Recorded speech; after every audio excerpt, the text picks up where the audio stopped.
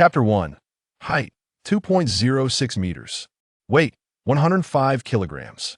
Wingspan, 2.27 meters. Handspan, 30.5 centimeters. Standing reach, 2.81 meters. Achilles tendon, 30 centimeters. Vertical leap from a standstill, 0.8 meters. Maximum vertical leap, 0.97 meters. 100-meter sprint, 10.99 seconds. Bench press, 84 kilograms, 15 repetitions. Who on earth can explain how such remarkable physical gifts could lead to exclusion? In the Dallas Mavericks practice facility, several assistant coaches gazed in disbelief at Lu Sheng's physical assessment data. Both his static and dynamic statistics were nothing short of extraordinary. Lu Sheng had participated in the draft for the 2011-2012 season, only to be overlooked entirely. Now, at Yi Jianlian's suggestion, he sought a 10-day contract with the Dallas Mavericks in hopes of igniting his professional career. Let me elucidate the reasons. Aside from his commendable physical attributes, his technical skills are virtually non-existent. He possesses no shooting ability whatsoever, and even the most fundamental ball handling is clumsy. Most critically, he has already graduated from college and is 24 years old. A player like this holds no potential. And what use is it to possess merely physical talent? Mavericks head coach Rick Carlisle entered, slamming a stack of documents onto the table. His tone was decidedly unkind. The assistant coaches fell silent at once. Last season, in 2010-2011, Carlisle had led the Mavericks to their first championship in franchise history. This season, he was determined to guide the team in a bid for a repeat. However, he was dismayed to find that the entire roster had begun to slack off. In terms of team composition, starting center Tyson Chandler had departed for the Knicks.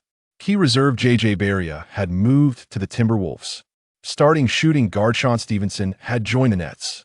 What hurt Carlisle most was that the Mavericks players had seemingly lost their drive for the championship. The assistant coaches surrounding him had also begun to slacken, abandoning the ambition they had shown last season. This was evident from their ignorance of even Lu Sheng's basic information. The scouting department was equally lackadaisical. While it was true that the Mavericks' 26th pick would yield limited options, they still missed out on Jimmy Butler.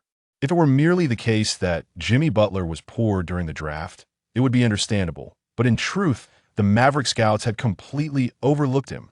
Simply because Jimmy Butler was already 22 years old, they had dismissed him outright. Rick, are you suggesting we pass on Lu Sheng? Assistant coach Walter Reed awkwardly pronounced Lu Sheng's name. The assistant coaches were not particularly close to Carlisle. In fact, Carlisle had yet to fully establish his own coaching staff.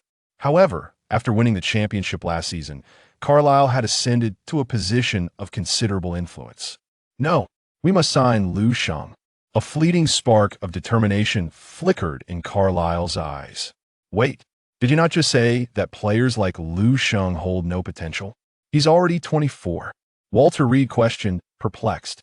His physical attributes are impressive. The team requires an infusion of fresh talent, as well as a change. Carlisle replied coolly, offering little further explanation. In the first 7 games of the season, the Mavericks had managed a dismal record of 2 wins and 5 losses. It was undoubtedly a horrendous start to the regular season. The Mavericks' performance bore no resemblance to that of a defending champion, rather. They appeared to be a team in disarray. The entire squad felt as stagnant as a still pond. Continuing on this path, even making it to the playoffs would be questionable. Carlisle had taken the time to understand Lu Sheng's character. He was akin to a sharp blade. With his exceptional physical gifts, Carlisle resolved to wield this blade to break the deadlock. In an apartment near the practice facility, Lu Sheng was intrigued as he examined Yi Jianlian's room, which was plastered with posters. Karl Malone, Julius Erving, Elvin Hayes, Dirk Nowitzki. When I first entered the league, I aspired to be a perennial figure like Karl Malone, a man for a city, the quintessential power forward. Later, I was traded to the Nets, and I adorned my walls with Julius Erving's poster. I hoped for a fresh start with the Nets. Subsequently, I joined the Wizards and added Elvin Hayes' poster. I wish to revive my career with the Wizards. This season, I've arrived at the Mavericks. I aim to be a competent backup to Nowitzki.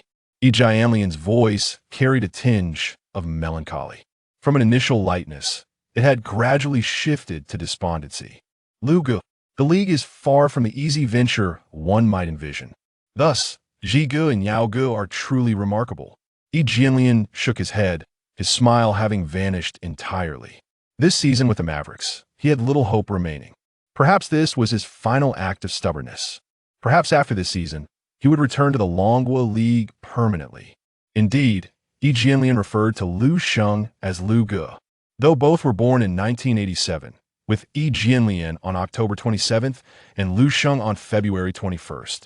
Yi Jianlian harbored significant skepticism regarding Lu Sheng's journey in the league. Despite sharing the same age, Yi Jianlian had already played 4 seasons in the league, while Lu Sheng had yet to formally enter the league. Moreover, the league had always placed a high premium on age and potential.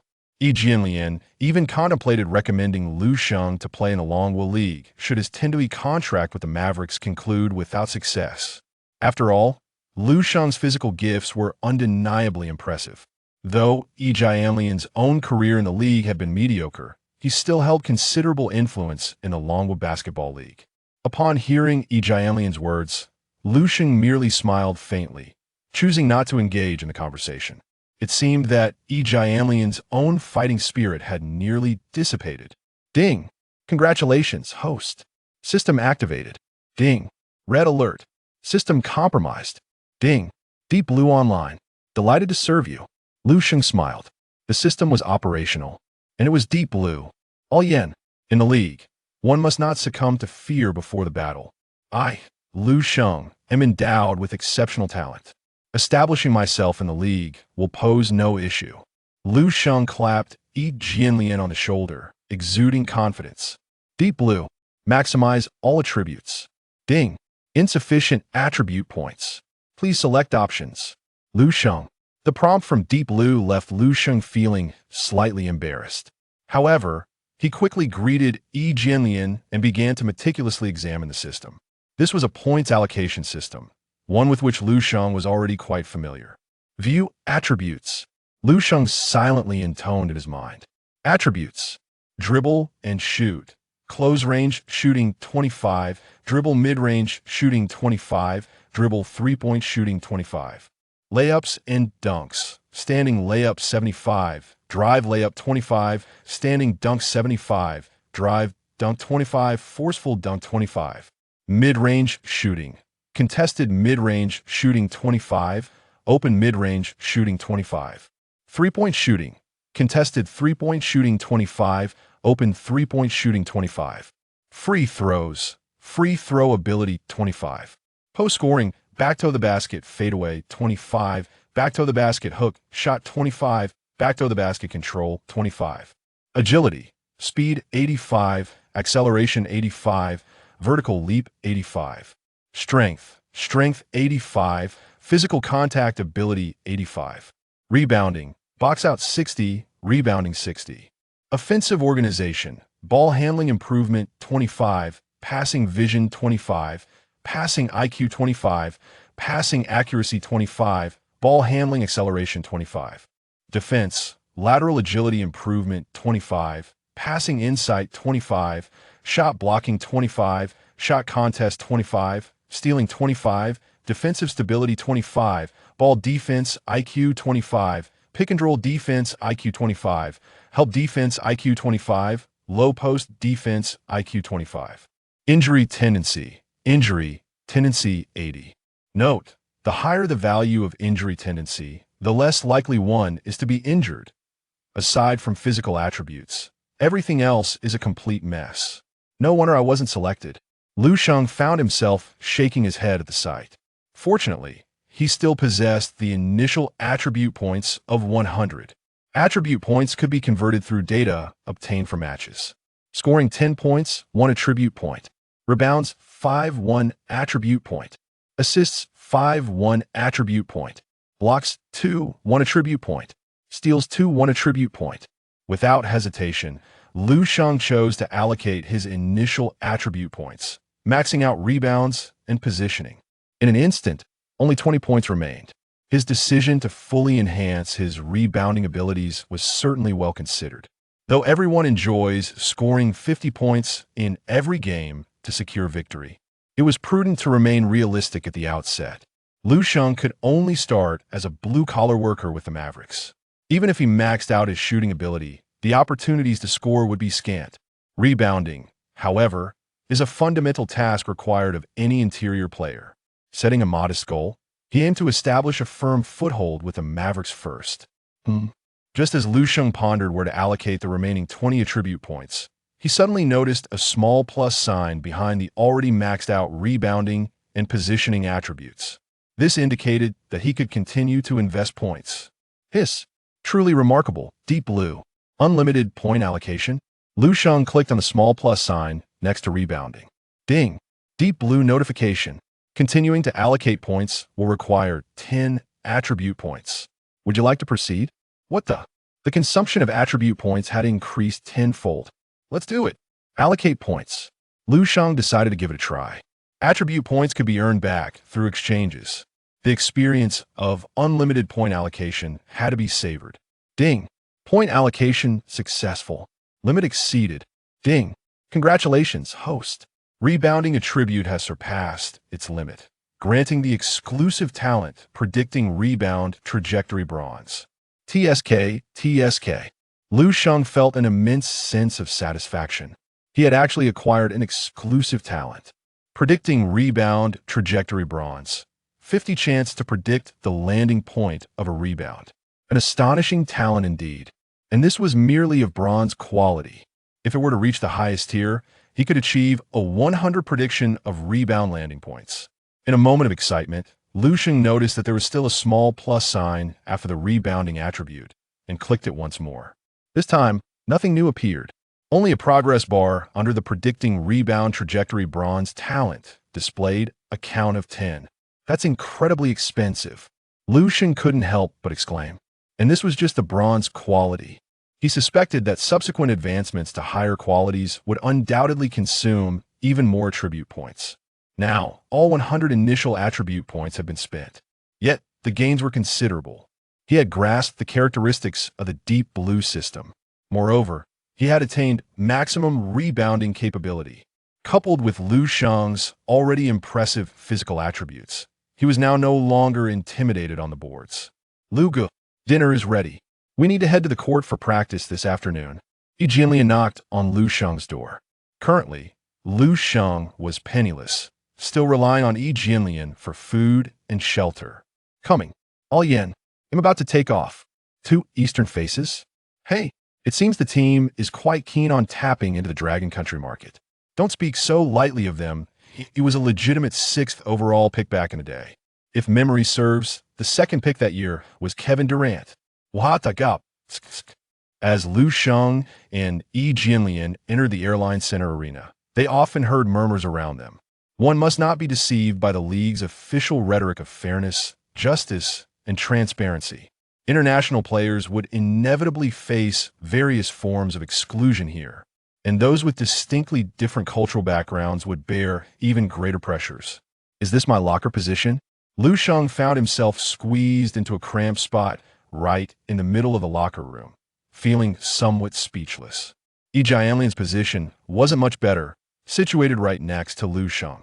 Hey, Yi, grab me a bottle of water. Jason Terry, who had already started changing into training gear, casually instructed Yi Jianlian. Here. Yi Jianlian stepped aside to fetch a bottle of water and handed it to Terry, who didn't even bother to glance at him. All yen, how can you tolerate this? Lu Sheng frowned, looking at Yi Jianlian. There was nothing wrong with teammates helping each other with water. However, it was evident that both Terry's tone and demeanor were not indicative of a request. Instead, it felt more like a command. Lugu, this is just the unspoken rule in every team's locker room. Typically, rookies and newcomers receive such treatment. Even Yao Ming could not evade such circumstances back in the day. Yi Jianlian chuckled softly, choosing not to elaborate further. However, you are no longer a rookie. You have already spent 4 years in the league. You deserve the respect that is rightfully yours. Lu Sheng gazed at Yi Jianlian earnestly and remarked, Brother Lu, the league is not as simple as you perceive. I aspire to continue my journey in the league and prove my worth. Thus, these are my obligations. Yi Jianlian's expression shifted through a spectrum of emotions, from a hint of helplessness to a surge of excitement, and then to a tinge of melancholy. Hey, that rookie from Dragon Country. Shine my shoes.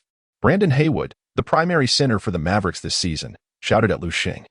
Laughter erupted among the players in the locker room. Although Brandon's position in the locker room was also not particularly prestigious, it was still significantly better than that of Lu Sheng and Yi Jianlian. Look, Brandon has found an opportunity to tease the rookie. Indeed, players like Dirk, Sean, and Jason have shown little interest in bossing around the rookies. This has certainly given Brandon a chance, hasn't it? Odom and Delonte West casually conversed nearby. Are you calling me? Lu Sheng's brow furrowed even more deeply as he turned to gaze at Brandon Haywood. Lu Gu, Yi Jianlian exclaimed, fearing that Lu Sheng might take some drastic action. Such a move could irrevocably jeopardize Lu Sheng's chance of entering the league. Lian, you are absolutely right. He continued. The unspoken rules of the league's locker rooms have persisted to this day, and they are not easily altered by anyone. Your approach is not flawed. However, I am different. I have stated before that I am exceptionally gifted.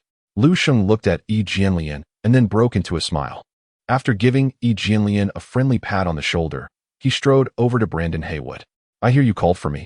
Here's the deal. During the upcoming scrimmage, if you manage to grab a rebound, I shall gladly polish your shoes and cater to your every command. However, if you fail to secure one, you must relinquish your starting position to me. Lu Sheng wore a smile on his face, raising a finger and speaking deliberately to Brandon Haywood. Wow. The teammates nearby erupted in cheers. This rookie from the Dragon Nation has some spirit. Is he really that fierce? Engaging in a tussle with the veterans right from the start? This is a far cry from Yi Jianlian's demeanor. Rookie, have you awoken from your slumber? If I fail to secure a single rebound, naturally the starting center position should be yours. Brandon Haywood was amused. He attempted to pat Lu Sheng's face, only to be thwarted by Lu Sheng's swift defense. Oh, quite the strength you possess. Brandon paused momentarily before feigning indifference and withdrawing his hand. On the training court, all the players of the Mavericks had gathered. Tomorrow evening, the Mavericks will host the Spurs. This season, the Spurs have started remarkably well, showcasing their formidable fighting spirit. Each year, the trio of Duncan, Ginobili, and Parker claim to be aging, yet in reality, they remain astonishingly consistent. Not to mention, this season, Greg Popovich has astutely identified the cornerstone of the Spurs' future in Kawhi Leonard. Kawhi Leonard has already displayed exceptional potential and adaptability to the league early in the season. Provided he continues to develop steadily, he is bound to achieve at least all-star status. Furthermore, Popovich's prowess in nurturing and training players is evidently commendable. As for the future dynamics between Kawhi Leonard and the Spurs, it is something Popovich is not yet contemplating. Carlisle observed his players still reveling in laughter, his brow furrowing once more. However, he soon noticed the uneasy exchange of glances between Lu Sheng and Brandon Haywood, indicating that a story had already unfolded between them. It appears Lu Sheng's competitive edge is beginning to manifest. It is surprising that a high-achieving student pursuing both undergraduate and master's degrees would possess such a temperament. A subtle smile crept across Carlisle's lips. After completing the regular training, Carlisle gathered the players for a scrimmage session. Lu Sheng and Yi Jianlian were naturally placed in the substitute lineup. On the starting side, there were Brandon Haywood, Nowitzki, Marion, Carter, and Kidd. Meanwhile, the substitutes included Lu Sheng, Yi Jianlian, Brandon Wright, Terry, and Delonte West. To be honest, if it weren't for Carlisle's desire to evaluate Lu Sheng's performance against Brandon Haywood, Lu Sheng would not have had the opportunity to take the court. Previously, Yi Jianlian did not appear in the substitute lineup during the scrimmage, but rather in the third team, which could be aptly described as the true water cooler administrator's team. Brandon, don't let it be that you end up with 0 rebounds. Marion jested at Brandon Haywood. Sean, do you think that's possible? Brandon Haywood shrugged in response. Meanwhile, Nowitzki and Kidd were engaged in conversation, laughing heartily, entirely oblivious to Lu Sheng's arrival. Having spent so many years with the Mavericks, Nowitzki had long since become the true sovereign of the American Airlines Center. Apart from Nowitzki, it would be difficult to find another player so deeply entrenched in the heart of the franchise. The Mavericks owner, Mark Cuban, made his admiration for Nowitzki abundantly clear. One undeniable fact is that anyone within the Mavericks organization, including the head coach, general manager, and players, could be dismissed, but Nowitzki would certainly never face such a fate. The team naturally functions as a small society. When one occupies the esteemed position of Nowitzki, one does not concern oneself with the identity of a mere water cooler attendant. Assistant coach Walter Vide was serving as a temporary referee for this match. Lu Sheng and Brendan Haywood approached the center circle for the jump ball. With palpable excitement, Lu Sheng leaped onto the court, effortlessly tapping the basketball. When it comes to physical prowess, Lu Sheng has no rivals. In terms of both vertical leap and jumping speed, he completely outclasses Brendan Haywood. Standing at 2.13 meters and weighing 122 kilograms, Haywood embodies the archetypal traditional center. However, leaping is not his forte. At this moment, he pales in comparison to Lu Sheng, lacking not just in skill but in an entirely different league. He even lost the jump ball. It seems he won't be securing a single rebound today. Although Lu Sheng is shorter than Brendan Haywood, it does not deter him from casting a lofty glance at Haywood. To his dismay, Haywood felt as though he was on the verge of being overwhelmed right from the outset. Delonte West received Lu Sheng's pass. Terry swiftly jogged to the three-point line, signaling for the ball to be passed to him. Within the bench unit, the team's exceptional sixth man, Terry, evidently possessed the absolute right to take the shot. Without hesitation, Delonte West passed the ball. Faced with the seasoned Carter, Terry casually took a shot. The rebound's trajectory? As soon as Terry released the ball, Lu Sheng sensed he could entirely anticipate the basketball's ensuing path. Terry, still warming up, clearly shot a bit too forcefully. The ball struck the rim and ricocheted towards the three-point line. Were it not for his innate ability to predict the rebound's landing, Lu Sheng might not have fathomed that Terry's initial shot would bounce so far off the mark. With a 50% chance of anticipating the rebound's trajectory, it was evident that this first shot had bestowed upon him a fortuitous advantage. Having already foreseen the basketball's landing, Lu Sheng, after a brief confrontation with Brendan Haywood in the paint, swiftly dashed toward the vicinity of the three-point line. Goodness, what an audacious maneuver! Having witnessed Lu Sheng's leaping ability during the jump ball, Haywood could no longer afford to be complacent. At that moment, while employing his experience and skill to establish a perfect position, he was taken aback to see Lu Sheng simply sprint away. Surely, this could not be a jest. On the sidelines, Carlisle instinctively furrowed his brow. Could it be that Lu Sheng's performance has deteriorated to such an extent? Has he lost the courage to confront? What a waste of his perfect physique. Clang. The sound of Terry's missed shot reverberated. Rookie, allow me to teach you about rebounding. Wait. Oh no. Brendan Haywood was about to leap to grab the rebound when he suddenly noticed that this particular rebound had bounced rather far. Looking towards the point where the ball would land, he discovered that Lu Sheng was right there.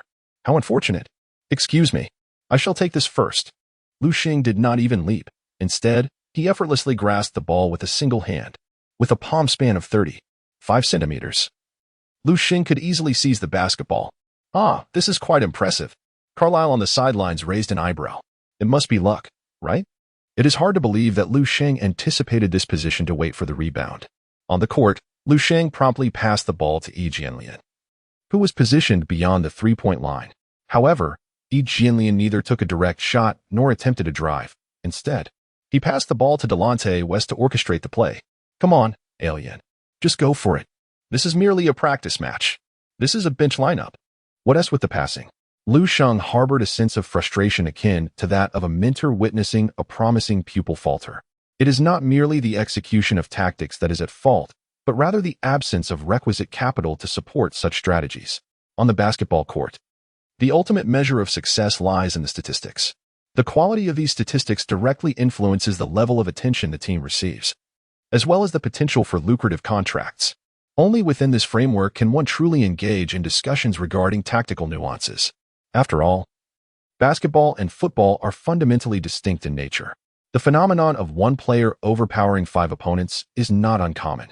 It is often observed during matches that a role player may unexpectedly excel in a particular game, potentially securing victory for their team. The value of a player in peak form far surpasses that of one who merely adheres to the coach's tactical directives. Lu Sheng has finally come to understand why Yi Jianlian's performance in the league has deteriorated over time, ultimately leading him back to the domestic league. You are evidently stronger than those mere water cooler attendants.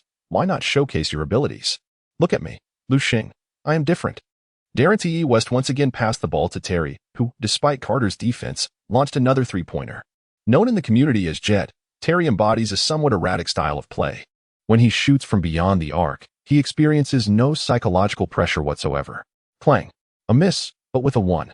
Although Lu Sheng did not trigger the buff for anticipating the rebound's trajectory this time, he still effortlessly dominated the positioning against Brendan Haywood beneath the basket.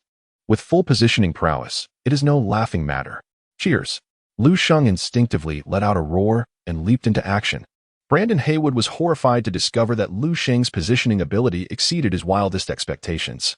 Under Lu Sheng's strategic positioning, Brendan Haywood couldn't even manage a jump. With a resounding thud, Lu Sheng effortlessly secured the rebound and executed a powerful putback dunk. Lu Sheng possesses a remarkable ability to execute dunks and follow-up slams from a stationary position beneath the basket. After all, his dunking attribute stands at an impressive 75, which is more than sufficient. Brendan Haywood, on the other hand, posed no challenge to Lu Sheng's prowess. What a display! Both Carlisle on the sidelines and the other players on the court were thoroughly impressed by Lu Sheng's direct follow-up slam. This rookie from the Dragon Nation appears to be quite promising. Meanwhile, a thought began to brew in Marion's mind. Could it be that Brendan Haywood was unable to secure a single rebound? Surely not. How exhilarating that would be. Marion, reveling in the spectacle, was thoroughly entertained. The training match did not last for long, as Carlisle merely wished to observe Lu Sheng's performance, which, unsurprisingly, exceeded all expectations. Lu Sheng's mastery over rebounding has reached an extraordinary level. Given that the scrimmage lacked statistical tracking, the exact number of rebounds he secured remains uncertain. However, it is evident from the overall impression that Lu Sheng was ubiquitous on both ends of the court, whether it was defensive or offensive rebounds. He captured them all with remarkable prowess. If memory serves me correctly, Brendan Haywood did not secure a single rebound. The others, too, managed to obtain very few. Aside from a few rebounds that bounced too far, Lu Sheng seemed disinclined to pursue them. All right. Today's practice concludes here. Everyone, maintain your form. We have a tough battle ahead tomorrow night. Carlisle issued a brief command before departing.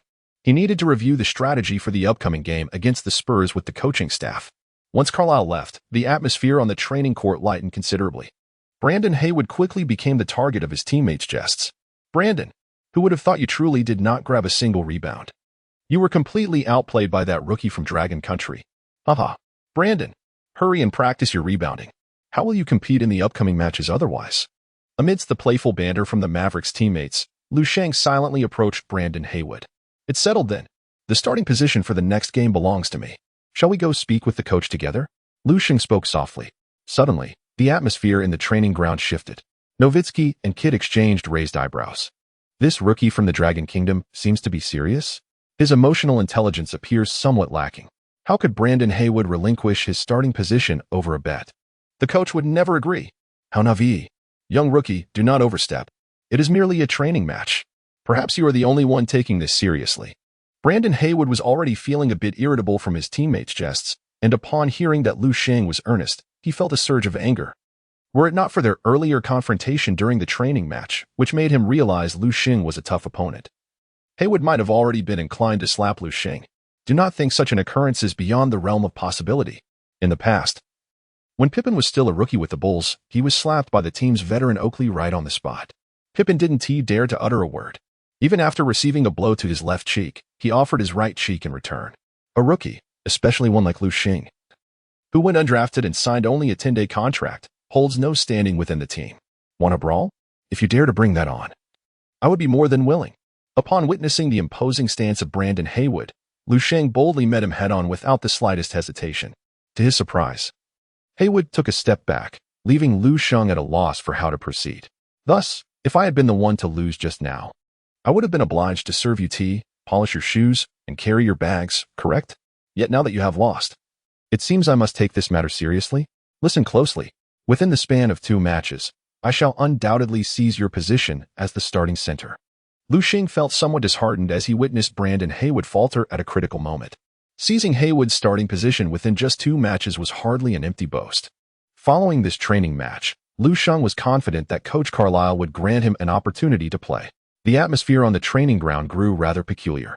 As a rookie, Lu Sheng's audacious challenge to the starting center has left seasoned veterans feeling somewhat uncomfortable. Nowitzki cast an intrigued glance at Lu Sheng. Jason, do the youth of today all leap like this? Nowitzki remarked with a smile directed at Kidd. And yet, he is no longer young. He is the same age as E, perhaps even slightly older. And he has already spent 4 seasons in the league. Kidd, accustomed to understanding the nuances of each teammate's characteristics as a point guard, had perused some of Lu Sheng's background information. Now this is intriguing. He seems well-read, but has yet to experience the harsh realities of life. Nowitzki chuckled softly and departed with Kid. Soon, the training ground was left with only Lu Sheng and Yi Jianlian. Alien, shall we practice more? Lu Sheng picked up the basketball. Good. Yi Jianlian nodded, his thoughts somewhat disordered. Lu Sheng's approach to the game evidently shattered Yi Jianlian's perceptions. In Longhua, there are indeed players who exhibit such audacity. But that is within their own territory, and thus it is not particularly remarkable. However, witnessing such boldness in the United States is a first for Yi Jianlian. Brother Lu, you are truly impressive. Yi Jianlian finally managed to utter this phrase after much contemplation, though a tinge of melancholy lingered in his heart. Lu Sheng made a profound impression on the coach merely through a practice match. Moreover, in terms of rebounding prowess, Yi Jianlian humbly acknowledged that he could not surpass Lu Sheng. It turns out I am the fool here. I am but a wastrel. As Yi Jianlian received Lu Sheng's pass, he aspired to execute a thunderous dunk. Yet it ultimately transformed into a mere bank shot layup. Darren West advanced the ball past half-court. The lineup on the Mavericks court closely resembled that of yesterday's practice match's substitute roster, save for the shooting guard, who was replaced by Dominique Jones. Terry, serving as the team's esteemed sixth man, would not partake in such inconsequential moments. Lu Sheng descended directly into the paint, poised to seize the rebound. Presently, his offensive prowess stood at a mere 0. There was no expectation that Darren West would pass him the ball. Aside from the occasional opportunistic dunk, Lu Sheng struggled to effectively handle any other aspects of the game. Thus, focusing solely on rebounding was his best course of action. Darren West scanned the court, realizing that there were few viable options for passing. It was time to take matters into his own hands. Utilizing his height advantage, he decisively maneuvered past T.J. Ford, executing a swift breakthrough, followed by a step back for a jump shot. Here it comes. Lu Sheng instantly discerned the trajectory of the basketball's movement. His anticipation for the rebound proved effective. This time, the ball would ricochet towards the right side. Lu Sheng swiftly adjusted his position, poised to seize the rebound as it bounced into his grasp. With a resounding clang of the iron, he effortlessly leaped, claiming the board. The Spurs center, Thiago Splitter, who had already lost the chance to capitalize, found himself unable to jump at all. With a powerful thrust, Lu Sheng executed a dunk right from his landing spot. What a breeze. 2 points and 1 rebound. Quite manageable indeed. Lu Sheng couldn't help but cast a glance at Yi Jianlian. He pondered why it was so challenging for Yi Jianlian to secure even a single point and a rebound. Yi Jianlian remarked, "Brother Lu, if you think like that, we might as well forfeit our friendship." Lu Sheng's successful dunk not only left Yi Jianlian feeling slightly perturbed, but also failed to captivate anyone else's attention. Was it not entirely commonplace to pad statistics during garbage time? Even Carlisle perceived it as inconsequential, merely a secondary score. The game continued. The Spurs still entrusted the ball to Kawhi Leonard. This time, Brandon Wright defended with greater intensity. How could a rookie be allowed to leap unchallenged? Yet, Kawhi Leonard still exhibited extraordinary fundamentals. Realizing that a direct breakthrough was somewhat challenging, he swiftly turned to face the basket from mid-range. After establishing his position against Brandon Wright, he executed a sudden shoulder fake and pulled back to drive past him effortlessly. Splendid, Coach Zhugo Weiqi observed from the sidelines, his eyes shining with admiration. This young man has a promising future. Upon witnessing Kawhi Leonard glide past Brandon Wright and head straight for the basket, Lu Sheng smiled faintly. "My domain beneath the rim shall not tolerate your arrogance." Lu Sheng charged directly toward Kawhi Leonard. Both leaped simultaneously, engaging in a fierce confrontation mid-air. Alas, Kawhi Leonard immediately sensed that his strength and resistance were not on the same level as Lu Sheng's. After the impact, his actions with the ball became distorted. He aimed to send the ball into the basket, but upon releasing it, he realized it veered off considerably. The ball ricocheted far beyond the intended target. Lu Sheng once again swiftly anticipated the trajectory of the rebound. It appears that fortune is favoring him in this match. With a 50 probability of predicting the rebound's landing spot, he has consecutively reaped the benefits twice. After landing, Lu Sheng swiftly dashed towards the rebound's anticipated location. Kawhi Leonard, after the confrontation, failed to exert proper control over the force of his shot, causing the ball to bounce directly near the free throw line. Another rebound secured. Lu Sheng effortlessly secured the rebound once more, gliding past James Anderson, who had intended to seize the opportunity. "Allen, go." With the ball firmly in his possession, Lu Sheng had no intention of passing. He surged forward with the dribble. The play unfolded unexpectedly, leaving both teams momentarily stunned, and naturally, no Spurs players were present to intercept Lu Sheng. Although Lu Sheng's ball handling skills are lacking, he is not entirely incapable of dribbling. After a sudden maneuver, Lu Sheng discovered an open path before him and confidently advanced the ball near the three-point line. At that moment, the swiftly returning Kawhi Leonard finally caught up with Lu Sheng. In terms of pure speed, Kawhi Leonard may not be Lu Sheng's match. However, Lu Sheng's inadequate ball control hindered his dribbling speed, allowing Kawhi Leonard to close the gap. Nevertheless, Lu Sheng's reckless play was accompanied by strategic thinking. Sensing that Kawhi Leonard was closing in, he made a decisive pass to the arriving Yi Jianlian. Dunk it. Upon receiving the ball, Yi Jianlian hesitated for a moment on how to proceed. Yet, upon hearing Lu Sheng's commanding shout, he cast aside all doubts and took 3 steps forward, leaping just inside the free throw line. Thanks to Kawhi Leonard's remarkable defensive instincts, he quickly rushed to confront Yi Jianlian. This, however, led to one of the most memorable moments of the game. Yi Jianlian soared and executed a thunderous dunk over Kawhi Leonard. Caught off guard, Kawhi Leonard was unable to establish his balance and was sent crashing out of bounds after being dunked on by Yi Jianlian, roaring with exhilaration upon landing. Yi Jianlian erupted in a triumphant shout. Lu Sheng also let out a mighty roar. An assist secured. The two engaged in an exuberant chest bump celebration, prompting even the Mavericks' home crowd to rise in jubilant cheer. This is how it should be played. This exemplifies the grandeur of our reigning champions. The Mavericks fans, who had been disheartened throughout the game, finally let out a breath of relief as Lu Sheng sprinted back to the half-court. He cast a glance at the scoreboard. His team was trailing by 22 points. To the spectators, Lu Sheng had merely executed a commendable performance in 2 consecutive plays. Yet within his heart, he was poised to accomplish something monumental. Kawhi Leonard, looking somewhat disheveled, was helped up by his teammates. At the onset of the 4th quarter, he had successfully completed a 2-1 against Yi Jianlian. Now, Yi Jianlian had retaliated with a powerful dunk, effectively reclaiming his momentum. On the sidelines, Zhuge Weiqi observed in surprise, glancing at Lu Sheng and Yi Jianlian. These 2 players from Dragon Country were exhibiting remarkable enthusiasm. Where had they emerged from? Yi Jianlian, who had been in the league for 4 years, barely registered in Zhuge's memory, let alone Lu Sheng. The Spurs initiated their offense. Kawhi Leonard appeared to be unscathed. After T.J. Ford dribbled past the half-court, he still opted to pass the ball to Kawhi Leonard. This indicated that Zhuge Weiqi had likely issued some directives to the team. He was evidently invested in Kawhi Leonard's development. Taking a deep breath, Kawhi Leonard sought to regain his composure. The impact of Yi Jianlian's dunk was undeniable. He was once again engaged in a one-on-one matchup against Brandon Wright. Brandon Wright, standing at 2.08 meters and weighing 109 kilograms, possessed exceptional defensive capabilities. However, his lack of agility proved to be a significant drawback. Kawhi Leonard's sudden change of direction often left Brandon Wright off balance defensively, and this occasion was no exception. In their previous encounter, Kawhi Leonard had been at a disadvantage against Lu Sheng. This time, however, he opted for a quick stop-and-shoot jumper, an astute choice. Zhuge Weiqi nodded approvingly from the sidelines, his expression increasingly content.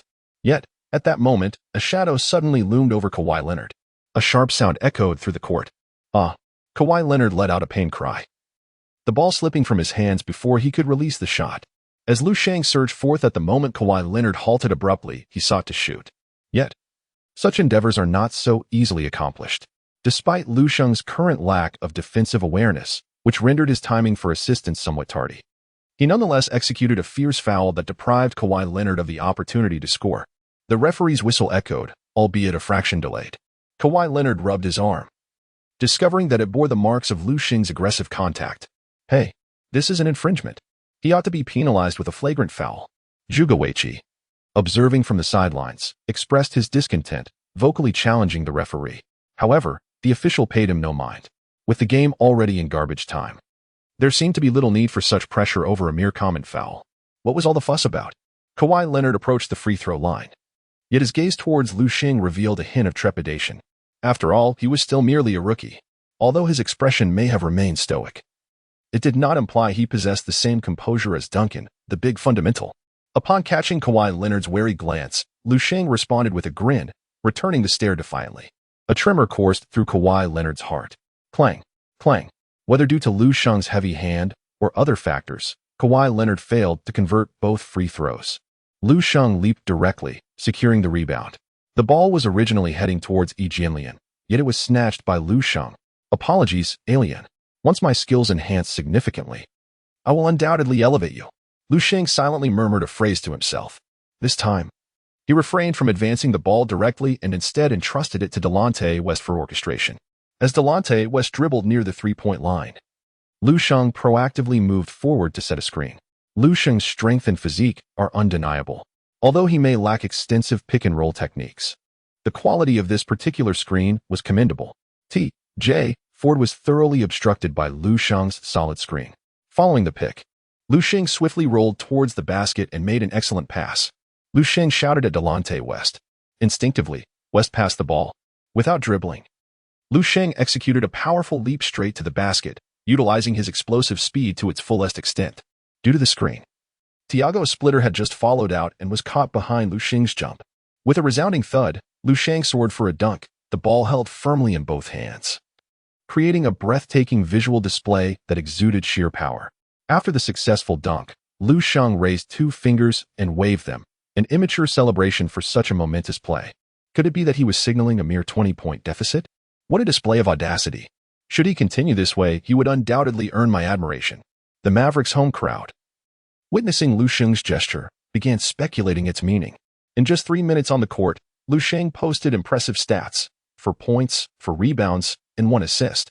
In the Dragon Kingdom's basketball broadcasting studio, Yang Yi's voice brimmed with excitement. Initially thinking of Lu Sheng as merely a bench warmer, he had come to watch Yi Jianlian shine. However, Lu Sheng swiftly overshadowed the performances of both teams. Yi Jianlian had only one notable dunk, which was made possible by Lu Sheng's assist from the backcourt. It was truly astonishing. The moment Lu Sheng stepped onto the court, he transformed the entire rhythm of the Mavericks. Just moments ago, after setting a screen for West, he received the ball instantly. I have a strong feeling that after Yao Ming, we will witness another player carrying the flag for our nation, Zhang Weiping remarked with a sense of nostalgia. Haha, I can almost picture Yi Jianlian weeping in the restroom. The commentators scarcely mentioned him anymore. To be fair, Jianlian's dunk was indeed impressive, but Lu Sheng is simply phenomenal. It must be his character. He shows no hesitation against anyone, while Yi Jianlian often appears somewhat timid on the court. This sentiment resonated with the Dragon Kingdom fans, who were now engaged in lively discussions. Lu Sheng's performance did not merely astonish them. It elicited a blend of surprise and trepidation. How could such an exceptional player from the Dragon Kingdom have remained previously unknown to them? This is astonishingly modest. While other players from the Dragon Kingdom have begun to chase after popularity, Lu Sheng remains genuinely unassuming. This young man. On the sidelines, Carlisle felt his heart stirred. They had struck gold. Setting aside Lu Sheng's demonstrated rebounding prowess, his aggressive and passionate style of play is precisely what the Mavericks desperately need. Currently, the Mavericks appear too lethargic. When a team loses its ambition, it becomes utterly stagnant. Carlisle is unconcerned about whether Lu Sheng can lead the bench players to achieve a remarkable comeback in this match. What Lu Sheng has demonstrated has already garnered the recognition of Carlisle. Presently, Carlisle is earnestly contemplating whether to elevate Lu Sheng to the starting lineup. I bought a watch last year, exclaimed Brandon Haywood. Carlisle could not help but glance at his counterpart, Coach Popovich, who happened to catch Carlisle's gaze and chuckled unexpectedly. After securing a championship, Carlisle appears invigorated. Is he intent on challenging his own status? Popovich chuckled and shook his head, casting a glance at the bench where Duncan, Ginobili, and Tony Parker sat. They still hold a 20-point lead. Under such circumstances, how could there be a need for GDP to take the court? That rookie center from the Dragon Country is hardly worthy of facing Duncan. Although Duncan's physical condition has significantly declined, any interior player who believes they can easily confront him is undoubtedly overestimating their capabilities. After exchanging a knowing look with his fellow coach, Popovich, both turned their expressions toward the court, shrouded in mystery. Popovich's speculation was not unfounded. Following his ascension as a championship coach, Carlisle indeed seeks to advance further, enhancing his standing within the coaching fraternity of the league. The championship is a threshold that every head coach must cross. Many esteemed coaches in the league have yet to claim a championship title, such as the venerable Don Nelson. Yet now that Carlisle has surmounted this hurdle, having secured a championship, there is no reason not to strive for greater heights. This is also why Carlisle harbors dissatisfaction with the overall state of the Mavericks this season. He feels he has transformed into a warrior. The entire Mavericks organization, from the owner to the water cooler attendant, has seemingly lost their thirst for the championship. As long as he persists, he remains steadfast. No, perhaps now there is another, Lu Sheng. Carlisle gazes at Lu Sheng, brimming with passion on the court, and instinctively smiles. As long as you maintain your formidable performance, what concerns could there be regarding a starting position? I would even dare to design strategies around you as the focal point. Carlisle mused inwardly. Just as Carlisle was engrossed in his thoughts, the dynamics of the game shifted further. The Spurs water cooler attendants were evidently intimidated by Lu Sheng's commanding presence on the court. Kawhi Leonard's subsequent play became notably hesitant, especially upon witnessing Lu Sheng poised to charge. He hesitated to take his shot. Meanwhile, the other Spurs players appeared unprepared to support Leonard, suddenly needing to initiate their own offense, resulting in a series of missed attempts. Lu Sheng's rebounding was nothing short of magnificent. With just 3 minutes remaining in the game, the fans were startled to observe that the score had shifted to 63-73. The Mavericks were now trailing by a mere 10 points. The suspense instantly returned with only 3 minutes left on the clock. Zhuge Weiqi had no choice but to call a timeout. In the preceding 6 minutes, Lu Sheng had elevated his rebounding tally to 11. 11 rebounds in a single quarter. Surely, this cannot be a jest. Zhuge Weiqi felt as though the Spurs had not secured a single rebound since Lu Sheng entered the game. It was utterly absurd. Wow. Well done. Brothers, splendid work. As Lu Sheng exited the court alongside a cadre of Waterburrs, he was met with cheers from the primary players on the bench. Nowitzki, Kidd, and Carter all rose to their feet, applauding Lu Sheng and his companions. At least in this quarter, they had performed exceptionally well, deserving of the accolades. However, not everyone was filled with joy. The starting center, Brendan Haywood, felt a profound sense of crisis. His gaze towards Lu Sheng grew increasingly hostile. Alan, did you see that? This is how you play the game. It's not difficult. Lu Sheng pointed to the scene where all the key players of the Mavericks stood up to applaud, giving Yi Jianlian a reassuring pat on the shoulder. Indeed, it seemed rather effortless. Could it truly be a flaw in my playing style? At that moment, Yi Jianlian felt somewhat bewildered. After all, he had been in the league for 4 years. This was merely Lu Sheng's inaugural game as a professional. Yet, why did Lu Sheng exude such sophistication? It was as if the entire team gravitated around him effortlessly. This level of capability was something Yi Jianlian genuinely lacked. To be frank, even in the Dragon Country League, Yi Jianlian did not appear to be the unequivocal centerpiece of the team. This was a stark contrast to Yao Ming. Under Lu Sheng's influence, Yi Jianlian also delivered a commendable performance in this quarter, shooting 4 out of 7 and securing 8 points, thanks to Lu Sheng's rebounding, who either executed a dunk himself or passed the ball to Yi Jianlian. The latter received numerous shooting opportunities. Observing Lu Sheng seize nearly every rebound, Yi Jianlian felt liberated from psychological burdens while shooting. Consequently, the results were remarkably favorable. Although a shooting percentage of 4 out of May 7th seemed merely acceptable, it is worth noting that Yi Jianlian made his last 3 consecutive shots. Lu Sheng observed that Yi Jianlian seemed to have gained some insight, and he smiled faintly. Although Yi Jianlian's skills may not secure him a starting position on the Mavericks, it does not preclude him from becoming a competent role player. Once the 6th overall pick, Yi Jianlian had been relegated to the role of a mere water cooler attendant, which undoubtedly stemmed from his character and style of play. Carlisle, observing the reactions of the Mavericks players, felt a profound sense of satisfaction. The blade of Lu Sheng has begun to take effect. However, under the guidance of the assistant coach, Carlisle now faces a critical choice. In the next 3 minutes, should he deploy his full starting lineup to make a concerted effort, or continue with the bench players? If the Spurs wish to avoid defeat, they will undoubtedly field their main roster, likely including 1 or 2 of the GDP trio. So, what should he decide? Given the current state of the Mavericks, can the full starters truly perform well? If they were capable, they would not have been outplayed in the first 3 quarters. What if Lu Sheng remained on the court while the others were substituted for starters? Carlisle must make a decision swiftly. As the timeout concludes, the game resumes. Both the home crowd and the viewers at home have noticed that both teams have sent out their starters. Initially, Coach Popovich did not place much importance on the outcome of this game. However, upon recognizing Carlisle's competitive spirit, he was more than willing to keep him in check. The Mavericks bench players' frantic scoring in the 4th quarter was, in Popovich's view, entirely unexpected. Once the starters return, they can effortlessly suppress the Mavericks once more. On the Spurs side, there are DeJuan Blair, Duncan, Richard Jefferson, Ginobili, and Tony Parker. For the Mavericks, it's Lu Sheng, Nowitzki, Marion, Carter, and Kidd. Ultimately, Carlisle opted to bring in the starters, leaving only Lu Sheng on the court. The impetus for Carlisle's decision came from a glance exchanged with owner Mark Cuban in the stands. Regarding Cuban, Carlisle felt compelled to maintain discretion and refrained from elaboration. The underlying issue is that Cuban's involvement in team affairs is somewhat excessive. In other teams, a head coach merely needs to achieve balance with the general manager. However, with the Mavericks, it resembles a three-way power struggle. Head coach, general manager, Cuban. The relationship between general manager Donnie Nelson and Cuban is not particularly harmonious, often leading to differing opinions. The absurdity lies in the fact that, from a team responsibility standpoint, many decisions should ideally align with Nelson's guidance. Yet, due to Cuban's status as the owner, his opinions frequently take precedence over Nelson's. Carlisle finds this situation quite vexing. Cuban would never allow Nowitzki to remain on the bench during critical moments of the game. Although Carlisle wished to keep Yi Jianlian on the court for better synergy with Lu Sheng, he ultimately had to send Yi Jianlian back to the bench. Frustration. Observing that the head coach reinstated the starters while leaving him alone, Brendan Haywood felt a profound sense of humiliation. The slight was minor, yet the insult was substantial. Carlisle caught wind of Haywood's low mutterings and shot him a glance, instantly silencing Haywood. "You are not Nowitzki. Do you dare to challenge me?" Back on the court. Although surrounded by starters, Lu Sheng felt undaunted. Nowitzki, Carter, Kidd, these are all future Hall of Famers. But so what? After my retirement, I too shall enter the Hall of Fame.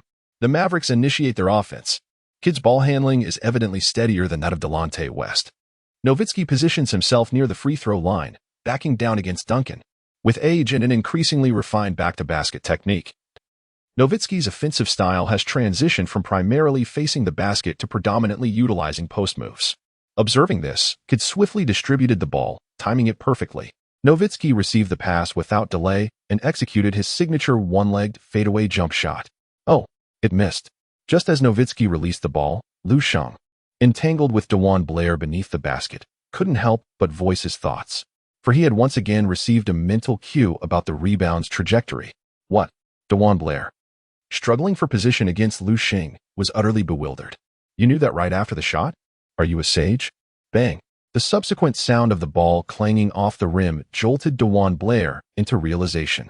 "I can't believe it. It truly didn't go in." Lu Sheng took the initiative, rising swiftly while DeJuan Blair was still momentarily stunned.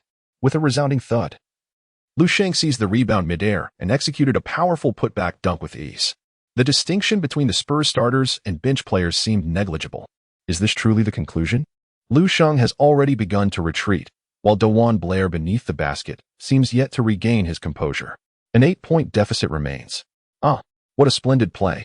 As Lu Sheng leaps to secure the rebound, Nowitzki has already raised his hand, poised to request the ball once more. Ultimately, Lu Sheng executes a powerful putback dunk. This rendered Nowitzki's gesture rather awkward. A minor spectacle indeed.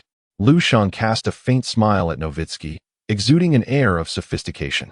"DeJuan, what are you dawdling about? You need to secure the rebounds." Coach Popovich, observing from the sidelines, was visibly displeased. DeJuan Blair, a second-round draft pick in the 2009-10 season, had earned his starting position as the center for the Spurs due to Popovich's endorsement and support during his rookie year. What Popovich valued was his athleticism and ability to assist defensively. Standing at a modest 2.01 meters, DeJuan was even shorter than Lu Sheng. Yet he boasted a weight of 118 kilograms. Nonetheless, his agility and speed were commendable, making him a representative figure of nimble big men in the league. In terms of sheer mass, Lu Sheng did not hold an advantage in the paint. However, Lu Sheng possessed exceptional positioning skills, effectively compensating for his lack of bulk. Furthermore, he had a remarkable 50 chance of predicting the trajectory of rebounds, which meant he did not need to engage physically with DeJuan Blair on every play. As the Spurs initiated their offense, Tony Parker dribbled past half court and passed to Ginobili. Without hesitation, Ginobili launched a shot from beyond the arc, leaving the defending veteran Carter somewhat taken aback. Ginobili's playing style was always unpredictable, elegantly elusive, akin to an antelope's graceful leap, yet at times, it could be perceived as reckless. Nevertheless, Lu Sheng appreciated it. With a resounding clang, it was evident that Ginobili had been sitting on the bench for quite some time. His rhythm hadn't yet returned. This time, DeJuan Blair was determined to seize an offensive rebound and redeem himself. However, Lu Sheng barely acknowledged Blair, opting instead to withdraw, showing little interest in contesting for position. Just as Blair presumed that Lu Sheng had retreated in fear, he soon discovered that the rebound had ricocheted directly into Lu Sheng's vicinity. Lu Sheng effortlessly snagged the rebound with a single, deft grasp. Dewan Blair was instantly vexed. What is this sorcery? Does he possess an innate ability to attract rebounds? Why do all the boards seem to gravitate towards Lu Sheng? His strenuous efforts to establish position were utterly in vain. Lu Sheng swiftly passed the ball to Kid as he dashed towards the front court. Kid cast a curious glance at Lu Sheng. Anticipation? The instinct for rebounding? Quite intriguing, he thought to himself, his hands never pausing in their movements. Observing that Marion had already surged into the front court, he executed a precise, long pass that crossed half the court, finding Marion perfectly. The Mavericks' counterattack was remarkably swift, leaving the Spurs players unable to establish their defense in time. Once inside, Marion leapt and unleashed a thunderous dunk. Oh, my. Crash. An uncontested dunk was emphatically missed by Marion. Carlisle on the sidelines felt an urge to cover his face. The main players of the Mavericks were evidently in poor form this game. Bang. The Mavericks' home crowd had already begun to display expressions of dismay, only to be greeted by the sound of a slam dunk. On the court, following closely behind Marion, Lu Sheng soared high. In midair, he snatched the ball that Marion had failed to dunk and executed a powerful windmill dunk. Roar. Upon landing, Lu Sheng let out a triumphant shout and flashed a 666 gesture. The deficit had shrunk to merely 6 points. Defense. Defense. Defense. With only 2 minutes left and the gap reduced to 6 points, the Mavericks' home fans erupted with excitement. The team was gaining momentum. This game was still in play. Although Zhuge Weiqi refrained from calling another timeout, his expression had turned markedly serious. The sentiment remained. In a regular season, the outcome may not hold significant weight. However, to be pushed back into a position of potential defeat in what had already become garbage time was a matter of pride. There existed competition among coaches in the league, especially with Carlisle, who started coaching his team around the same time but was a decade younger than Zhuge. The new generation of coaches in the league was beginning to emerge, such as Monty Williams, along with soon-to-be head coaches Tyronn Lue and Stevens. Tim. Zhuge shouted towards the court. At this moment, his most trusted player remained Duncan. Duncan nodded in response to Zhuge, his expression largely unchanged. The Spurs initiated their offense. Tony Parker's ball handling appeared steadier. Once Duncan entered the paint, he quickly gained an advantage in positioning against Nowitzki. Parker swiftly passed the ball inside, receiving it. A slight shoulder fake. A turnaround jumper. Off the backboard and in. Swish. The deficit had returned to 8 points. For Duncan, scoring was that simple. The 45-degree angle bank shot, though lacking the flair of Nowitzki's signature move, boasted superior stability. The gap was once again 8 points. Lu Sheng raised his eyebrows as he observed from the sidelines.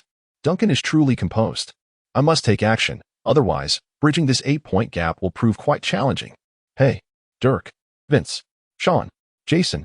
Lu Sheng called out to all 4 of his teammates in a spirited manner. Let us unleash a barrage of 3-pointers.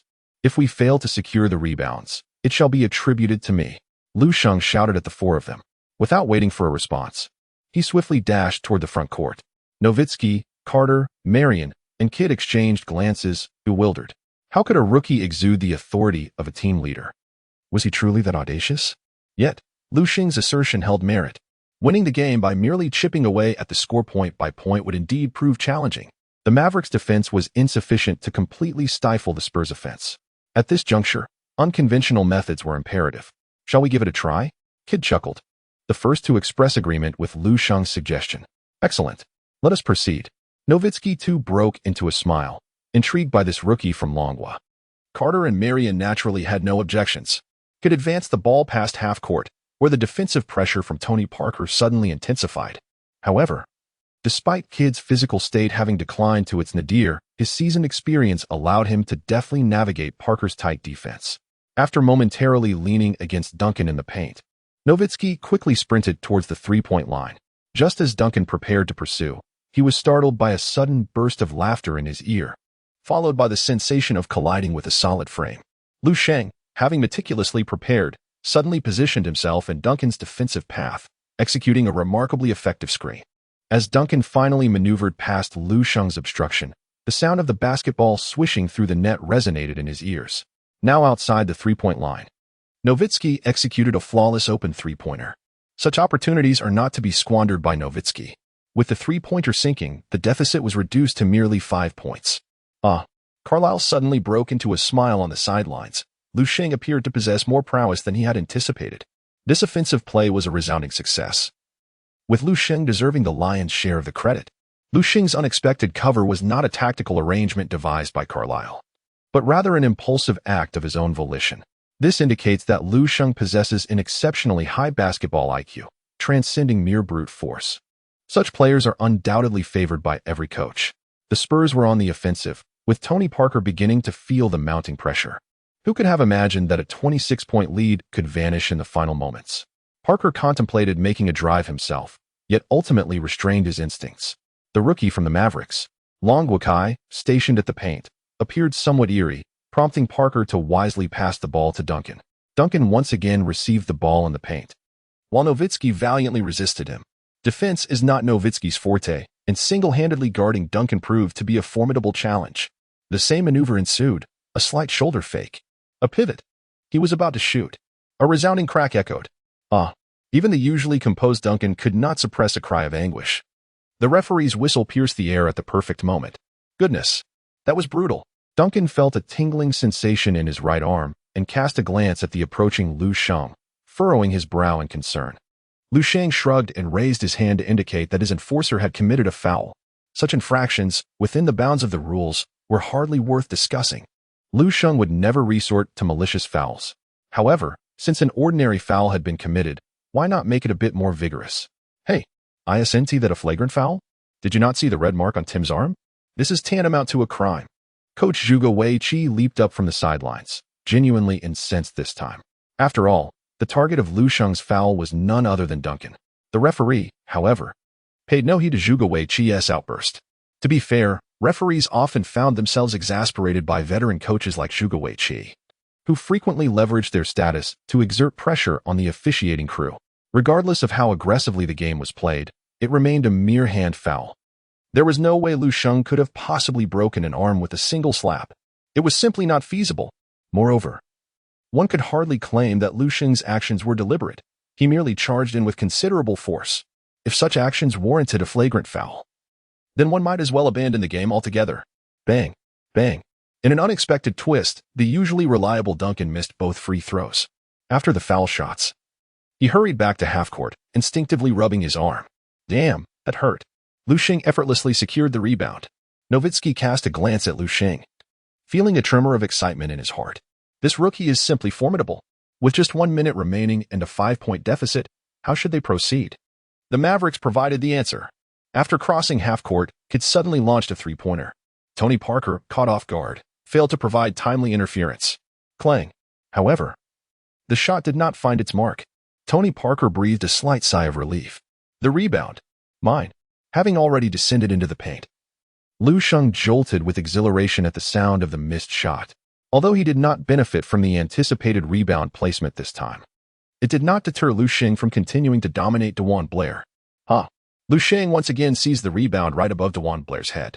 DeJuan Blair exhibited no frustration at being outmaneuvered.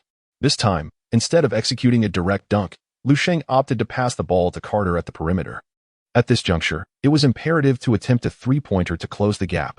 Carter, under the pressure of Jin Billy, rose for a three-point shot. Clang. It still did not find the net. The home fans of the Mavericks felt their hearts racing with anxiety. Can you not squander opportunities like this? Does it not weigh on your conscience to play in such a manner? The bench players had painstakingly narrowed the deficit. My goodness! Lu Sheng let out another resounding roar as he leaped high into the air. This time, Duncan returned to the paint, attempting to secure the defensive rebound alongside DeJuan Blair. Duncan, you are quite impressive. However, the rebound remains firmly in my grasp. Lu Sheng remained unaffected by Duncan's arrival, steadfastly securing the offensive rebound. The incessant loss of defensive boards left Coach Popovich in a fit of fury on the sidelines. In that moment, he even contemplated banishing DeJuan Blair to the bench indefinitely. DeJuan Blair pleaded, Coach, I truly gave it my all. Duncan didn't T-grab any either. You can't place all the blame on me. To which Popovich retorted, How old is he? And how old are you? You shall bear this responsibility. After Lu Sheng secured the rebound, he executed a move reminiscent of street basketball. Thanks to his extraordinary physical prowess, he immediately tossed the ball to the perimeter, where Nowitzki awaited. With Duncan rushing in to contest the rebound, Nowitzki found himself completely unguarded. An open shot. A golden opportunity. Swish. In this critical moment, Nowitzki proved his reliability, sinking a crucial basket. The referee's whistle blew sharply. Marion's desperate defensive effort inadvertently brought down Nowitzki. Was this a potential three-point play? 3 points in the bag, the deficit now reduced to a mere 2. Plus, there's an additional free throw, and only 31 seconds remain in the game. Home court advantage. At this juncture, Popovich chose not to engage in a futile argument with the referees, opting instead to call a timeout. Who on earth can explain what you all are doing? Popovich's expression was as frigid as ice, sensing that this game was spiraling out of control. To be fair, the Spurs had indeed faced their share of monumental comebacks. There was the unforgettable McGrady moment, scoring 13 points in 35 seconds. And now, the Mavericks were on the verge of completing a staggering 26-point comeback in the final moments. Popovich felt as though the Spurs were cursed. Other teams might scoff. Go away. Is this what you call a curse? You're on the brink of winning the championship. If this is a curse, then I wish to have it bestowed upon me. During the timeout, Popovich did not devise any grand tactics. He merely emphasized the importance of focus on the court. DeJuan Blair was singled out for criticism, and the atmosphere was quite tense. However, when play resumed, Blair was still sent back onto the court. Popovich glanced at the bench, realizing that Tiago Splitter and Matt Bonner might not be as effective as Blair. On the other side, Carlisle made no personnel changes either. The starting lineup combined with Lu Sheng seemed to exhibit commendable chemistry. The Spurs would undoubtedly target Tim once again. I will continue to apply pressure. The man in the paint can be left unmarked. I doubt he can score. The rest of you must ensure solid defense and avoid leaving anyone open. When we attack, feel free to shoot those three-pointers. The boards are mine. As Lu Sheng made his way onto the court, he took turns addressing Nowitzki, Marion, Carter, and Kidd. To their astonishment, the quartet exchanged bewildered glances. Had Lu Sheng truly assumed the role of the team's leader? Nowitzki, the genuine leader, had yet to speak, and Kidd, the true commander on the court, had not issued any directives either. How could a mere rookie be so audacious? In truth, at that moment, both Nowitzki and Kidd felt a twinge of discontent. Yet upon reflection, they recognized that Lu Sheng's assertions held some merit. The situation became rather intriguing. The Spurs initiated their offensive. Tony Parker first consumed some time. As the shot clock dwindled to 10 seconds, the ball indeed found its way into Duncan's hands, just as Lu Sheng had predicted. Even after more than a decade, Popovich continued to place unwavering faith in Duncan. To put it plainly, without Duncan, Popovich would not have achieved the success he enjoys today. However, Duncan now faced his own considerable challenges.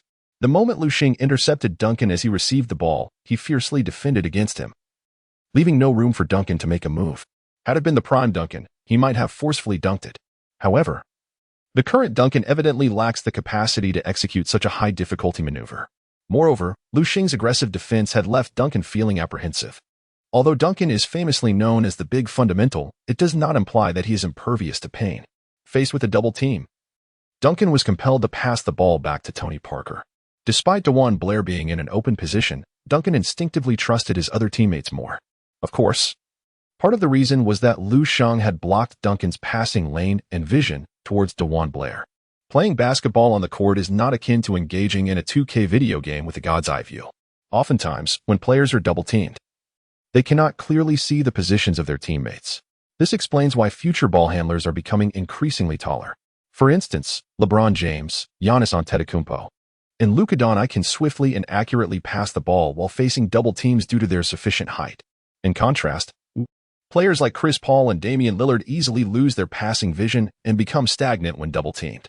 As for Stephen Curry, is his off-ball movement not enticing? DeJuan Blair felt a pang of disappointment when he noticed Duncan had no intention of passing to him. Duncan remarked, "I'm sorry. I cannot see your position." To which DeJuan Blair retorted, "No need for explanations. An explanation is merely a disguise." It turns out that being unskilled is the original sin. When Tony Parker received Duncan's return pass, time was running short. He had to shoot quickly. There was no time left. Parker intended to pass the ball to Ginobili. But at that moment, he heard Ginobili shout, "Bang!" Parker, shooting in haste, completely lost his accuracy. Jason Kidd's height made him an exceptional defender at the point guard position. Even though he is quite advanced in age, his defensive awareness has not waned. Rebound. Lu Sheng in the paint smiled faintly. "It's mine." This time, he activated the buff for predicting the rebound's landing point.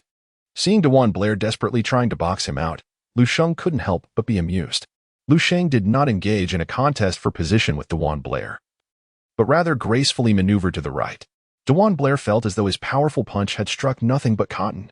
Immediately afterward, he witnessed the basketball obediently soaring towards Lu Sheng. Duan Blair felt a surge of frustration rising within him.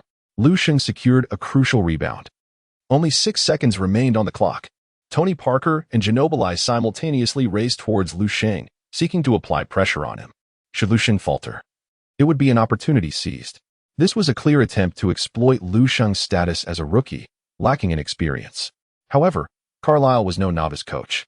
He promptly called for a timeout. Upon hearing the whistle, Tony Parker and Ginobili quietly retreated from Lu Sheng's side. Lu Sheng gazed at Tony Parker and Manu Ginobili, a faint smile gracing his lips. There remains much for him to improve upon. If only he possessed the masterful passing ability at this moment, he would not fear the double teams of any team. It appears that his journey is still a long one ahead. Although Lu Sheng plays with a certain recklessness, he is not devoid of self-awareness. While his approach may be bold, he remains grounded. On the bench of the Mavericks, Carlisle continuously sketches strategies on the clipboard. Just moments ago, Nowitzki completed a three-point play, bringing the Mavericks to a mere 1 point behind their opponents. At this juncture, there is no necessity to attempt a three-pointer. Securing a steady 2 points will suffice for a dramatic victory. In today's basketball landscape, the trend of three-point shooting has yet to fully dominate. Indeed, many coaches and players still regard the two-point shot as a more reliable option. However, the future may unfold differently. In situations where a team trails by just 1 point, numerous players might opt for a three-pointer to clinch the game. Dirk, you will execute the final play. Carlisle decisively chooses Nowitzki to carry out this crucial moment. He feels compelled to select Nowitzki, especially after noticing Cuban's subtle cues from the front row of the stands. Absurd. Carlisle silently curses under his breath. Typically, a coach would instinctively choose the team's core player for such pivotal moments without the need for Cuban's insinuations. The troubling aspect is that upon perceiving Cuban's hints, Carlisle feels his tactical decisions are no longer his own, but rather remotely controlled by Cuban. This scenario has recurred numerous times throughout Carlisle's coaching tenure with the Mavericks, and it leaves him quite discontented. Cuban has engaged in such antics on more than one occasion. During the era of the venerable Nelson, similar conflicts with Cuban were prevalent. In fact, in Lu Sheng's previous life, following Nelson's departure from the Mavericks, the rift between him and Cuban deepened, leading to an irreconcilable divide. Considering Nelson's age, reconciliation seems unlikely in this lifetime. Nevertheless, Carlisle still harbors considerable hope of contending for the championship with the Mavericks, compelling him to endure the situation. Nowitzki, on the other hand, has no objections. Having successfully executed game-winning plays countless times before, he approaches this moment with remarkable ease. There are only 6 seconds remaining. As Lu Sheng observed Carlisle sketching out strategies, he glanced at the timer and the scoreboard.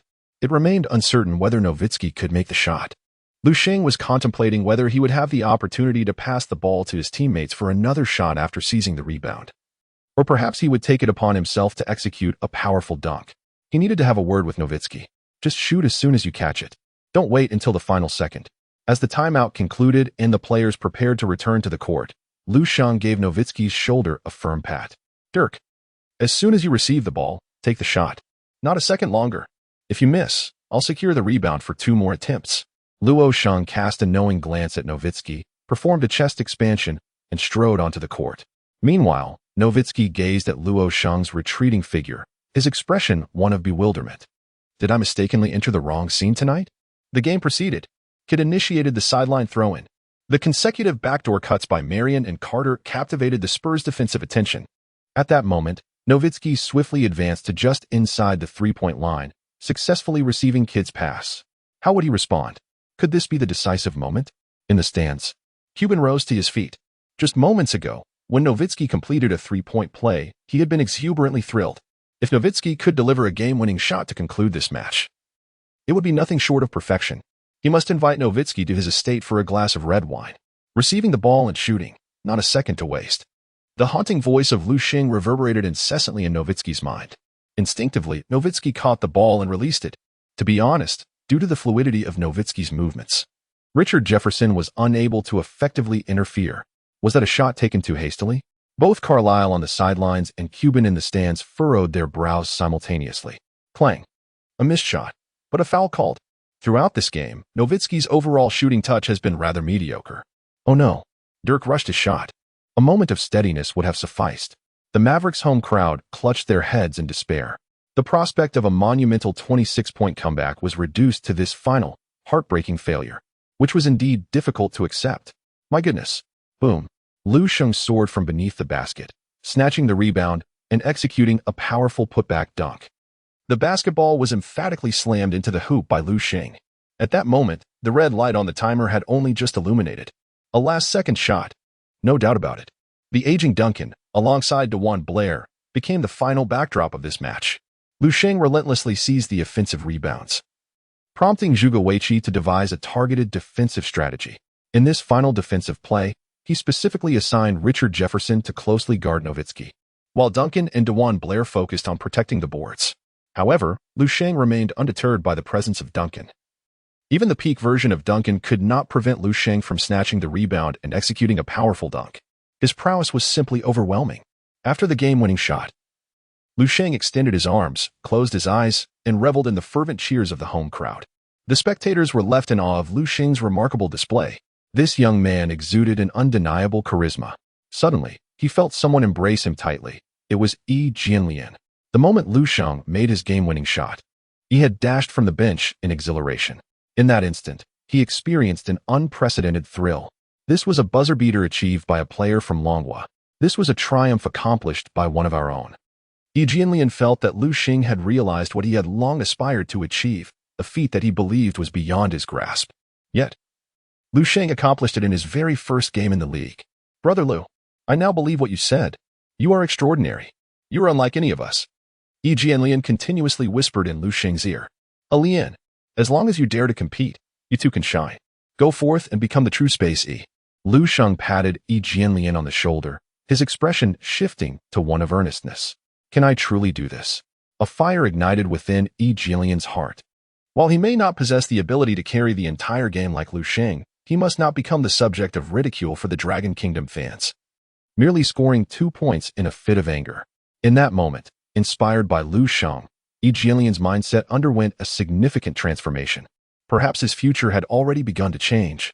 Dirk, why did you shoot so hastily? Kid inquired, perplexed, as he approached Nowitzki. With 6 seconds remaining, Nowitzki could execute a multitude of technical maneuvers and shoot more steadily. That rookie from the Dragon Kingdom threw me off. Nowitzki gestured toward Lu Sheng, who was ostentatiously displaying his skills on the court. He told me to shoot as soon as I received the ball, without delay. Nowitzki chuckled and shook his head. Kid, upon hearing this, couldn't help but laugh as well. Indeed, since Lu Sheng entered the game, he had exuded an almost enchanting presence. Moreover, his rebounding ability was beyond reproach. His suggestions consistently appeared to be remarkably sound. Given the prior context, it was not surprising that Nowitzki instinctively chose to heed Lu Sheng's advice. However, in terms of outcome, it was Nowitzki who facilitated Lu Sheng's game-winning shot. The two shared a smile as they made their way back to the locker room.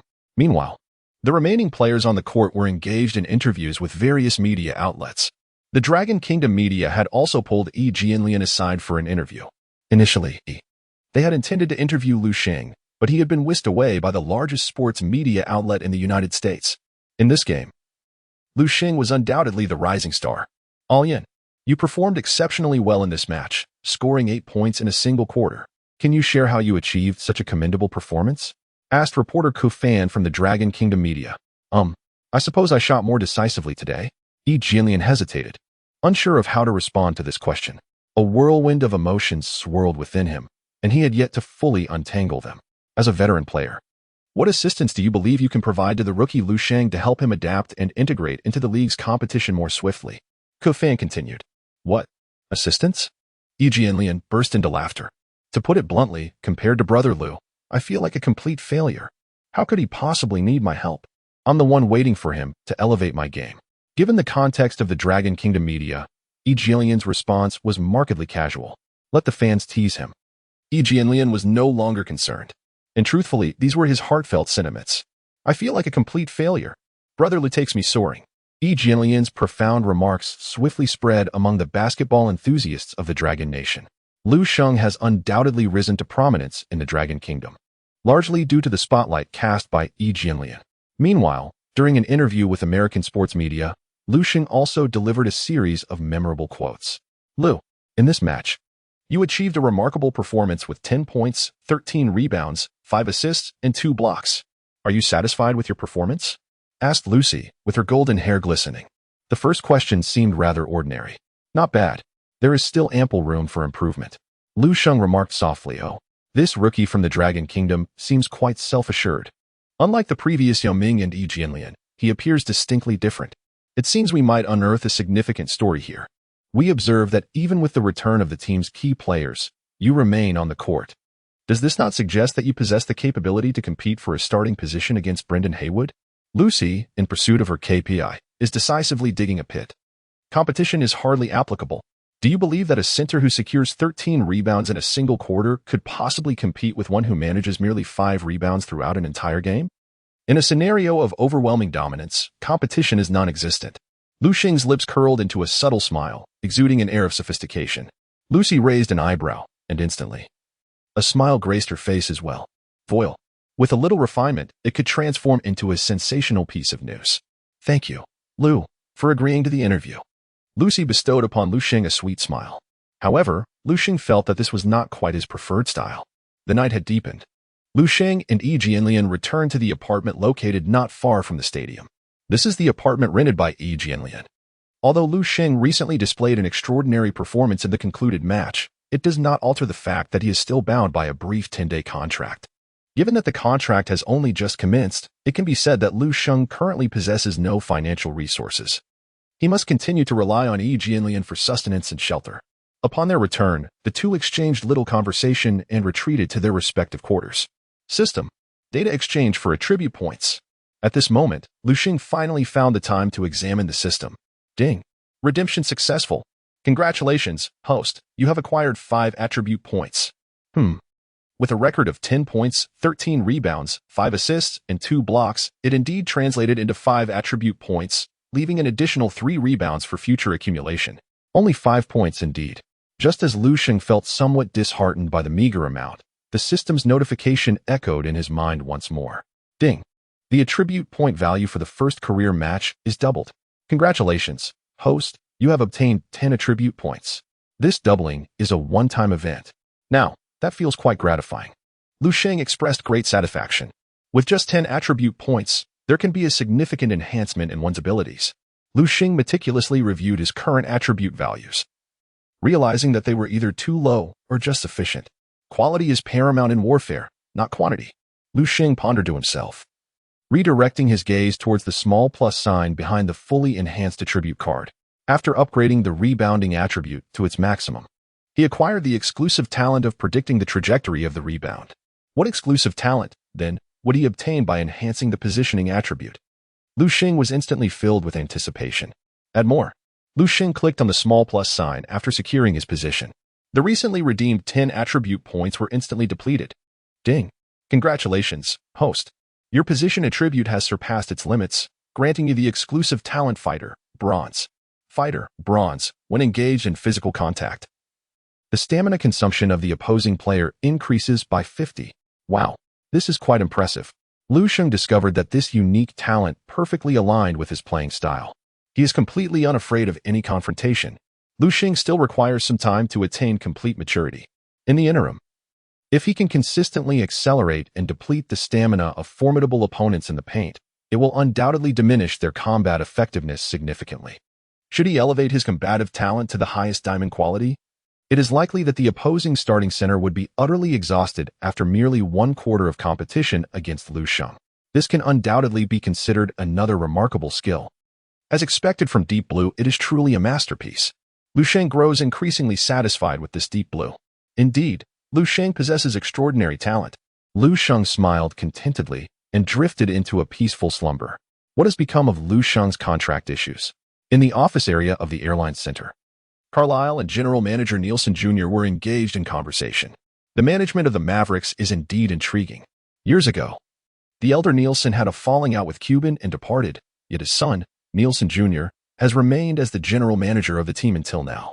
However, in recent seasons, the discord between Nielsen Jr. and Cuban has gradually intensified. I had already drafted a contract set to take effect until the end of the season, merely awaiting Lu's signature.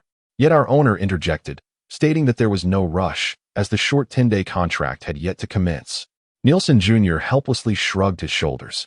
What can one do when faced with an owner who insists on meddling in team affairs? It is truly absurd. Does he really believe that other teams are oblivious? Is he not concerned that another team might snatch Lu away? Carlisle found the situation quite astonishing. Despite having participated in only a single game, can we still question the ability and potential exhibited by Lu Sheng? It is not as if we are offering him a maximum salary. Rather, it is merely a fully guaranteed contract worth just under $1,000,000 yuan. Is that truly so difficult? Carlisle is confident that if Lu Sheng continues to perform brilliantly in the next game, he will undoubtedly become a coveted asset within the league.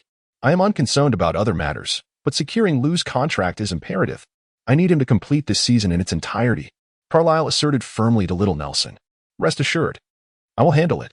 Little Nelson nodded in agreement. Their relationship is amicable, and their collaboration has been quite pleasant.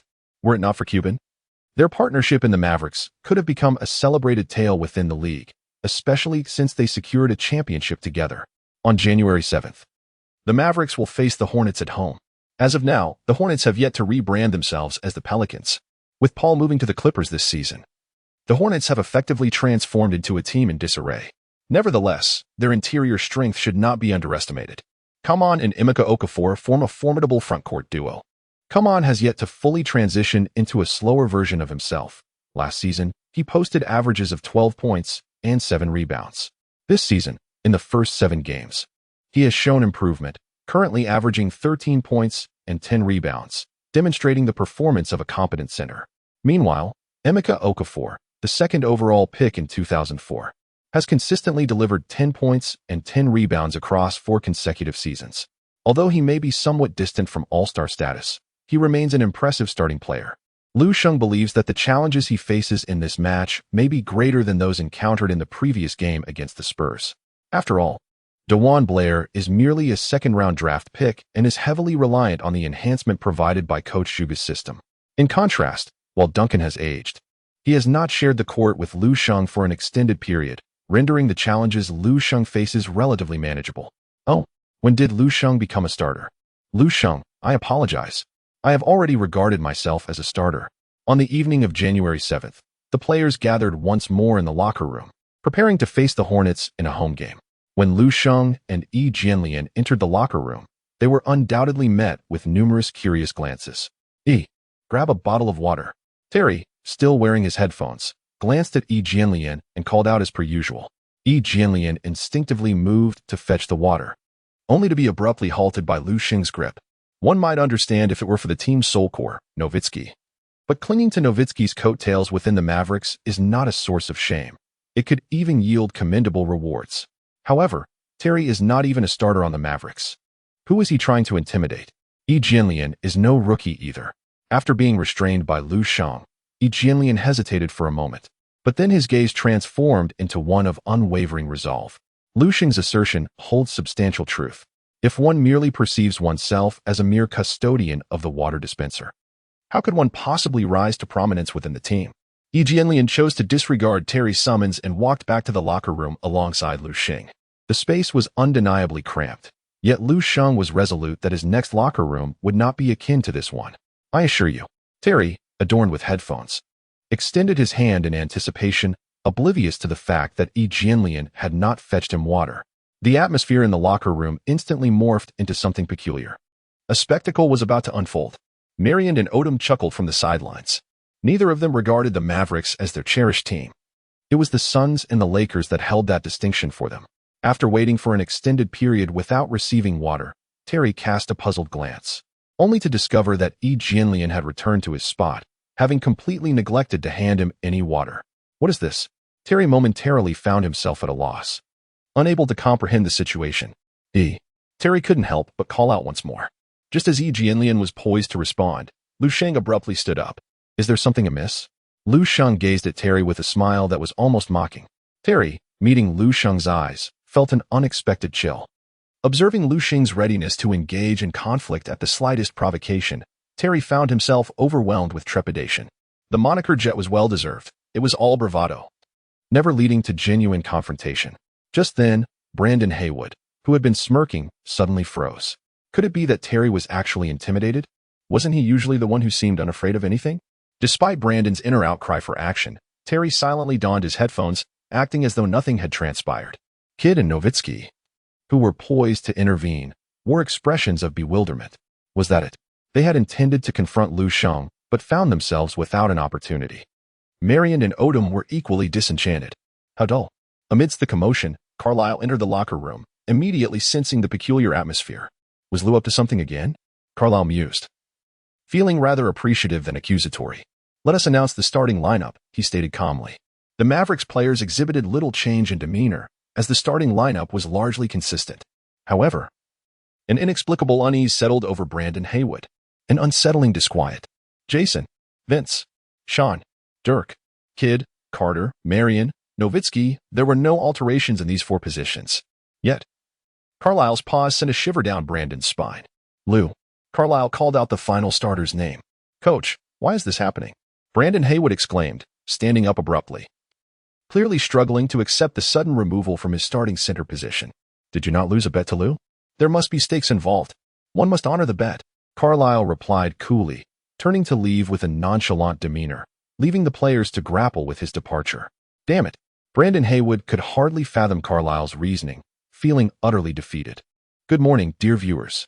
In a broadcasting studio of a certain online media outlet in the Dragon Country, Yang Yi and Ku Fan appeared on screen. Ku Fan had been summoned back after posing some inappropriate questions to Yi Jianlian during the previous game. Perhaps it's best to stick to commentary. Today's match features the Mavericks facing off against the Hornets. The suspense surrounding this game seems minimal, as the Hornets are clearly intent on tanking for the top draft pick this season. Thus, it is anticipated that the Mavericks will secure a victory on their home court without much difficulty. The primary focus of this match, however, remains on our two players from the Dragon Country. Oh my, Ku Fan exclaimed during his customary pre-game introduction, his surprise evident upon seeing the starting lineup. Stay calm. Stay composed, Ku Fan. Yang Yi stifled a chuckle beside him, noting his youthful exuberance. Teacher Yang, you must see the starting lineup. Ku Fan urged Yang Yi to take a glance. Oh my, Lu Sheng is starting. Yang Yi, usually composed, was equally taken aback. Lu Sheng has emerged as the starting center. Prior to the game, there were no reports indicating that Brandon Haywood was injured. In fact, Brandon Haywood was seated comfortably on the bench. Ah, what is this? Isn't this a rather drastic shift? To start in just his second professional game? While not entirely surprising, it is noteworthy that Lu Sheng is an undrafted player who has merely signed a 10-day contract. Currently, there are no indications that Lu Sheng has received a new contract extension from the Mavericks. In such circumstances, Lu Sheng's rapid ascension to the starting center position seems rather perplexing. What is happening? Is it that players from Longhua are unworthy of starting roles? That is not quite the case. Imagine if, back in the day, Sun Yu suddenly displaced Kobe Bryant as the starting shooting guard for the Lakers. How would that be perceived? Although the example may not be perfectly apt, the sentiment remains. This implies that Lu Sheng is indeed quite remarkable. Upon hearing the commentary from the two announcers, Longhua fans eagerly engaged in discussions. To be honest, before the game commenced, most Longhua fans were still there to watch Yi Jianlian. After all, Lu Sheng's emergence was rather unexpected. Many fans still felt unfamiliar with Lu Sheng. However, with his sudden starting position, the implications are significantly different. Very different. At the center of Flight Arena, Lu Sheng has already positioned himself at the center circle, preparing to jump against Come On. Nowitzki exchanged glances with Cuban in the stands, both sensing that Carlisle might be up to something. Nevertheless, the impact is minimal. Brandon Haywood's presence on the Mavericks has not been particularly prominent. Replacing him with anyone else as center would hardly make a difference. Lu Sheng gazed at Come On across the court, suddenly feeling a surge reminiscent of leveling up in a video game. Come On, possessing a certain renown within the league as frontcourt, was once regarded as a quintessential traditional center. His skills in the paint were exceptional, with a precise mid-range shot, and his rebounding and defensive capabilities were at least average within the league. Such proficiency is commendable, for not every player achieves all-star status. Although Come On's current form has considerably declined, his overall strength remains significantly superior to that of Lu Sheng. However, Lu Sheng is armed with the cutting-edge technology bestowed by Deep Blue. As the referee tossed the ball into the air, Lu Sheng leapt swiftly, tapping the basketball. By the time Lu Sheng began his descent, Kamon's jump was belated, appearing to belong to an entirely different realm of athleticism. Kid secured the rebound and skillfully dribbled past half-court. In this match, the Clippers fielded Kamon, Emeka Okafor, Aminu, Marco Bellinelli, and Jarrett Jack, while the Mavericks featured Lu Sheng, Nowitzki, Marion, Carter, and Kidd. As Kidd approached the three-point line, he directly passed to Nowitzki, who faced Okafor and executed a mid-range shot with determination. Swish. It went in. Nowitzki appeared to be in fine form during this game. Lu Sheng clashed with Kamon under the basket, although there were no rebounds to seize. The innate talent of a fierce competitor came into play. Kamon sensed a slight difference, but this feeling quickly dissipated, and he paid it no further mind. The Hornets initiated their offense. After crossing half-court, Jarrett Jack opted to take matters into his own hands. With the team in disarray, was it not time to score? Against Kidd, Jack enjoyed a certain athletic advantage. With a swift burst, he charged directly at Kidd. Standing at 191 meters and weighing 91 kilograms, Jack faced no disadvantage in this confrontation. Youth is formidable. Naturally, the nearing retirement Kidd would not engage Jack in a physical contest. Such a battle would be reserved for the playoffs. Jack surged toward the free-throw line. Kamon displayed commendable tactical awareness, beginning to move toward the three-point line to create space for Jack's layup. Just as Jack was poised to execute a spectacular layup, Lu Sheng was not inclined to grant him any leniency. This fellow intended to attempt a floater. With memories from a past life, Lu Sheng may not recall every detail, but he certainly remembered the prowess of the legendary Jack. Jack's favored method of layup was indeed the floater. The floater possesses a suddenness that often leaves interior defenders at a loss. Yet, the difficulty lies in anticipation. Now, as Lu Sheng positioned himself to defend against the floater, the challenge was significantly diminished. With a resounding smack, despite Lu Sheng's current lack of exceptional shot-blocking ability, he managed to swat Jack's floater with precision. Block 1. Lu Sheng reveled in the exhilaration of data manipulation. Lu Sheng's block appeared quite impressive. This development undoubtedly enhances his prospects of vying for a starting position. No, wait. He has already secured a starting role. In the broadcasting studio, the commentator, Kafan, evidently had yet to fully acclimate to the reality of Lu Sheng's ascension to the starting lineup. On the court, Jack cast a bewildered glance at Lu Sheng. This Eastern visage seemed unfamiliar. How did he anticipate my shooting maneuver? Jack shook his head. This initial block had an intangible influence on Jack's playing style for the remainder of the match. After Lu Sheng successfully blocked the shot, he swiftly retrieved the basketball and passed it to Kidd. Kidd then distributed the ball to Carter.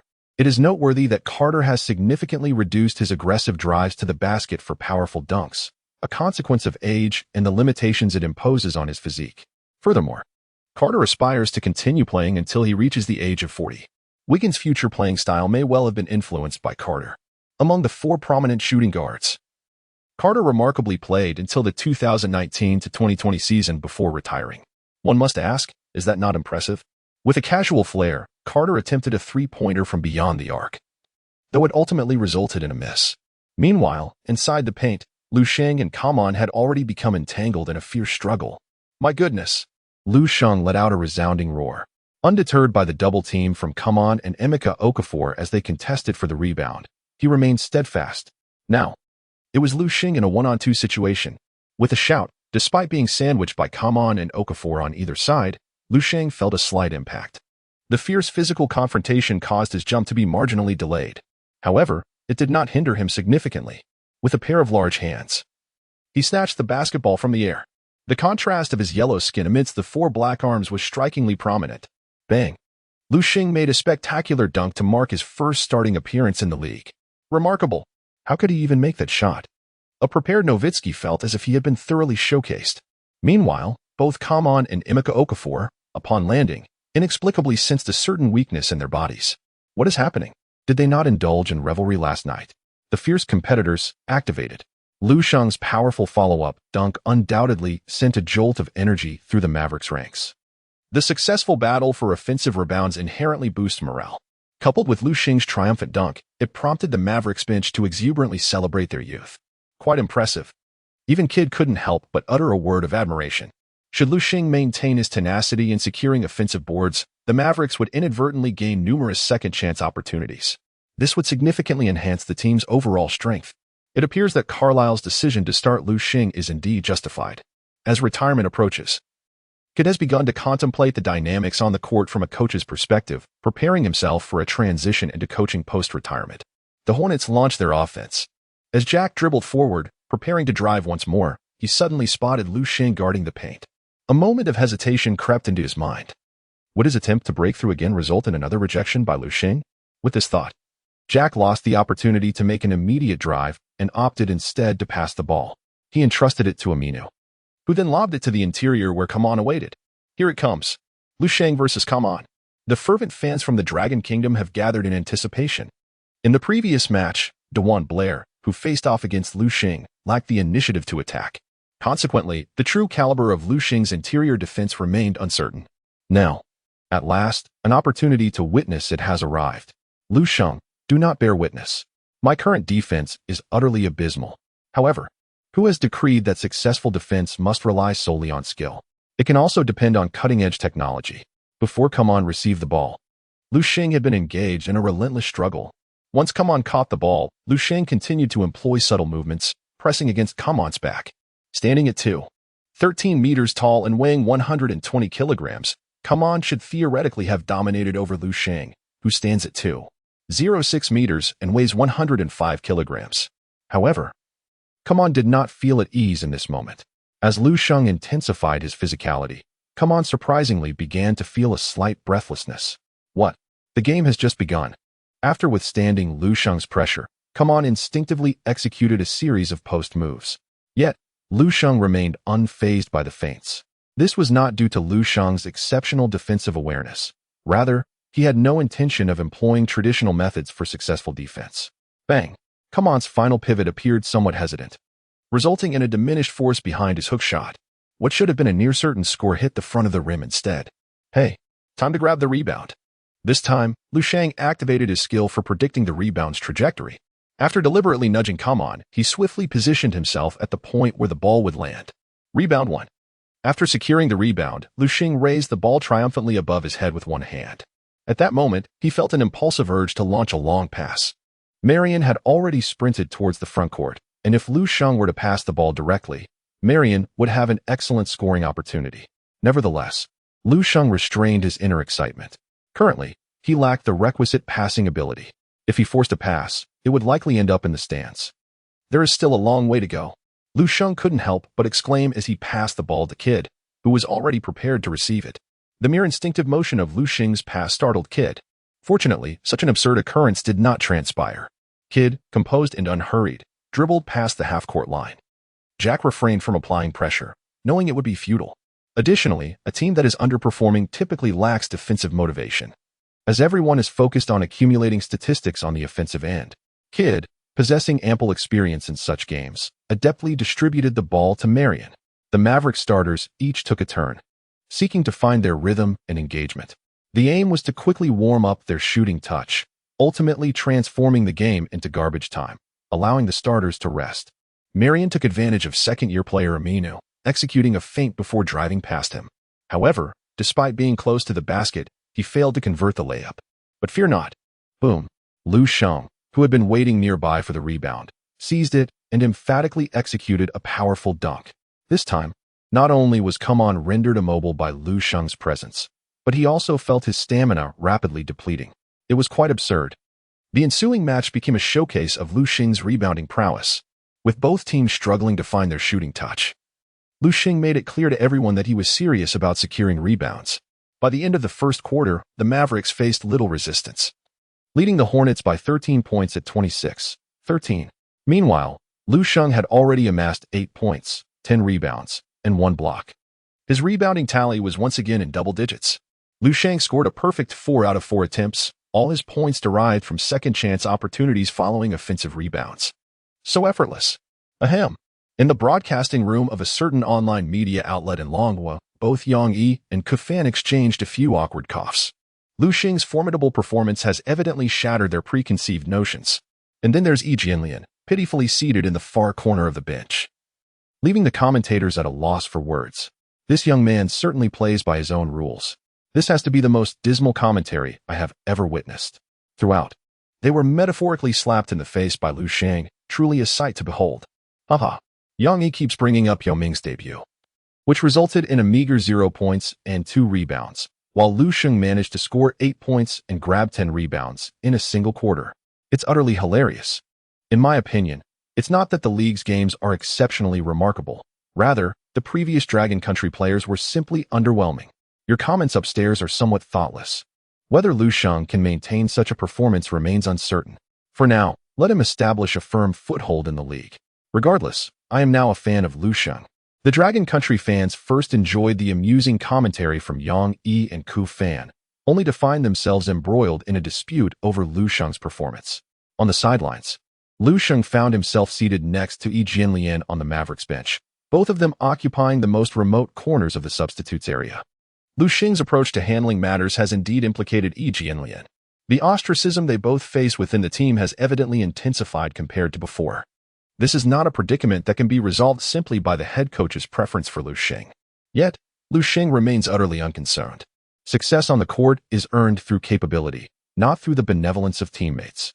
As a representative of Longhua, when has one ever needed to rely on the charity of others to survive? Meanwhile, on the bench of the Hornets, Come On is gasping for breath. Monty Williams shoots a bewildered glance at Come On. It's only the end of the first quarter. Surely it shouldn't be this exhausting. Monty Williams has only recently embarked on his coaching journey with the Hornets last season. However, after just one season under Chris Paul's command, he was unceremoniously discarded. This season, the young coach is forced to experience the bitter taste of mediocrity. Ironically, in the future with the Suns, Monty Williams will once again cross paths with Paul. Monty Williams, Paul. If you hadn't left back then, perhaps we would have led the Hornets to the finals by now. Paul, coach, had I not departed, I wouldn't he have realized your true worth. No contrast, no pain. After leaving the Hornets, Paul encountered the motivational master Rivers and the eccentric D'Antoni, which truly broadened his horizons. Monty Williams' experience this season has been far from pleasant. The team's underperformance is one thing, but if they were to allow an extraordinary talent like Durant to hone his skills, that would at least provide some hope. Yet within this Hornets team, Monty Williams fails to discern anyone worthy of development. There is simply no one. Currently, the Hornets have pinned all their hopes on next season's first-round draft pick. Next season, the handsome young man with thick eyebrows may indeed be their beacon of resurgence.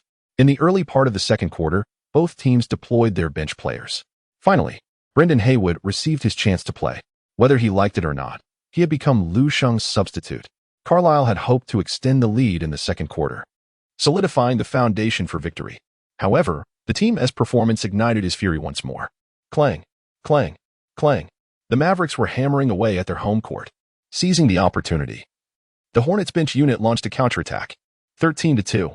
A brief surge that dramatically narrowed the gap to just 2 points. At this moment, the Mavericks home fans finally recognized that the team's lackluster performance this season had yet to improve.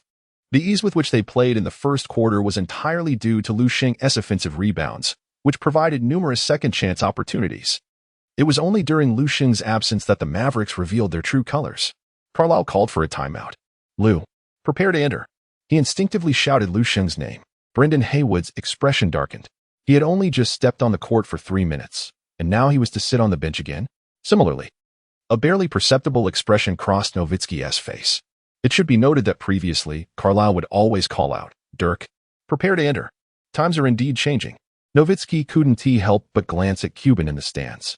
Cuban, having not heard Carlisle's recent command, merely nodded and smiled at Nowitzki. Look, Cuban just smiled at Nowitzki again. In this heavily commercialized league, it is rare to witness such a touch of humanity. The camaraderie between Cuban and Nowitzki stands as a paragon within the league. Good owners like Cuban are truly a rarity. In the broadcast booth, Kafan expressed his sentiments. Indeed, Yang Yi chimed in. However, at that moment, a peculiar thought crossed Yang Yi's mind. What if Lu Sheng could truly develop rapidly and usurp Nowitzki's core position? How would Cuban respond? Would he still be able to maintain his favorable reputation towards international players? That seems unlikely. For Lu Sheng to ascend to the core of the team, it would require at least 2 to 3 seasons.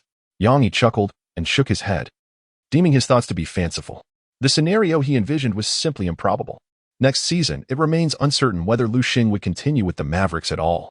Meanwhile, Nowitzki is certain to play until his retirement with the Mavericks. The notion of Lu Sheng taking over Nowitzki's core role this season is utterly absurd. Lu Sheng, let's give it a try.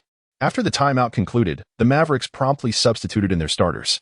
Meanwhile, Monty Williams remained remarkably composed, continuing to field his bench players. Embracing a losing strategy, how could he not remain calm? Does it truly matter who takes the court? Upon Lu Sheng's entry onto the court, the dynamics of the Mavericks game underwent a remarkable transformation. Although the shooting form of the team's key players remained far from optimal, Lu Sheng's extraordinary prowess in securing offensive rebounds effectively filled the void. Bang, bang, bang. Lu Sheng consecutively seized 3 offensive rebounds and executed thunderous dunks. The point differential soared back to over 10. Monty Williams shook his head in disbelief. The substitute Gustavo Ayón was utterly overwhelmed by Lu Sheng. Ayón, too, was an undrafted player, yet the disparity between undrafted players is evidently vast. Chris, have you recuperated? Prepare to enter the game. Monty Williams could no longer bear to watch, gesturing to Come On to step onto the court. Rested up, coach. Come On responded with a jolt. Assessing his physical condition, he felt ready to return. Upon re-entering the game, Come On found Lu Sheng once again before him, eliciting an oddly unsettling feeling within him. When Lu Sheng collided with him in a fervent encounter, Come On's heart sank. Oh no, I feel feeble once more. Only 1 minute remained in the first half. On the court, Come On received a pass from Jack on the perimeter. However, he felt no elation upon receiving the ball. Under normal circumstances, Come On would relish the opportunity for more touches to bolster his statistics. But this game was decidedly different. Although Come On had played a full 5 minutes, his legs felt as if they were laden with lead. We witnessed Come On once again with the chance to take on Lu Sheng. Statistically, Lu Sheng's defense against Come On had been remarkable. Up to this point, Come On had made only 1 out of 5 attempts, accumulating a mere 2 points. In the broadcasting room, Kufan glanced at the statistics and found them rather absurd. The commentary included the phrase statistically speaking because, visually, Lu Sheng had not executed any effective defense against Come On. Yet, what could one do if Come On simply could not score? We observed Come On attempting an interior move once more. To be fair, Come On's post skills are indeed quite solid. Wait, did the director slow down the footage? On the court, Come On demonstrated with fervor why he was dubbed slow and cumbersome. A left shoulder shimmy. Go. A right foot jab step. Pull back. At that moment, Lu Sheng felt an urge to serenade Come On. Follow my lead, left hand, right hand, in slow motion. Clap. Lu Sheng did not hold back with Come On. He swiftly maneuvered around and dislodged the ball from Come On's grasp. A steal and +1. The counterattack begins. Lu Sheng still passed the ball to Kid. Although Kid is advanced in age and his pace of ball advancement is not brisk, it does not imply that he is incapable of executing a fast break. Observing Marion charging towards the three-point line, Kid delivered a precise pass that found Marion. Bam! Marion concluded this counterattack with a thunderous dunk. At last, it was a score. If he had missed that, Marion would have felt utterly ashamed to face anyone. In this match, Marion has also been struggling with his shooting touch, having made only 1 out of 4 attempts. Aside from that successful dunk, he has yet to score another basket. Lu Sheng gazed enviously at Kid's remarkable long pass. Such a play was truly a feast for the eyes. How audacious. Lu Sheng has already discerned the direction for his upcoming attribute enhancements. It is not about increasing his shooting skills. Currently, Lu Sheng relies on second-chance opportunities, averaging double-digit scoring effortlessly. There is no need to contend with his teammates for shooting rights. Lu Sheng aims to enhance his passing ability. Given that he can predominantly secure rebounds in the backcourt, the ability to initiate a fast break with a direct pass would create an exquisite spectacle, wouldn't it? This would not only elevate the team's overall performance, but also significantly bolster Lu Sheng's assist statistics. The Mavericks boast a remarkable fast break specialist in Shawn Marion. In the past, the Suns emerged as a formidable force in the league. If Nash was the bow that orchestrated the game, Marion was the swift and sharp arrow. In a certain sense, Marion was indeed the true linchpin of that illustrious fast-paced team, a facilitating center. Lu Sheng felt that he could experience Divac's template for himself. The Hornets were on the offensive. This would be the final offensive possession of the first half. As Lu Sheng approached him closely, Come On instinctively pushed Lu Sheng away. Please, don't come any closer. Come On suddenly felt like crying. He couldn't quite grasp what was happening. The longer he battled against Lu Sheng, the faster his stamina waned. At this moment, merely staying upright on the court was a commendable feat. Due to the inherent demands of height and weight, centers typically expend more energy. At this juncture, having absorbed the stamina-draining debuff from Lu Sheng, a chain reaction ensued. Stamina management. This is an essential lesson for every player, not just in basketball, but in any sport. This aspect is invariably involved. The debuff introduced by Lu Sheng has evidently disrupted Kamon's original control rhythm. Once one element falters, the entire system becomes chaotic.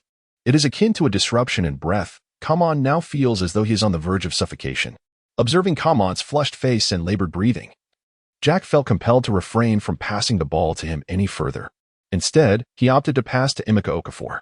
With a swift motion, Emeka Okafor faced Nowitzki's defense and executed a seamless series of moves, effortlessly placing the ball into the basket.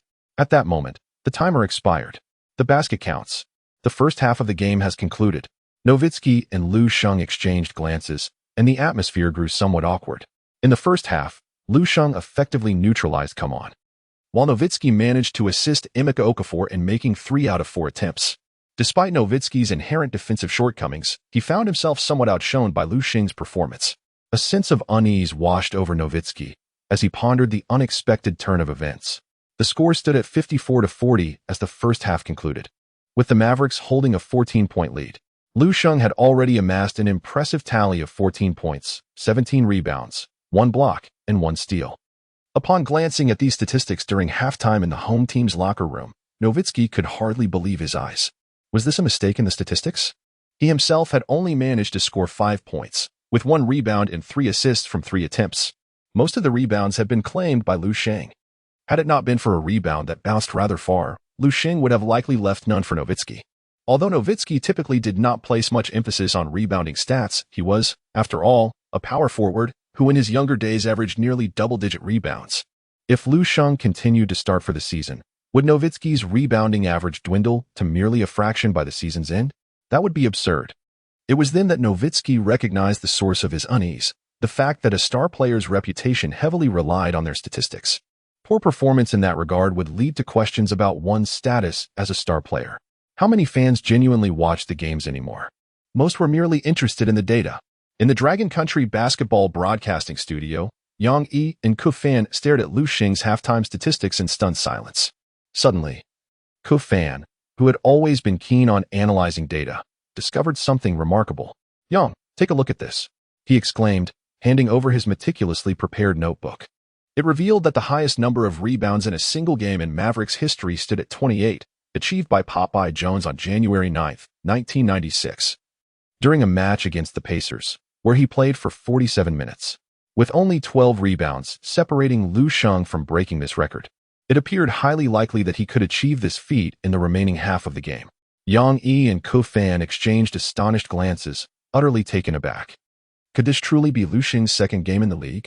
"Lu, give it your all," shouted Yi Jianlian as the second half commenced. During the halftime break, he had taken the initiative to search for the Mavericks' highest single-game rebounding record and had only just found it. Had he not pointed it out, Lu Sheng might not have considered the possibility. This game held great promise for him to potentially shatter that record. Yi Jianlian, who had not played a single minute in the first half, had adopted a relaxed mindset. The arrival of Lu Sheng evidently alleviated the sense of solitude that had previously enveloped him. Given Lu Sheng's remarkable prowess, Yi Jianlian found it impossible to harbor any feelings of envy or resentment. Thus, everything transformed into a state of harmony. What Yi Jianlian now contemplates is seizing every opportunity that presents itself. However, during the first half, opportunities eluded him, leaving Yi Jianlian with no choice but to continue his patient wait. "Lian, I shall undoubtedly shatter the rebounding record of the Mavericks." Lu Sheng smiled faintly, exuding an air of dominance. In the second half of the match, Carlisle did not alter the starting lineup. However, the Hornets made a slight adjustment. Kamon took a seat on the bench, not returning to the court. He had been thoroughly tested by Lu Sheng in the first half and seemed to still be recovering. Emeka Okafor was mentioned in relation to the center position, with Carl Landry replacing Kamon on the court. Carl Landry is a familiar name among fans in Longhua, having played alongside Yao Ming, thus enjoying considerable recognition. His playing style is undeniably passionate, radiating energy on the court, yet his talent is somewhat limited. With a relatively low ceiling, the Hornets initiated the attack. Carl Landry immediately made an impact, executing a pick-and-roll with Jack and driving to the basket. Faced with Nowitzki's defense, he came to a sudden halt and deftly drew a foul from Nowitzki. The Silver Fox seemed momentarily rattled, particularly upon catching Lu Sheng's meaningful gaze, which only deepened Nowitzki's frustration. Was it truly due to his own lack of focus? Nowitzki sensed that his movements this season were indeed slower than during the championship-winning season. Swish. Clang. Landry made one of 2 free throws, missing the second and inadvertently allowing Lu Sheng to secure yet another rebound, bringing his total to 18. The Mavericks launched their offense. After receiving a pass from Kidd, Nowitzki felt his shooting rhythm was off this game. Instead of attacking the basket, he opted to facilitate. Spotting Carter making a cut, he delivered the ball perfectly. Thud. Carter leaped slightly and executed a rather unremarkable dunk. Lu Sheng had the privilege of witnessing Carter's dunk up close. It seems that Carter still possesses remarkable leaping ability, however. He has consciously chosen to pace himself during the game. A few minutes into the third quarter, after Nowitzki executed a well-planned play, the Mavericks showcased an impressive shooting percentage. Meanwhile, the Hornets also found success with several long-range shots. Lu Sheng, on the contrary, appeared somewhat idle. With no one to forge, there were naturally no rebounds to seize. Lu Sheng began to harbor doubts about whether Nowitzki was intentionally limiting his rebounds. How could his shooting percentage suddenly improve? By the end of the third quarter, Lu Sheng had managed to secure only 3 rebounds in that period, bringing his total to 20. He was still 9 rebounds shy of breaking the record. This predicament rendered Lu Sheng's pursuit of the record increasingly challenging. Moreover, the scoreboard now reflected a score of 84-64, with the Mavericks leading the Hornets by 20 points. The final quarter had evidently devolved into garbage time. Lu, are you still planning to take the court in the last quarter? Carlisle, having been reminded by his assistant coach, realized the significance of Lu Sheng's record-breaking endeavor and thus inquired further, why not? Lu Sheng smiled faintly. In his perspective, refraining from breaking the current record out of concern for padding statistics during garbage time was merely pretentious. Moreover, Lu Sheng was merely an undrafted player with a short 10-day contract. The notion of padding statistics should not even be associated with him. Logically speaking, shouldn't Lu Sheng be expected to take the court during garbage time? Although Lu Sheng has played 2 commendable games, he remains grounded. Ultimately, the Mavericks have yet to offer him even a guaranteed contract. Lu Sheng needs to break this record to showcase his value to more teams and secure a commendable contract for himself. Excellent. Continue to step onto the court. Carlisle nodded. From his perspective, he also hopes Lu Sheng can shatter this record. Only then can Carlisle firmly establish Lu Sheng in the starting center position. Brandon Haywood gazed eagerly at Carlisle, anticipating the coach to call his name. Yet, the player who entered the game was still Lu Sheng. This is an affront. Not even the garbage time is spared. Brandon Haywood was utterly disheartened. As the fourth quarter commenced, fans of Longwa finally glimpsed Yi Jianlian on the court. Many of Yi Jianlian's devoted fans had been waiting with bated breath. Meanwhile, due to Lu Sheng's dazzling performance, other Longwa fans nearly forgot that Yi Jianlian was still part of the Mavericks. Alien. When I grab the rebound, I will still pass the ball to you more. Just shoot decisively. Lu Sheng offered a word of advice to Yi Jianlian. The playing styles of Yi Jianlian and Lu Sheng diverged significantly, as he could not adopt a rebounding-centric approach. Furthermore, the defense against Yi Jianlian appeared rather mediocre. The only avenue left for him to excel lay in scoring. If Yi Jianlian could consistently contribute around 10 points per game, he could firmly establish himself in the role of a supporting player. Yi's shooting prowess was exceptionally well-rounded, boasting range from the paint to beyond the three-point line. In fact, there remained substantial room for development. Lu, I understand. Yi Jianlian nodded earnestly, recognizing that Lu Sheng was creating opportunities for him. After all, wouldn't it be more enticing for Lu Sheng to secure rebounds and initiate second-chance opportunities himself? He could very well achieve a staggering 20 or even 30 points. The Mavericks initiated their offense. Once the bench players took the court, their shooting percentage indeed dipped. Delonte West's first attempt in this quarter ended in a clank. However, this was precisely what Lu Sheng had anticipated. Rebound 1. The Hornets substitute Gustavo Ayón posed no threat to Lu Sheng's rebounding efforts whatsoever. Alien. Lu Sheng shouted at Yi Jianlian and promptly passed the ball over. Bang. Yi Jianlian rose for a mid-range jump shot. It clanked off the rim. Once more. Lu Sheng once again secured the rebound and promptly delivered the ball to Yi Jianlian. Swish. From the same position, with the same elegant jump shot. This time, Yi Jianlian scored. The defender, Carl Landry, wore a bewildered expression. Is it really permissible to do it this way? Isn't this a bit underhanded? It feels as though they are merely practicing their shooting drills. Lu Sheng, come and contest the board. Carl Landry, standing at 2. 0.6 meters, possesses a rather limited wingspan. Once Yi Jianlian leaps for his shot, Landry cannot offer substantial interference. As long as he maintains his confidence, the ball should find its way to the net. Positioned within the bench, Lu Sheng resembles a ravenous wolf amidst a flock of sheep. The Hornets' starting center, come on, has already succumbed to Lu Sheng's prowess. Not to mention the anxiety plaguing the fellow undrafted player, Gustavo Ayón, who is now gripped by trepidation.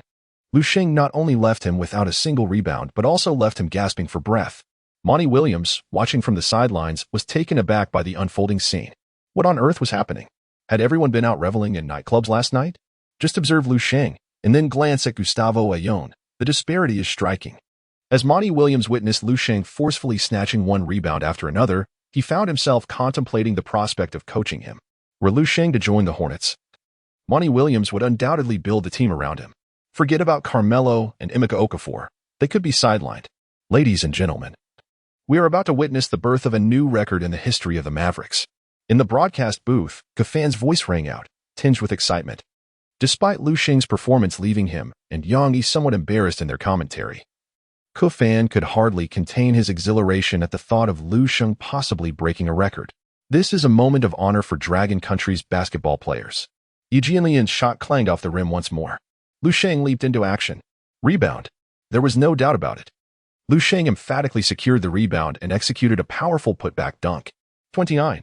Lu Sheng achieved an astounding 29 rebounds in a single game, shattering the Mavericks franchise record for rebounds in a game. Lu Sheng, well done. Yang Yi's commentary grew increasingly fervent, culminating in a nearly thunderous shout. Lu Sheng. In his second professional match, he shattered the franchise record for rebounds for the Mavericks. Is there a more perfect commencement to a career in the league? At the American Airlines Center, the DJ has ignited the atmosphere, rallying the home crowd to cheer for Lu Sheng. With the DJ's cue, Mavericks fans are electrified. Incredible. This rookie from the Dragon Kingdom has broken the team's historic rebounding record so swiftly. It's astonishing. However, the Mavericks' start to this season has been rather lackluster. And Lu Sheng's remarkable record-breaking performance is precisely what the fans needed. Thus, the entire arena rises to their feet, applauding and cheering for Lu Sheng, despite being rivals. Monty Williams cooperatively called a timeout, granting Lu Sheng a moment to bask in the adulation of the fans. Who knows what future collaborations may arise? Such matters are unpredictable. Lu, you have achieved it. You have accomplished it. Yi Jianlian witnessed Lu Sheng establish a new single-game rebounding record for the Mavericks. Meanwhile, Dragon Kingdom fans watching the broadcast indulged in slow-motion replays, appreciating Lu Sheng's record-breaking rebound. Wow, if I'm not mistaken, that rebound was a result of Yi Jianlian's errant shot. Haha, indeed. I feel for my emperor. He is quite literally a mere backdrop. Take your time. Have you noticed how decisively Alien has been shooting on the court lately? It would be splendid if Lu Sheng and Yi Jianlian could start together. Their inside combination would surely be formidable. Alas, that's wishful thinking. Unless they're a trade. Dirk Nowitzki's starting position is irreplaceable. In the stands, Mark Cuban has also risen to applaud Lu Sheng. This rookie from the Dragon Kingdom is quite impressive. Little Nelson is eager to finalize a contract with him swiftly. If it's meant to be, so be it. Cuban mused inwardly. At this moment, he remains unaware that his greatest regret at the season's end will be granting Lu Sheng a guaranteed contract. This contract would lead the Mavericks into a chaotic situation for the upcoming seasons, only to see improvements after the arrival of Doncic.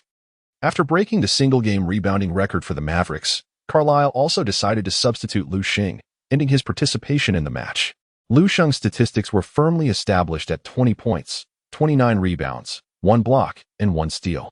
A remarkable 2020. He was merely 1 rebound shy of achieving an impressive 2030. Nevertheless, Lu Sheng was quite content. He preferred to leave some records for the future to break. Without any rush, ding. Congratulations to the host for breaking the single-game rebound record in the history of the Mavericks. Ding. The system rewards you with 100 attribute points. The deep blue voice suddenly resonated in Lu Sheng's mind. 100 attribute points. This was indeed a delightful surprise. Lu Sheng was unaware that breaking records came with the benefit of reward attribute points. Is it not a tad too effortless to acquire attribute points? Lu Sheng felt a twinge of confusion, but soon clarity dawned upon him. The records for single-game statistics are not easily shattered. Moreover, once a record has been broken, further attempts to surpass one's own achievement yield no rewards. The reason he was able to swiftly surpass the rebounding record was that he had already maximized his rebounding capabilities. Coupled with his innate talent for predicting the trajectory of rebounds, it would have been rather implausible not to break the record. The single-game rebounding record for the Mavericks is not particularly lofty. In contrast, the league's single-game rebounding record stands at an astonishing 55, set by the legendary Zhang Dashui. Such a feat is truly outrageous. Lu Sheng smiled faintly, realizing that he had perhaps become a bit overconfident. He had begun to believe that breaking records was as effortless as plucking something from a pocket. 100 attribute points. He could now embark on his allocation plan. Deep Blue.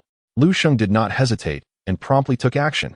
Continuing to invest in rebound attributes seems somewhat unnecessary. Lu Sheng directly allocated his attribute points to his passing skills. Organizing an offense led to passing accuracy soaring from 25 to a perfect 100. Within the subcategories of offensive organization, passing vision and passing IQ are also pertinent attributes, though Lu Sheng currently finds them unnecessary. As he plays as a center rather than a point guard, his primary intention is to initiate a fast break with a long pass after securing a rebound. And with his passing accuracy maxed out, it is more than sufficient. However, upon observing the perfect passing accuracy, he noticed a small plus sign appearing, which tempted him to invest further points. Although spending 10 attribute points is quite costly, the allure is undeniable. Ding! Congratulations to the host. You have surpassed the upper limit of passing accuracy and acquired the exclusive talent quarterback long pass, bronze. This talent ensures that long passes will be error-free and enhances the receiver's shooting percentage by 50. Note, the increase in shooting percentage applies only in the absence of defenders, as interference will reduce accuracy. Nevertheless, during fast breaks, it is challenging for defenders to position themselves effectively, making this talent's benefits exceptionally valuable. Lu Sheng felt that his assist statistics could also be enhanced. Lu, what are you laughing about? Marion, seated beside him, could not help but inquire as he noticed Lu Sheng lost in thought while chuckling. Oh, Sean, in the next game, once I secure the defensive rebound, I will pass the ball directly to you. Just charge forward without hesitation. Together, we shall revive the glorious era of fast-paced play. Lu Sheng gently patted Marion on the shoulder, smiling lightly. Run and gun, huh? It has been quite a while. Marion was stirred by the reminiscence. However, Lu, it would be wise for you to simply pass the ball to Jason. No need to show off. Clearly, Marion had little faith in Lu Sheng's ability as a rebounding monster to deliver a good pass.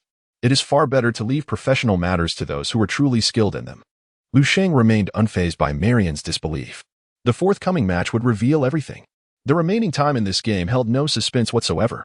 The Mavericks bench and the Hornets substitutes engaged in a fierce duel, each side relentless in their efforts. However, no matter the outcome, it would no longer impact the result of the game. In the brief 5 minutes since Lu Sheng took to the court, he had already propelled the Mavericks to a staggering 30-point lead. Yi Jianlian remained on the court even after Lu Sheng's departure, making the most of the remaining garbage time. He executed thunderous dunks and accurate three-pointers, showcasing his burgeoning confidence and abilities. He emerged as the standout among the benchwarmers, although he still found himself relegated to garbage time. Progress is always a positive sign. No rush. Take it slow. With a final score of 111-86, the Mavericks secured a resounding 25-point victory at home. Following this triumph, the Mavericks, buoyed by consecutive wins, improved their record to 4 wins and 5 losses, inching closer to a 50-win rate. Finally resembling the defending champions they aspired to be, Lu Sheng delivered an outstanding performance, amassing 20 points, 29 rebounds, 1 block, and 1 assist throughout the game, clearly overshadowing the Dallas Mavericks. In contrast, Nowitzki struggled, making only 2 of 11 attempts, contributing a mere 10 points, 6 assists, and 1 rebound. Indeed, there is no comparison between him and Lu Sheng. Remarkably, even Yi Jianlian's statistics appeared more impressive than those of Nowitzki, as he capitalized on garbage time to secure 12 points, 3 rebounds, 2 assists, and 2 blocks. His scoring reached double digits, showcasing a commendable performance. Fans who favor statistics might assert that Yi Jianlian's display in this match eclipsed that of Nowitzki. The game has come to a close. Lu Sheng originally intended to return to the locker room alongside Yi Jianlian, yet he was swiftly intercepted by the Dallas sports media for an interview. Yi Jianlian cast a glance of envy towards Lu Sheng before making his way back to the locker room. The past 2 games had shown signs of improvement, and he urged himself silently to maintain this momentum. Lu, in this match, you shattered the team's single-game rebounding record. However, You accomplished this during garbage time. Do you not find such stat padding somewhat inappropriate? The inquiry came from a male reporter, and the first question was strikingly incisive. Lu Sheng couldn't help but glance around the arena. This, indeed, is the home ground of the Mavericks. Is it customary for the Dallas media to make things difficult for their own players? What sort of tradition is this? What on earth is happening? Lu Sheng furrowed his brow slightly. The team's records were dominated by players from Longhua, causing a sense of dissatisfaction within him. As the leader of the Mavericks, I feel a profound sense of shame for engaging in such data padding behavior. I am guilty. I have set a poor example for my younger teammates. Lu Sheng exuberantly rambled on with his thoughts. Stop. Allow me to interject.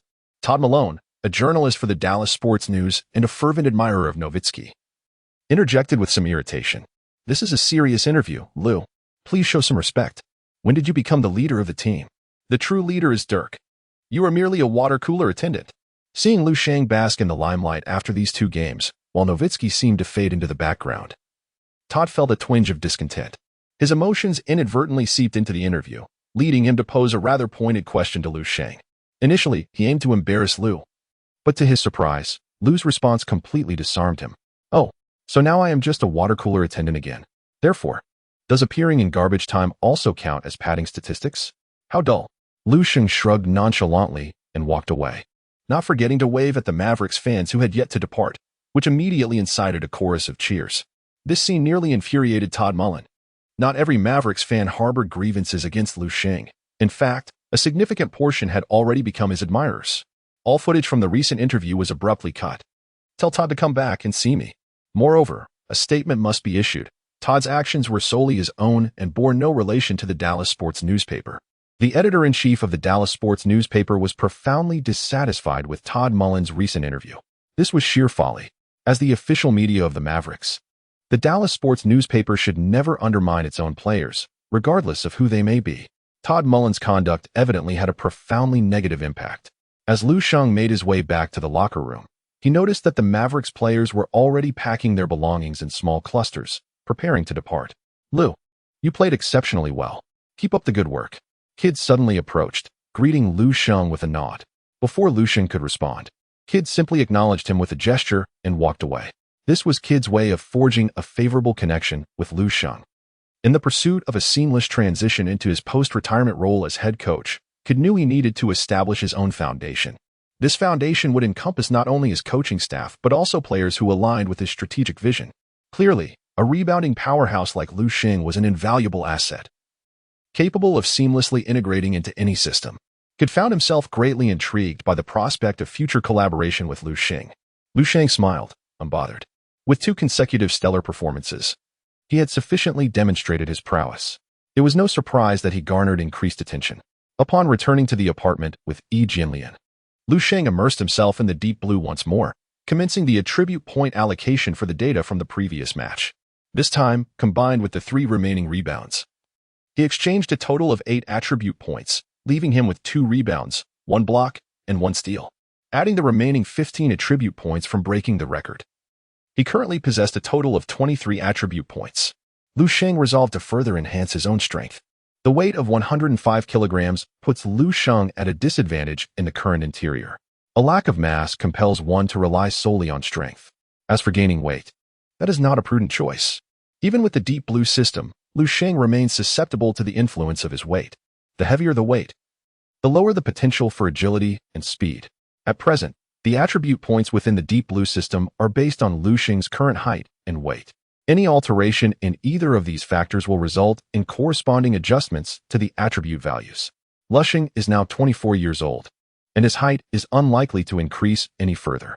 The only remaining factor influencing his attributes is his weight. In Lu Sheng's perspective, a weight of 105 kilograms is just right, perfectly suited for the impending era of small ball basketball. In a few seasons, traditional big men will find themselves entirely obsolete in the league. Only those with high speed and agility, capable of adapting to the relentless switching defense, will be able to establish a foothold in the league. Deep blue. Enhance. Strength, 85-98. Physical confrontation, 85-95. Lu Sheng has allocated all 23 attribute points, elevating his strength and physical resilience to a new level. One wonders how his current strength compares to that of Big Ben. The weight difference between Big Ben and Lu Sheng is negligible, both weighing around 108 kilograms. In his prime, Big Ben's unparalleled strength allowed him to contend fiercely against Shaquille O'Neal. Regrettably, O'Neal announced his retirement at the conclusion of last season, and Big Ben is also set to retire after this season. Lu Sheng has no opportunity to confront the two individuals at their peak. Bang, bang, bang. The following morning, Lu Sheng was awakened by a series of vigorous knocks on the door. Who could it be? After much effort to enjoy a half-day holiday, both Lu Sheng and Yi Jianlian were indulging in a much-needed slumber. The sun at 4 a.m. belongs exclusively to Kobe. Lu Sheng has no interest in rising at 4 o'clock every morning. In fact, as a player in the paint, adequate rest is far more crucial than frenzied training. Given his height and weight, in this regard, Lu Sheng understands why O'Neal once found Kobe's demands unreasonable. With my considerable bulk, is it truly fair to expect me to train like you do? That would be a matter of life and death for me. Lu Sheng rose to his feet, preparing to open the door. Yi Jianlian, still groggy from sleep, stumbled to the entrance. To his astonishment, he found a long-haired Asian woman with dark hair standing before him. Her face contorted with anger directed at Lu Sheng. "Who are you?" Yi Jianlian inquired, a hint of confusion in his voice. "Ask him," Yi exclaimed, forcefully thrusting a stack of documents into Lu Sheng's face before striding into the room. "Have you forgotten my existence as your agent?" she said with evident dissatisfaction. "You have an agent?" At that moment, Yi Jianlian unwittingly provided a timely assist. Goodness, what a clumsy teammate. Lu Sheng looked at Yi Jianlian with a perplexed expression. Yi Jianlian chuckled and returned to his room. Indeed, Yi's frustration escalated once again. She was a classmate of Lu Sheng at the university, majoring in a field related to sports management. If it weren't for seeing Lu Sheng, who had nothing to his name, eager to enter the league, Yi would have had no interest in being his agent. After all her efforts to secure a 10-day contract with the Mavericks for Lu Sheng, he seemed to have forgotten her entirely. Not only did he fail to reach out to her, but crucially, Yi couldn't even get through to him on the phone. What of the Mavericks renewal contract? Lu Sheng casually flipped through the stack of documents, the dense array of American terminology instantly extinguishing his interest in reading further. Can't you just make a decision? Otherwise, what use is it for me to seek you out as an agent? Merely for decoration? Lu Sheng casually remarked, "All right. Just a joke. Let's calm down." Lu Sheng tossed a bottle of mineral water towards Yi. She caught it deftly, her demeanor still irritable. Yet she refrained from uttering another word. "And what of the Hornets and the Heat?" Lu Sheng scrolled down and discovered the signing intentions of the Hornets and the Heat. The Hornets' interest was quite understandable, as Monty Williams seemed to hold himself in high regard. However, what was the Heat trying to achieve? Nevertheless, it is true that the Heat are in dire need of a center. Just like the Mavericks, Lu Sheng swiftly reached a decision.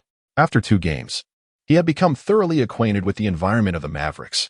Transitioning to another team would require time for readjustment, which seemed unnecessary. Moreover, it was evident that Carlisle intended to rely heavily on him. Lu Sheng had firmly established himself as a starter with the Mavericks. Additionally, Yi Jianlian still needed his guidance to flourish. Lu Sheng gazed at Yi Jianlian, who had emerged again, dressed in a slightly more formal attire. "All right. I will engage in discussions with the Mavericks." After taking another sip of water, Yi turned to leave. "Oh, check your phone. Do not let me struggle to reach you again. As your performance improves, my role as your agent will become increasingly indispensable. Do not think you can cast me aside." Humph. With that, Yi departed in a flurry, as if propelled by the very winds of haste. "Indeed. I mean, a manager like that is quite commendable," Yi Jianlian remarked, patting Lu Sheng on the shoulder. "Having a prominent agent is not always advantageous. I have learned this the hard way." He reflected with a hint of nostalgia. Had it not been for Fei Jin's numerous antics during the draft, perhaps Yi Jianlian's journey in the league would have commenced with greater stability. Who can say? Nevertheless, such considerations have become trivial now. If by the end of this season, my circumstances in the league remain unchanged, I shall return to the Longhua League. Let us strive together." Lu Sheng said little. The emotions swirling within Yi Jianlian at this moment are likely understood only by him. In any case, it cannot be a pleasant experience. The following day, the official website of the Mavericks published a news article. Lu Sheng has signed a 1-year contract with the Mavericks. The contract stipulates a salary of $500,000 US, fully guaranteed. Aside from the interest from Mavericks fans and fans from Longhua, Lu Sheng's signing with the Mavericks has not elicited any significant reaction. The journey ahead for Lu Sheng remains long and arduous. This season, due to negotiations regarding the labor agreement, has been notably shortened, resulting in a tightly packed schedule for all teams.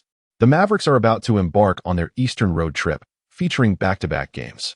First, they will face the Celtics in Boston, followed by a clash with the Pistons in Detroit. The Celtics. While aboard the flight to Boston, Lu Sheng perused the information on the Celtics. This season marks the final collaboration of the Big Three. Next season, barring unforeseen circumstances, Ray Allen is expected to join forces with LeBron James.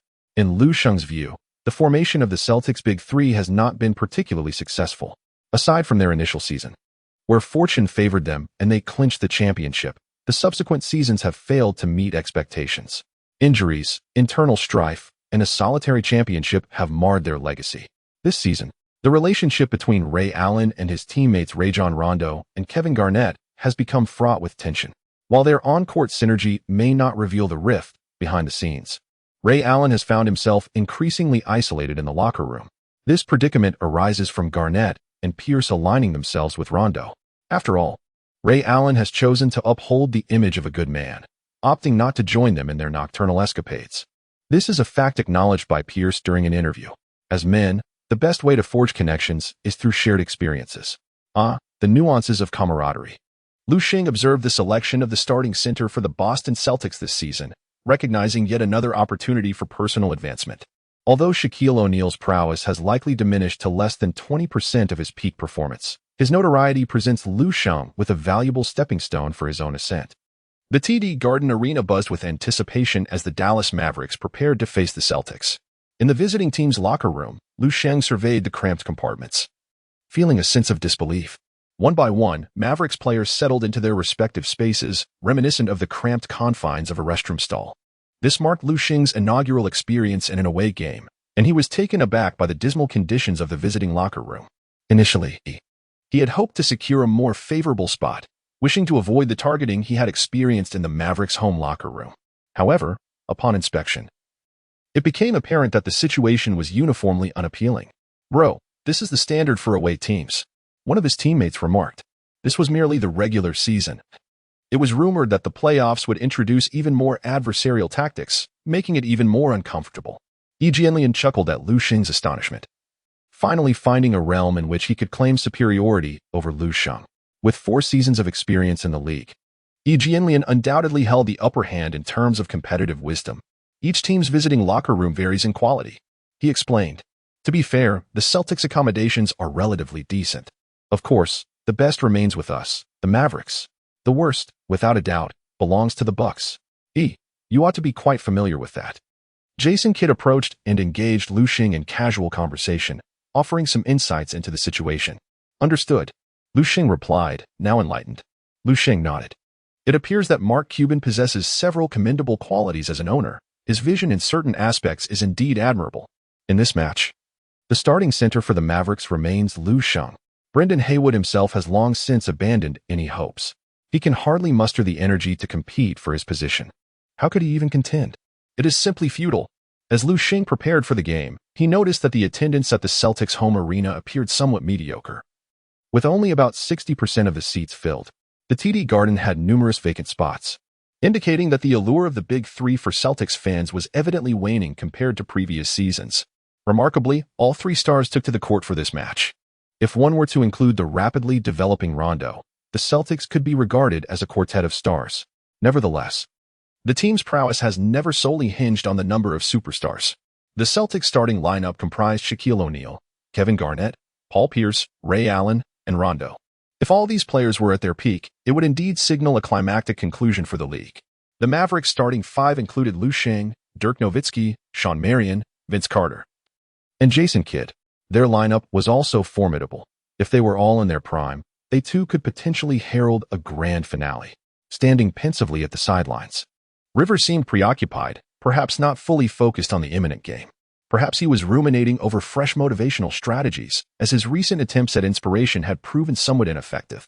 It is also possible that he was contemplating how to integrate his son, Little Rivers, into the team as a starter.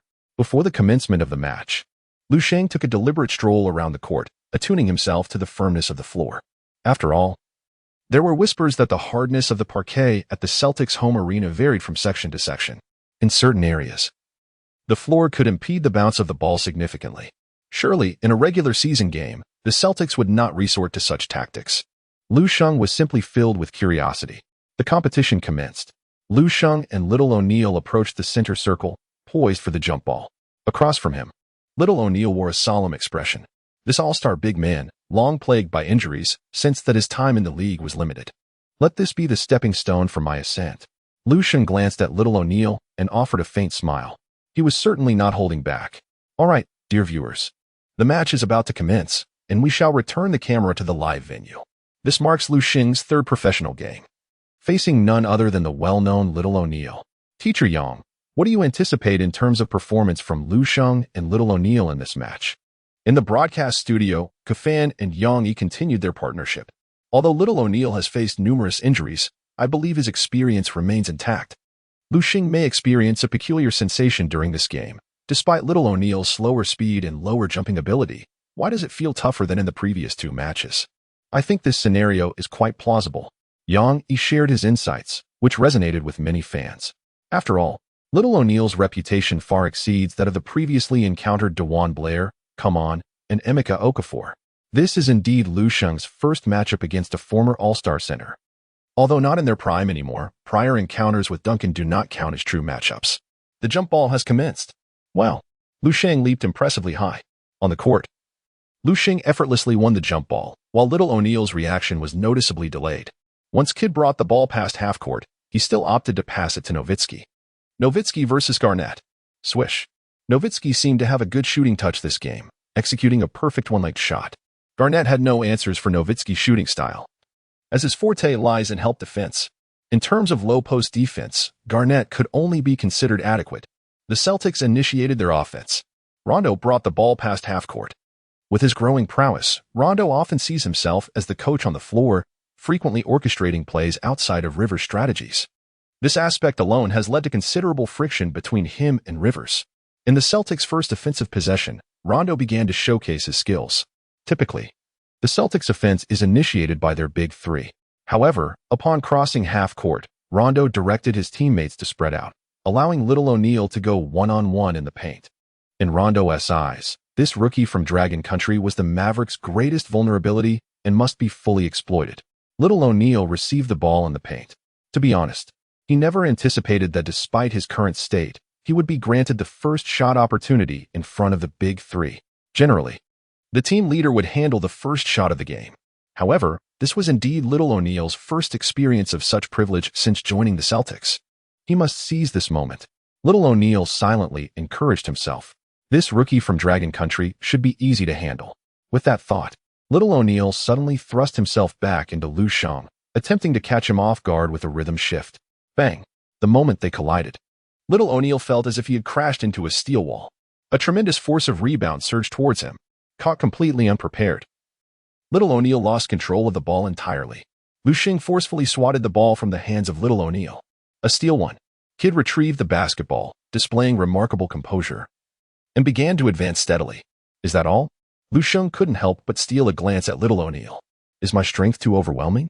Lu Sheng nearly felt compelled to showcase his biceps, but he reconsidered. Such an action seemed rather pedestrian. In the face of absolute strength, experience appeared to hold little sway. Meanwhile, in the Dragon Kingdom's broadcast room, Kofan stifled a laugh. Ahem. Let us observe further. This is merely the beginning. Yang Yi cleared his throat to mask his embarrassment. On the court, Garnett, Pierce, and Ray Allen exchanged glances at Rondo. Yet, Rondo instinctively disregarded the trio's gaze. Seizing the moment of Rondo's distraction, Kid launched a surprise three-pointer from beyond the arc. It was a youthful display of audacity. However, the shot did not find its mark. Kid is undeniably a remarkable player. He is generally perceived as a defensive stalwart and a facilitator, yet his scoring ability has been deemed mediocre. Especially in the latter stages of his career, he earned the moniker Kid, the non-scorer. However, a glance at the league's three-point shooting leaderboard reveals that Kid ranks among the top 15. In a season prior to the rise of players like Curry, Harden, and Lillard, Kid astonishingly placed in the top 10, securing the 7th position. This starkly contrasts with the common perceptions of fans. How could a player deemed ineffective in offense succeed in sinking so many three-pointers? On the court, Garnett effectively boxed out Nowitzki, denying him the opportunity to contest for an offensive rebound. Nowitzki, too, refrained from pursuing the rebound, knowing that the player on the opposite side would undoubtedly secure it. With a resounding thud, Lu Sheng soared for a rebound and executed a powerful putback dunk with apparent ease. In this moment, Lu Sheng reveled in the joy of dominance. Basketball is indeed a sport defined by confrontation. Any discussion of technique and experience devoid of such rivalry holds no significance. The younger O'Neal, standing at 2.11 meters and weighing only 103 kilograms, was lighter than Lu Sheng. During his prime, the younger O'Neal thrived in the paint due to his strength, explosiveness, and tenacious style of play. Yet now, he found himself at the mercy of Lu Sheng. Frankly, any robust blue-collar center placed within the Celtics lineup would surpass the younger O'Neal in effectiveness. If O'Neal cannot even leverage his weight against Lu Sheng, how could he hope to compete? Garnett cast a surprised glance at Lu Sheng, questioning the origins of this Eastern visage. It would be a misjudgment to assume that Lu Sheng had garnered much recognition after merely 2 commendable performances. In truth, prior to this match, the Celtics trio was entirely unaware of the presence of Lu Sheng on the Mavericks. As the Celtics initiated their offense, Rondo passed the ball to Garnett. Following a feigned shot that failed to deceive Nowitzki, Garnett then relayed the ball to Ray Allen. All players involved were seasoned veterans, capable of maintaining professional decorum, ensuring that any locker room disputes did not spill onto the court. Upon receiving Garnett's pass, Ray Allen capitalized on Carter's defensive lapse and launched a three-point attempt. Alas, it also failed to find its target. Lu Sheng expressed his fondness for the sound of iron striking. Nearby, the young O'Neal held his breath, eager to seize a rebound and restore his pride. However, Lu Sheng was not inclined to grant him that opportunity. With astonishing agility and an uncanny ability to predict the trajectory of the ball, Lu Sheng effortlessly snatched the rebound with one hand. A profound sense of powerlessness surged within O'Neal's heart. My era has come to an end. No, my era never truly began.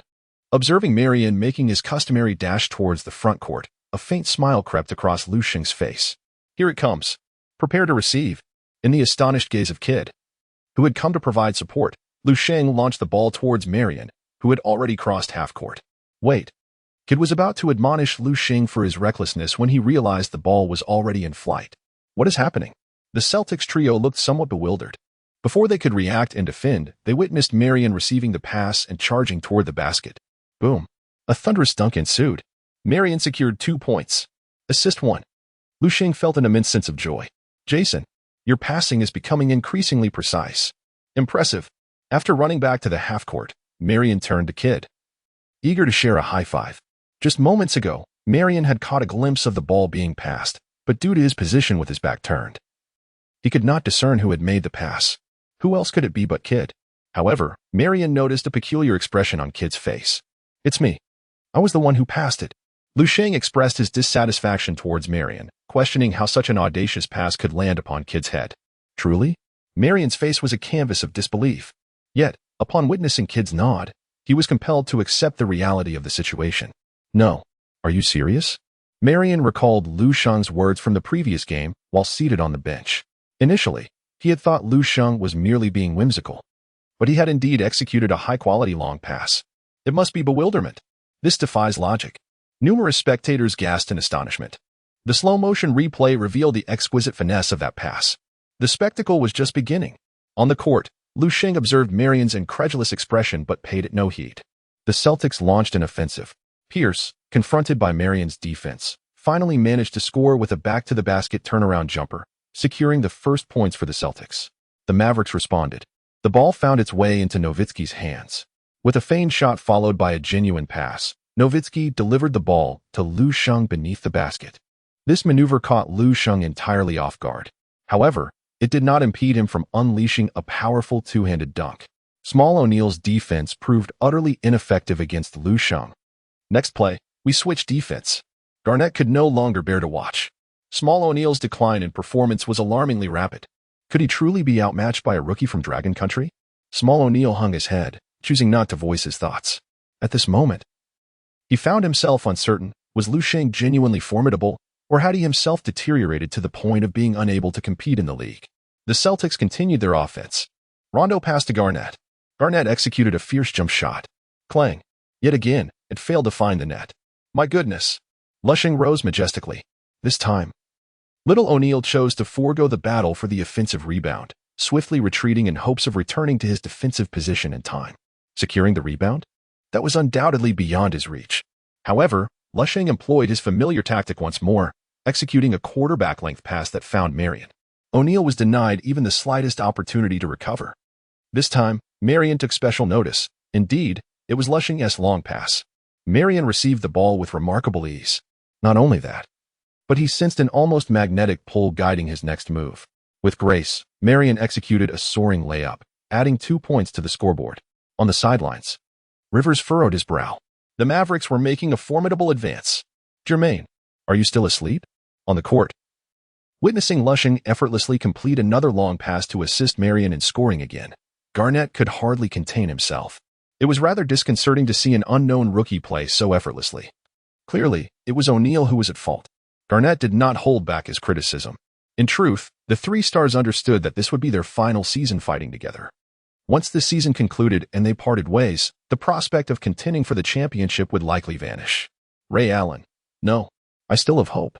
Next season, I will cling to my king's leg. Lu Sheng. No, you are mistaken. Next season, I shall truly take flight. Consequently, the tempers of the three have become somewhat irritable. Young O'Neal, after being berated by Garnett, walks away with his head hung low.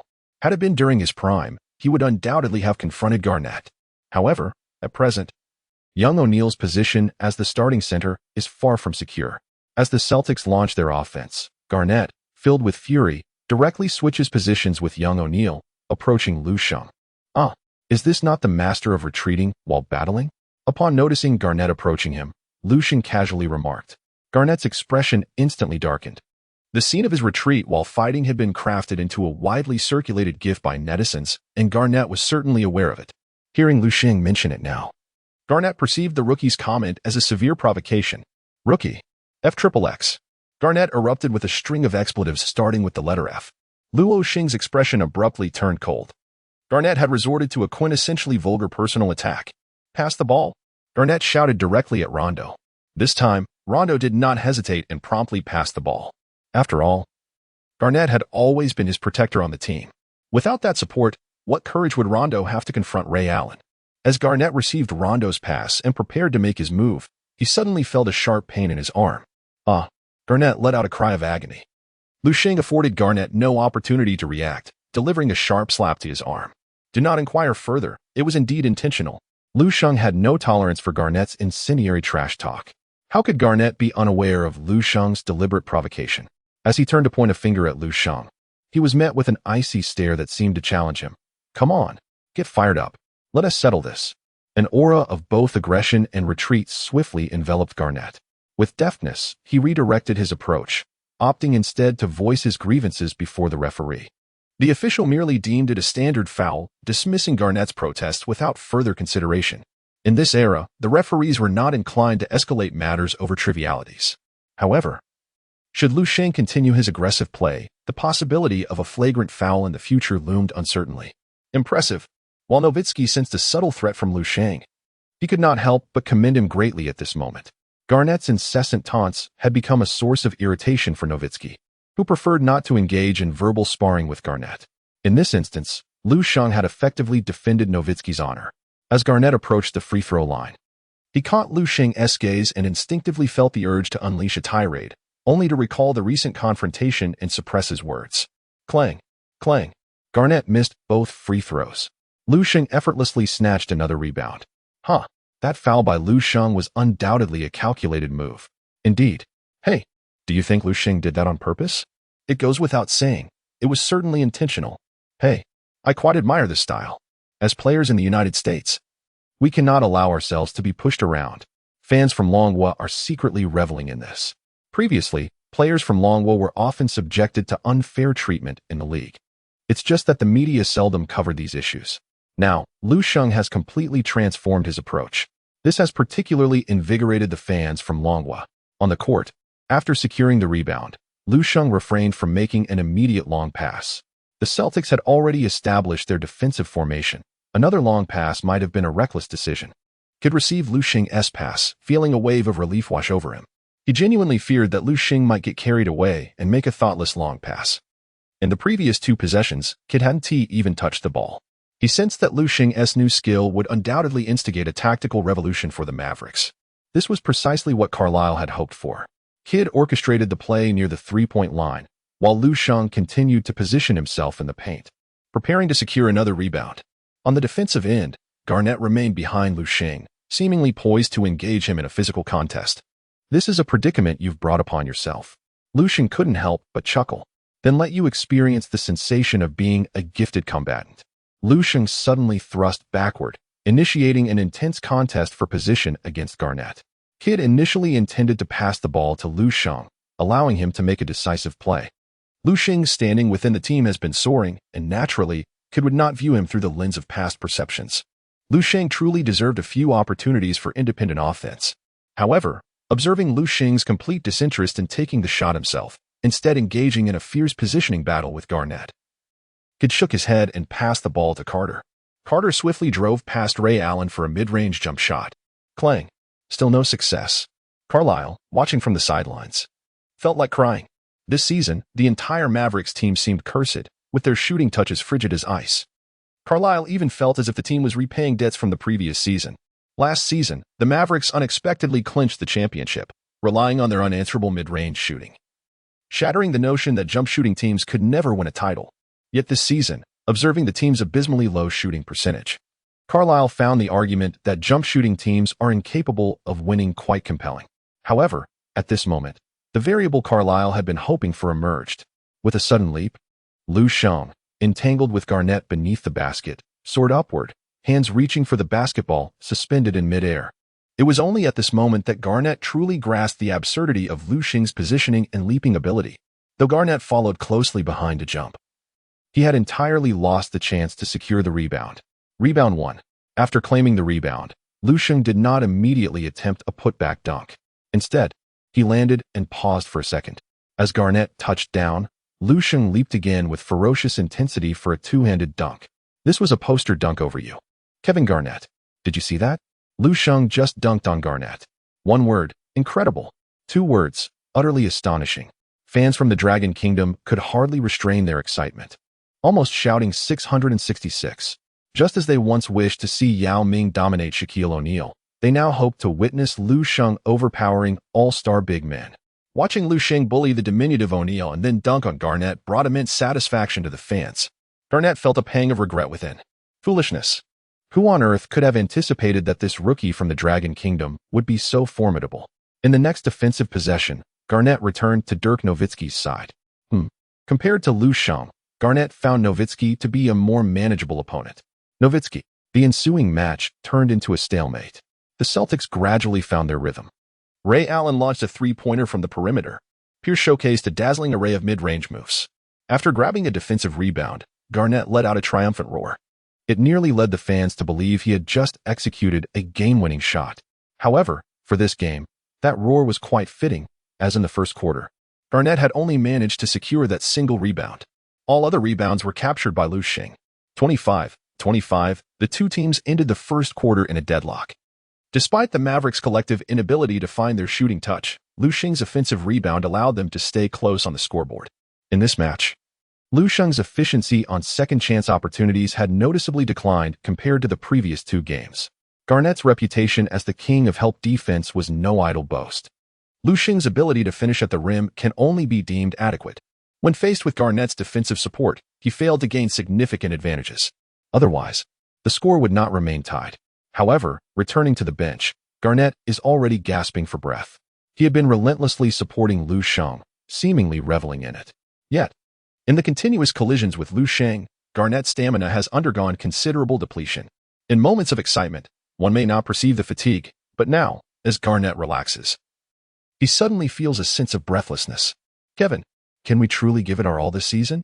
Can we refrain from frequenting nightclubs? Ray Allen, observing Garnett's labored breathing, is filled with irritation. Given Garnett's physical condition and energy expenditure, it is simply implausible that he would be so winded after merely one quarter of play. The only explanation is that Garnett must have been out all night carousing. How can Ray Allen tolerate this? Ahem. Let me clarify. I did not go out last night. Look, I'm not even sweating. Pierce, standing nearby, also finds Garnett's breathlessness rather absurd and rushes to dissociate himself. Goodness. Garnett is in a terrible state. Do you believe me when I say I truly didn't visit any nightclubs last night? Garnett's expression is one of profound melancholy. Rivers watches the three stars bickering once more, visibly disappointed. The atmosphere within the Celtics has descended into chaos. This season, the Celtics have commenced with a record of 4 wins and 4 losses, which is not particularly dismal. The competition in the Eastern Conference is considerably less fierce than that in the West. A win rate below 50 can still secure a playoff berth. Such a feat is nearly impossible in the West. However, the Celtics boast a trio of stars. This record fails to satisfy the fans. With the formation of a star trio, expectations must naturally be elevated. Meanwhile, on the Mavericks bench, Lu Sheng is basking in Carlisle's public praise. I believe everyone should tighten up. We must maintain the passion and excitement for the game, just like Lu Sheng. I do not wish to witness any more missed shots followed by dejected expressions and careless attempts that result in further misses. Though Carlisle did not name anyone specifically, the heat of his words is keenly felt by Nowitzki. If these remarks were not directed at him, Nowitzki himself would find it difficult to believe. Is a change in fortunes imminent? Nowitzki cannot help but glance upwards. Alas, he can only see the ceiling of the arena. Carlisle is well aware that his words would place Lu Sheng under scrutiny. It would undoubtedly impact Lu Sheng's relationship with his teammates. After all, no one enjoys being overshadowed by their peers. Yet, Carlisle remains unconcerned. For Lu Sheng is merely a sharp instrument in his hands. To be a pawn, one must possess the resolve to be a pawn. Alan, I am beginning to understand the struggles within your heart. Upon hearing Carlisle use him as a benchmark, Lu Sheng merely smiled faintly and returned to sit beside Yi Jianlian. The unfair treatment faced by players from Longhua here is far greater than one might imagine. Do not assume that simply because one admires a player or coach, they will extend goodwill towards Longhua. That is a fallacy. Many fans in Longhua admire Zhuge Weiqi. However, in reality, Zhuge Weiqi is not particularly friendly towards Longhua. Now, it has escalated to the point where even his true name cannot be mentioned. Lu Sheng remains indifferent to Carlisle's actions, as Carlisle has equally underestimated the rapid ascent that lies ahead for him. One force can transcend 10. In the face of absolute strength, even pawns can turn the tide against their masters. When the moment arrives, Lu Sheng, backed by the vast market of Longhua, will no longer be easily manipulated by anyone.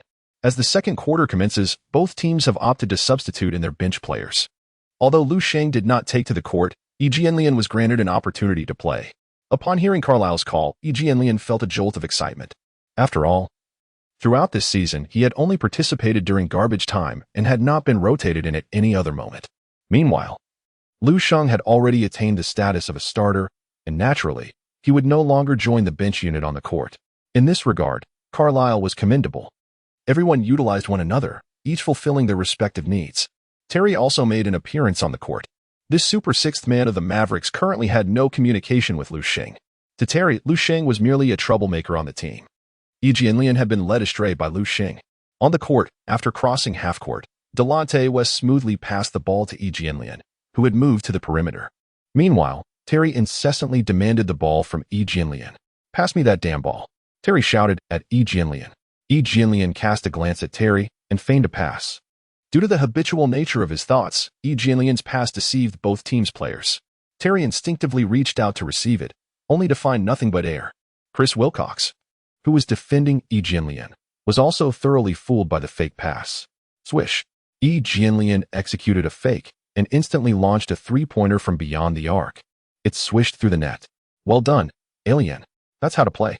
Lu Sheng leapt up from the bench, wildly performing a towel dance. "Look, doesn't this spontaneous shot appear far more dazzling than passing the ball to Terry and fading into obscurity?" Opportunities must be seized for oneself. Whether it be the team management or the fans, they solely focus on the end result. That is, the statistics each player produces. Under Lu Sheng's continuous influence, Yi Jianlian finally began to catch on. Boom. On the court, Yi Jianlian fought fiercely for a rebound, facing Michael Pietrus's defense. Yi Jianlian once again disregarded Terry's calls for the ball on the perimeter, lightly tapped the ball, causing Pietrus to leap up. Then, Yi Jianlian sprang up and executed a resounding dunk. Fantastic play. Lu Sheng, from the bench, exuberantly waved his towel once more. It was different now. Indeed, it was remarkably different. Yi Jianlian had evidently grown considerably more confident. At this moment, the fans watching the broadcast were on the verge of tears. Following that thunderous dunk, Yi Jianlian had already scored 5 consecutive points. Previously, when he struggled to score even a single point. He now realized that reaching double digits seemed quite attainable, just 2 more baskets would suffice. Often, it is the case that overthinking on the court can severely hinder performance. By putting aside all thoughts and unleashing one's instincts, unexpected wonders can occur. This season, the Boston Celtics foundation seems to rest solely on the trio of superstars and Rajon Rondo. While the starting lineup is undoubtedly formidable, the depth of the roster pales in comparison to previous seasons. Take the interior players. For instance, aside from Shaquille O'Neal and Kevin Garnett, along with the undrafted Greg Steinsma on the bench, there is not a single player exceeding 2.08 meters in height. The interior presence is virtually non-existent. In other words, the team must rely heavily on Garnett for support. Shaquille O'Neal has truly transformed into an ordinary player. Despite his fervent desire to reclaim past glory, he is regrettably unable to muster the strength to do so. In such a challenging interior environment, it is unacceptable for Yi Jianlian to merely step onto the court and score a few points. On the court, Yi Jianlian excitedly raised his fist, simultaneously pointing towards Lu Sheng on the bench. Lu Sheng directly made a martial arts gesture of cupping his fists towards Yi Jianlian. Haha. Yi Jianlian was instantly amused and reciprocated with a similar gesture. Well, this I understand. At that moment, in the broadcasting studio of American sports media, Shaquille O'Neal, brimming with excitement, also performed a fist-cupping gesture. Beside him sat Kenny Smith and Charles Barkley, forming a delightful trio of commentators making their seasonal debut. Back when Wong and I were together on the Miami Heat, we often discussed martial arts. Whenever Wong scored on the court, I would also cup my fist to congratulate him. A nostalgic expression filled O'Neal's face. Wong, are you referring to Wang Zhizhi? Kenny Smith, a data enthusiast, quickly searched for information. Wang Zhizhi, standing at 2.13 meters and weighing 116 kilograms, played as a center and power forward, a player from the Dragon Kingdom. He played 5 seasons in the league, averaging 4 points and 7 rebounds. Oh, I mean no offense, but those statistics are reminiscent of a mere water cooler attendant. Kenny Smith shook his head, his interest waning. To be honest, for such a player, unless one deliberately seeks, one would hardly remember that such a figure existed in the league. However, his 3-point shooting percentage is indeed commendable, standing at 38.5. That is quite impressive even by today's standards. Kenny Smith finally spotted a statistic that piqued his interest, adding a remark. A 2.13-meter giant shooting 3-pointers? Such players are not to my liking. Barkley shook his head, clearly unconvinced. Charles, shall we place another bet? Kenny Smith grinned mischievously at Barkley. No. Stop right there. Barkley suddenly shuddered. Let me clarify. I harbor no prejudice against players from the Dragon Kingdom. It's purely a matter of playing style. Players like Lu Sheng, I admire greatly. Aggressively grabbing rebounds and dunking is what a big man should do. Don't always linger outside. I have high hopes for Lu Sheng. I believe he can become a rebounding monster akin to Dennis Rodman. Barkley's survival instinct was strong, with Yao Ming's example in mind. He certainly did not wish to stumble over players from the Dragon Kingdom again. While Barkley's statements might seem exaggerated, the final remarks genuinely reflected his thoughts. Others may not have paid attention to Lu Sheng, but Barkley, as a professional commentator, had done his homework. The fact that Lu Sheng grabbed an astonishing 29 rebounds left Barkley in awe. Barkley's career high for rebounds in a single game is 33. O'Neal's is 28. And Rodman's is 34. Lu Sheng has now surpassed O'Neal in this regard. At this moment, Lu Sheng is poised to enter the game. 5 minutes into the second quarter, both teams have gradually substituted in their starting lineups. Before leaving the court, Yi Jianlian shared an embrace with Lu Sheng. With Lu Sheng on the court, Yi Jianlian feels an extraordinary sense of confidence. Their roles have now been reversed. Lu Sheng embodies the essence of a seasoned veteran, having already spent 4 years in the league. Conversely, Yi Jianlian resembles a fledgling rookie, in dire need of Lu Sheng's guidance. Terry, alongside Yi Jianlian, was benched, leaving him decidedly displeased. Historically, Terry enjoyed unequivocal shooting privileges within the Mavericks bench lineup. Yet now, it is evident that Yi Jianlian seeks to challenge his authority, repeatedly disregarding Terry's signals for the ball. This disregard has left Terry feeling somewhat aggrieved. To exacerbate his frustration, Yi Jianlian has successfully capitalized on several opportunities, compelling Terry to stifle his discontent. The match continues, currently tied at 35-35. Both Carlisle and Rivers exhibit solemn expressions from the sidelines. Neither wishes to succumb to defeat in this contest. The Celtics proceed with their offense, Rondo opts to exploit the screen set by Shaquille O'Neal to penetrate the defense. However, Lu Sheng staunchly denies Rondo an easy path to the basket, resolutely obstructing his route. After enduring a series of physical confrontations with Lu Sheng, Rondo reluctantly retreats with the ball. The defensive positioning of Lu Sheng is quite intriguing. It essentially prioritizes perimeter shooting over penetration. If you, Rondo, possess the skill, then shoot. Rondo's three-point shooting percentage this season is a mere 23.4, while a field goal percentage of 48. May 4th seem impressive. It is largely attributed to successful layups following drives to the basket. Currently, Lu Sheng is resolutely guarding the paint, rendering Rondo's attempts to penetrate through screens utterly futile. So go ahead, shoot, young man. As Lu Sheng observed Rondo hesitating with the ball, he momentarily faltered in deciding his next move and pointed towards the hoop. I've given you 2 steps. Are you not going to shoot? It's wide open. With that provocation, Rondo, spurred on, took a shot from beyond the arc, but predictably missed. Here we go. Charge. At the sound of Lu Sheng's call, both Marion and Carter instinctively surged forward. This time, Garnett swiftly closed in, determined to prevent Lu Sheng from executing an easy pass. However, he underestimated the remarkable power of Lu Sheng's quarterback-like long pass. Despite Garnett's considerable interference, the long pass came with an infallible buff. Bang! Roar! Lu Sheng delivered the ball to Carter, who, in a moment of exhilaration, executed a long-awaited windmill dunk. With the benefit of Lu Sheng's quarterback buff, Carter felt as though this dunk was effortlessly accomplished.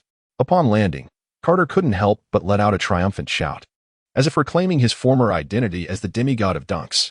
What a pass! Charles. Dennis Rodman could never deliver such a feed.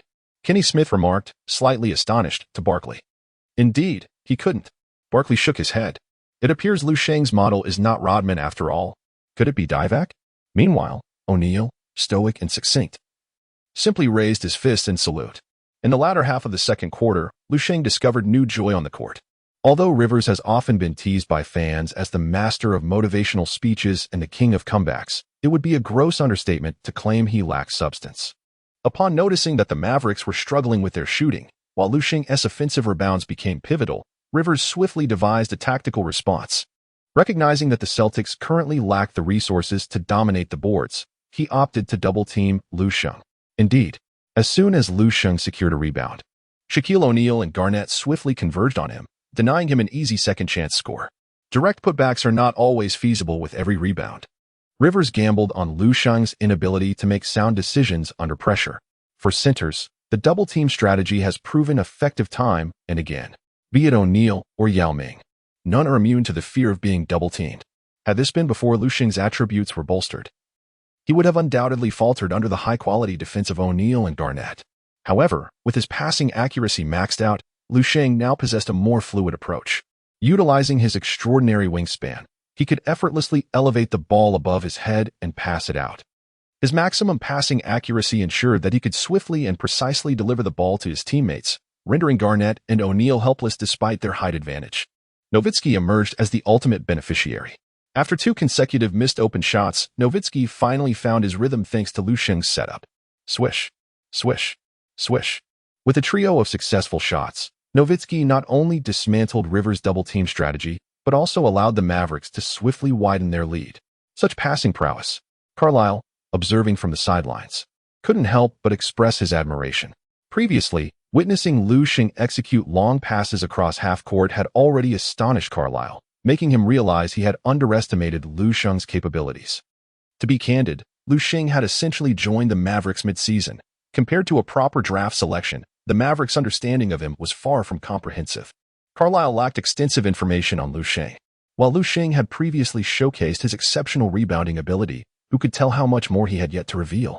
Now, as Carlisle witnessed Lu Sheng's precise playmaking during offensive and defensive transitions, he recognized he must elevate his perception of Lu Sheng. In silence, he perceived the thunder. Though such meticulous passing may lack the flair of a quarterback's long throw, it bears immense tactical significance. Do you know why Divac was once deemed the core of the Princeton offense? It was due to his playmaking ability, which facilitated the seamless operation of the entire system. And how does one facilitate? Naturally, it requires precise passing. Currently, Lu Sheng undoubtedly lacks the ability to assume the role of a playmaker akin to Draymond Green of the Warriors in the future. he is still deficient in passing vision and basketball IQ. However, the foundation of his passing skills is already evident. At the very least, attempting to double-team Lu Sheng is certainly not a prudent strategy at this moment. As the first half concluded, the Mavericks finally showcased the prowess of a defending champion, leading the Celtics by 10 points with a score of 55-45 while playing on the road. Lu Sheng amassed an impressive tally of 10 points, 19 rebounds, 5 assists, and 1 block during the first half of the match, once again establishing himself as the most dazzling player on the court. After struggling with a dismal 1-4-8 shooting start, Nowitzki finally regained his rhythm, subsequently hitting 4 out of his next 5 attempts, bringing his total to 10 points, thus drawing level with Lu Sheng. In the cramped confines of the locker room, Nowitzki perused the team's first-half statistics, feeling a twinge of frustration. Luka Doncic's rebounding prowess stands unparalleled within the team, rendering him an indomitable force that no member of the Mavericks can contain. Perhaps last season's Tyson Chandler might have posed a challenge, but now Doncic's scoring statistics have surged impressively as well. What is going on? Is it possible that the Mavericks are destined to be rebranded under Doncic's name? For the first time, a profound sense of urgency has arisen within Dirk Nowitzki, prompting him to truly acknowledge Doncic's potential. With a 10-point lead, the Mavericks players have noticeably relaxed. The conditions in the visiting team's locker room are, in truth, rather dismal. At this moment, none of the players who have completed the first half feel comfortable lingering in such an environment. Thud, thud. Coach Carlisle rapped on the locker room door before entering. Ah, the scent. Carlisle instinctively touched his nose. The amalgamation of various odors from his African-American teammates, mixed with the scent of sweat, created an overwhelmingly pungent atmosphere. In his inaugural match, Lu Sheng nearly faced dismissal. However, he has since adapted considerably. It has been quite challenging. Lu Sheng has once again discerned the difficulties faced by a player from the Dragon Kingdom. Not only must they endure the myriad pressures of a foreign land, but they must also equip themselves with an invulnerable buff, rendering them immune to biochemical assaults. In the second half, let us alter our tactics. Carlisle clapped his hands on the tactical board. Lu Sheng cast a casual glance, seemingly at a rather simple drawing. A small star beneath the basket and 4 little arrows beyond the three-point line. Was this a representation of one star shining with 4 rays? The second half of the game commenced. The Celtics' home fans were far from cheerful during halftime, as their team trailed the Mavericks by 10 points. Although the Mavericks were the reigning champions, was it not the case that the Celtics had once held that title as well? What further disheartened the Celtics supporters was the sight of their core player, Garnett, seemingly embroiled in a quarrel with Rivers as they emerged from the locker room for the second half. The internal strife within the Celtics appeared to be openly displayed before the fans. On the sidelines, Garnett and Rivers continued their altercation. Coach, I am a power forward. Why must I play center? Let Brandon take that role. Garnett expressed his dissatisfaction. Brandon is only 2.03 meters tall. How can you even suggest that? Rivers replied, taken aback. The condition of young O'Neal was already precarious. After a confrontation with Lu Sheng in the first half, he had been rendered ineffective. Observing O'Neal's despondent figure on the bench, Rivers realized that it was impossible to allow him back onto the court. A loss was a minor concern. Rivers feared that Lu Sheng would tear O'Neal apart. Thus, he had no choice but to rely on Garnett. Yet, Garnett was surprisingly reluctant to play center. What kind of nonsense is this? You, a former DPY, dare to shrink back at such a moment? Don't think I can't see through your reluctance to match up with Lu Sheng. You may be aging, but Lu Sheng is merely a rookie. It's not like you're facing Howard. Rivers could not help but steal a glance at Lu Sheng. Who exactly was this rookie from the Dragon Kingdom? Lu Sheng stood at just 2.06 meters. Brandon could handle this. Garnett persisted in his objections. One could hardly blame him for being hesitant. After only 2 rounds of confrontation with Lu Sheng, he felt overwhelmed. At 35, Garnett was no longer the young player he once was. If he had to engage directly with Lu Sheng for an entire quarter, he feared he might be unable to take the court in the 4th period. If that were to happen, would he not become an easy target for Ray Allen? As the game resumed, the main players from both teams re-entered the court. Were there substitutions? As Lu Sheng beheld the player he was matched against transform into Brandon Bass, the scene unfolded with Bass executing a delicate jump shot. As a second-round pick from the class of 05, Bass had begun to ascend to the pinnacle of his career over the past 2 seasons, averaging an impressive 12 points per game as a bench player. Particularly noteworthy was his accuracy from the mid-range, especially around the free throw line. However, throughout his career, Bass had predominantly played as a power forward, occasionally filling in as a small forward, but this marked his inaugural appearance at the center position, leaving him somewhat bewildered.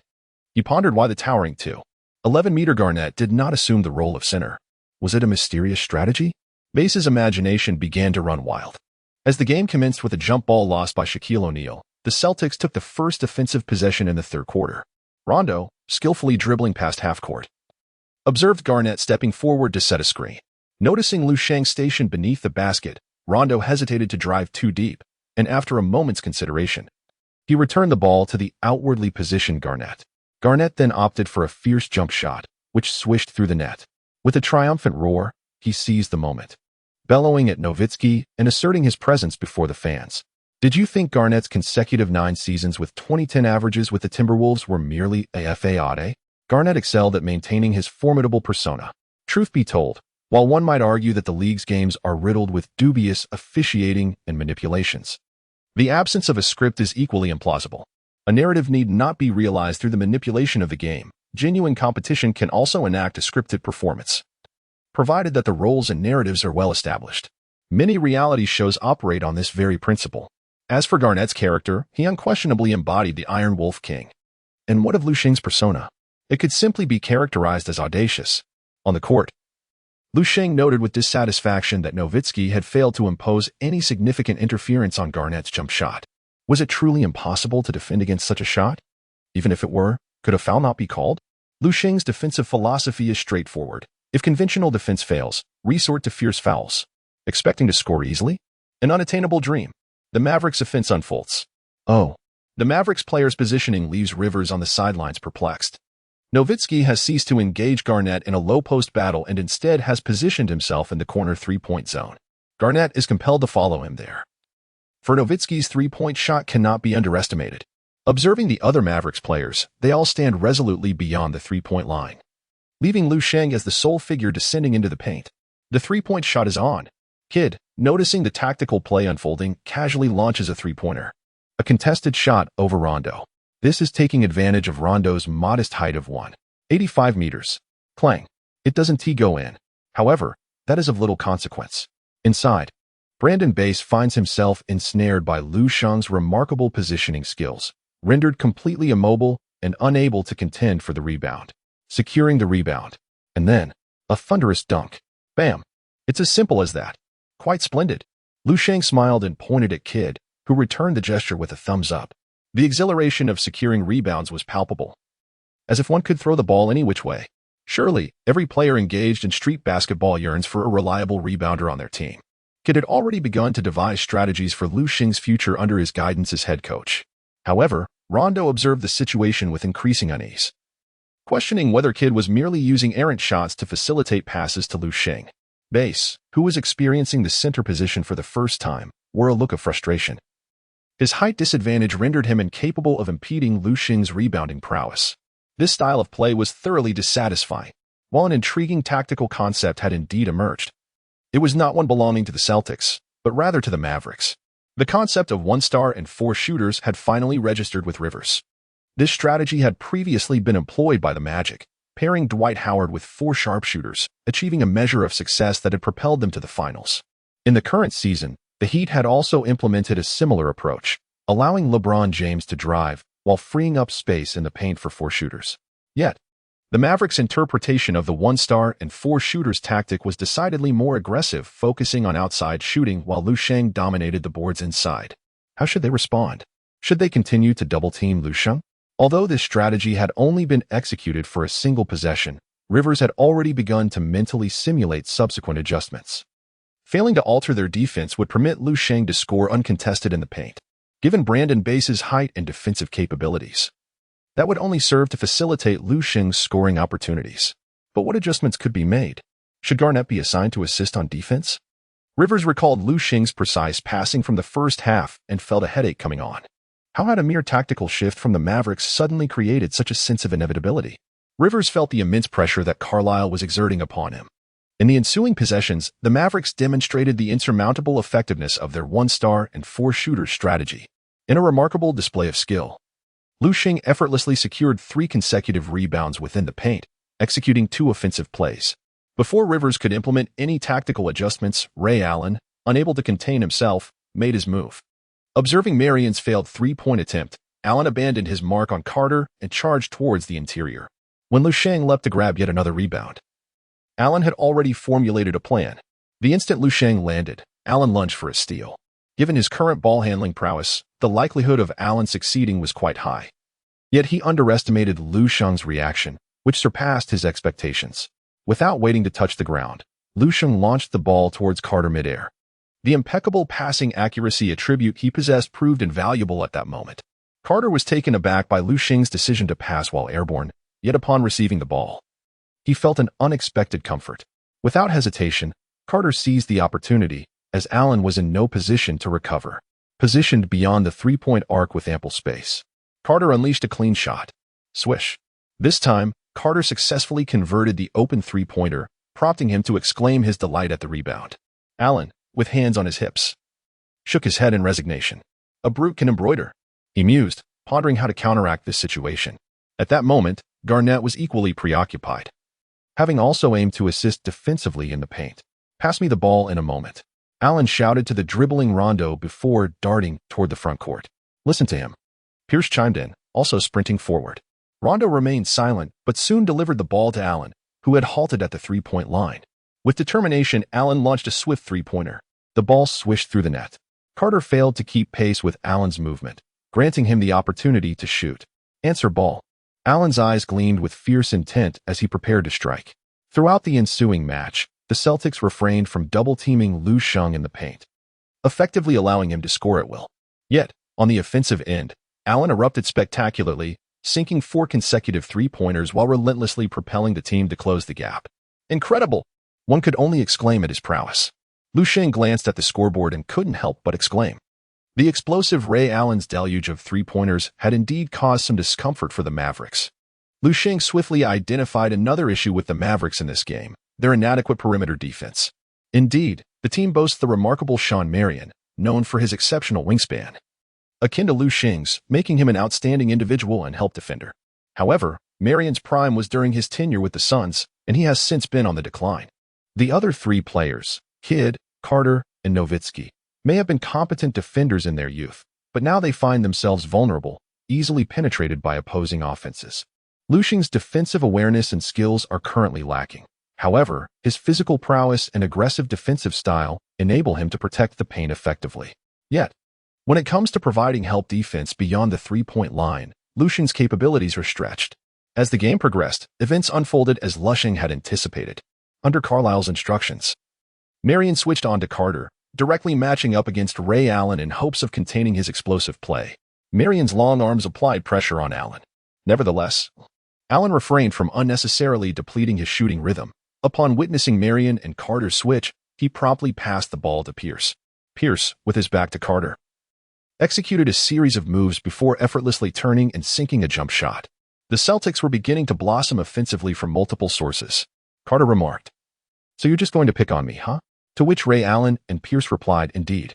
This season, Carter has long since departed from his peak form. His style of play has adopted a rather laid-back approach, rendering him a target for the Celtics' attempts to exploit weaknesses." On the sidelines, Carlisle's mind raced, striving to devise a countermeasure. The Mavericks' offense was functioning smoothly. Rivers still lacked an effective strategy to counter the Mavericks' star-studded attack. However, if the Mavericks allowed the Celtics to flourish offensively, the fourth quarter could become quite challenging, especially in the Celtics' home arena. "Hey, Vince, when it's your turn, defend against the shot and allow him to drive. Once he penetrates, pass the ball to me." Carlisle contemplated strategies when he suddenly noticed Lu Sheng approaching Carter, engaged in conversation. With Carter nodding in agreement. Curious, Carlisle continued to observe. The game resumed, with Kidd continuing to challenge Rondo. After several missed attempts, he finally succeeded. A rare triumph. The Celtics initiated their offense. Rondo, having matured significantly in his playmaking abilities, orchestrated the team's attack effectively. This time, Carter heeded Lu Sheng's advice, sidestepping to open a driving lane. However, if Pierce intended to shoot directly, he would undoubtedly face considerable interference. Vince, you've aged," Pierce huffed, effortlessly gliding past Carter with remarkable ease. "Though heroes may fade, not I." Pierce silently mused, feeling invigorated, convinced that he still possessed abundant energy. He halted abruptly, leaped, and took the shot. Could he still perform? The answer was a resounding no. Suddenly, a shadow loomed over Pierce. Lu Sheng. Suddenly, Lu Sheng's powerful slap sent the ball soaring into the stands, creating a breathtaking visual spectacle. Oh no! The home fans of the Celtics gasped in astonishment. Lu, you are incredible.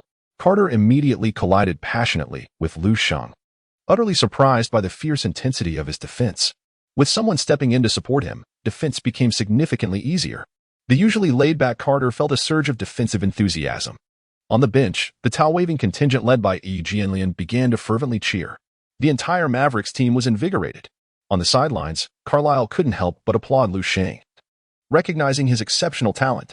While Carlisle pondered solutions, Lu Sheng had already adjusted and resolved the issues at hand. Surely, moving forward, Pierce would have considerable reservations about attempting to isolate Carter again. Such developments would undeniably influence the course of the game. Did the Celtics wish to mount a comeback? That notion was swiftly extinguished. In the third quarter, under Lu Sheng's guidance, the Mavericks withstood the Celtics' counterattack. As the fourth quarter commenced, they maintained a 10-point lead. It is essential to note that Lu Sheng's leadership was pivotal, as he made substantial contributions on both ends of the court. If in previous games Lu Sheng was merely a rebounding machine, a blue-collar worker, then in this match, starting from the second half, he became the strategic nucleus. The team's original cornerstone, Nowitzki, alongside the on-court coach, Kidd, saw their roles diminish significantly during the second half. Nowitzki and Kidd became spot-up three-point shooters, simply tasked with shooting from beyond the arc while entrusting other responsibilities to Lu Sheng. On the defensive end, Lu Sheng bolstered the Mavericks' defensive framework. Nowitzki felt a sense of urgency unlike ever before. It seemed Lu Sheng was on the verge of usurping the foundation he had painstakingly built over the years. Meanwhile, Coach Carlisle's intentions were becoming increasingly transparent. He wouldn't have devised such a strategy otherwise. Yet, much to Nowitzki's chagrin, this strategy appeared to be exceedingly effective. In the fourth quarter, as Ray Allen finally released his pin-up frustration, the Celtics crumbled. Garnett faced stamina issues, moving with difficulty. After being blocked twice by Lu Sheng, Pierce suddenly became timid. As for Rondo, one could hardly expect him to lead the scoring chase, could they? Ray Allen felt utterly incapable of carrying the team. 117-95. The Mavericks achieved a resounding 22-point victory on the road. Thanks to the Mavericks consistently entering garbage time in recent games, Yi Jianlian once again enjoyed ample playing time. In this match, he scored double digits with 11 points and 4 rebounds, appearing to be back on track. Lu Sheng amassed an impressive 24 points, 27 rebounds, 3 blocks, and 4 assists. Not only did he surpass 2020 once more, but his statistics also became increasingly comprehensive. Nowitzki managed 16 points, 2 rebounds, and 4 assists, but found himself thoroughly overshadowed by Lu Sheng. If this trend continues, it seems the Mavericks' leadership position may soon change hands. With such extraordinary statistics, I sense that Lu Sheng is poised to ignite a tempest within the league. After the game, Yang Yi and Ku Fan convened to reflect on the match. Observing Lu Sheng's dazzling performance once again, both were filled with profound admiration.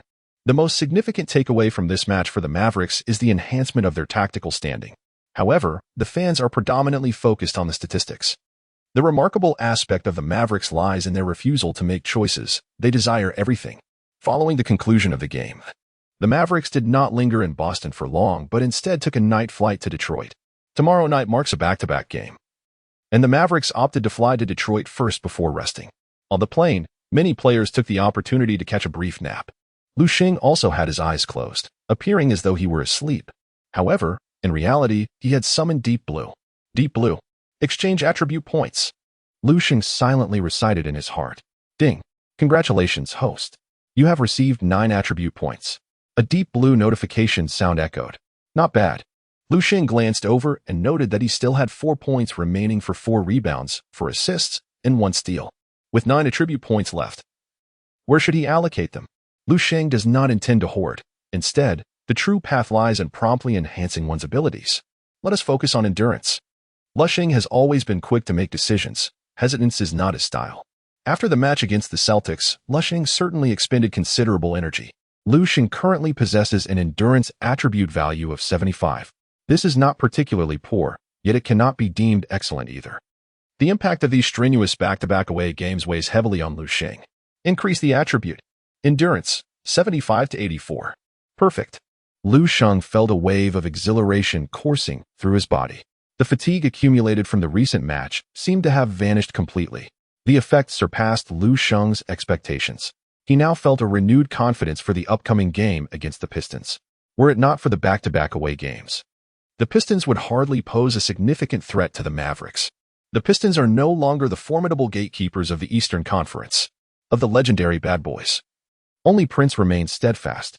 Although Ben Wallace has returned after indulging in the previous 2 seasons, much has changed. Currently, the Pistons are led by the promising second-year player Monroe and the player known in the league as Prince Rodney Stuckey.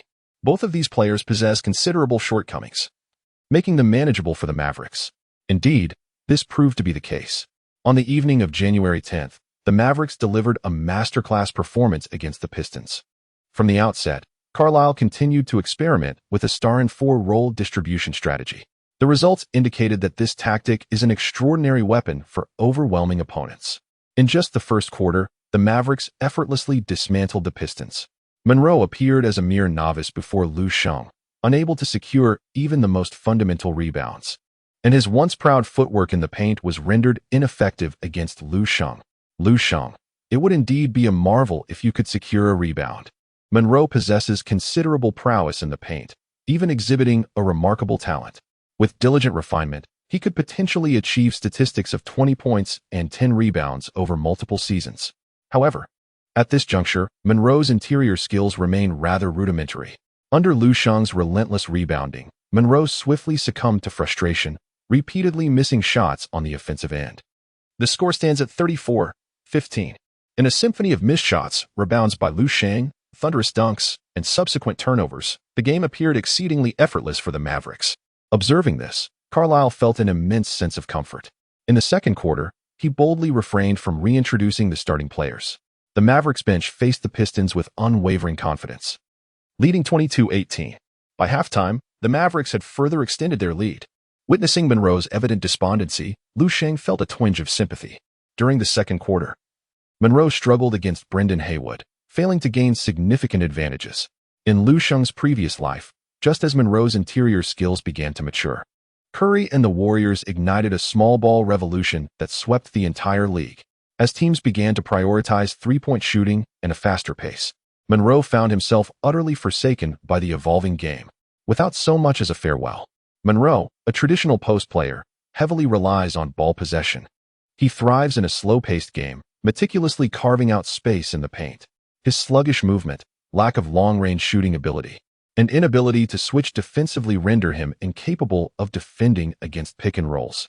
When such deficiencies coalesce within a single interior player, it effectively signals the end of his career in the league. Even now, the league's most technically sound big man after Yao Ming, Brook Lopez, has had to endure a painful transformation in subsequent years. Only upon developing his three-point shooting ability did he emerge as a reliable outside threat for Giannis Antetokounmpo. Lu Sheng regained his thoughts, feeling a surge of urgency. There remain 3 seasons until the enemy forces arrive on the scene. Lu Sheng must transform himself into the quintessential versatile warrior suited for the era of small ball over the course of these 3 seasons. In the third quarter, after just 5 minutes on the court, Lu Sheng returned to the bench. He did not re-enter the game thereafter. The match had entirely devolved into garbage time. Lu Sheng played nearly 17 minutes, yet managed to achieve a remarkable double-double with 10 points and 13 rebounds. For Lu Sheng, attaining a double-double has become as effortless as daily sustenance. His aspiration, however, is to reach the lofty heights of 2020. What astounds the fans even more is that Lu Sheng has only participated in 4 games within the league. It is utterly preposterous. The final score was 100-86, as the Mavericks effortlessly secured their second consecutive victory in back-to-back games. Although the margin was not as vast as in the previous matches, it was undoubtedly the most relaxed game for the Mavericks in recent times. Dirk Nowitzki took to the court for 28 minutes, including some time during garbage minutes, and ultimately delivered an efficient performance with 18 points on 9 of 10 shooting. He relished the thrill of dominating the competition, finally surpassing Lu Sheng in scoring. After the game, the ever-discussed Lu Sheng was once again approached by reporters for an interview. This match marked the first time Dirk outscored you. Do you feel that his extended playing time renders it somewhat unjust? Inquired a journalist from the Detroit Sports News. This season, the Pistons have offered little worthy of coverage. and the reporter aimed to craft a piece centered on the rivalry between Lu Sheng and Nowitzki to capture the attention of fans. What? Dirk? When did he stoop to comparing scores with me? The cultural differences between East and West caused Lu Sheng to stumble slightly in his address to Nowitzki. Nevertheless, Lu Sheng is genuinely uninterested in the comparison of scoring between himself and Nowitzki, focusing primarily on rebounding and long passes for assists, with no ambitions for scoring. As for why he consistently scores over 20 points, could it not be attributed to his teammates' struggles? The less effective his teammates are, the more opportunities Lu Sheng has for second-chance points. The reporter's eyes lit up, recognizing the potential for a significant story. Although Lu Sheng's intention was not to show any disrespect towards Nowitzki, one must remember the nature of the media. They thrive on sensationalism. The following day, upon the Mavericks' return to Dallas, the narrative surrounding Lu Sheng and Nowitzki suddenly gained traction within the league. The headlines blared, "Rookie from Dragon Country disparages Dirk Nowitzki." Lu Sheng, is Dirk Nowitzki comparing his scoring with mine? Lu Sheng, I believe I can take a seat in the position of team leader. Bang. In the office of the team owner at the Center for Aviation, Cuban angrily threw a stack of newspapers onto the desk, producing a loud noise. Opposite him sat head coach Carlisle and general manager Nelson Jr. Rick. Care to explain? Cuban's tone was somewhat menacing. The media's antics were not the source of Cuban's ire. Rather, it was the recent tactics and gameplay of the team. Initially, Cuban had planned to wait for a few more games before discussing matters with Carlisle. But it seemed other teams had already begun to exploit this weakness to attack the Mavericks. In the last 2 games, it was evident that Nowitzki had become a marginal figure within the team, strategically sidelined. He had been reduced to a stationary shooter. He is Nowitzki. Meanwhile, Lu Sheng's tactical standing had skyrocketed, even taking over the playmaking duties from Kidd, coupled with Lu Sheng's audacious personality, which showed no regard for the veteran players. It was no wonder Cuban was furious. Carlisle and Nelson Jr. exchanged a glance and chuckled helplessly. Mark, the team is currently on a winning streak. I believe Rick is doing an excellent job. Nelson Jr. spoke first. Dirk is the true core of the team. Cuban instinctively raised his voice. I am the general manager of this team. Either fire me now, or cease your interference. Mark. Nelson Jr. also elevated his tone. Few owners in the league meddle in team affairs as much as Cuban does. If he insists on controlling everything, then what is the point of having a general manager? He might as well abolish the position. Donnie, you have the same temperament as your father. That was not my intention. Cuban chuckled, mentioning old Nelson, which slightly eased the atmosphere in the office. Rick, Dirk's core status has stood the test of time. I do not believe a rookie can outperform Dirk. If you wish to experiment with new tactics, I have no objection. I also aspire to reclaim the championship. So let us continue to test it out. We have 3 more games before we face the Lakers. Let us see if Lu Sheng can surpass the little shark Andrew Bynum. With that, Cuban ceased further discussion. Carlisle and Nelson Jr. also rose to leave. The 2 parties parted somewhat unhappily. Can Lu Sheng handle the little shark? Carlisle pondered. It all depended on Lu Sheng himself. If he succeeded, Carlisle would persist with his tactical reforms. If he failed, possibly facing a dismal defeat, Lu Sheng would likely find himself back on the bench. There was no alternative. This was an inherently unfair competition. After all, Nowitzki had a powerful backing. Bynum was having a career-best season. In Lu Sheng's previous life, Bynum surpassed Gasol this season to become the Lakers' second option statistically, earning All-Star and second-team honors. Based on Bynum's performance this season, he was second only to the formidable Dwight Howard among centers in the league. The upcoming 2 home games are favorable.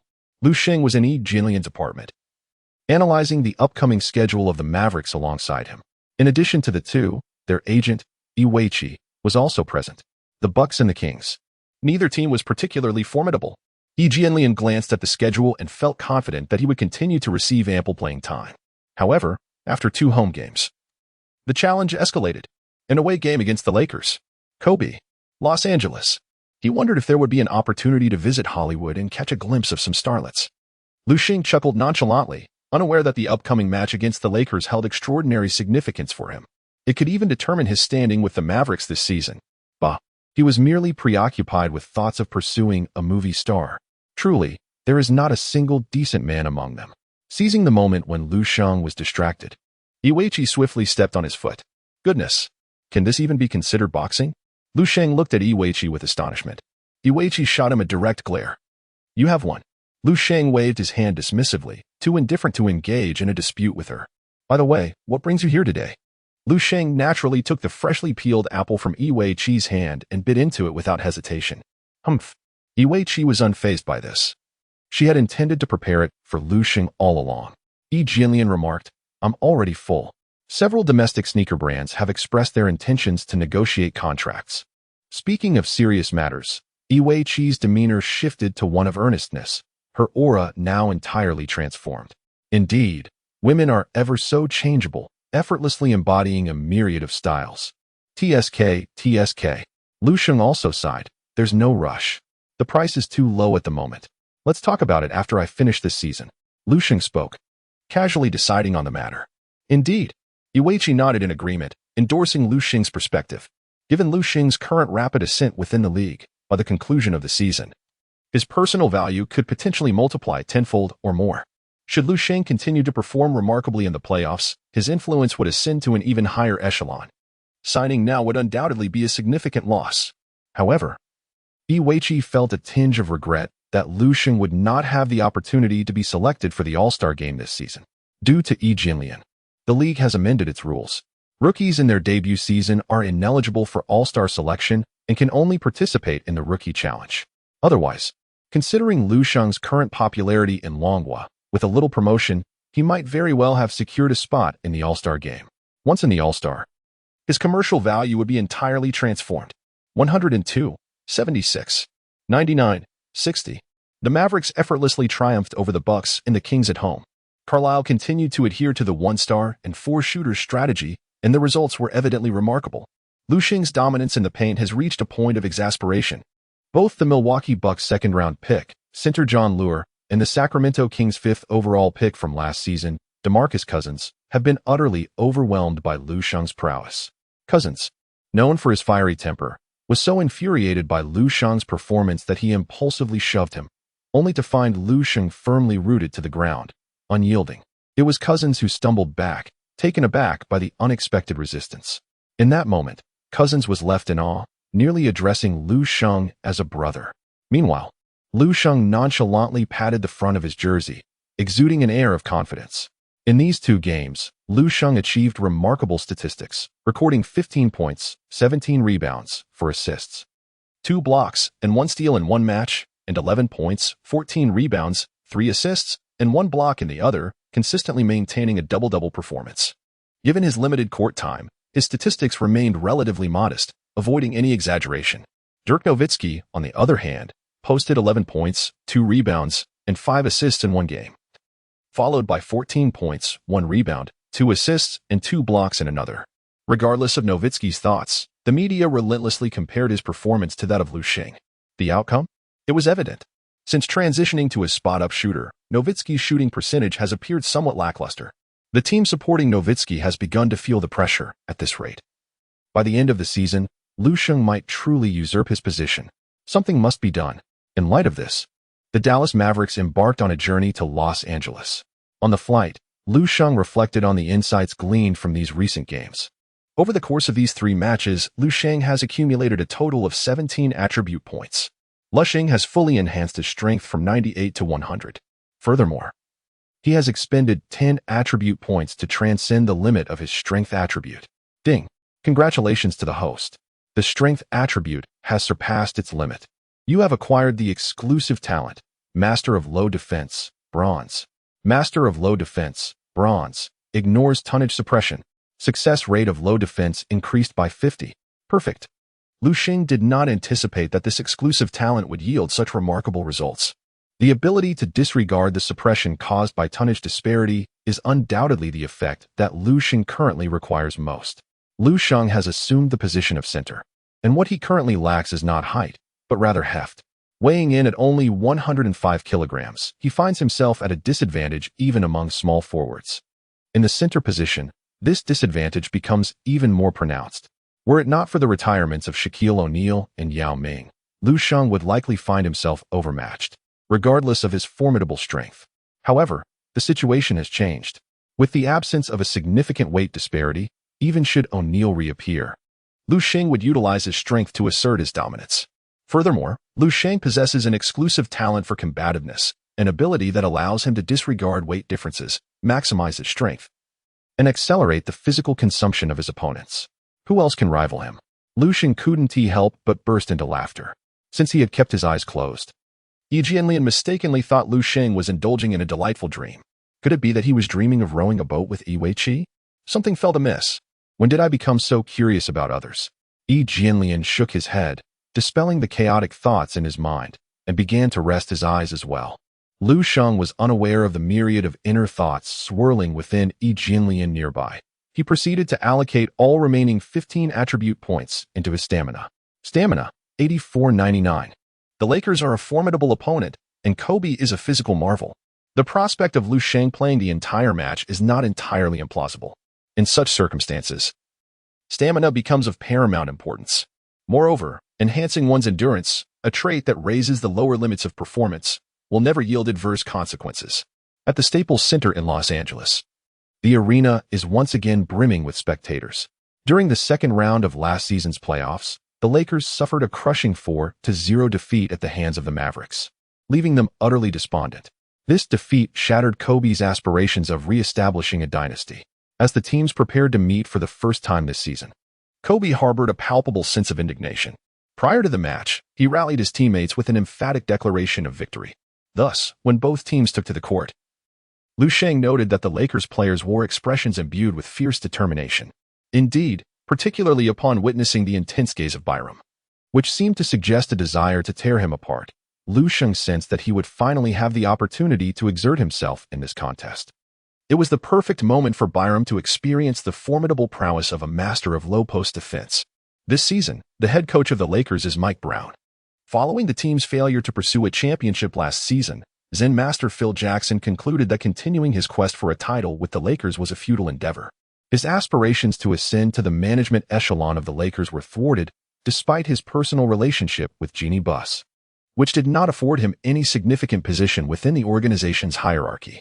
Disheartened, he opted to depart. Lakers general manager Mitch Kupchak observed that Mike Brown's collaboration with King James seemed promising and consequently appointed him as the new head coach of the Lakers. As for Mike Brown's coaching acumen, one can only remark that his temperament is indeed commendable. The Lakers' starting lineup consists of Byram, Gasol, Matt Barnes, Kobe, and Fisher.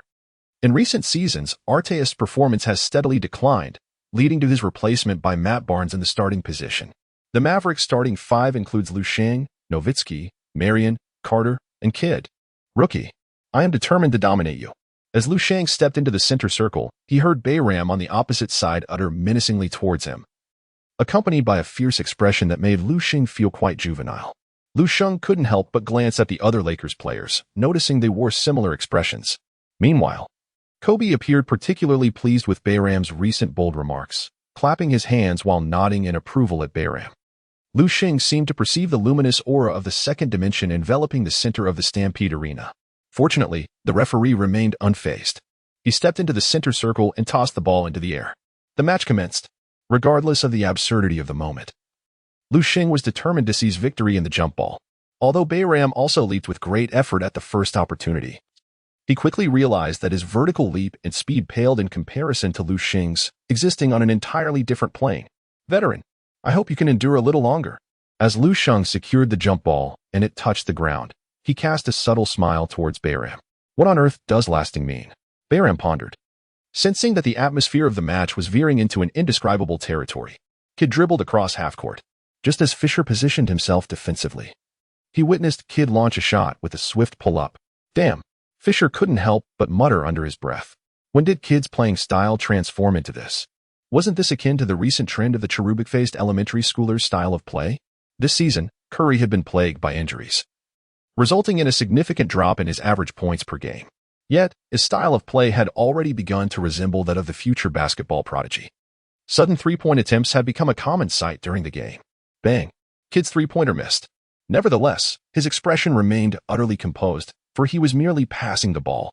Just as Bayram was still contemplating the meaning of lasting, Lu Sheng had already begun to wreak havoc in the paint. Bang!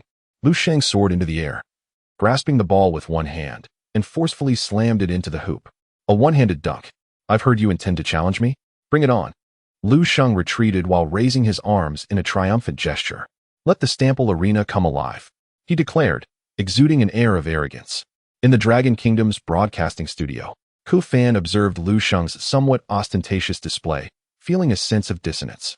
When did our players from the Dragon Kingdom start to embody such overwhelming confidence? Am I simply growing old and failing to keep pace with the times? Yet, that doesn't seem quite right either.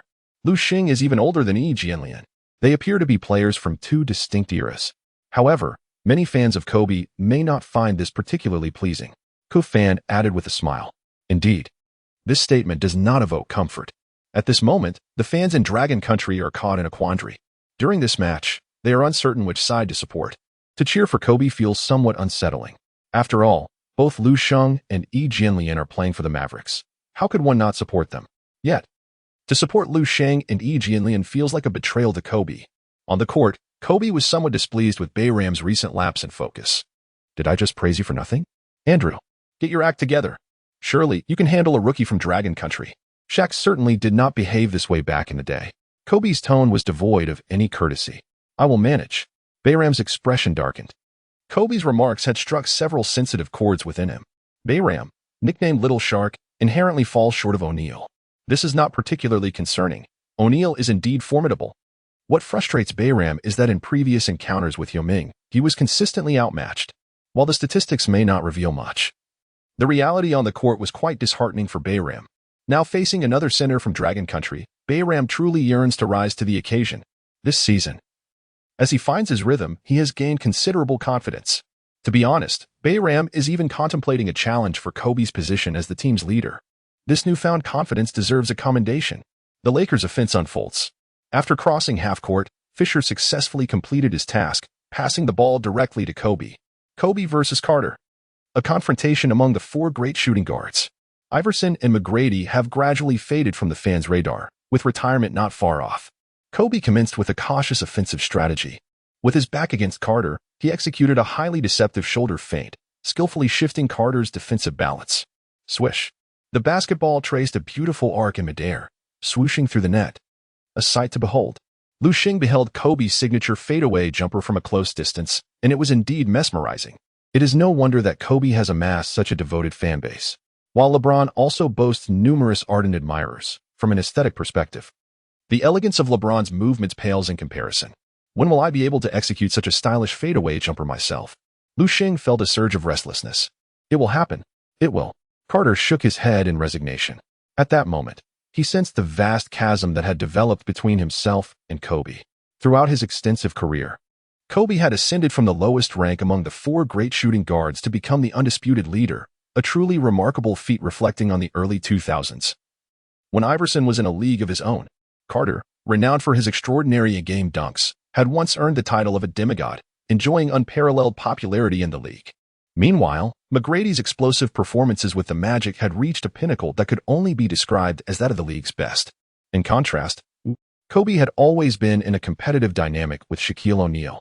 Despite securing 3 consecutive championships, he was often relegated to the status of O'Neal's sidekick. The other 3 shooting guards had long since established themselves as leaders of their respective teams. This context elucidates why Kobe, even at the cost of championships, chose to part ways with O'Neal. Did Kobe not realize that he could secure more titles alongside O'Neal? Of course he did. Yet, the pursuit of championships was no longer his paramount ambition. Rather, it was about leading a team to victory on his own. The Mavericks initiated their offense. Kidd passed the ball to Nowitzki. Although Nowitzki had his reservations about Carlisle's strategies, his professionalism compelled him to execute the game plan effectively. Beyond the three-point line, facing Gasol's defense, Nowitzki launched a contested three-pointer. Carlisle maintained a calm demeanor on the sidelines, expressing no objections to Nowitzki's shot. Conversely, Mike Brown furrowed his brow. Confusion etched across his face. A disciple of Popovich, Brown was well-versed in defensive strategies. From a defensive perspective, the Lakers' opening defensive plays were exemplary, forcing offensive players into heavily contested shots, a hallmark of perfect defense. However, from an offensive standpoint, the Mavericks had chosen the worst possible approach. Brown was momentarily perplexed by the Mavericks' strategy. He would soon understand. Clang. Nowitzki's anticipated three-pointer clanked off the rim. Yet, inside, Bayram had been knocked off his position by Lu Sheng, losing his rebounding advantage. Standing at 2.13 meters and weighing 129 kilograms. Bayram's considerable size should have easily secured him the position, regardless of Lu Sheng's positioning skills. However, the low-post defender buff came into play, resulting in an unusual scene on the court. This buff, which disregards weight differentials, was not limited to low-post defense alone. Without the advantage of weight, how could Bayram compete with Lu Sheng in terms of strength? At that moment, the ability to anticipate the rebound's trajectory also activated. What more was there to discuss? In the midst of Bayram's fearful gaze, Lu Sheng effortlessly leaped and snatched the rebound. This time, Lu Sheng did not go for an immediate putback dunk but hesitated momentarily upon landing. "Guard him," Kobe shouted at Bayram from the perimeter. Bayram had just lost the defensive board, which sent Kobe's frustration soaring. "I will block you." No chance of scoring. Infuriated, Bayram could only vent his anger on Lu Sheng. Bang! Just as Lu Sheng was poised to attack the basket again, he suddenly slammed the ball down onto the floor. At that moment, a figure surged in from beyond the three-point line. He leaped, received the ball, spun around, and delivered a thunderous dunk. It was Carter. The outside shooter Carter had executed a backdoor cut into the paint, catching Lu Sheng's bounce pass midair, and performed a spectacular 360-degree dunk. It was a slam worthy of a dunk contest. Roar! The graying Carter let out a primal scream before Kobe, embodying the eternal rivalry among the four great shooting guards. "I told you so." Lu Sheng charged forward and engaged in an exuberant chest bump celebration with Carter. Their synergy was impeccable. Carter grasped the subtle hint in Lu Sheng's gaze. "Oh my God." The entire Staples Center fell silent for a full 2 seconds before erupting in astonishment. Bayram wore a look of grievance. "Kobe, how could you let Carter slip past me like that? I was utterly dunked on." On the court, Kobe found himself in an awkward position. He truly did not anticipate Carter's sudden cut into the paint. After all, previously, when Lu Sheng secured the offensive rebound, he either dunked directly or passed to the perimeter. Such a meticulously executed play had never occurred before. The Lakers initiated their offense. Fisher, once again, assumed the role of a diligent ball handler, crossing half-court with focus before handing the ball over to Kobe. When Kobe faced Carter once more, his demeanor had shifted entirely. To be frank, before this match commenced, although Kobe and Carter exchanged friendly pleasantries, Kobe had not regarded Carter as a rival. However, Carter's recent dunk had undeniably ignited Kobe's fierce competitive spirit. "Vince, you're not the only one who can dunk," Kobe remarked coolly as he prepared to take action. In the very next moment, Kobe surged forward, effortlessly gliding past Carter. There was no denying Carter's inability to contest this. Kobe was on the brink of his prime, while Carter was far removed from his peak. Carter, having been surpassed, felt no anger. Kobe was determined to dunk. As Lu Sheng observed Kobe's advance into the paint, he immediately comprehended Kobe's intentions. There would be no easy dunking today. Lu Sheng directly discarded Bayram and charged towards Kobe. Given Kobe's character, the ball was undoubtedly not going to be passed.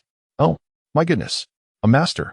As Lu Sheng prepared to execute a block, he suddenly realized that Kobe had deftly maneuvered away from his defense with a masterful play of rhythm and footwork.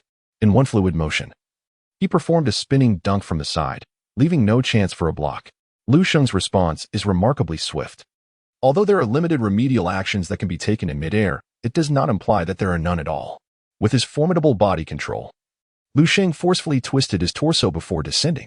In the next moment, his palm swung back with force, striking Kobe's arm decisively.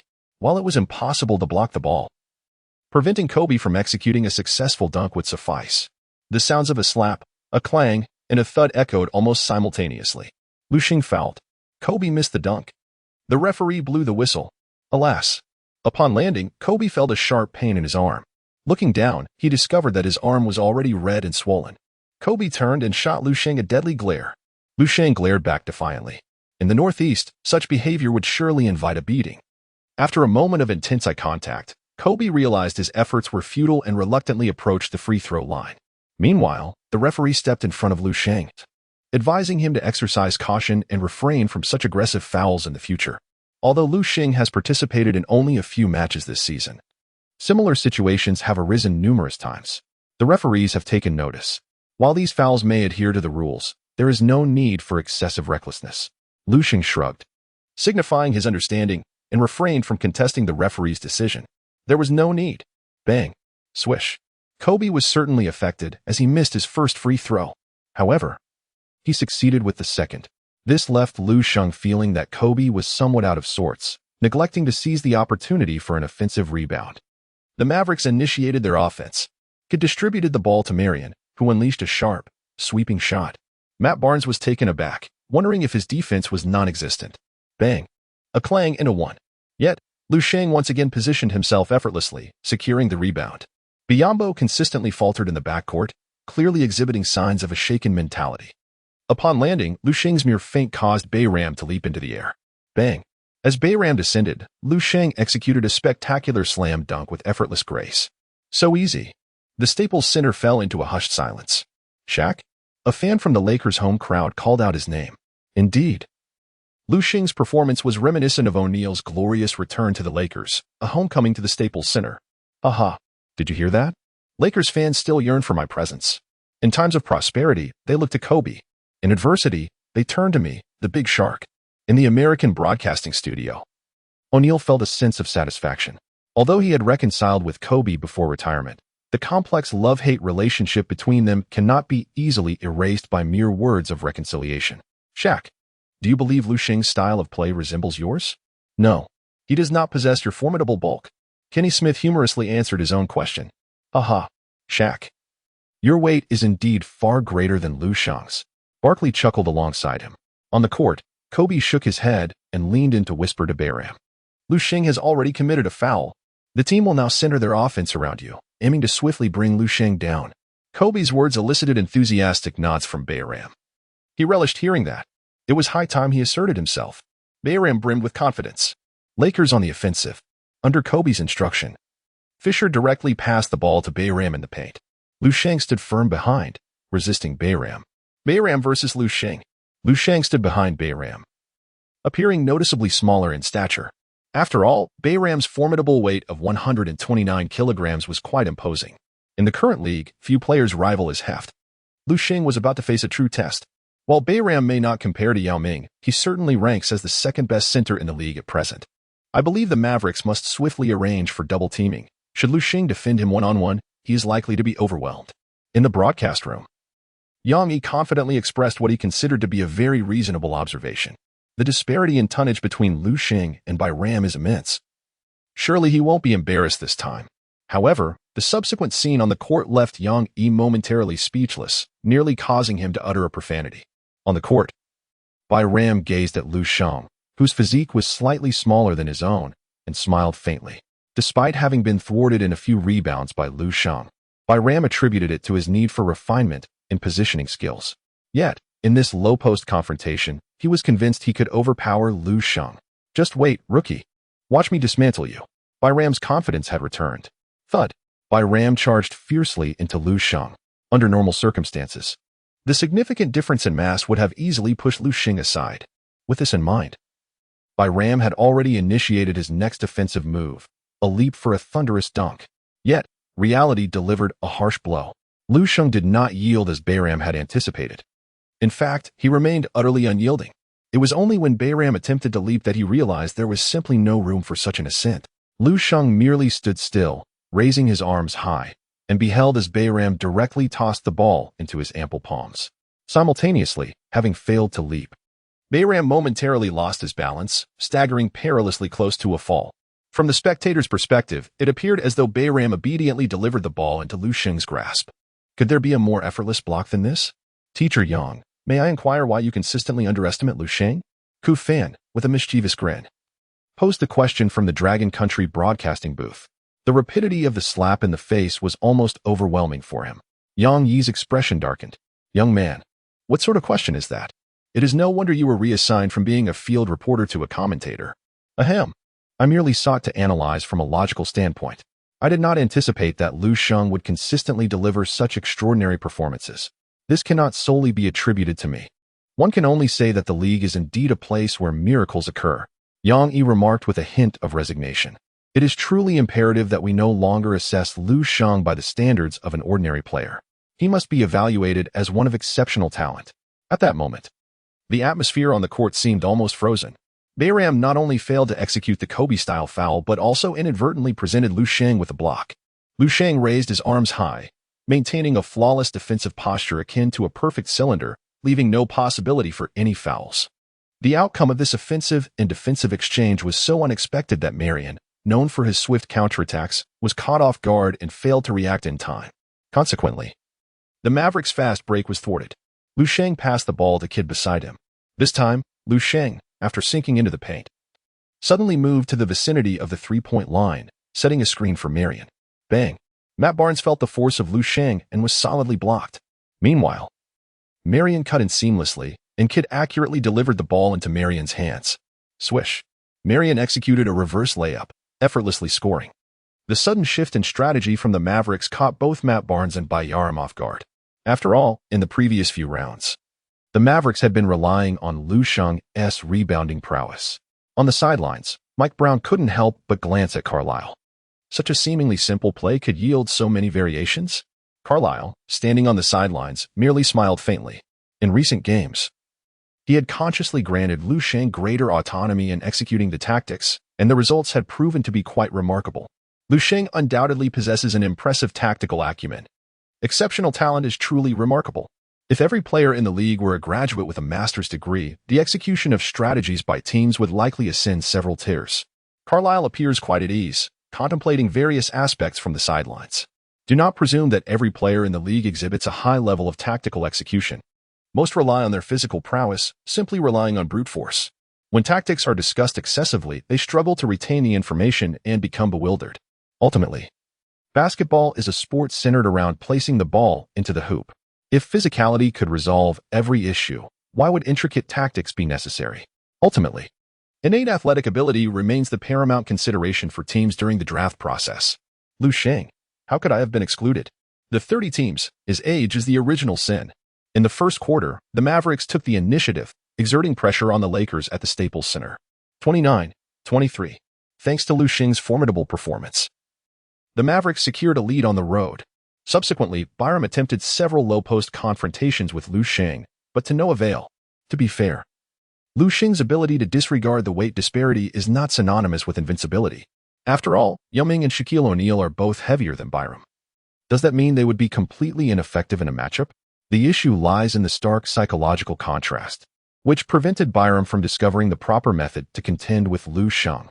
Were it Kobe facing Lu Sheng, he might have already adapted and found a solution. However, Bayram is not capable of such adaptability. Bayram has indeed pioneered the trend of flashy play in the league. To expect him to be agile and responsive is truly an overestimation. The more he struggled to score, the more determined he became to challenge Lu Sheng in the low post. Consequently, Lu Sheng recorded 2 blocks and 1 steal. Quite impressive. A single foul drawn would suffice to send Lu Sheng back to the bench, yet Bayram failed to accomplish even that. 8 points, 7 rebounds, 3 blocks, and 1 steal. Lu Sheng once again delivered an impeccable performance in the first quarter. Meanwhile, on Bayram's statistical sheet, apart from 3 turnovers, everything else was a resounding 0. Kobe, with a dismal shooting performance of 2 out of 7, managed to score only 5 points from the free throw line, showcasing his poor form. Ultimately, it was the marginalized Pau Gasol, with 14 points on 7 of 9 shooting, who kept the Lakers competitive in the game. And who was guarding Gasol? None other than Nowitzki. How utterly embarrassing. Nowitzki himself recorded a shocking 0 for 5 in the first quarter, with 0 points and 2 assists. Upon seeing such statistics, even Nowitzki was astonished. This cannot simply be attributed to Carlisle's tactical issues. Has my performance truly deteriorated to such a degree? Nowitzki found himself questioning his own existence. In Lu Sheng's previous life, Nowitzki's performance this season indeed showed a significant decline. Last season, during the championship run, Nowitzki boasted an impressive shooting percentage of 51.7 and a three-point shooting rate of 39.3. His form was nothing short of miraculous. However, this season, his shooting percentage has fallen to 45.7, with his three-point shooting rate plummeting to 36.8. While these figures cannot be deemed poor, they certainly do not reflect the caliber of a superstar in this life. With Lu Sheng's arrival influencing Nowitzki, his current statistical performance is heading towards that of an ordinary starter. In the last 3 games, he has appeared more like a role player. It is time for some extra training. Nowitzki began to understand why Carlisle was promoting Lu Sheng and attempting to build a team around him. Lu Sheng plays every game with unwavering determination and enthusiasm, while Nowitzki has occasionally coasted through games. The urgency of the game truly reflects in the statistics. Last season, it was unimaginable for Nowitzki to go an entire quarter without a single point. Yet this season, despite having played only a handful of games, Nowitzki has encountered this scenario multiple times. In the luxurious office of the Mavericks arena, Mark Cuban sat in silence. Although he was not present at the game, he watched the broadcast intently. Upon witnessing the first quarter's performance, Cuban found it increasingly difficult to argue against Carlisle's decision to elevate Lu Sheng. This is simply illogical. Cuban felt he needed to exercise patience. His affection for Nowitzki would not waver because of a few subpar performances. He refused to believe that one could maintain such outstanding form throughout an entire season. If the performance falters, do not blame me for making a change. Cuban mused to himself. Imagine when playing basketball video games like 2K or FIFA. Would you replace your favorite player just because of a poor performance? Certainly not. You would persist in using your cherished player, doing everything possible, even employing cheat codes, to enhance their stats. For an affluent owner like Cuban, the Mavericks represent his real-life game. Kobe and Andrew will surely find their rhythm again. On the Lakers bench, Kobe unleashed a verbal barrage on Byram, prompting head coach Mike Brown to softly interject. Indeed, it was a soft-spoken remark. Brown's amiable temperament meant he never raised his voice when addressing players. As for reprimands, they were entirely absent. Ironically, this coaching style made it difficult for Kobe to unleash his frustrations in front of Mike Brown. Byram, however, seemed to benefit from it. While Phil Jackson had utilized Byram effectively, he had always ranked behind Kobe and Gasol in terms of tactical importance. In a certain sense, Gasol's tactical standing was even higher than Kobe's. Gasol was the pivot of the triangle offense, while Kobe often played the role of the finisher. Previously, Byram had been overshadowed by both Kobe and Gasol. However, with Mike Brown's arrival this season, it was evident he sought to elevate his own players. Kobe's position remained unassailable, and Brown's focus was primarily on supporting the star player, leaving little room for other considerations. Consequently, Byram became a favored choice for Mike Brown. Gasol's tactical standing within the Lakers has drastically diminished this season. Thus, despite Byram's somewhat limited intellect, he genuinely respected Mike Brown. Hearing his coach's endorsement and witnessing Kobe's subdued performance, Byram felt compelled to reciprocate Brown's faith. "Coach, I want to continue playing in the second quarter." Although he sensed a hint of fatigue, Byram believed he could not shy away at this moment and proactively approached Mike Brown. "Excellent. This child can be taught," Mike Brown thought to himself, feeling a sense of satisfaction as he waved his hand in agreement with Byram's request. "I will also continue playing," Kobe declared. To him, this game represented a chance for revenge. It was imperative to secure the victory. Byram's expression faltered. He had initially thought Kobe would take a breather, allowing him to dominate the court. Now that Kobe was on the court, what could he contribute? "Don't worry. I will pass the ball to you." Upon noticing Byram's expression, Kobe felt exasperated. "Am I that selfish when I play?" Byram replied, "Yes. Ladies and gentlemen, welcome back. The second quarter is about to commence." Oh, Kobe and Byram are both continuing to play. Are the Lakers treating this game as if it were the playoffs? In the broadcast room, Yang was somewhat surprised to see Kobe and Byram still on the court. The Lakers had started the season quite well, significantly outperforming the Mavericks. Had it not been for Lu Sheng's arrival leading to a string of victories for the Mavericks, their record might have been even worse. The Lakers should not be competing with the Mavericks at this juncture. The only plausible explanation would be a desire to avenge last season's playoff sweep. Meanwhile, the Mavericks maintained their usual rotation, with Lu Sheng seated on the bench. The only starter remaining on the court was Marion. The lineup included Brendan Haywood, Yi Jianlian, Marion, Terry, and Delonte West. Recently, Yi Jianlian had begun to consistently earn his place in the rotation at the start of the second quarter. No longer relegated to garbage time as a mere water boy, it is difficult to ascertain whether Lu Sheng's influence played a role in this development. Much like how LeBron James would insist on having his trusted knight, T.T. Thompson, start upon returning to the Cavaliers, Carlisle's utilization of Yi Jianlian was undoubtedly influenced by Lu Sheng's formidable performance. Of course, Yi Jianlian himself was also striving to prove his worth. He shot decisively and competed fiercely. He certainly deserved his position as a role player. The second quarter commenced. The Lakers initiated the attack, receiving a pass from Darius Morris. Kobe positioned himself low to exploit Terry. Under Carlisle's instructions, Delonte West immediately double-teamed Kobe.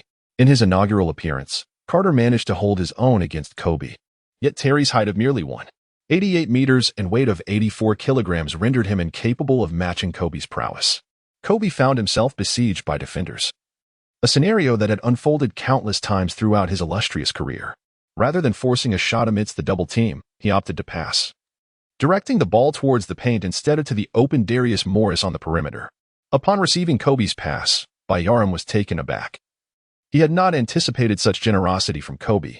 After securing the ball, Bayram initiated a powerful move in the low post, this time facing off against the Mavericks' former starting center, Brendan Haywood, rather than the previously present opponent.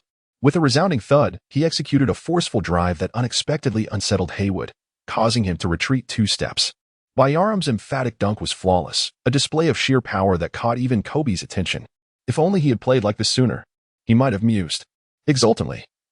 Bayram celebrated his successful dunk, letting out a triumphant roar that heralded the return of the little shark. Carlisle raised an eyebrow, glancing at Haywood on the court and then at the bench where the previously unheralded player, Lu Sheng, sat. He suddenly felt that signing Lu Sheng and giving him prominent playtime had been one of his wisest decisions this season. Let us examine the statistics. Lu Sheng stands at 2.06 meters and weighs 105 kilograms, while Brendan Haywood is 2.13 meters tall and weighs 122 kilograms. One might ponder why, despite their similar objectives of defending Andrew Bayram, such a stark disparity in effectiveness arose. In the American broadcast studio, Kenny Smith reviewed the physical data of both players, presenting this intriguing question. Is it strength? He inquired. Wasn't it Shaquille O'Neal that Big Ben could never truly contain? Barkley chuckled. Oh no. I must clarify. Big Ben never managed to stop me. Never. O'Neal, visibly agitated, asserted, however, one can only attribute it to strength. It seemed fitting to consult Big Ben on this matter, O'Neal mused, his expression shifting rapidly. Kenny Smith and Barkley were thoroughly entertained by O'Neal's antics. On the court, Brendan Haywood found himself enveloped in unprecedented frustration. Previously, he had comforted himself with the notion that his reduced role was merely a consequence of the coach's oversight, unrelated to his own abilities. However, Bayram now served as a stark mirror, illuminating the glaring disparity between him and Lu Sheng for all to see. At this juncture, any individual would undoubtedly favor Lu Sheng as the starter. With a resounding crash, the second quarter commenced, showcasing the relentless vigor of both Kobe and Bayram, swiftly erasing a 6-point deficit for the Lakers. What a motley crew! Lu Sheng observed with evident discontent as the Lakers effortlessly leveled the score. Particularly, Brendan Haywood appeared utterly dismantled by Bayram's prowess, leaving no remnants of his former self. After having his confidence shattered by Lu Sheng in the opening quarter, Bayram had now regained it in full measure. Lu Sheng glanced at Carlisle and noticed that he had no intention of calling a timeout or making substitutions. So he continued to sit on the bench, watching the game unfold. Trailing by 10 points was not an issue. Once I step onto the court, I will effortlessly turn the tide. Lu Sheng now exudes an undeniable confidence. As the second quarter reached the 6th minute, the Lakers had overturned the Mavericks with a score of 37-34, leading by 3 points. This indicates that, over the span of 6 minutes, the Mavericks managed to score a mere 5 points. Carlisle called for a timeout. Last season, the microwave-like Terry made an immediate impact upon entering the game, his shooting touch ablaze. However, this season, he has continuously missed his shots after stepping onto the court. The preceding 6 minutes of play were marred by Terry's excessive long-range attempts, which allowed the Lakers to unleash a scoring surge against the Mavericks. This left Carlisle profoundly disheartened.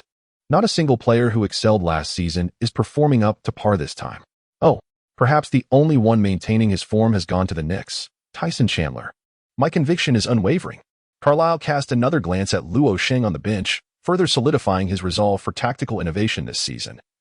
Even in the face of formidable opposition from the team's owner, either the owner should dismiss him, or he would forge ahead. Luo, prepare to enter the game. You will orchestrate the team's tactics. Jason, after crossing half court, passed the ball to Luo. Luo, you may attempt to organize at the top of the three-point arc. The outcome of a game is trivial. I grant you the latitude to make mistakes. Is there any issue? Carlisle deliberately summoned Lu Sheng and Kid to his side, emphasizing his instructions with care. I have no issues. Lu Sheng smiled gently and remarked, isn't this just the character of the dealer from the future cosmic adventure, Green? Currently, Lu Sheng's passing ability is somewhat lacking. While his precision is sufficient, his vision and imagination in passing require considerable improvement. Nevertheless, since Carlisle wishes to experiment with such tactics, Lu Sheng is unperturbed about initially adopting Green's approach. In the future, he can focus on enhancing both his passing vision and basketball IQ. Observing Carlisle's continued experimentation with Lu Sheng's tactics, Nowitzki's expression grew increasingly grave. He understood that he must regain his shooting touch. Other matters could be addressed later. If he continues to underperform, he would inadvertently elevate Lu Sheng to a central position within the team. As the timeout concluded, the game resumed. Both teams reinstated their starting lineups, with Kobe and Bayram naturally remaining on the court. Lu Sheng observed Bayram as he sprang back to life, fully aware that it was time to impart some life lessons once more. Meanwhile, Mike Brown glanced at Carlisle, feeling that his recent strategic deployment had indeed overshadowed Carlisle's efforts. With a superstar at his disposal, how could one not be audacious? Mike Brown boasted that his greatest lesson from the legendary coach Popovich was to steadfastly support the core of his team. Although Popovich now frequently grants Duncan rest days, it is worth noting that he once exhausted Duncan during his younger years. It is solely due to Duncan's exceptional talent that he has earned the title of the league's premier power forward. Otherwise, he might have long succumbed to injuries. Blending into the crowd of mediocrity, Carlisle sensed Mike Brown's gaze, offered a fleeting glance in return, and then refocused his attention on the court. Carlisle excelled in two key areas: tactical arrangements and player development. Now, these two elements converged upon Lu Sheng. The Mavericks initiated their offense as Kidd skillfully brought the ball past half-court. After Lu Sheng collided with Bayram in the paint, he swiftly retreated beyond the three-point line. Meanwhile, Kobe, observing Bayram momentarily frozen in place, shouted at him emphatically. To be frank, does Lu Sheng possess the ability for long-range shooting? Even Kobe was unaware of his existence prior to this match. This has nothing to do with Kobe's preparation. No superstar would dedicate their energy to a rookie, regardless of how impressive their rebounding skills might be. In the eyes of a great player, a rookie is merely a blue-collar worker. In Lu Sheng's previous life, during the latter half of the season, Lin Shiheo, who displayed a phenomenal performance, was similarly overlooked by Kobe before their match against the Lakers. However, by the end of that game, Lin had made a name for himself, compelling Kobe to take notice. This time, Lu Sheng was also granted an opportunity to impress Kobe. Upon hearing Kobe's shout, Bayram stepped out with a slightly heavy gait. At that moment, Kidd promptly passed the ball to Lu Sheng, who was positioned beyond the three-point line, while he himself made a sudden cut towards the basket. Lu Sheng, possessing a keen tactical intellect, instantly grasped Kidd's intended movement. Before the Lakers players could react, the ball in Lu Sheng's hands had vanished. With a swift motion, Kidd easily made a layup. Once Bayram drew Lu Sheng near the three-point line, the Lakers' interior defense was left completely exposed, allowing Kidd's layup to be effortlessly executed. Gasol, too, was drawn out by Nowitzki to the three-point line. Splendid! Carlisle, observing from the sidelines, was visibly impressed. The synergy between these two high IQ players was indeed a sight to behold. Though Carlisle has faced criticism for not nurturing rookies, he has consistently excelled in developing those with high basketball intelligence, such as the future star Doncic. However, he struggles to cultivate athletically gifted players lacking in basketball acumen. Yet, Lu Sheng embodies both athleticism and high basketball IQ, making him a player Carlisle could develop with ease. What a play! Kidd was pleasantly surprised by the impressive collaboration with Lu Sheng, and his admiration for him had evidently deepened. He was already feeling an urge to collaborate with Lu Sheng again in the future. This was not merely a figment of Kidd's imagination, despite not yet retiring. The Nets had initiated preliminary discussions with him. Should Kidd choose to retire, the Nets would swiftly extend a head coach contract to him. Since Kidd's departure, the Nets have been mired in mediocrity, entering their fourth season without playoff aspirations. The management is resolute in enacting change. On the court, Bayram shrugged at Kobe, questioning, "You summoned me out here, and then what?" Kobe responded with intensity as the Lakers launched their offense. Kobe halted just beyond the three-point line and unleashed a sudden shot. Swish! He maintained his fiery momentum from the second quarter, adding another 3 points to the scoreboard. This shot finally provided Kobe with a moment of respite. Throughout the game, although Lu Sheng did not directly match up against Kobe, he had nonetheless put Kobe in a few difficult situations. Huff, huff, huff. After battling for position with Lu Sheng beneath the basket, despite not securing the rebound, both players had fought fiercely. At that moment, Bayram felt his legs growing increasingly heavy. Surely, it must be due to my earlier explosive performance, which has drained my stamina. Bayram's thought process always leads him to view matters through an optimistic lens, an embodiment of unyielding confidence. The Mavericks launched their offense once more. Lu Sheng did not penetrate the paint this time but halted at the arc's apex. Kidd effortlessly delivered the ball into Lu Sheng's hands. Kidd once more entrusted the ball to Lu Sheng. What an intriguing tactic. Lu Sheng is organizing. Why does this feel so dissonant? In the Dragon Nation's broadcast room, Yang Yi voiced his skepticism again. Despite being repeatedly proven wrong by Lu Sheng, he couldn't help but express his doubts time and again, for it was indeed exceedingly unexpected. This must be a newly devised strategy by Carlisle. Lu Sheng had previously showcased his ability to secure defensive rebounds and execute long passes with remarkable precision. Thus, it shouldn't come as a surprise that he is playing this way. Ku Fan chimed in, contrasting Yang Yi's perspective. Being younger, Ku Fan was beginning to embrace the role of a Lu Sheng enthusiast, and his commentary became increasingly favorable towards him. However, it is not simply about passing accuracy. Delivering long passes demands precision, but orchestrating plays from the arc is the hallmark of a traditional point guard. It requires not only passing accuracy but also court awareness and vision. Yang Yi shook his head, offering a bit of insight. To be fair, Yang Yi's commentary was indeed quite professional, yet he overlooked the fact that the Mavericks were not solely reliant on Lu Sheng for organization. There was also Kid. Under Kid's orchestrated movements, Lu Sheng even felt as though Kid was guiding his passing. As one of the most esteemed point guards in the league's history, Kid's prowess needs no elaboration. Few in the league's annals can surpass Kid in terms of passing skill. Under Kid's subtle guidance, Lu Sheng executed a no-look pass that deceived all the Lakers players. On the right side beyond the three-point line, Nowitzki received Lu Sheng's pass and launched a three-pointer. Swish. The ball went in. Gasol's defensive focus was diverted by Lu Sheng's deceptive pass, as he prepared to assist Kid, who was cutting into the lane. Who could have imagined that while Lu Sheng's gaze was fixed on Kid's cut, he would deliver the ball to Nowitzki on the opposite side? The difficulty of the pass was not particularly high, yet its bewildering nature was exceptional. Most importantly, no one anticipated that Lu Sheng could deliver such an audacious pass. I am truly impressed. In the broadcast room, Yang Yi chuckled self-deprecatingly, waving his hands in disbelief. After commentating on a few more of Lu Sheng's games, Yang Yi felt increasingly ill-suited for the role of a commentator. On the court, Kobe couldn't help but steal a few glances at Lu Sheng. This rookie from the Dragon Nation. Kobe instinctively recalled Yao Ming. The styles are not comparable. Kobe shook his head. It was difficult to discern any semblance of Yao Ming in Lu Sheng. In fact, it was hard to see the influence of any Dragon Nation players. Wang Ziji, Bader, Yao Ming, Yi Jianlian, Sun Yu. Each of these 5 players achieved varying degrees of success in the league, yet they shared many commonalities. Given that Kobe had been teammates with Sun Yu and had a close relationship with Yao Ming, he had a fair understanding of Dragon Nation players. However, Lu Sheng exceeded all his expectations. The Lakers' offense continued. Fisher once again passed the ball to Kobe, who then handed it off to Bynum.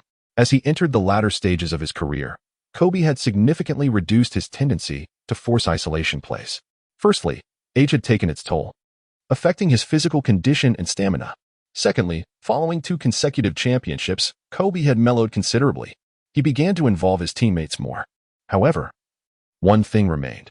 The later Kobe increasingly preferred to have the ball pass through his hands during offensive possessions. To put it bluntly, in the final few seasons of his career, Kobe had become somewhat akin to James. This was particularly evident during Lu Sheng's previous life when Kobe retired. The entire Lakers team had effectively become a backdrop for Kobe's farewell tour. For Kobe's fans, it was a thrilling spectacle. Yet for the young players within the Lakers at that time, it was genuinely frustrating, as they felt Kobe was impeding their growth on the court. Which was no exaggeration at all. On the court, Bynum received the ball again in the paint. Faced with Lu Sheng, the once confident Bynum felt an inexplicable shiver run down his spine. Why am I so flustered? Bynum sensed his emotions slipping beyond his control. Bam! Bynum collided forcefully with Lu Sheng. Bynum's post-up game was rather rudimentary, relying more on his height and bulk to dominate inside. This time, confronted by Lu Sheng. Even though he yearned to showcase his footwork in the post, he felt his legs unwilling to cooperate. Thus, he resolved to keep it simple. Too slow. Lu Sheng keenly sensed that Bayram's frequency of movement had noticeably slowed down. As a specialized talent for combat, he had unconsciously drained a significant amount of Bayram's stamina. Without the slightest hesitation, Lu Sheng swiftly maneuvered to the front. Seizing the moment as Bayram prepared to secure the ball, he expertly dislodged it from Bayram's grasp. A steal one. Oh no. The Lakers fans at the Staples Center erupted in yet another gasp. Throughout this match, they have lost count of how many times such exclamations have echoed through the arena. Lu Sheng's response was remarkably swift as he swiftly scooped up the basketball. Meanwhile, Marion and Carter had already made their customary dash towards the front court. They were increasingly placing their trust in Lu Sheng's passing abilities. Lu Sheng's pass did not disappoint them. Once again, he delivered a precise long throw akin to that of a seasoned quarterback, placing the ball deftly into Marian's hands. After securing the catch, Marian's peripheral vision caught sight of Carter swiftly closing in, prompting him to launch the ball towards the backboard. Bam! Carter soared once more, catching the rebound with finesse and executing a thunderous dunk. Yet another entry for today's top 5 plays. What a beautiful assist. Carter and Marian exchanged high fives in celebration. In this match, Carter shattered the goji berry thermos as if he had returned to his prime. My assist. Lu Sheng observed that Marian had already arrived beneath the basket. Yet he opted to pass the ball off the backboard once more. It is truly perplexing. Is he deliberately hindering his own statistical performance? Lu Sheng expressed his discontent. Every piece of data represents a gleaming potential attribute point. As the halftime whistle blew, the Mavericks once again seized the lead, concluding the first half with a 4-point advantage. The impact of Lu Sheng's appearance was immediately apparent, even as he altered his playing style to experiment with Carlisle's new tactics. The point differential was minimal. So the home fans of the Lakers were not particularly dissatisfied. They merely found Lu Sheng's performance to be exceptionally striking. Initially, this match was anticipated as a showdown between Nowitzki and Kobe, yet Lu Sheng decisively overshadowed them. By halftime, Lu Sheng had amassed an impressive stat line of 10 points. 10 rebounds, 4 assists, 4 blocks, and 2 steals. Such a first-half performance was undoubtedly on course for a quadruple-double, which was rather intimidating. Lu, if you continue to play in this manner, we shall achieve great things this season. Carlisle could hardly contain his satisfaction with Lu Sheng's first-half display, momentarily revealing his genuine emotions in the presence of Lu. This season's championship defense appears secure. Should he successfully lead the Mavericks to defend their title, potentially establishing a dynasty with a 3rd consecutive championship, Carlisle's historical standing within the league would undoubtedly be significantly elevated. After all, over the past 2 decades, only Phil Jackson has managed to create a dynasty. Let us hope for such an outcome. Lu Sheng offered a faint smile, showing no signs of the excitement Carlisle had anticipated. Although he played aggressively on the court, it did not imply that he was a reckless individual. Despite Lu Sheng's current exuberance with the Mavericks, to truly become the tactical nucleus of the team, he must first navigate the challenge posed by Nowitzki. More precisely, he must contend with Cuban, a formidable hurdle indeed. Consider the Mavericks' decision to part ways with Nash during the 2004-2005 season. Officially, the management expressed skepticism regarding Nash's abilities. But was that the entire truth? Upon joining the Suns that season, Nash promptly secured the MVP award. What does this signify? While one might argue that the league's tendency to elevate certain players played a role, dismissing Nash's talent prior to that season is implausible, especially considering he was already 30 years old, with his skills well-defined. A closer examination of Nash's statistical performance reveals that, while his numbers improved during his tenure with the Suns, the enhancements were not as pronounced when compared to his time with the Mavericks. This discrepancy is further attributed to Nash's unique ball-handling role in Phoenix, whereas Nowitzki was the true linchpin in Dallas. This indicates that Nash's innate capabilities did not differ qualitatively between the two teams. Let us not forget that the Mavericks were under the stewardship of the innovative Don Nelson, who would surely not overlook Nash's potential. If Nelson had chosen to utilize Nash, would he not have surpassed D'Antoni's strategies? Such a notion seems utterly absurd. Thus, the singular truth emerges. Upon realizing that Nelson intended to elevate Nash as the team's strategic core, Cuban opted to let him go. There is no doubt about Nelson's desire to empower Nash. Throughout his coaching career, he has frequently clashed with team leaders due to his penchant for experimental tactics. In the 1993-1994 season, while coaching the Warriors, Nelson began to explore a positionless style of play, one that was at least 2 decades ahead of its time. He often positioned the then-rookie Chris Webber on the perimeter, much to Webber's displeasure, leading to a swift end to their collaboration after just 1 season as Webber demanded a trade. This is indeed rare for a former number 1 pick, who left the Warriors for the then Washington Bullets after only 1 season. Typically, team leaders possess their own established systems and are reluctant to sacrifice their play style for Nelson's avant-garde strategies. Thus, even though Nowitzki was also nurtured by Nelson, it does not guarantee that Nelson would consistently center his approach around Nowitzki. D'Antoni's utilization of Nash's fast-paced style would have been amplified under Nelson's guidance. As for why Nelson did not implement this approach with the Mavericks, it could be attributed to constraints placed upon him. While this may initially appear to be mere speculation from Lu Sheng, it holds a semblance of truth. Hence, Lu Sheng's singular objective this season is to bolster his own capabilities, ensuring that, before any potential rift with the team deepens, his skills are sufficiently formidable. Even if he were to transition to another team, he would remain the standout player. Upon observing Lu Sheng's expression, Carlisle was momentarily taken aback. Before furrowing his brow in contemplation, one step at a time, he thought. As Lu Sheng entered the locker room, the expressions of the Mavericks players reflected a subtle complexity. Carlisle's regard for Lu Sheng was evident to all. Odom's gaze darted between Lu Sheng and Nowitzki, wearing a look of detached curiosity. This season, Odom had clearly fallen from grace, failing to replicate the flair he had once showcased as the left-handed magician with the Lakers. He seemed to be merely coasting through the season, feeling adrift after parting ways with Kobe, having already clinched a championship. The absence of Kobe's motivation led him to indulge in a more relaxed approach. After all, one cannot remain tense indefinitely. Lu Sheng naturally sensed the unusual gazes of his teammates and shrugged nonchalantly before returning to his position. Within the Mavericks, aside from Yi Jianlian, perhaps only Kid harbored goodwill towards him. The visiting locker room of the Lakers, however, was rather pleasant. It was not overly cramped. After all, the Lakers have always prided themselves on being a prestigious team, disdainful of anything too shabby. The home locker room at the Staples Center was undoubtedly more luxurious. Yet, the atmosphere inside at this moment was far from harmonious. Under Kobe's piercing gaze, Byram was defeated. However, he did not concede in his heart. Although he had suffered a complete loss in the confrontation with Lu Sheng, Byram believed it was not entirely his fault. He had yet to settle the score with Kobe for the times Kobe had misled him into making mistakes. Just 2 more seasons of patience. He trusted that the team would make the right choice, just as they did when the iconic duo of Shaq and Kobe disbanded. Back then, the team chose him. Now it was time for the team to relinquish him and select Byram instead. Byram was lost in these thoughts. If only Kobe could hear Byram's inner voice. Otherwise, there would surely be no end to their conflict. Kobe, kid, do you think I can no longer wield a sword or lift a blade? As the second half of the game commenced, Kobe strode onto the court with a serious expression. Meanwhile, after halftime, Byram felt rejuvenated. Teacher Yang, who do you think will dominate the court in the second half, the Mavericks or the Lakers? In the commentary room, Kufan and Yang Yi resumed their analysis after a brief respite. Are you trying to set me up? Yang Yi shook his head in disbelief at Kufan's mischievous grin. Haha, Yang Yi dares not speak. Go ahead. We are unperturbed. A face-slapping moment would be delightful. You can do it, Yang Yi. Courageously present us with a memorable scene of face-slapping. A flurry of comments filled the screen, causing Yang Yi's expression to darken.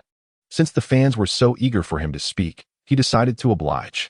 Yang Yi, throwing caution to the wind, declared, I believe the Lakers will hold the advantage. After all, it is their home court. Kobe will undoubtedly shine in the second half. I trust no one will dispute that. If the game remains tight in the final minutes, the Mavericks will find it challenging. Let us be honest, Lu Sheng currently lacks offensive capability, right? It still hinges on Nowitzki, and Nowitzki's performance this season has been quite lackluster. As Yang Yi relaxed, he became increasingly articulate. Wow, he makes a compelling argument. Upon reflection, it did seem that Lu Sheng currently lacked the initiative to attack. Hiki, I'm just waiting for another opportunity to slap him in the face. The fans from Longo appeared to revel in the unfolding drama. They were not overly concerned about Lu Sheng's performance. When has Yang Yi ever spoken without reason? Hasn't he always been proven wrong by Lu Sheng's gameplay? On the court, the third quarter began with the Lakers on the offense. Kobe immediately backed down against Carter and executed a picturesque jump shot. Swish. The ball settled smoothly into the net. The Mavericks were now on the attack.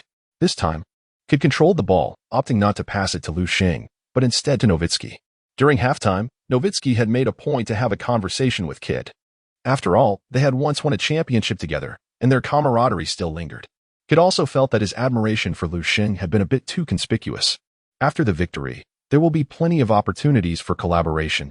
There is no need to rush at present. Nowitzki, having received the ball after a long interval, was nearly moved to tears. During the latter half of the second quarter, Lu Sheng and Kid were so engrossed in their play that they almost forgot to include anyone else. In this moment, Nowitzki resolved to abandon futile three-point attempts and opted instead for a post-up move. Facing Gasol's defense, Nowitzki faked and executed a stunning one-legged shot. Swish. It went in. Nowitzki shook his hand, feeling as though his shooting touch was beginning to return. Upon witnessing Nowitzki's successful shot, Lu Sheng remained unfazed. Had it not been for Carlisle assigning him the role of playmaker, Lu Sheng would not have been so eager to commence racking up assists. Surely, securing rebounds would have been far more gratifying. Lu Sheng's playing style does not rely on shooting privileges. In the absence of such privileges, he seizes the opportunity to grab offensive rebounds for second-chance points. Turning back, Kobe's mid-range shot finds its mark once more. Currently, it appears that Kobe is on the verge of entering the zone. Suddenly, Carlisle on the sidelines called out to Lu Sheng on the court. Lu Sheng swiftly approached the sidelines. In the next round, you and Vince will double-team Kobe, Carlisle instructed. No problem. Lu Sheng made an okay gesture. It appears that Carlisle is intent on comprehensively honing his skills. Currently, Lu Sheng's ability to assist defensively is rather lacking. Yet, when has Lu Sheng ever shied away from a challenge? The Mavericks are on the offensive. Could repeatedly pass the ball to Nowitzki. However, this time, Nowitzki, facing Gasol's defense, failed to score. Clang. A missed shot won. Gasol seems to be experiencing a rather lackluster performance this game. This season, as Gasol's tactical role diminishes, his presence on the court has become increasingly negligible. Nevertheless, in this match, both in terms of statistics and on-court performance, Gasol's display has been commendable. At the very least, overpowering Bayram is certainly within reach. With the sound of missed shots echoing, the attention of the Lakers' home crowd once again shifted to the paint. This time, would Bayram dare to secure a rebound? In the minds of the Lakers fans, it seems Bayram has not managed to grab a single rebound throughout the first half. The rebound is mine. Bayram, fueled with determination, leaped with all his might. So close, just a fraction of an inch. As Bayram ascended to his peak, he realized he was still a tad short of the basketball. His prediction of the rebound's landing point was slightly off. Damn it. Just as Bayram began his descent, he noticed a large hand soaring above his head, effortlessly snatching the ball. I despise this. Amid Bayram's anguished expression, Lu Sheng seized the ball with one hand and emphatically slammed it into the basket. An emphatic putback. When it comes to predicting the rebound's landing point, who could intimidate me? And yet, I still couldn't grab the rebound. Are our big men merely decorations? The Lakers' home crowd was beginning to express their discontent. Kobe shared in the dissatisfaction as well. Meanwhile, Nowitzki merely shook his head, silently retreating to his own half, resuming his defensive stance. Lu Sheng's extraordinary ability to seize opportunities on the court is simply unparalleled. Even Nowitzki has begun to contemplate that if he were the head coach, he would undoubtedly choose Lu Sheng as the linchpin of the team. One player demands a significant share of ball possession, yet displays considerable fluctuations in shooting accuracy, while the other requires no ball control at all but consistently manages to secure offensive rebounds, creating second-chance opportunities. Who would you choose? Moreover, Lu Sheng has also demonstrated remarkable playmaking abilities. What coach wouldn't cherish such a player?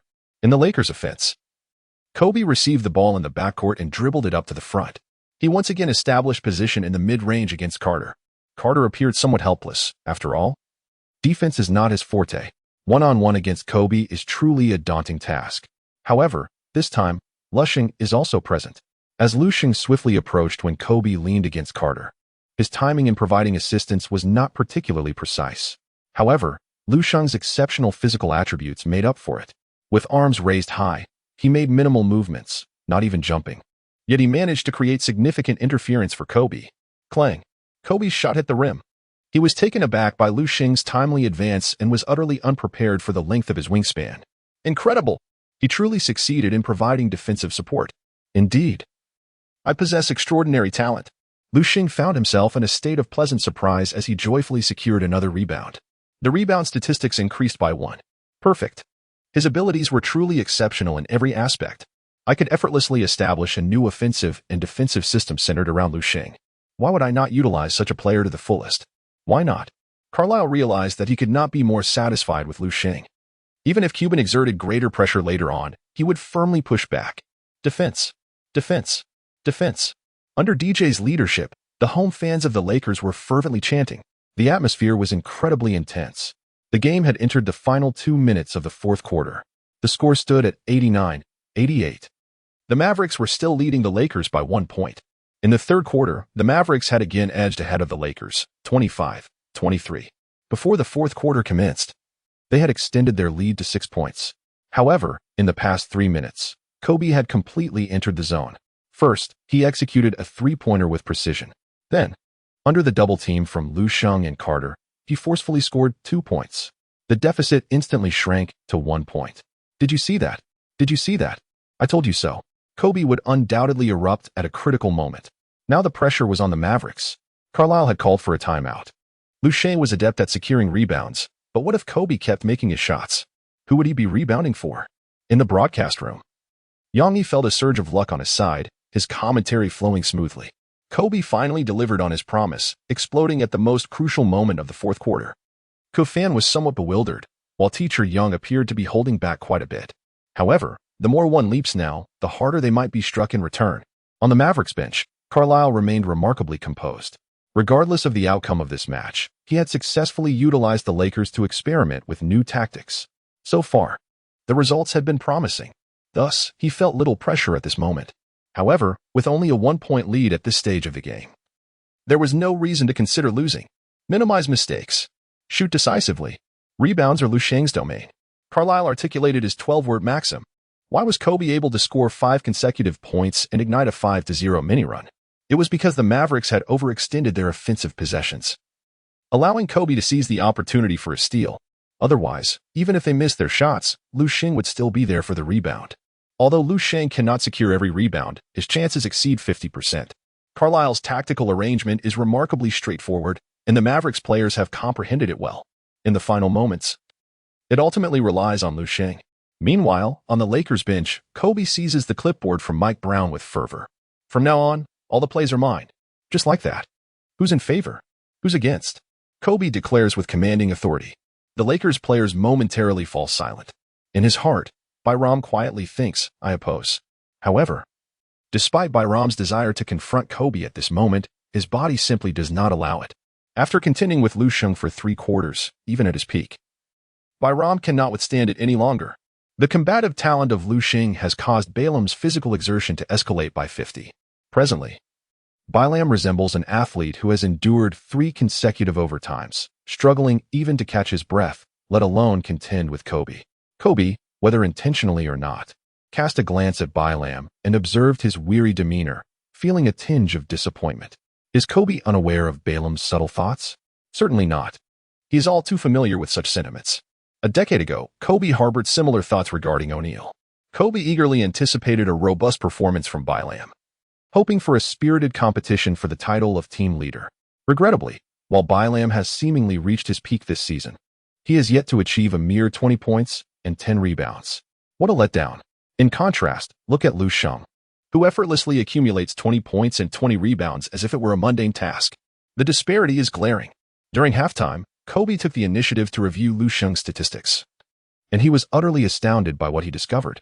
Initially, he regarded Balaam as a notable figure among the league's centers, but now he found that perception shifting. As the timeout concluded, the final 2 minutes of the decisive battle commenced. Kidd slowly dribbled the ball across half court, meticulously managing the clock. He understood how to control the pace of the game. Fisher maintained a defensive distance, refraining from an impulsive steal, knowing well that such an attempt would be in vain. With only 3 seconds left in the offensive possession, Kidd still had not passed the ball. Pressure him. Kobe couldn't help but shout at Fisher. Fisher rushed forward. Yet it was already too late. Leveraging his height advantage, Kidd executed a direct shot over Fisher. Bang. Swish. It went in. In the final second of the offensive possession, Kidd launched a bank shot 3-pointer that found its mark. Judging by Kidd's expression, he was taken aback himself. I suspect Kidd aimed to miss the shot, allowing Lu Sheng to secure the rebound. To his surprise, it went in. Indeed, with a rebound, one can afford to take risks. The fans from Longwa erupted in laughter. Hey, Jason, have you begun to prevent me from grabbing rebounds too? Lu Sheng, after Kidd's shot, once again failed to anticipate the trajectory of the rebound, believing that his luck had turned for the worse. Throughout this match, there had been scarcely any instances of successfully predicting the landing of the rebounds. Unexpectedly, Kidd executed a bank shot that swished through the net, adding 4 points to the scoreboard, and the deficit was quickly restored to 4 points. Kobe's expression darkened. It was merely a stroke of bad luck. As the final second of the offensive possession ticked away, Xavier scored, leaving little else to be said. The Lakers initiated their offense, with Kobe taking control of the ball and crossing half-court. Given the deficit, Kobe refrained from wasting time and instead made a swift drive for a pull-up jumper. Swish. It was another score. before Lu Sheng could provide assistance. Kobe had already taken his shot. Once in the zone, Kobe's shooting percentage was astonishingly high. The Mavericks' turn to attack commenced, with Kidd employing the same tactic, controlling the ball and running down the clock. Fisher couldn't help but glance at Kobe, uncertain whether to apply pressure. Kobe shook his head, signaling that the moment had not yet arrived. With only 3 seconds left on the clock, Fisher was prepared, advancing to apply tight defense. Meanwhile, Kobe abandoned Carter and dashed towards Kidd. Kidd, again, took a decisive shot, almost pushing the ball out with great force. Clang. My goodness, Jason. You threw it with too much power. This time, Lu Sheng successfully capitalized on the anticipated rebound trajectory, observing the ball soaring towards the three-point line. Lu Sheng swiftly abandoned the interior player by Ram and sprinted towards the three-point line, poised for a counterattack. Kobe, witnessing the rebound hurtling towards the three-point arc, felt a surge of joy. It was a splendid opportunity for the Lakers to strike back. Just as he prepared to leap and secure the rebound, he was startled by a fierce figure soaring past him. The rebound, obediently, was drawn into his grasp. Lu Sheng did not let the basketball slip away. He leaped and secured it firmly in his grasp. Kobe's reaction was swift as he advanced to apply pressure, yet Lu Sheng effortlessly seized the ball with one hand, raising it high above his head before passing it to the unguarded Carter. Carter, being seasoned and wise, refrained from taking an immediate shot, instead opting to dribble and consume valuable time. Frustrated, Kobe could only mutter a curse before positioning himself back in front of Carter. What an incredible opportunity, now squandered by Lu Sheng. As soon as Carter noticed Kobe had returned to his defensive stance, he passed the ball to Kidd. Everything reverted to its original state as Kidd continued to control the ball outside the three-point line, wasting precious seconds. With less than 50 seconds remaining in the game, Kobe exclaimed, "Who the hell can tell me how Lu Sheng, clearly in the paint, managed to dart out so swiftly?" Bayram shrugged. "It's none of my business." Bang. Beep. Beep. With the sound of a thunderous dunk, the referee's whistle suddenly pierced the air with urgency. Just moments ago, Kidd had launched the ball in the final second of the offensive possession. Yet again, it failed to find the net. Lu Sheng, with unyielding determination, soared for the rebound and delivered a powerful dunk. Despite being surrounded by Bayram, Gasol, and Kobe, Lu Sheng demonstrated his exceptional positioning and rebounding prowess. Extracting the ball from between the three of them, he executed the follow-up dunk with such finesse that he left no opportunity for Kobe to steal the ball post-landing. Such audacity.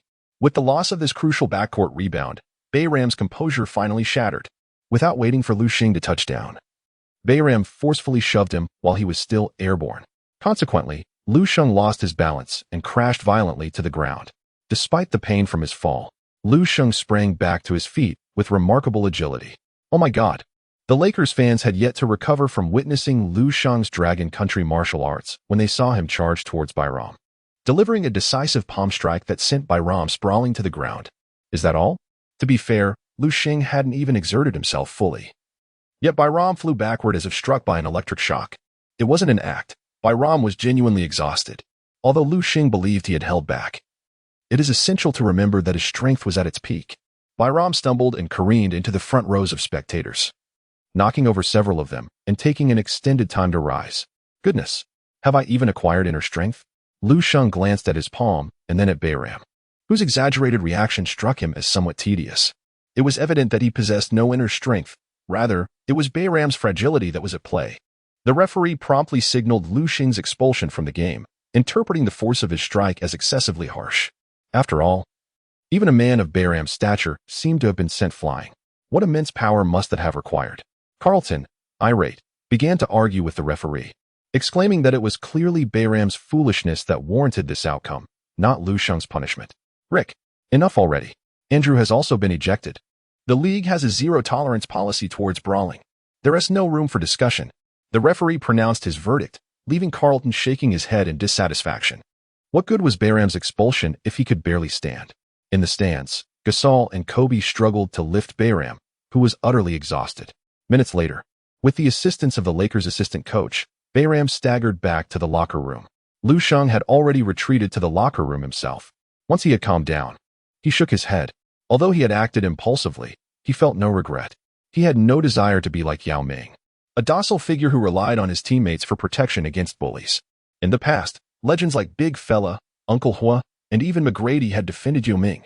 Yao was akin to the top student in class, bullied by second-rate thugs from other classes, who had to rely on his own mediocre peers for support. At that moment, the arena was enveloped in shock.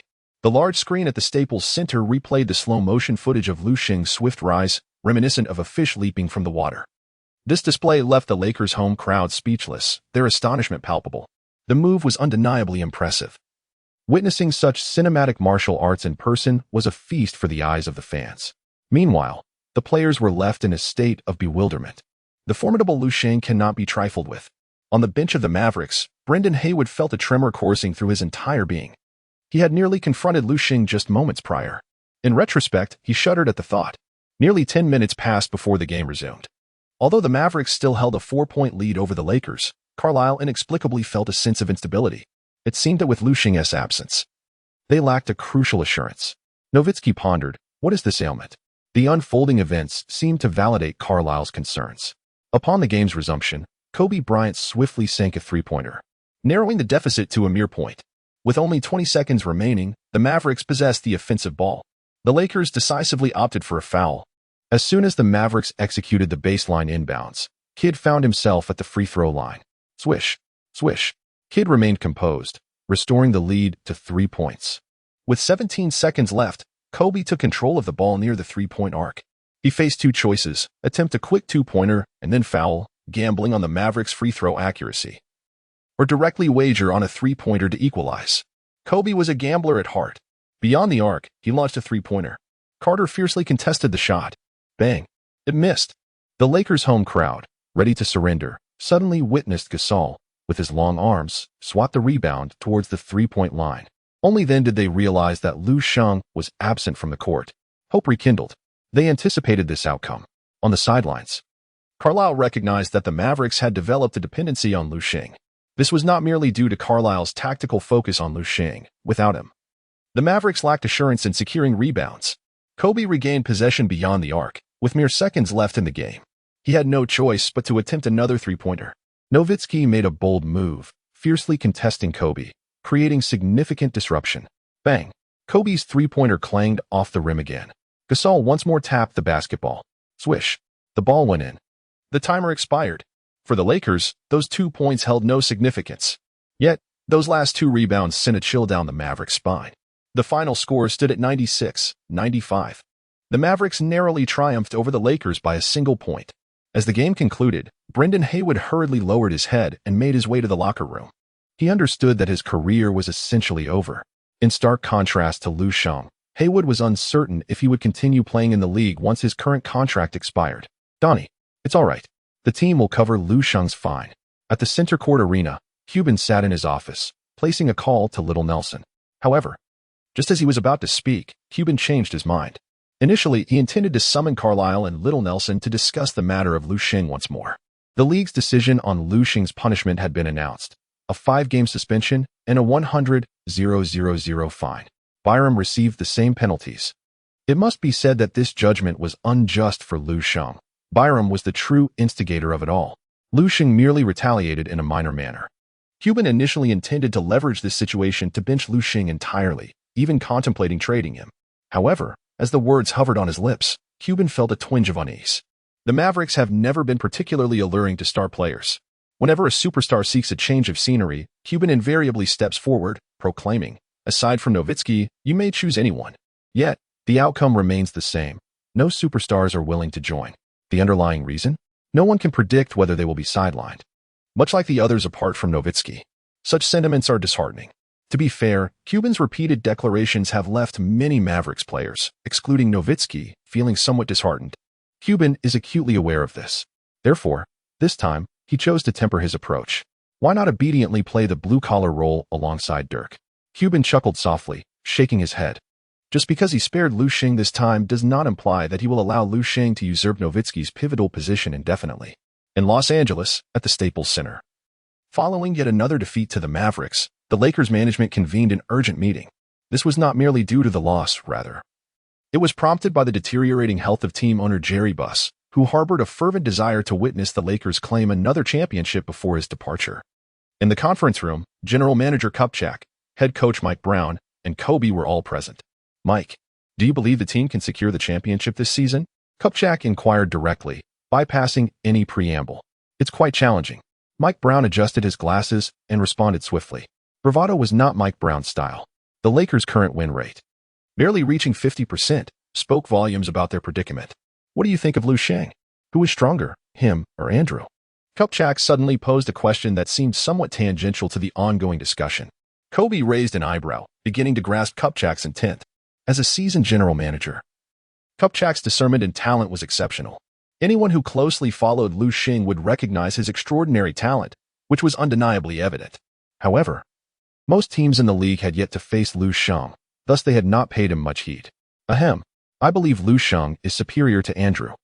Mike Brown cleared his throat and replied promptly.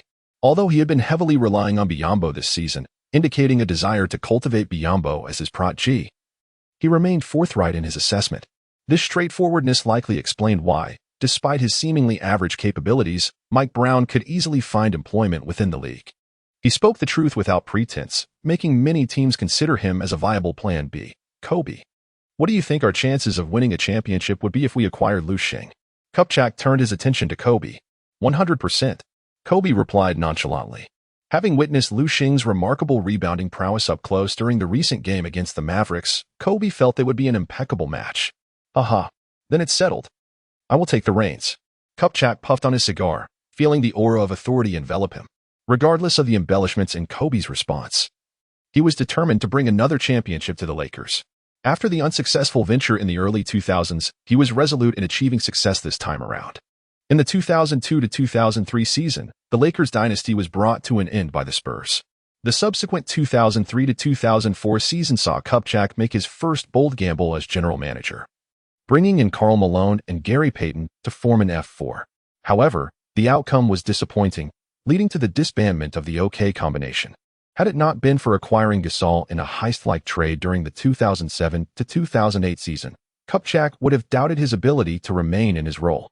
This time, following the Lakers' shattered dreams of regaining their dynasty at the hands of the Mavericks, Kupchak recognized the parallels to the 2003-2004 season and believed he would not fail again. Lu Sheng. Kobe felt a surge of anticipation at the prospect of collaborating with him. Exiting the conference room, Kobe dialed Yao Ming's number. You. How much do you know about your compatriot Lu Sheng? Kobe eagerly sought a more comprehensive understanding of Lu Sheng from Yao Ming. Lu Sheng? Who is Lu Sheng? Yao Ming, having planned to take a year off from following the league after retirement, had not kept up with the news. Since Lu Sheng did not emerge from the Chinese basketball system, Yao had never heard of him. What? Kobe was taken aback by Yao Ming's response. Is Lu Sheng a being that sprang forth from stone? Lu Sheng man has only played a mere 7 games in the league, so it is quite understandable that Yao Ming is unaware of him. After ending the call, Yao Ming found himself in a state of bewilderment. A brief search online left him astonished by Lu Sheng's performance. 2029? Incredible. That passing. Remarkable. Even Bayram could withstand that. Such strength. It appears that a remarkable talent has emerged from Dragon Country basketball. Previously, he had been concerned about the future of basketball in Dragon Country after his retirement. But now it seems he was merely overthinking. No one is irreplaceable. Yao Ming was filled with contemplation. He soon stumbled upon the news of Lu Sheng's suspension, causing him to furrow his brow. He wanted to call Lu Sheng but realized he had no means of contacting him. What a predicament. Fortunately, he had Yi Jianlian's number. Yao Ming dialed Yi Jianlian's phone. In Yi Jianlian's apartment, Yi Weiqi glared at Lu Sheng with an air of frustration. Yi Jianlian quietly entered the room, feeling as though his presence was merely that of a third wheel. What of it? Lu Sheng gazed at Yi Weiqi in silence. Please refrain from fighting next time, Yi Weiqi remarked with a furrowed brow. I was merely acting in self-defense. Lu Sheng shrugged. Endure?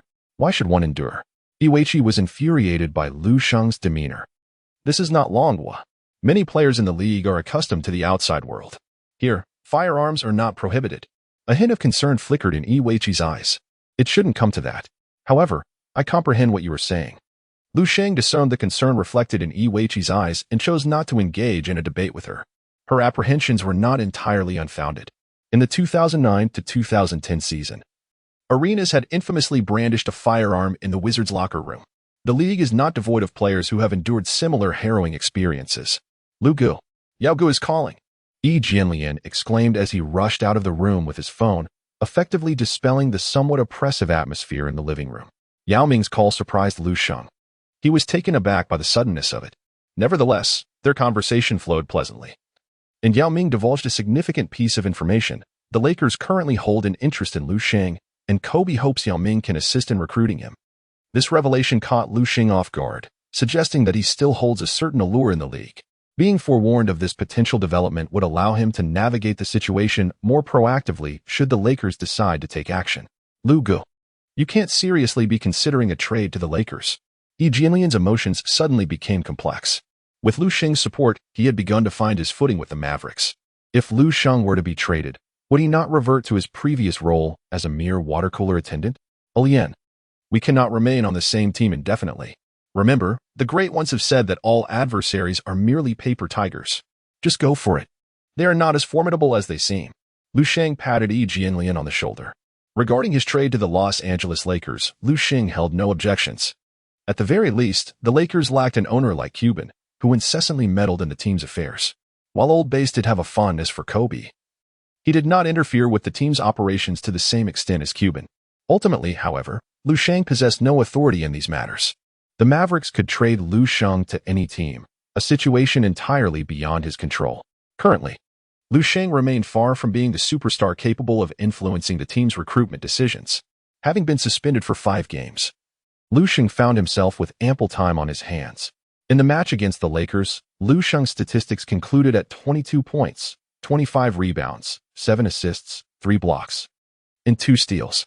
Once again achieving a 2020 performance, he garnered the attention of several teams. After all, even this season's top draft pick, Irving, had not managed to produce such impressive figures. Lu Sheng stands out remarkably among the rookies of the 11th season, a true beacon of talent. His status as an undrafted player undeniably serves as a testament to the shortcomings of all the other newcomers. However, Lu Sheng's recent suspension for 5 games due to on-court altercations has undoubtedly tarnished his reputation in the eyes of numerous teams. After all, no franchise appreciates having players who frequently engage in brawls during games. Nevertheless, the statistical exchange from his last match has awarded Lu Sheng an additional 11 attribute points.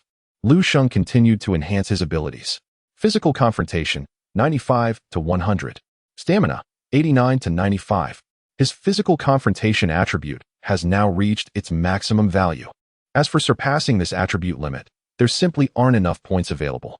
He will have to wait until the next match concludes to consider it further. At this moment, Lu Sheng realized that with just a light slap to Bilam, he had incurred a 5-match suspension. What a significant loss. He forfeited dozens of attribute points. It seems that Wei Chi's words hold truth. Fighting truly lacks any real significance. Lu Sheng felt as if he had lost a fortune. In Los Angeles, Biram, completely exhausted from the previous game, chose to continue resting under the advice of the team physician and did not join the expedition.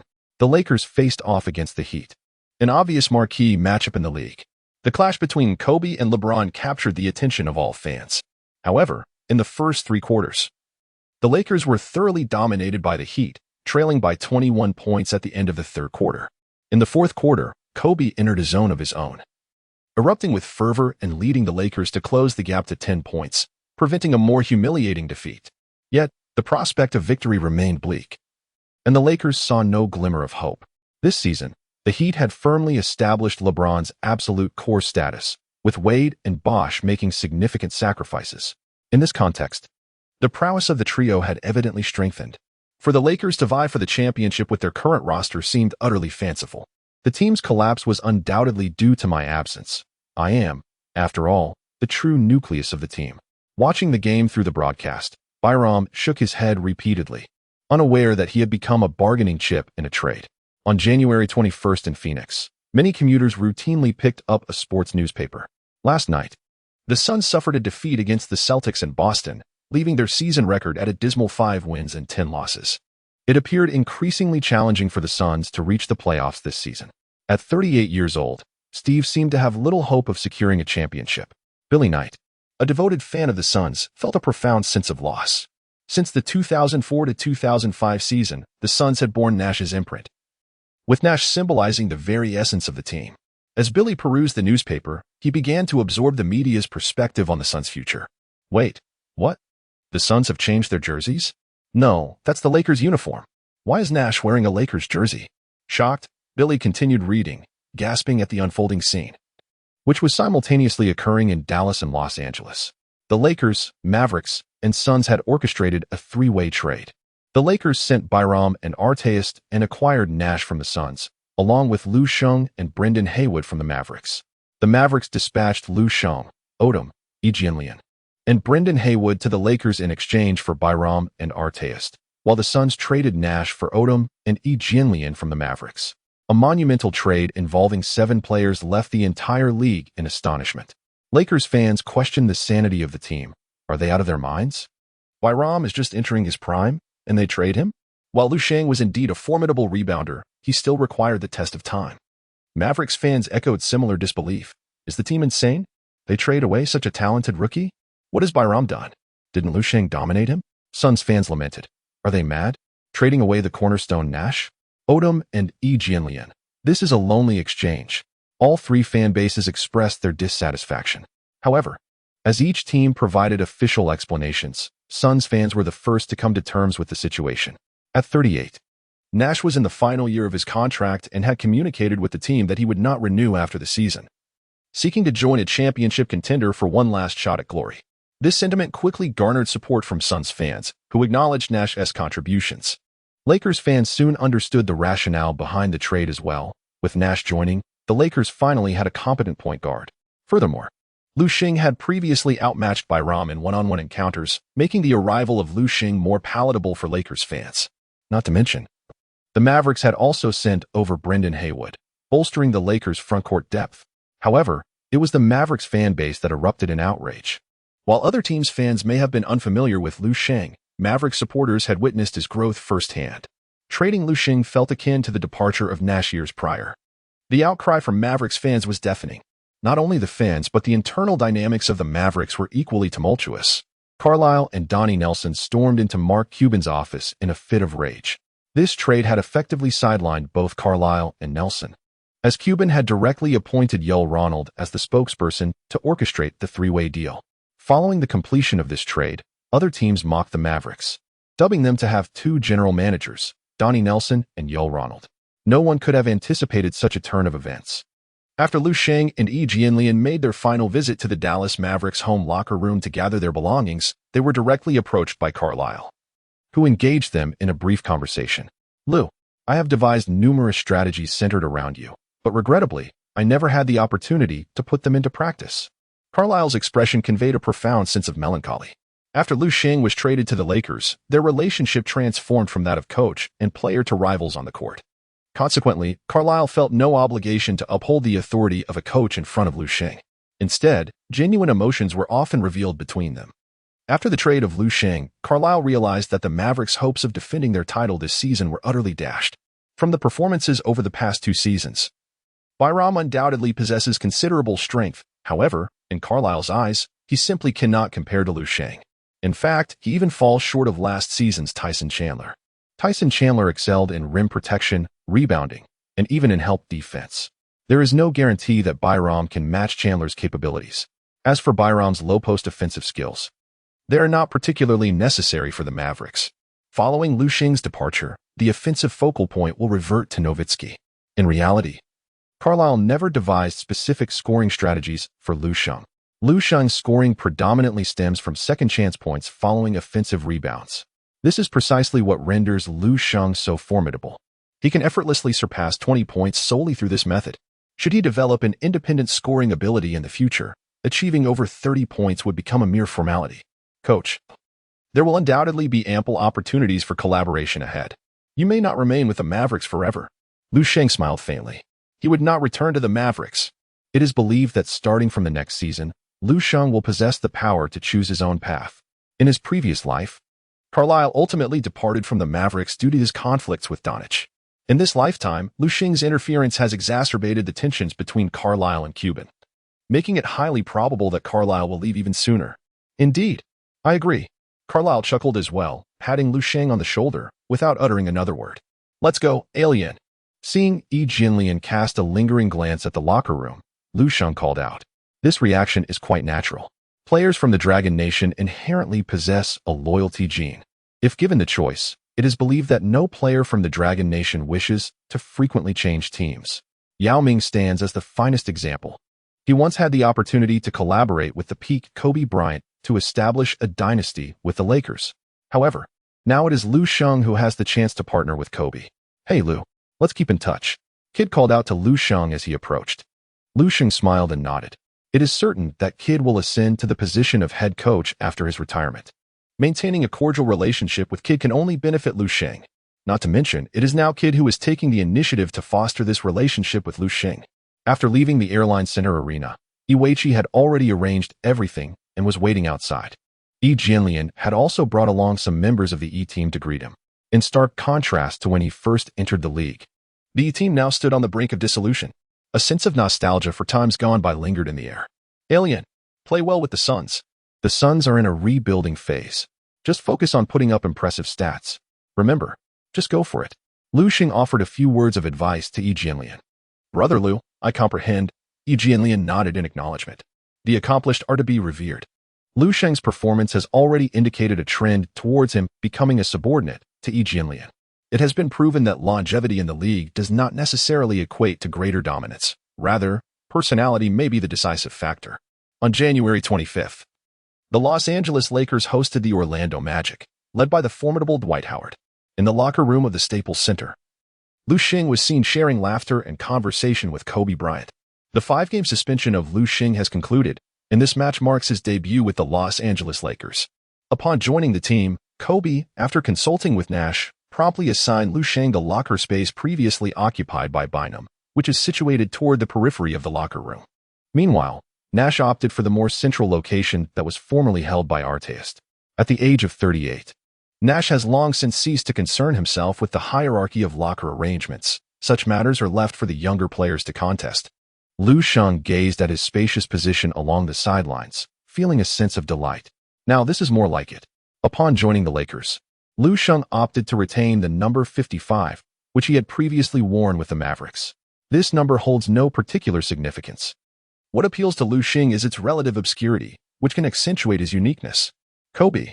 Surely, there are no undesirable practices of exploiting newcomers here. Do extend a warm greeting to them, lest it become somewhat awkward. Lu Sheng spoke softly, and Kobe was immediately amused. The other Lakers players in the locker room wore expressions of incredulity. How could anyone dare to give orders to someone who was joking so amiably with the team leader? Furthermore, Lu Sheng had once sent Byram to the hospital with a mere slap. Who would be foolish enough to provoke him? At that moment, Brandon Haywood, who had been traded alongside Lu Sheng, was trembling in the locker room. What could he do now? All around him were adversaries. Perhaps it would be wise to seek Lu Sheng's favor instead. As the game between the Lakers and the Magic was about to commence, the Mavericks were set to face the Timberwolves at home. Mark Cuban made his customary appearance in the stands. As the most devoted owner in the league, he never missed a home game for the Mavericks. However, upon arriving at the arena, Cuban was besieged by reporters.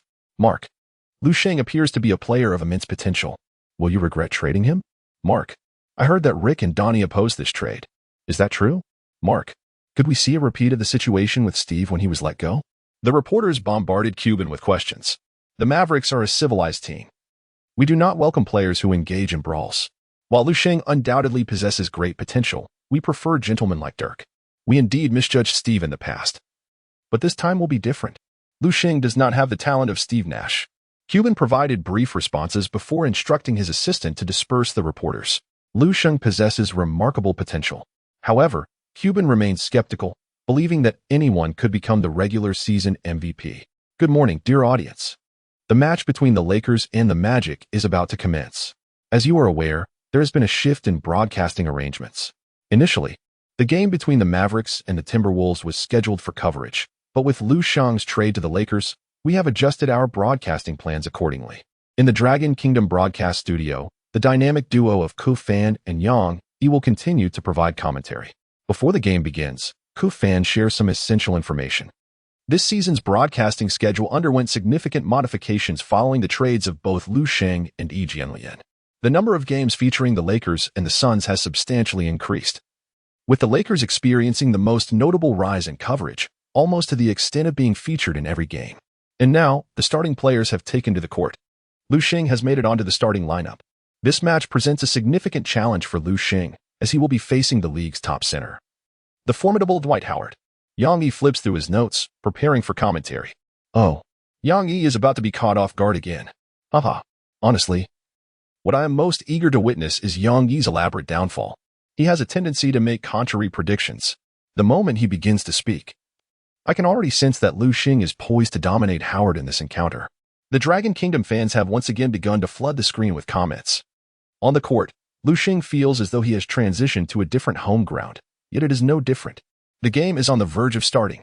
The Magic's starting lineup includes Howard, Ryan Anderson, Jason Richardson, Korver, and Nelson. Compared to the peak seasons of the Magic in previous years, this current starting lineup pales in comparison.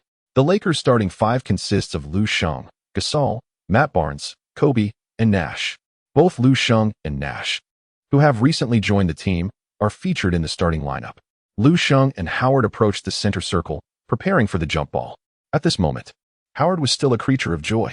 Observing Lu Sheng across from him, Howard felt as though the trajectory of his career had shifted. In Lu Sheng's previous life, Howard was set to join the Lakers the following season, forming a star-studded lineup alongside Nash, Kobe, Artest, Gasol, and himself. The outcome, of course, was yet another failure. Now, with Lu Sheng on the Lakers, there was no longer a place for Howard. The jump ball was imminent. Howard's leaping ability was exceptional. He had seldom lost a jump ball. Lu Sheng was about to face his greatest test. The referee tossed the ball into the air. Here it comes. In the broadcast booth, Yang Yi's commentary resonated, seemingly unfazed by any embarrassment. On the court, Lu Sheng and Howard leaped simultaneously. Howard flashed a grin at Lu Sheng, swiftly tapping the basketball first. Lu Sheng currently possesses a jumping attribute of only 85, while Howard boasts a remarkable jump of at least 90. Furthermore, Howard stands at a height of 2.11 meters, surpassing Lu Sheng by 5 centimeters, making his victory in the jump ball unsurprising. Lu Sheng remained unfazed. This was merely the beginning. The best was yet to come. Oh no. Lu Sheng lost the jump ball. I told you he was not as good as Andrew. Such cries emanated from a handful of Lakers fans in the stands, as if Bayram's jump ball could triumph over Howard's. The Magic initiated their offense. Howard, exhilarated after winning the jump ball, surged past half-court and charged directly into the paint. Leaning against Lu Sheng, he reached out for the ball from Nelson. It appeared that Lu Sheng, the rookie, was being singled out for a lesson. Naturally, Nelson obediently delivered the ball into Howard's hands. Howard versus Lu Sheng. The stage was set. Howard aimed to assert his dominance over Lu Sheng. On the court, Lu Sheng couldn't help but smile at Howard's confident demeanor upon receiving the ball. Truth be told, had Lu Sheng been tasked with defending Yao Ming, he might have been left a chance. After all, his low-post defensive skills were still quite lacking. He could only rely on the slim probability of success against a low-post defensive maestro. But now he faced Howard. As long as Lu Sheng prevented Howard from executing a straightforward dunk, even if he faltered in defense, Howard's rudimentary skills in the paint might not guarantee a basket. Howard's reputation for missing easy shots was well-founded. He towered over Lu Sheng in height and outweighed him significantly. I surmised that Howard would simplify his approach, crashing into Lu Sheng for a dunk. In the broadcast booth, Yang Yi, who had finally avoided embarrassment during the jump ball, radiated newfound confidence. At this moment, the commentary completely overlooked Lu Sheng's previous ability to neutralize the heavier Bayram without breaking a sweat. However, Yang Yi did make one accurate observation. Howard indeed employed a straightforward offensive strategy. He collided forcefully with Lu Sheng, preparing to soar for a dunk. This mirrored Bayram's former approach entirely, and the outcome was strikingly similar. Dismissing the weight disparity, Lu Sheng's formidable strength was unleashed. Howard, already known for his unsteady lower body strength, stumbled under Lu Sheng's pressure. Naturally, his dunk attempt fell short. With a hurried motion, Howard flung the ball toward the rim. Yet Lu Sheng denied him even a chance at hitting the iron, deftly snatching the basketball with one hand. A one-handed rejection. The Staples Center fell into a hush. It seemed that whenever Lu Sheng took to the court, an unusual stillness enveloped the arena. However, as the realization dawned that Lu Sheng was now a Lakers player, the fans erupted into enthusiastic cheers. Lu, Lu, Lu. A significant number of Lakers supporters began to chant Lu Sheng's name in unison. Had he truly won over the Lakers fans? Lu Sheng seemingly accomplished this feat in just one round. However, the game is far from over. On the court, witnessing Lu Sheng's impressive rebound, both Kobe and Nash instinctively gravitated towards him, eager to receive the ball. Yet, Lu Sheng disregarded their presence, effortlessly grabbing the ball with one hand and launching it towards the front court. What an astonishing maneuver. Matt Barnes, who was already sprinting down the court for a fast break, suddenly found the basketball perfectly positioned before him. Without hesitation, he soared into the air, bang. Matt Barnes executed a flawless dunk, propelled by Lu Sheng's long pass. The quarterback's extraordinary talent for long passes possesses the remarkable ability to enhance the shooting accuracy of receivers by 50%. Matt Barnes will seize this opportunity without hesitation. Block 1. Assist 1. At present, Lu Sheng's shot-blocking ability is rather lacking, yet, regrettably, Howard is determined to offer assistance. Lu Sheng graciously accepted it. Marvelous. Haha. Yang Yi fell silent. The slap in the face always arrives so effortlessly. Fans of the Dragon Nation have rediscovered the joy of watching the game. On the court, Kobe and Nash exchanged glances. Steve, that pass showcased your flair. Kobe remarked to Nash. It's a close match. Nash nodded, providing an affirmative response. Hey, I said, Kobe, Steve. Lu Sheng's voice resonated in the ears of Kobe and Nash. Upon seeing me with the ball, charged directly towards the front court. You all witnessed that pass just now. Lu Sheng appeared somewhat dissatisfied as both Kobe and Nash simultaneously called for the ball. Nevertheless, Kobe and Nash exchanged a glance and broke into laughter. This rookie from the Dragon Kingdom possesses remarkable tenacity. It seems the championship title this season is truly within reach. As the Magic initiated their offense, Howard's gaze towards Lu Sheng had noticeably shifted, and the playful smile on his face had diminished considerably. Clearly, Lu Sheng's previous block had left Howard feeling somewhat embarrassed. Eager to regain his composure, Howard once again requested the ball from Nelson. After a moment's hesitation, Nelson passed it to him. After all, Howard is the team leader. And Nelson dared not refuse. Howard received the ball inside once more. It was another one-on-one. This time, rather than opting for a straightforward, forceful dunk, Howard executed a series of shoulder bumps against Lu Sheng before swiftly pivoting and cutting along the baseline. At this moment, Howard was at the peak of his prowess. Displaying remarkable agility, Lu Sheng, for a fleeting moment, found himself overshadowed by a significant margin. His defensive inadequacies have become somewhat apparent. Nevertheless, Lu Sheng's agility and speed are equally remarkable, allowing him to closely trail Howard without being entirely outpaced. Bang! As Howard drove to the basket, he attempted a reverse layup. Yet the execution appeared exceedingly awkward. A clang of the rim, and the play resulted in a foul. Lu Sheng showcased his prowess once more, executing a one-handed grab and delivering a precise four-point quarterback-style pass. The newly invigorated Matt Barnes, having just enjoyed a stroke of fortune, appeared to launch into action with newfound swiftness. True to form, Lu Sheng's pass did not disappoint. Bam! Another effortless slam dunk ensued. The Magic team was simply unable to establish their defense in time. Matt Barnes felt that if he continued to play this way, scoring over 20 points would be a breeze. Kobe and Nash exchanged a knowing glance, as if to acknowledge that they had little role to play in this spectacle. Lu. The Staples Center reverberated with the chant of Lu Sheng's name. Almost all the home fans joined in unison, celebrating the remarkable display of Lu Sheng's talent over these two possessions, brimming with exuberance. A new darling of the Staples Center had indeed emerged. Both head coaches raised their eyebrows in surprise from the sidelines. Mike Brown mused, "It seems my tactical repertoire has just expanded. Should I entrust that wretched ball to Lu Sheng?" Van Gundy exclaimed, "Goodness. The opposition is fierce. Should we call a timeout to calm Howard down? To prevent him from being overly stubborn?" However, Van Gundy opted to wait a while longer, recognizing that the score was merely 4-0 at the outset. He chose to trust in the team's ability to self-adjust. The Magic launched their offense. Howard demanded the ball in the paint for the third time. This time, Nelson truly hesitated. "Oh, beast. Struggling to score is dampening morale." He sighed. Well, third time's the charm. Nelson lofted the ball to Howard once more, although Howard caught it. The pressure on him intensified significantly. His expression turned unusually serious. How to proceed now? Howard decided to forcefully confront Lu Sheng twice before drawing near the basket for a delicate hook shot. Clang. A clang and a one. Haha. Lu Sheng felt that Howard was incredibly generous. Is this a suggestion for him to accumulate statistics to his heart's content? Even with an abundance of rebounds, Lu Sheng effortlessly secured the rebound. After Howard's offensive maneuver in the low post, he was unable to immediately transition into a rebounding stance. In truth, every player experiences a moment of hesitation following a shot attempt. For instance, after releasing the ball, players instinctively glance to see if it has gone in. rather than rushing into the paint to vie for the rebound. However, on this occasion, Howard did not afford Lu Sheng the opportunity for an easy long pass.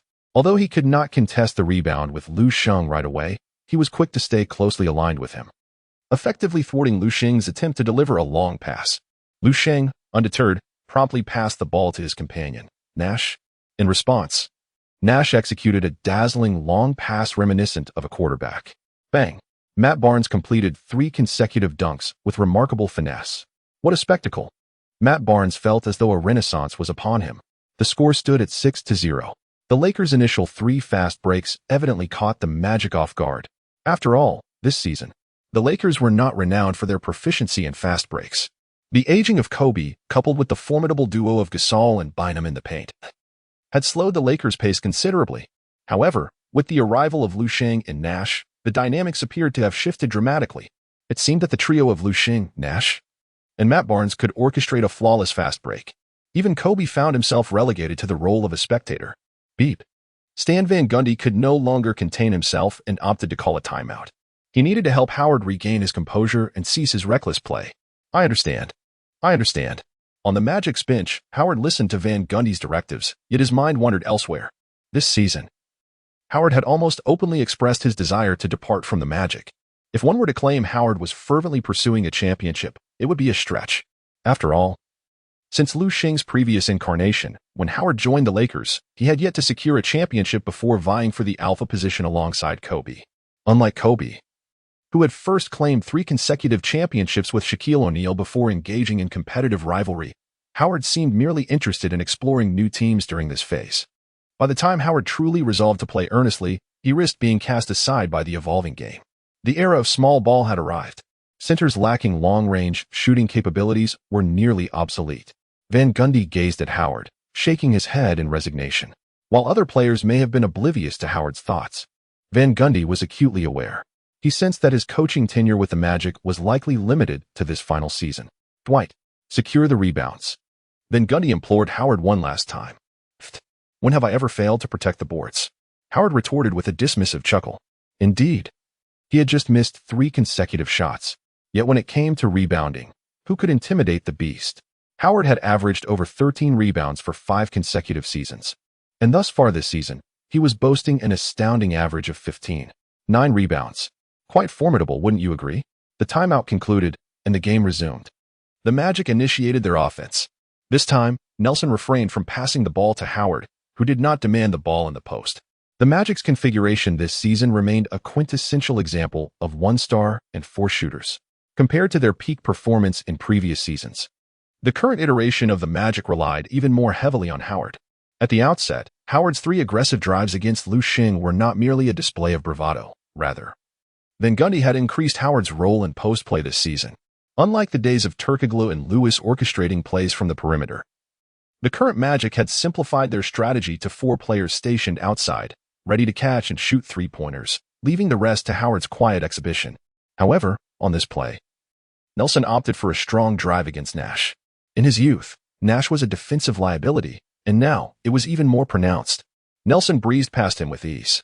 Lu Sheng would never allow Nelson an unobstructed layup, swiftly providing assistance on defense. However, Nelson promptly passed the ball to Howard. Bang! At last, Howard was able to capitalize on the opportunity. At present, Lu Sheng's defensive prowess is insufficient to thwart dunks of Howard's caliber. Following his dunk, Howard appeared exceedingly exhilarated, evidently releasing a pent-up frustration. He strode directly in front of Lu Sheng, showcasing his biceps. How juvenile.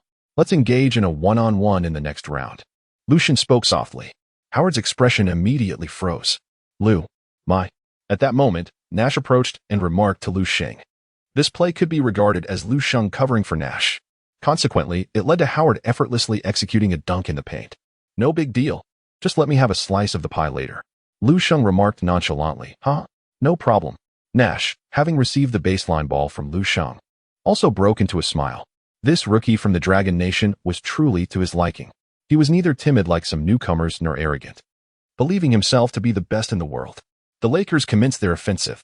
After a series of 3 consecutive plays, they finally began to engage in earnest in the half-court battle. Upon crossing half-court, Nash prepared to pass the ball to Kobe. However, Kobe waved him off dismissively. The two MVPs, collaborating for the first time, exhibited a degree of humility. Nash said, "Kobe, just play as you usually do. I'll take care of the passing." To which Kobe responded, "No way. Play in your own style. My off-ball skills are top-notch too." Fisher, listening from the sidelines, could only weep silently. Why am I relegated to merely bringing the ball past half court? Observing that Kobe truly had no intention of taking the ball, Nash beckoned Lu Sheng towards the paint. "Screen and roll. Here we go." Lu Sheng is not as averse to screens as that foolish Howard. The so-called glory of the traditional center, as perceived by Howard, is utterly worthless in the face of modernity. The quality of Lu Sheng's screens is average by league standards. It is neither exceptional nor subpar. After all, his physical attributes are commendable. Nash, utilizing Lu Sheng's screen, adeptly evaded Nelson's defense. Meanwhile, under Nash's subtle cue, Lu Sheng swiftly rolled towards the basket. Bang! Lu Sheng took off directly from just inside the free throw line. Meanwhile, Nash's pass arrived perfectly in front of Lu Sheng. He caught the ball, slammed it down. What a thrill! Lu Sheng experienced the joy of masterful passing. Lu Sheng's passing ability is currently top-notch, yet he cannot pass to himself. At last, he has experienced this firsthand. Why didn't Kid ever deliver such a pass to me during my time with the Mavericks? Lu Sheng suddenly realized the crux of the matter. It appeared that he had indeed never engaged in a pick-and-roll with Kid. In several instances of driving plays, it was still Lu Sheng who passed the ball to Kid. The roles were entirely reversed. Carlisle's tactics are undeniably quite revolutionary. At this moment, Lu Sheng couldn't help but exclaim, "Howard has just been reduced to a mere backdrop." Lu Sheng's timing for the jump was remarkably earlier than Howard had anticipated. Nash's pass was nothing short of exquisite. Howard barely had time to leap. The defense he prided himself on was effortlessly breached by the combination of Lu Sheng and Nash. The Mavericks launched their offense. This time, Nelson opted to pass to the perimeter shooter Korver. As one of the league's premier three-point marksmen, Korver released the ball upon receiving it. Yet, it failed to find the net. The moment Korver took his shot, Lu Sheng activated his predictive ability to ascertain the rebound's trajectory. If it doesn't go in, you won't be able to claim the rebound either. Although Howard was puzzled by Lu Sheng's unwavering confidence that the shot would miss, he was determined not to allow Lu Sheng to seize the rebound this time. The two established their positions and fiercely contested for a favorable spot for the rebound in the paint. Howard's ability to predict the rebound's location was also exceptional. Otherwise, he wouldn't have averaged over 13 rebounds per game for 5 consecutive seasons. However, Howard's anticipation of the rebound's trajectory was based on the instant the ball ricocheted off the rim. It was impossible for him to possess the foresight that Lu Sheng exhibited, knowing precisely where the rebound would land the moment the shot was released. You fell for it. As the basketball was about to strike the rim, Lu Sheng forcefully nudged Howard, swiftly darting to the right. "Oh, what the?" Howard stumbled from Lu Sheng's tremendous shove, only to see the basketball careening directly in Lu Sheng's direction. Rebound 1. Lu Sheng stood there, effortlessly catching the basketball with one hand. Truly a case of waiting for the rabbit by the tree stump. "Let us go." Lu Sheng's passing exhibited no hesitation whatsoever. Matt Barnes, the most agile player in the starting lineup, once again reaped the rewards of Lu Sheng's distribution. With a resounding slam dunk from Matt Barnes, he has already accumulated 8 points, dominating the scoring charts. Teacher Yang, what are your thoughts on the first quarter matchup between the Lakers and the Magic? In the broadcast room, during a brief 2-minute intermission, Kufan posed the question to Yang. In the first quarter, the Lakers crushed the Magic with a commanding score of 29-20, leading by 9 points with ease. After switching teams, Lu Sheng showed no signs of adjustment. He recorded an impressive 6 points, 9 rebounds, 1 block, and 4 assists, electrifying the entire arena. Meanwhile, Howard contributed 8 points and 2 rebounds. While this seems commendable, all of Howard's points came from opportunistic plays following Lu Sheng's setups for Nash. In one-on-one encounters, Howard has yet to score against Lu Sheng, going 0 for 4. Furthermore, when it comes to rebounding, Howard was utterly outmatched, leaving nothing but remnants of his former prowess. To be fair, Howard's rebounding abilities are nearly at their peak, if not entirely so. Under normal circumstances, one would expect a balanced contest, with both players sharing rebounding duties equally. However, Lu Sheng's rebounding attributes have surpassed all limitations, rendering any comparison futile. Lu Sheng, the joy of unlimited points is something you cannot comprehend. Ahem. I believe both teams are playing rather chaotically, failing to showcase their respective technical strengths. Yang Yi now seems to speak with a fervor that borders on the dramatic. On the Magic's side, Howard has not been able to secure the rebounds effectively, which has left their outside shooting completely unhinged. Meanwhile, the Lakers, in the first quarter, appeared more like a fusion of the Suns and the Warriors, bearing no resemblance to the Lakers we know. Can you believe Kobe did not attempt a single shot in the first quarter? Yang Yi feels that the first quarter's performance from both teams was exceedingly unconventional. He believes that if the Lakers continue to play this way, it poses significant risks. Lu Sheng, Nash, and Matt Barnes have formed a small clique, rendering Kobe and Gasol outsiders. Although the Lakers have dominated the Magic both in score and appearance, if Coach Mike Brown fails to address this issue, it may incite tensions in other areas. Yang Yi's concerns are not without merit. Isn't it true that Lu Sheng was traded from the Mavericks precisely because he usurped the strategic core from Nowitzki? However, at this moment, the atmosphere on the Lakers bench appears quite harmonious. Kobe seemingly remains unconcerned about his lack of attempts, with the renewed hope of pursuing a championship. One can observe that Kobe has become remarkably reasonable. Currently, his focus is solely on two aspirations, the championship and the finals MVP. As long as he can attain both, he has no qualms about anything else. During the regular season, Lu Sheng's ambition to be the team's leader poses no issue. After all, it was Shaquille O'Neal who once skillfully persuaded Kobe. Before the regular season and the finals, it was Kobe who battled fiercely. Yet, when the finals arrived, bam! O'Neal made a phenomenal surge, effortlessly securing the finals MVP. Whenever the Lakers three-peat at the turn of the century is discussed, it is undoubtedly Kobe who clung to O'Neal's coattails.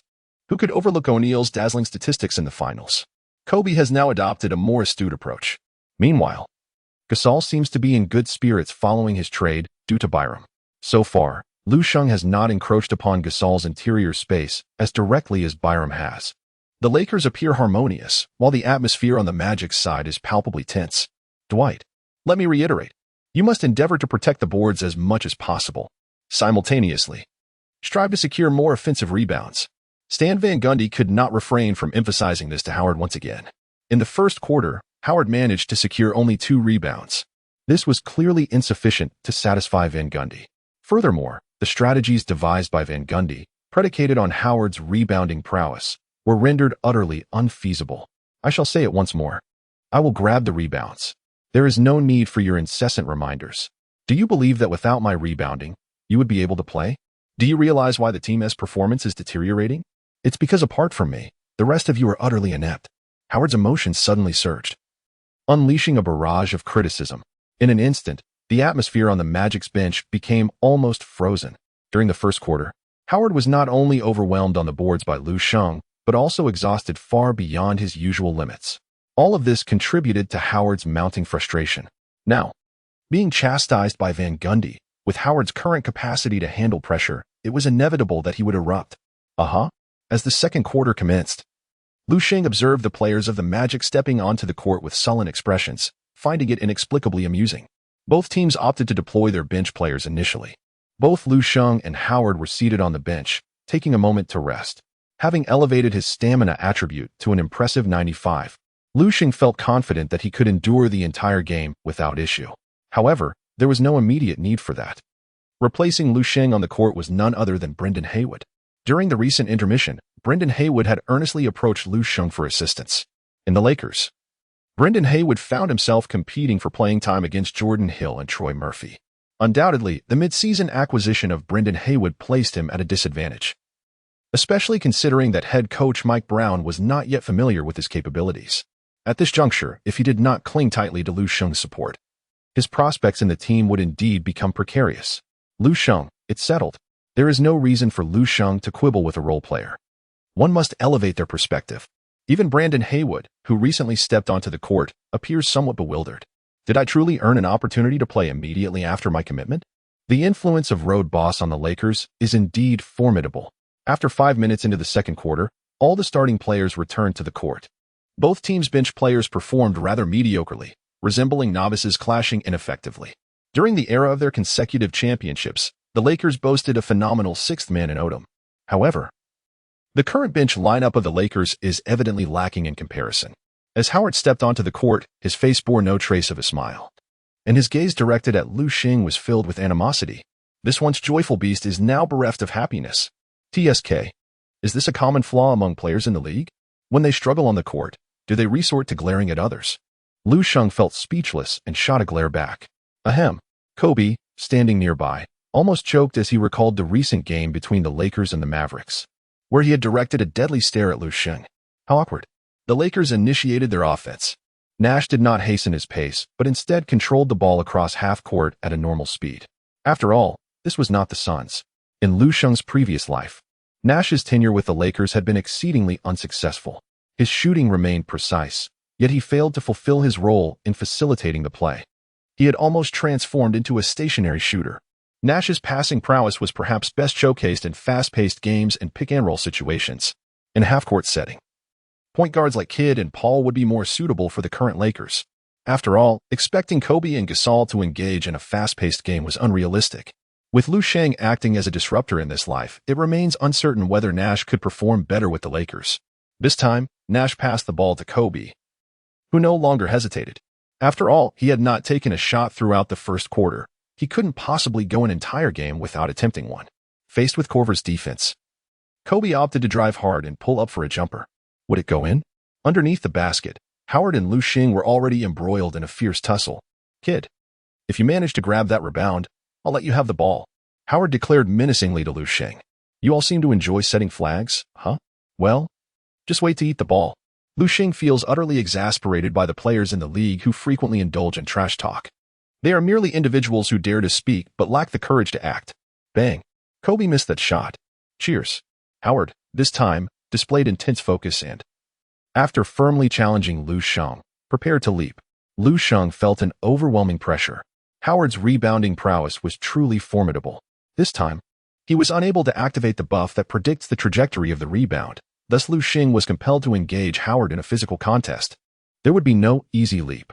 At present, Lu Sheng's height and jumping ability were no match for Howard, so he maximized his strength and positioning. Although Howard leapt first, Lu Sheng's strategic positioning prevented him from fully exerting his power. The ascent was clearly not as smooth as it could have been. Nevertheless, Howard's hands still reached for the basketball, suspended in midair. In that moment, Lu Sheng surged forward. Instead of attempting to grasp the ball with both hands, he deftly flicked it upward with the tips of his right fingers. The basketball, under the force, soared once more. Howard was left grasping at nothing. Frustration welled within him as he watched the rebound slip away, snatched by Lu Sheng. Upon landing, he prepared to leap again, only to discover that Lu Sheng had completely occupied his position. Securing the rebound is far more critical than mere jumping ability. Once position is established, it often becomes impossible to leap. Howard now found himself in such a predicament. Despite possessing great strength and verticality, he was rendered powerless. He could only watch helplessly as Lu Sheng soared once more to claim the rebound. Rebound 1. Hey. Lu Sheng offered a faint smile towards Howard, instantly igniting a surge of anger within him. Observing Lu Sheng poised to dribble, it appeared he intended to soar for a slam dunk. In that moment, Howard leaped into action, resolute in his determination to deliver a resounding block. However, to his astonishment, Lu Sheng executed a feint once more. Only after Howard descended did Lu Sheng gracefully leap, depositing the ball into the hoop. Swish. Although it was not a dunk but a layup, in Howard's mind, it constituted a grave affront. What a remarkable play, Lu. Witnessing his own missed shot, Kobe couldn't help but applaud Lu Sheng's fierce offensive maneuver, successfully converting on his second attempt. What could be more perfect than missing a shot only to have someone come to the rescue? Kobe, this is how you should shoot. Feel free to miss, for I shall secure the rebounds. Lu Sheng ran over and exchanged a high five with Kobe, accompanied by a playful grin. Before joining the Los Angeles Lakers, Lu Sheng specially looked up the franchise's record for the most rebounds in a single game. Unsurprisingly, it belongs to the legendary Wilt Chamberlain. In the 1968-69 season, Chamberlain secured an astonishing 42 rebounds in a game against the Boston Celtics. Lu Sheng believed that if Kobe were just a little more inconsistent, securing 42 rebounds would not be a dream. At that point, he would have an additional 100 attribute points at his disposal. This was undoubtedly the swiftest method to accrue such points. However, it was not as simple as it seemed. Kobe's expression momentarily froze, transforming into something exceedingly captivating. This young man, was he jesting about my inconsistency? Am I truly that unreliable? Lu Sheng had indeed ensnared Kobe in his words. Meanwhile, Nash, standing nearby, revealed a barely perceptible smile that swiftly vanished. For Nash, a longtime member of the 180 Club, it was difficult to comprehend the frenzied inconsistency that Kobe was experiencing. The game continued with the Magic on the offensive. After Nelson brought the ball past half court, a series of passes ensued beyond the three-point line, ultimately delivering the ball into Howard's hands. There was no alternative. The Magic's offensive strategy this season was quite limited. If the perimeter players could not secure advantageous shooting opportunities, the ball would be handed over to Howard for isolation plays. The perimeter had lost its ability to organize and create offense independently, effectively becoming mere shooting tools. Thus, Howard's efficiency in isolation would undeniably dictate the offensive ceiling for the Magic. Upon receiving the ball, Howard instinctively glanced around to see if any Lakers players were closing in for a double team. To his surprise, there was none.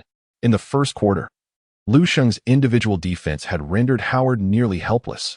Why would he need a double team? Was he even worthy of it? On the court, both teams' players instinctively spread out. Howard held the ball near the free throw line, facing Lu Sheng. Another one-on-one confrontation. Bang, bang.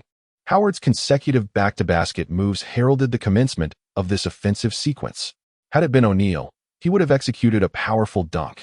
Had it been Yao Ming, he would have performed a smooth turnaround jumper. Yet, Howard lacked both abilities and opted instead for a sudden spin and dash along the baseline. This time, Lu Sheng was well prepared. After all, Howard had only a few tricks up his sleeve, making him easy to predict. As Howard approached the basket, he intended to execute a reverse dunk. However, Lu Sheng seized the moment, applying tremendous force. Bang! Howard's lack of lower body strength was once again exposed. Under the overwhelming influence of Lu Sheng's power, Howard struggled to maintain control over his body and ended up missing the dunk entirely. Wow! Lu!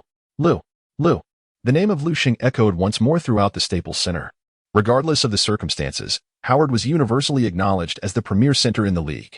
Previously, Bynum had often faced relentless bullying at the hands of Howard. Yet now, Lu Sheng was seemingly dominating Howard on the court. Is this not worthy of the crowd's exuberant cheers? Lu Sheng effortlessly secured the rebound once again. Howard, utterly defeated. After securing the rebound, Lu Sheng did not immediately launch a long pass like a quarterback. Instead, he waved to the fans in the stands. The fervent cheers of the fans calling his name deserved a response. However, this gesture left Matt Barnes, who had developed a penchant for fast breaks, feeling rather neglected. Matt Barnes had already dashed beyond the three-point line, yet he found himself waiting in vain for the basketball to come his way. Initially believing it was a careless pass from Lu Sheng, to his astonishment, he soon realized the truth. Lu Sheng interacts with the fans. Kobe and Nash exchanged a glance once more. Is this truly the realm of the youth? They undeniably appear to be seasoned veterans. The Lakers are on the offensive. This time, Kobe effortlessly sinks a shot after receiving a pass from Nash. After all, Korver is not a defensive stalwart, making it exceedingly difficult to contain Kobe. The Magic are now on the attack. Ryan Anderson launches a surprise three-pointer, catching Gasol off guard. Swish. Strangely enough, when Howard heard the sound of the basketball net, he felt an unexpected sense of relief. This was a sentiment he had never experienced before. Previously, Howard had been exuberantly grabbing rebounds, but now, before Lu Sheng, he seems to have faltered. At this moment, Lu Sheng remains oblivious to the inner turmoil that Howard is experiencing. He seizes every opportunity to confront Howard, thereby incessantly depleting Howard's energy reserves. The exclusive talent of the fighter has proven to be a remarkable skill this season. However, its efficacy in the future remains uncertain. Even if Lu Sheng maximizes this talent to its fullest potential, resulting in a 100 energy consumption, it may not yield the same advantages as it does now. With the advent of the small ball era and the emergence of touch fouls, physical contact during games has significantly diminished, placing greater emphasis on space and rhythm. Scenarios where a steadfast player like Howard engages in a physical showdown with Lu Sheng in the paint are likely to become increasingly rare. After all, by then, even the towering centers will be stationed beyond the three-point line, launching shots from afar, while rebounding duties will shift to guards and forwards. Consider Russell Westbrook's triple-doubles, Giannis Antetokounmpo's consistent 30-10 performances, and Luka Doncic's average of over 10 rebounds per game. Everything has transformed. Nonetheless, Lu Sheng, standing at 2.06 meters and weighing 105 kilograms, coupled with his extraordinary physical attributes, is ideally suited to thrive in the small ball era. In the future, once Lu Sheng fully develops his abilities, he may even explore the role of a primary ball handler. For now, however, the focus remains on securing rebounds and occasionally racking up assists. One must consume a meal bite by bite and traverse the path step by step. Lu Sheng remained utterly composed. The Lakers launched an offensive play. Nash executed a swift pass to Gasol, who elegantly sank a mid-range jumper from the free throw line. A proficient point guard understands how to engage teammates and distribute the ball effectively. Both Kidd and Nash have excelled in this regard. Just moments ago, Gasol had a ball stolen by Ryan Anderson, but he swiftly redeemed himself with a basket off Nash's assist. Such nuances reveal the true prowess of a point guard. However, the future tells a different story. The traditional point guard has all but vanished, replaced by a plethora of aggressive scoring guards. Allocating ball control to teammates? Nonsense. The priority is to score for oneself first. In just 2 to 3 seasons, the league will undergo a monumental transformation. The stars left behind by the changing times cannot be counted on a single hand. In the second quarter, the Lakers completely dominated the flow of the game. After Howard's mental collapse, he found himself at a greater disadvantage against Lu Sheng. To be frank, from a purely skill-based perspective, if Howard were to apply more strategic thinking in his game, he could easily overpower Lu Sheng. After all, Lu Sheng currently exhibits a significant one-dimensionality, excelling only in rebounding and long passes. Yet, it is evident that Howard is not a player who relies on intellect in his gameplay. When the Happy Beast is not in high spirits, one cannot expect a stellar performance from him. To be honest, Lu Jianlian has yet to unleash his formidable skills against Hoda. The score stands at 33-23. In the second quarter, the Lakers have once again surged ahead, leading the Magic by 10 points. As the halftime whistle blows, the Lakers find themselves in a commanding position with a 19-point lead at 62-43 over the Magic. The game is undoubtedly heading toward garbage time. Lu Sheng delivered an impressive performance in the first half, amassing 12 points, 15 rebounds, 2 blocks, and 5 assists, an extraordinary statistical display. Kobe also contributed with 15 points and 3 assists. With Lu Sheng's dominance on the boards, Kobe felt liberated in his shooting, resulting in a remarkable uptick in his shooting percentage. He achieved 6 successful shots out of 10 attempts, complemented by a flawless performance at the free throw line, sinking all 3 attempts, culminating in a shooting percentage of 60. If Kobe were to maintain such a level of play, he could easily bid farewell to his previous struggles. On the opposing side, Howard managed only 10 points and 3 rebounds. While his scoring may seem typical, given his average of just over 20 points per game, his rebounding performance starkly reveals the extent of his struggles in this half. Particularly when compared to Lu Sheng, Howard's performance appears significantly lacking. As the second half commenced, the dynamics of the game remained unchanged. The prospect of Howard experiencing a monumental resurgence following halftime adjustments is not entirely out of the question. Yet the likelihood is exceedingly low. At least, such a revival did not manifest in this contest. Lu Sheng played merely 5 minutes in the third quarter before taking a rest. Consequently, his statistics for the match concluded at 12 points, 18 rebounds, 2 blocks, and 5 assists. Lu Sheng felt that the pace of his improvement was undoubtedly hindered by wasted time. The Lakers triumphed effortlessly over the visiting Magic with a score of 112-90. Before the game, Howard displayed an arrogant demeanor as if to question, who is Lu Sheng? Yet, he was swiftly humbled during the match. However, once Lu Sheng left the court, Howard quickly racked up impressive statistics, finishing the game with 24 points, 11 rebounds, and 3 blocks. Those who did not witness the game might assume that Howard and Lu Sheng were evenly matched. Dwight, how would you describe Lu as a player? After the game, Howard attempted to exit the arena but was intercepted by reporters. The first question posed by the press left him feeling quite embarrassed. Throughout the match, Howard had been simmering with unexpressed frustration, and now it seemed he had found an outlet for his anger. Lu, he is merely a small man who relies on dirty tactics for defense. Anyone can see that my height and weight completely overpower him. Yet I couldn't leap to grab a rebound. What does that signify? It indicates that Lu resorted to underhanded moves that you all fail to perceive. I am not the first victim, nor will I be the last. I believe the league should impose penalties on players like Lu and restore the integrity of our league. At this moment, Howard unleashed a barrage of complaints, resembling a petulant child seeking solace from his mother after feeling wronged. Frankly speaking, in recent seasons, Howard has undeniably received considerable support from the league, which has somewhat inflated his ego. In Lu Sheng's previous life, he too underwent a profound awakening after enduring continuous defeats.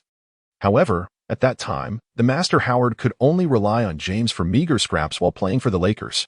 It is worth noting that back in 2008, Howard was a player who could be traded straight up for James. How the tides of fate can turn. Howard's statement sparked intense discontent among Lakers fans. This was a classic case of deflection when one cannot compete. Normally, Howard's complaints would not cause much of a stir, but with the assistance of Mavericks owner Mark Cuban, Lu Sheng found himself thrust into the spotlight of controversy. In Dallas, at the American Airlines Center, the Mavericks played their first game following a three-team trade. Facing off against the Timberwolves, the Mavericks fans eagerly anticipated the performances of new acquisitions Byram and Artest. Although many Mavericks supporters were still nostalgic for Lu Sheng, they understood the necessity of moving forward. Byram and Artest, in terms of reputation, certainly overshadowed this season's rookie, Lu Sheng. However, the outcome of the game left many astonished. The Mavericks suffered a disappointing 90-105 defeat to the Timberwolves. The Timberwolves, a team that had been languishing in mediocrity for several seasons, completely outmatched the Mavericks in this encounter. The newly anointed Wolf King, Kevin Love, amassed 31 points and 22 rebounds, decisively dismantling the Mavericks' interior defense. Byram failed to fulfill his role as a rim protector, finishing with a mere 9 points and 4 rebounds, a dismal showing. If it had ended there, it might have been forgivable. After all, new players require time to acclimate. Yet, what was intolerable for all Mavericks fans was Byram's evident disregard for team dynamics. With 5 minutes left in the third quarter, the Mavericks trailed the Timberwolves by only 3 points, and everything remained within reach. However, for reasons unbeknownst to anyone, Byram blatantly ignored Nowitzki's request for the ball and instead attempted a three-pointer from beyond the arc. The entire arena of Mavericks fans felt as though they had been blinded by the sheer absurdity of the moment. During his tenure with the Mavericks, Lu Sheng undoubtedly showcased some unconventional performances. Yet, each time he took to the court, he astonished the Mavericks supporters. However, what on earth is going on with Byram? Is he a spy or an undercover agent? In that moment, Nowitzki truly felt a sense of admiration for Lu Sheng. Following Byram's ill-fated three-point attempt, Carlisle could no longer bear it and promptly benched him, never to return to the game. This decision indirectly precipitated the Mavericks' collapse in the fourth quarter, especially considering they had already lost both Lu Sheng and Brendan Haywood, two pivotal centers. If Byram remained sidelined, the Mavericks would indeed find themselves devoid of options. After the game, the trade involving Byram and Lu Sheng was met with vehement criticism from the Dallas media. Mark Cuban found himself besieged by reporters, questioning the rationale behind trading Lu Sheng. What were the considerations leading to this decision? Professional integrity and ethics, Cuban stated solemnly before the camera. I had no intention of disclosing these matters, but now that our team is facing widespread misunderstanding, I must clarify. Lu Sheng has serious ethical issues. Everyone witnessed his violent behavior on the court. Moreover, on his very first day in the Mavericks locker room, he attempted to confront Brendan Haywood. Not only that, he also clashed with Jason Terry. He scarcely embodies the demeanor of a rookie. No, he is unworthy of being an NBA player.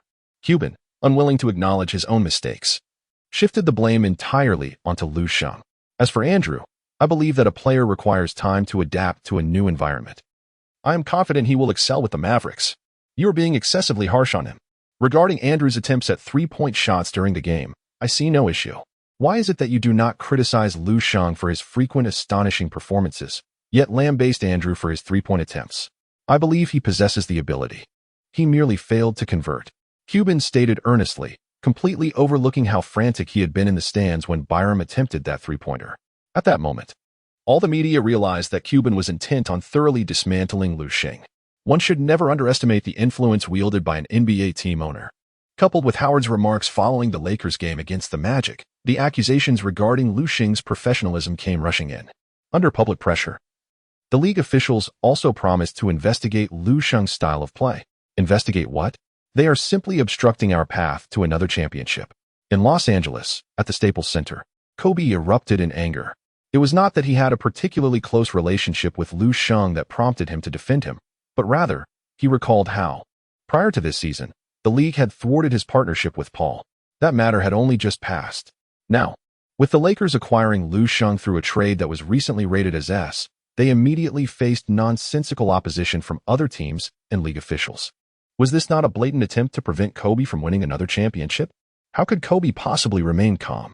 He was still striving to match Jordan's championship tally. And now he was just one short.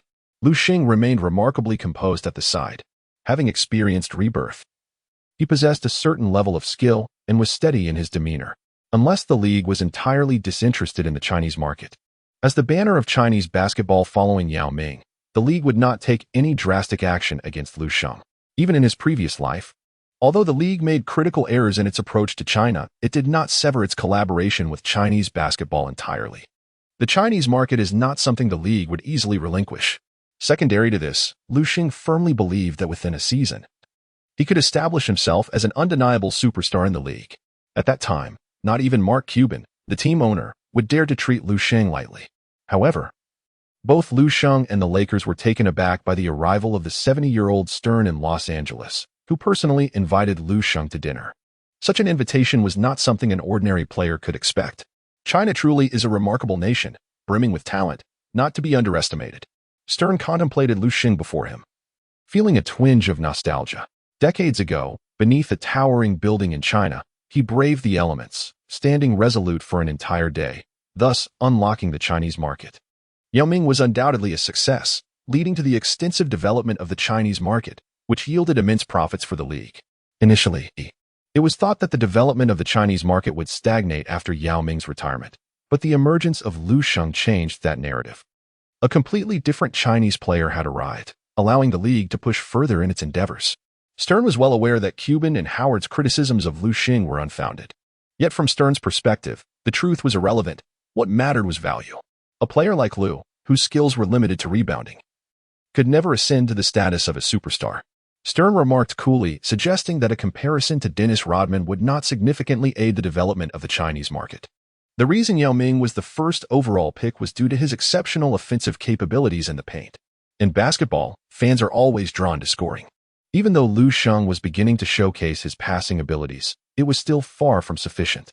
As for Howard, well, his American nationality inevitably meant the league would hold international players to a higher standard. President, you know nothing of my true abilities. Lu Sheng smiled faintly. My rate of growth will far exceed your expectations. Haha. Lu, you are indeed very different from Yao. My curiosity about how far you can grow continues to deepen. However, Lu, you are not young anymore. The time left for you is limited. Stern smiled slightly. This rookie from the Dragon Nation truly piqued his interest. This investigation is merely a formality. However, if you are unable to demonstrate your worth for an extended period, some matters may become quite serious. Stern tapped the table and departed with his assistant. Yao Ming has brought immense benefits to the alliance. This provides the alliance with a compelling reason to support Yao Ming. Conversely, Yi Jianlian has evidently disappointed Stern. Thus, the alliance has allowed Yi Jianlian to sink into obscurity. As for Lu Sheng, it all depends on his performance. What a waste. Lu Sheng gazed at the sumptuous feast laid before him, thinking to himself that one must seize the opportunity to indulge. Yet, he understood that he needed to accelerate his evolution once more. The most effective way for Lu Sheng to evolve rapidly was to claim 43 rebounds in the next match, thereby shattering the long-standing single-game rebounding record held by Wilt Chamberlain for the Lakers. Should he accomplish this feat, he would directly receive 100 attribute points from the system. Who fears whom? Let us take the plunge. A day later, the official investigation results from the league were announced. Lu Sheng is not facing significant issues. However, the league officials have still issued a warning to him. Correct what can be corrected and encourage what cannot. This ambiguous handling has led many fans to believe that Lu Sheng indeed has problems. Otherwise, why not clearly articulate the matter? It must be that the league officials are prioritizing the Dragon Kingdom market, disregarding their own reputation. Truly, what an astonishing assist. Lu Sheng gazed at the recent news. All accusations pointing towards him, and an uncontrollable fury surged within his heart. Kindness invites exploitation, just as a noble steed is ridden by others. Just wait and see. In the eyes of Lu Sheng, a deadly intent gleamed. On January 28th, the Lakers continued their home game, facing the Pacers. The Pacers have exhibited impressive performance this season, currently standing third in the Eastern Conference. Despite being plagued by injuries, team leader Danny Granger has shown commendable resilience, maintaining an average of over 20 points per game. Even more remarkable is the rapid growth of Paul George. In his second season, George has delivered an all-around performance of 15.55 since the start of the season. Known for his defensive prowess, he has also demonstrated exceptional consistency on the offensive end. Complemented by the seasoned David West, the formidable Roy Hibbert, the product of the Spurs, George Hill, and the unpredictable Stevenson, the future looks bright for the Pacers. Presently, their strength is formidable. To be candid, prior to any trades. The Lakers lineup might not have been able to overpower this Pacers team. However, now, they are a force to be reckoned with. For Lu Sheng enters the arena with a lethal determination. As Lu Sheng stepped onto the court, he was greeted by the resounding cheers of the Los Angeles Lakers home fans at the Staples Center. After all, in the previous match, Lu Sheng had truly won the hearts of the Lakers supporters. Given the rich legacy of the Lakers, they are unlikely to pay heed to the idle gossip circulating within the league. This, in turn, provided a modicum of comfort to Lu Sheng. Had the home crowd turned on him with boos, it would have been utterly devastating for him. The Indiana Pacers starting lineup consisted of Hibbert, David West, Danny Granger, Paul George, and Darren Collison. The Los Angeles Lakers starting lineup featured Lu Sheng, Gasol, Matt Barnes, Kobe, and Nash. Roy Hibbert and Lu Sheng stood at the center circle, poised for the jump ball. Hibbert, towering at 2.18 meters and weighing 122 kilograms, is often regarded as a player whose skills extend only to the essentials of life: eating, sleeping, and playing basketball. His nickname, Black Yao Ming, is a testament to this comparison. His ability to compete at a high level, particularly in the realm of basketball, is largely attributed to the Miami Heat's salary cap constraints, which have resulted in a lack of formidable options at the center position. Nevertheless, Hibbert currently exudes a notable confidence. As the 17th overall pick in the 2008 NBA draft, he has experienced consistent growth over the past few seasons, with his statistics nearing an impressive 12 points and 10 rebounds this season. At this moment, Hibbert glanced down at Lu Sheng, who stood nearly a head shorter than him, and instinctively felt a sense of superiority. In basketball, it is common to seek an advantage over those who are smaller in stature, particularly in rebounding. The referee tossed the ball into the air, signaling the commencement of the game. Lu Sheng's feet momentarily left the ground. Before Hibbert could comprehend what had transpired, he witnessed Lu Sheng already reaching the apex, deftly touching the basketball. Astonishing. Such remarkable elevation and speed.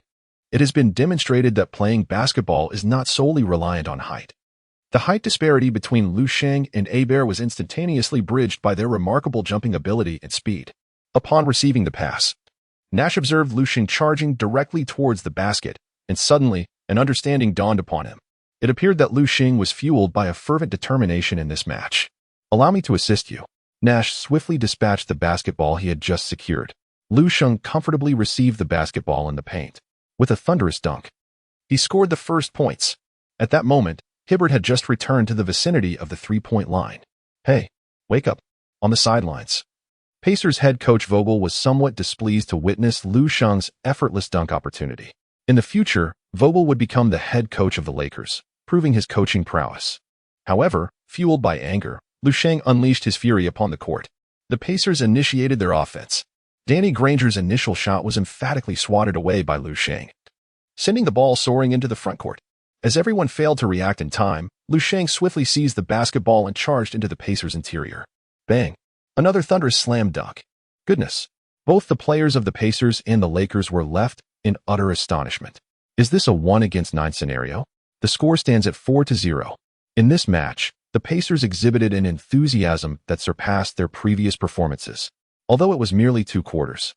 Everyone present recognized that the Pacers were poised for a remarkable breakout. The Pacers initiated an offensive play.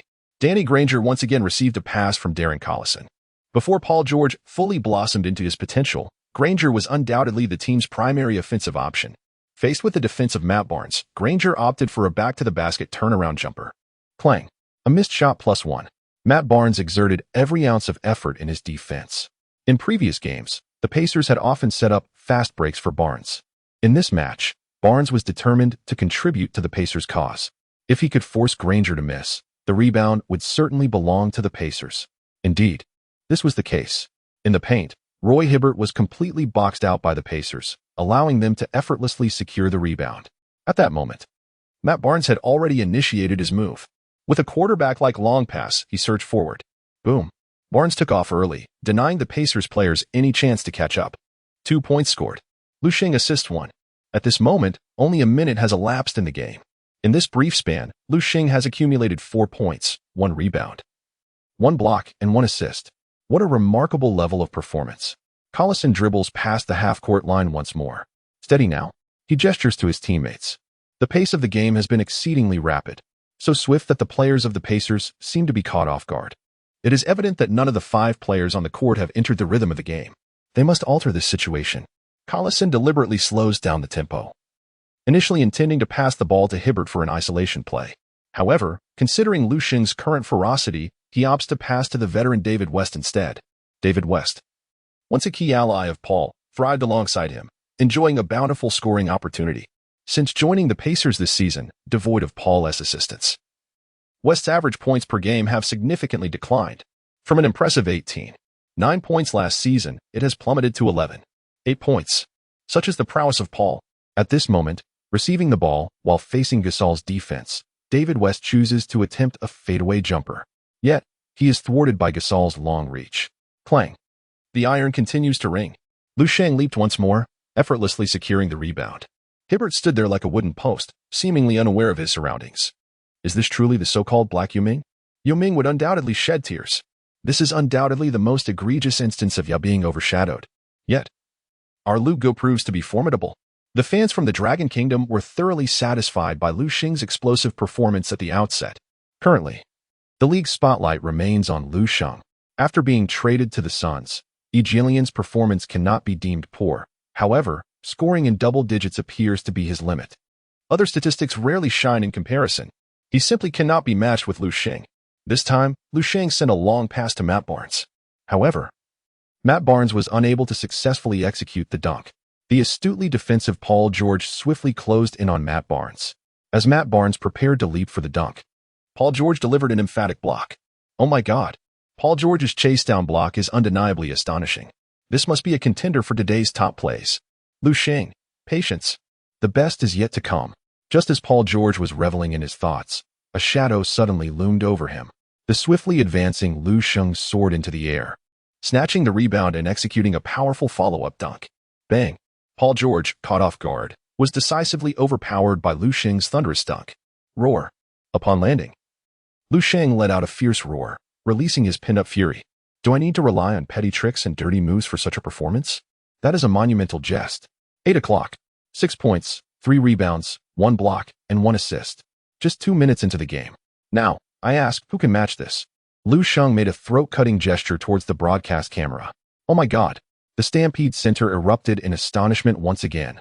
Lu Sheng's celebratory gesture exuded an undeniable aura of grandeur. However, it is certain that he will receive a fine from the league following the match. The broadcast from Dragon Country even interrupted with an advertisement. Goodness! This advertisement was utterly unexpected. Can anyone enlighten me on what just transpired? Feast your eyes on the GIF. Our brother Lu is simply magnificent. I am utterly enamored. Despite the official broadcast cutting away, the resourceful netizens remain unfazed. The GIF featuring Lu Sheng has rapidly circulated across the internet. However, it has subsequently been removed in large numbers. To be frank, the impact has indeed been detrimental.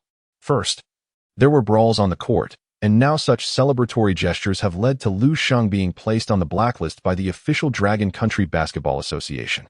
For the time being, there are no plans to summon Lu Sheng back to the team. At this moment, however, Lu Sheng on the court seems indifferent to all of this. Lu Sheng's playing style can be summed up in one word: reckless. With unlimited potential points at his disposal, he still feels constrained. Lu Sheng cannot afford to be the one who falters. The match continues as the Pacers launch their offense. After crossing half-court, Collison seems uncertain about how to proceed. Granger misses a shot. David West fails to score. As for Hibbert, perhaps it's best to refrain. Now, only he and Paul George remain untested. Who will take the shot? Collison glances at Nash before casting his eyes toward Kobe in front of Paul George. It seems he might have a better chance if he takes the shot himself. Collison makes a decision. To be honest, Nash's defense has been rather lackadaisical, bordering on merely token effort. It's not that Nash's defensive attitude is lacking. He knows full well that no matter how he defends, the result remains the same. Standing at a mere 183 meters, Collison possesses remarkable agility and speed. At this moment, he exploits Nash's aging footwork, swiftly maneuvering past him on the right. However, it proves that a smaller guard without a distinctive skill set may find penetrating the paint less than ideal. Collison lacks Iverson's exceptional finishing ability and does not possess Tony Parker's signature floater. As he drives toward the basket, he suddenly finds himself in a dilemma. Should he pass to Hibbert, or should he take the shot himself? Collison opts to go for it alone. Unfortunately, he encounters an explosive Lu Sheng. If Lu Sheng had a zone of his own, he would undoubtedly be in it now. Although Lu Sheng's shot-blocking ability may not be exceptionally high, his long wingspan allows him to swat Collison's layup with ease. His large hands make the action of blocking the shot effortless. This is something Kobe envies greatly, as his own hands are smaller. Unlike Jordan or McGrady, who can perform mesmerizing one-handed maneuvers, Kobe finds himself unable to replicate such feats. Yet, Lu Sheng can. Collison's slight frame pales in comparison to Lu Sheng's presence. He can only watch helplessly as he becomes a mere backdrop in today's top plays. On the sidelines, Vogel furrows his brow. Although Lu Sheng's fast break to Matt Barnes was thwarted by Paul George, the Pacers are currently being thoroughly dominated by the Lakers. They can't score. What to do? The Lakers prepare to inbound the ball. Matt Barnes' layup was deflected out of bounds by Paul George. Finally, they are set to engage in a serious half-court offense. Gasol inbounds to Nash, who then passes to Kobe. Paul George quickly positions himself in front of Kobe. Paul George has been particularly aggressive in this game. Facing Kobe directly fills him with excitement. This is Kobe, after all. If he can contain Kobe in this match, Paul George could achieve instant fame. Kobe recognizes the determination in Paul George's eyes and smiles slightly.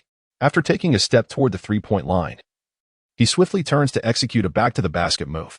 With age, the explosive flights reminiscent of his younger self in jersey number 8 have become unrealistic. Thus, back-to-the-basket techniques have taken on increasing importance in Kobe's arsenal. Standing at 2.06 meters and weighing 102 kilograms, Paul George possesses an ideal physique for wing defense. In terms of both height and weight, he holds the advantage over Kobe. However, Paul George's defensive skills have yet to reach their peak. Kobe showcases what it means to make a defender feel like a mere puppet. The series of shoulder fakes appear simple, yet they cause Paul George to completely follow Kobe's feints. Mastering the rhythm of such movements is not a feat just any player can achieve. By the time Kobe pivots and takes a jump shot, Paul George realizes that having lost his defensive balance, he is far too late to mount an effective defense. Swish. It is truly a sight to behold. Lu Sheng beneath the basket clicks his tongue. That's another rebound gone. After regaining his composure, Lu Sheng suddenly recalls his goal for this match, to secure 43 rebounds. If Kobe's shooting remains this accurate, achieving that target may prove quite challenging. Moreover, the Lakers have unleashed a 10-0 run. If this trend continues, it is highly likely that garbage time will ensue. In such a case, Lu Sheng's chances of grabbing those 43 rebounds would dwindle even further. What a predicament! Lu Sheng can only hope that the Pacers will muster some strength and not falter too much. The Pacers are on the offensive. Collison passes the ball to Paul George. The reason the Pacers currently rank third in the Eastern Conference is their tenacious defense. Offensively, they seem somewhat opportunistic. The scoring seems to be quite balanced, yet in reality, there is an over-reliance on individual plays. There is no cohesive offensive system in place. This stems from the absence of a central playmaker for the Pacers. Neither the team's cornerstone Granger nor point guard Collison possesses strong organizational skills. The team can only play as they see fit. In previous games, the Pacers could initiate their offense from the paint. Inside-outside. Once Hibbert and David West established dominance in the paint, the perimeter players Granger and Paul George, along with Collison, found the space to operate. However, in this game, it is evident that the Pacers' interior has been thoroughly dismantled by the Lakers from the outset. Hibbert has been completely absent thus far. It seems that Lu Sheng's fierce start has utterly bewildered him. Paul George, with the ball in hand, faces Kobe, feeling a tinge of anxiety. Currently, Paul George has allocated all his skill points to defense. He possesses offensive talent, yet it remains underdeveloped against other average players. He might rely on his innate ability to score. However, facing a similarly defensively adept player like Kobe, Paul George feels immense pressure. His consecutive attempts to drive have all been thwarted, leading him to resort to back-to-the-basket plays. Yet, Paul George's post moves appear incredibly clumsy compared to Kobe's finesse. Clang. Paul George unsurprisingly misses the shot. Kobe intended to block it directly, but alas, Paul George's height surpassed his own, resulting in no contact. Lu Sheng beneath the basket has grown disinterested in battling Hibbert for position and simply collects the rebound. Hibbert is truly looking bewildered on the court. This time, Lu Sheng refrained from executing a direct long pass for a fast break, instead opting to entrust the ball to Nash at his side. Paul George displayed great diligence in his defense against Matt Barnes. Such passing could easily lead to mistakes. Nash gently caressed the basketball as he advanced with it. It seems rather improbable to have a touch of the ball with the Lakers, doesn't it? Quite absurd. This situation is entirely different from that in the Suns. Nash undoubtedly requires some time to acclimate. Within the Lakers, he cannot possess the absolute ball control he enjoyed with the Suns, as both Kobe and Gasol also demand their share of possession. Lu Sheng does not particularly require possession of the ball. However, he frequently initiates fast breaks immediately after securing rebounds, leaving Nash unable to touch the ball. Kobe, if you have the courage, go ahead and overwhelm me. I can successfully defend against you. Just as the Lakers' offense began to take shape, Kobe overheard Paul George hurling trash talk in his direction. Amused, Kobe couldn't help but chuckle. Young man, I understand your mindset all too well. I once harbored the same intention when facing Jordan. As you wish. With a subtle smile, Kobe extended his hand to request the ball from Nash. Nash complied without hesitation, passing the ball to Kobe. Yet, it felt as though I might hardly touch the ball in this game. Once in possession, Kobe assumed a triple threat stance, while Paul George advanced with relentless tenacity. Kobe found even more amusement, reminiscent of his explosive-haired self from years past. After a probing step, Kobe rose for a jump shot. Clang. This time, Paul George was exceptionally focused, exerting every effort to disrupt the shot. It bore fruit. Hearing the sound of iron, Paul George felt a surge of joy. Even more so for Lu Sheng. Rebounds, here we come. Excellent play. Lu Sheng effortlessly secured the rebound once again. Hibbert had truly become a mere bystander. Would Lu Sheng go for an emphatic dunk? Oh, no. He passed to Kobe on the perimeter. Kobe seemed taken aback by this, facing Paul George's defense once more. Oh. Paul George's defense was indeed commendable. Another miss. The rebound still belonged to Lu Sheng. This time, he must take it himself, right? He passed to Kobe again. Goodness. On the court, Kobe stared at the basketball that had returned to his hands, momentarily bewildered. What is happening here? Hibbert is completely out of defensive mode. And you still want dunk? However, Kobe would never shy away from shooting just because he missed, even if he missed 100 times. Kobe would continue to shoot without a hint of hesitation. Here we go again. Clang. Lu Sheng secures another board. Kobe, my good brother. In a brief offensive sequence, Lu Sheng remarkably secured 4 rebounds. His rebounding statistics have now surged to 7. The prospect of breaking the record seems promising. At last, Kobe's subsequent shot found its mark. Much to the relief of the Lakers' home crowd. Had he continued to miss, it would have been quite an uncomfortable situation. The score stood at 12-0. On the sidelines, Vogel could no longer bear to watch and called for a timeout. Lu, are you so eager to witness my missed shots? Kobe chuckled as he playfully nudged Lu Sheng, clearly amused by his fervent desire to grab rebounds. Hey, Kobe, keep it up. Lu Sheng boldly embraced Kobe, a faint smile gracing his lips. Wow, the fans of the Lakers were utterly astonished. Lu Sheng certainly does not regard himself as an outsider. When did he develop such a close relationship with Kobe? We must address our scoring dilemma. Aggressively attack the paint. Even if we fail to convert, we must draw fouls. On the Pacers bench, Vogel has already picked up the tactical board, sketching incessantly.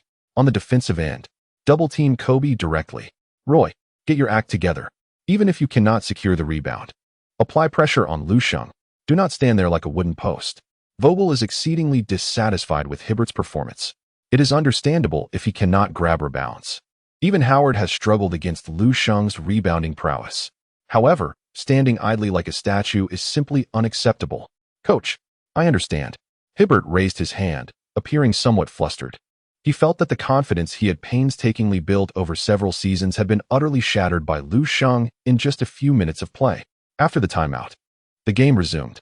David West received a pass from Collison and quickly took a shot. Swish. Finally, the Pacers have broken their scoring drought. Gasol's defense seemed somewhat lackadaisical. After winning back-to-back championships with Kobe, Gasol's form has evidently declined. Expecting Gasol to once again serve as the tactical linchpin for the Lakers, as he did 2 seasons ago, is indeed quite challenging. Nonetheless, as an ordinary starting player and a vital piece of the championship puzzle, Gasol remains invaluable. This is why he was able to play until the age of 39 before retiring. Scoring is paramount. Upon witnessing the team finally score, the Pacers fans breathed a sigh of relief. The Lakers launched their offense. Nash passed to Kobe, who then lofted the ball to the interior for Lu Sheng. My goodness, what a predicament. After receiving the pass from Kobe, Lu Sheng was at a loss for words. I currently lack the ability to initiate an offense on my own. Lu Sheng believes that Kobe is seeking revenge. However, it was simply a reckless act. Lu Sheng refrained from making any further movements, as they were indeed beyond his capability. He leapt directly, seizing the ball and powerfully thrusting it towards the hoop, defying Hibbert's presence. Bang! At this moment, Hibbert's height proved to be a significant obstruction. Yet Lu Sheng's dunk appeared rather effortless. However, before Hibbert could even revel in his moment, he witnessed Lu Sheng's swift second jump, securing the rebound. A follow-up dunk. Boom. Once again, Hibbert found himself merely a backdrop, being posterized yet again. On the sidelines, Vogel concealed his face with his hands, contemplating the necessity of substituting Hibbert out of the game. Lu Sheng's aggressive play was truly ferocious. Vogel pondered whether if Hibbert continued to endure such relentless harassment from Lu Sheng, he might be rendered ineffective. The Pacers were on the offensive. After a few rounds of silence, Granger finally found his rhythm. In the face of Matt Barnes' defense, he executed a successful mid-range shot. While Barnes' defense was undeniably robust, it lacked finesse, and with age, he struggled against shooting-oriented players. Eventually, both teams settled into a more conventional pace of the game. In the broadcast booth, Kufan felt his throat growing parched from the fervor of commentary. The pace of the game had commenced at breakneck speed, with Lu Sheng's continuous dazzling performances leaving Kufan and Yang Yi with little pause for breath. This season, the Pacers' defense has remained formidable. Now that the Lakers have regained their form, scoring against them has become considerably more challenging. However, Lu Sheng was relentless in his pursuit of rebounds, seemingly intent on shattering some rebounding records. Yang Yi, noticing Lu Sheng's presence at every rebound, couldn't help but voice his curiosity. Let me check. The Lakers' franchise record for most rebounds in a single game is held by Wilt Chamberlain, with 42 rebounds. It appeared that Lu Sheng was indeed aiming for this record. The data enthusiast Kufan swiftly referenced his notes to uncover the Lakers' single-game rebounding record. By the end of the first quarter, Lu Sheng had already amassed an impressive tally of 6 points, 11 rebounds, 1 block, and 1 assist. In the latter half of the first quarter, while his other statistics remained stagnant, he focused solely on securing rebounds. If he maintained this rebounding pace, as long as the game didn't enter garbage time, the prospect of him breaking the record seemed quite promising. At the conclusion of the first quarter, the Lakers led the Pacers by 11 points, with a score of 28-17. Lu Sheng's relentless pursuit of rebounds has undeniably diminished the Lakers' advantage compared to the beginning of the game. This is particularly evident as Kobe, Gasol, and Nash are all exhibiting exceptional shooting touch in this match. After grabbing the rebound, Lu Sheng opted not to pursue a second offensive play himself, but instead continued to pass the ball to his teammates, which undoubtedly diminished the offensive efficiency of the Lakers. Lu, are you aiming to break Wilt Chamberlain's single-game rebounding record in this match? Kobe couldn't help but inquire during the intermission. Lu Sheng's performance in this match appears rather abnormal at present. Thanks to Kobe's obsession and competitive spirit, he is fully aware of every record pertaining to the Lakers. Indeed, it is as such. Kobe, your responsibilities are substantial. In the upcoming matches, you must resolutely embrace the challenge ahead. Lu Sheng spoke with profound seriousness. Get lost. Kobe directly told Lu Sheng to take a break. Isn't that heart-wrenching? Coach, I request to remain on the court and not rest during the second quarter. I want to rack up rebounds. Lu Sheng did not mince words. Since the objective of this match was to break rebounding records, he laid it bare. It was merely a regular season game. Kobe, Steven, what are your thoughts? Mike Brown refrained from answering directly, instead turning to Kobe and Nash. Gasol exclaimed, Coach, do you truly have a disdain for me? If we're going for it, let us go for it. Both Kobe and Nash offered their unequivocal approval. Lu, continue to take the court. Mike Brown decisively waved his hand, making the call. Meanwhile, on the Pacers bench, Vogel also made a daring decision. Recognizing that the Pacers' interior could not contend with the Lakers, he opted to abandon the post entirely. David West, Granger, Paul George, Dante Jones, and Collison formed a 5-small lineup. The tallest among them, David West and Paul George, stood at 2.06 meters, and all 5 players possessed the ability to shoot beyond the arc. This was the embryonic form of the death lineup. This season, the stylistic evolution of teams across the league has increasingly aligned with the era of small ball. The death lineup is certainly not the exclusive domain of the Warriors. Other teams have employed it at various intervals. However, the most successful implementation has undoubtedly been by that cosmic team. Vogel has always excelled in on-the-fly adjustments, so his tactical deployment comes as no surprise. In the previous life of Lu Sheng, Vogel was exalted to great heights while leading the Lakers to a championship. However, when the team subsequently failed to secure a playoff berth, Vogel became the scapegoat. The burden that Westbrook could not bear was shifted onto Vogel's shoulders. As for King James, there is no possibility of him ever shouldering the blame. Such a notion is utterly unfathomable. As the second quarter commenced, fans were astonished to observe that both teams fielded unconventional lineups. On the Lakers' side, Lu Sheng took to the court once more, clearly indicating a departure from the standard rotation. Lu Sheng, Troy Murphy, Josh McRoberts, Banks, and Fisher. Mike Brown is also quite intriguing, since Lu Sheng has openly stated his intention to accumulate rebounds. Let us allow him to do so to his heart's content. Apart from Lu Sheng and Fisher, the other players on the court are essentially mere custodians of the water cooler. The shooting percentage of these custodians will undoubtedly pale in comparison to that of the starting players. Although the Lakers lineup may not be the infamous small ball, it certainly boasts a dazzling array of talent. As for the notion of one big and four small, that is simply not the case. Apart from Fisher, Lu Sheng does not surpass the height of the other three Lakers players. Troy Murphy stands at 2.11 meters. Josh McRoberts at 2.08 meters. Banks at 2.06 meters. Were it not for Fisher's diminutive stature, the Lakers lineup would indeed resemble the Big Five. Meanwhile, the Pacers ensemble of David West, Granger, Paul George, Dante Jones, and Collison takes the court, leaving fans awestruck. What does this signify? Are the two teams beginning a practice match to refine their tactics? Vogel on the sidelines appears quite earnest. This tactical deployment is bold, and Vogel eagerly anticipates the effectiveness of this lineup. The Pacers initiate their offensive. After Collison brings the ball past half-court, he promptly hands it off to Granger. Granger, positioned beyond the three-point line, takes a shot. Troy Murphy, evidently sluggish in lateral movement, fails to keep pace with Granger's release. Swish. Granger sinks the three-pointer with ease, setting a promising tone for the Pacers. Well done. Lu Sheng not only felt no dismay regarding Troy Murphy's defense, but instead offered a commendation. Continuing in this manner, the game shall not be overwhelmed. A positive development. This brief period of dormancy serves to pave the way for a more prosperous tomorrow. Lu Sheng expressed that even if the Lakers were to squander this game, he would certainly make amends in the playoffs with double the effort. Troy Murphy, having faltered in defense, felt a twinge of guilt and raised his hand to gesture towards Lu Sheng. However, given that Lu Sheng was the sole starter in this lineup, his presence carried significant weight. Yet, when Troy Murphy caught sight of Lu Sheng's beaming smile and the sheer joy reflected on his face, he was left somewhat bewildered. Was this mockery? Or perhaps a form of reverse mockery? Lu Sheng, I require your defensive prowess. Well done. On the sidelines, Vogel clenched his fist lightly. This small ball strategy has indeed proven effective. At this moment, a novel idea blossomed in Vogel's mind, to position Granger at the power forward spot. Although this would compromise the interior defense, it would allow Granger to exploit mismatches against traditional power forwards on the offensive end. What potential? Vogel stroked his chin, continuing to observe the dynamics on the court. In stark contrast to Vogel, Mike Brown remained seated on the bench, exuding an air of tranquility.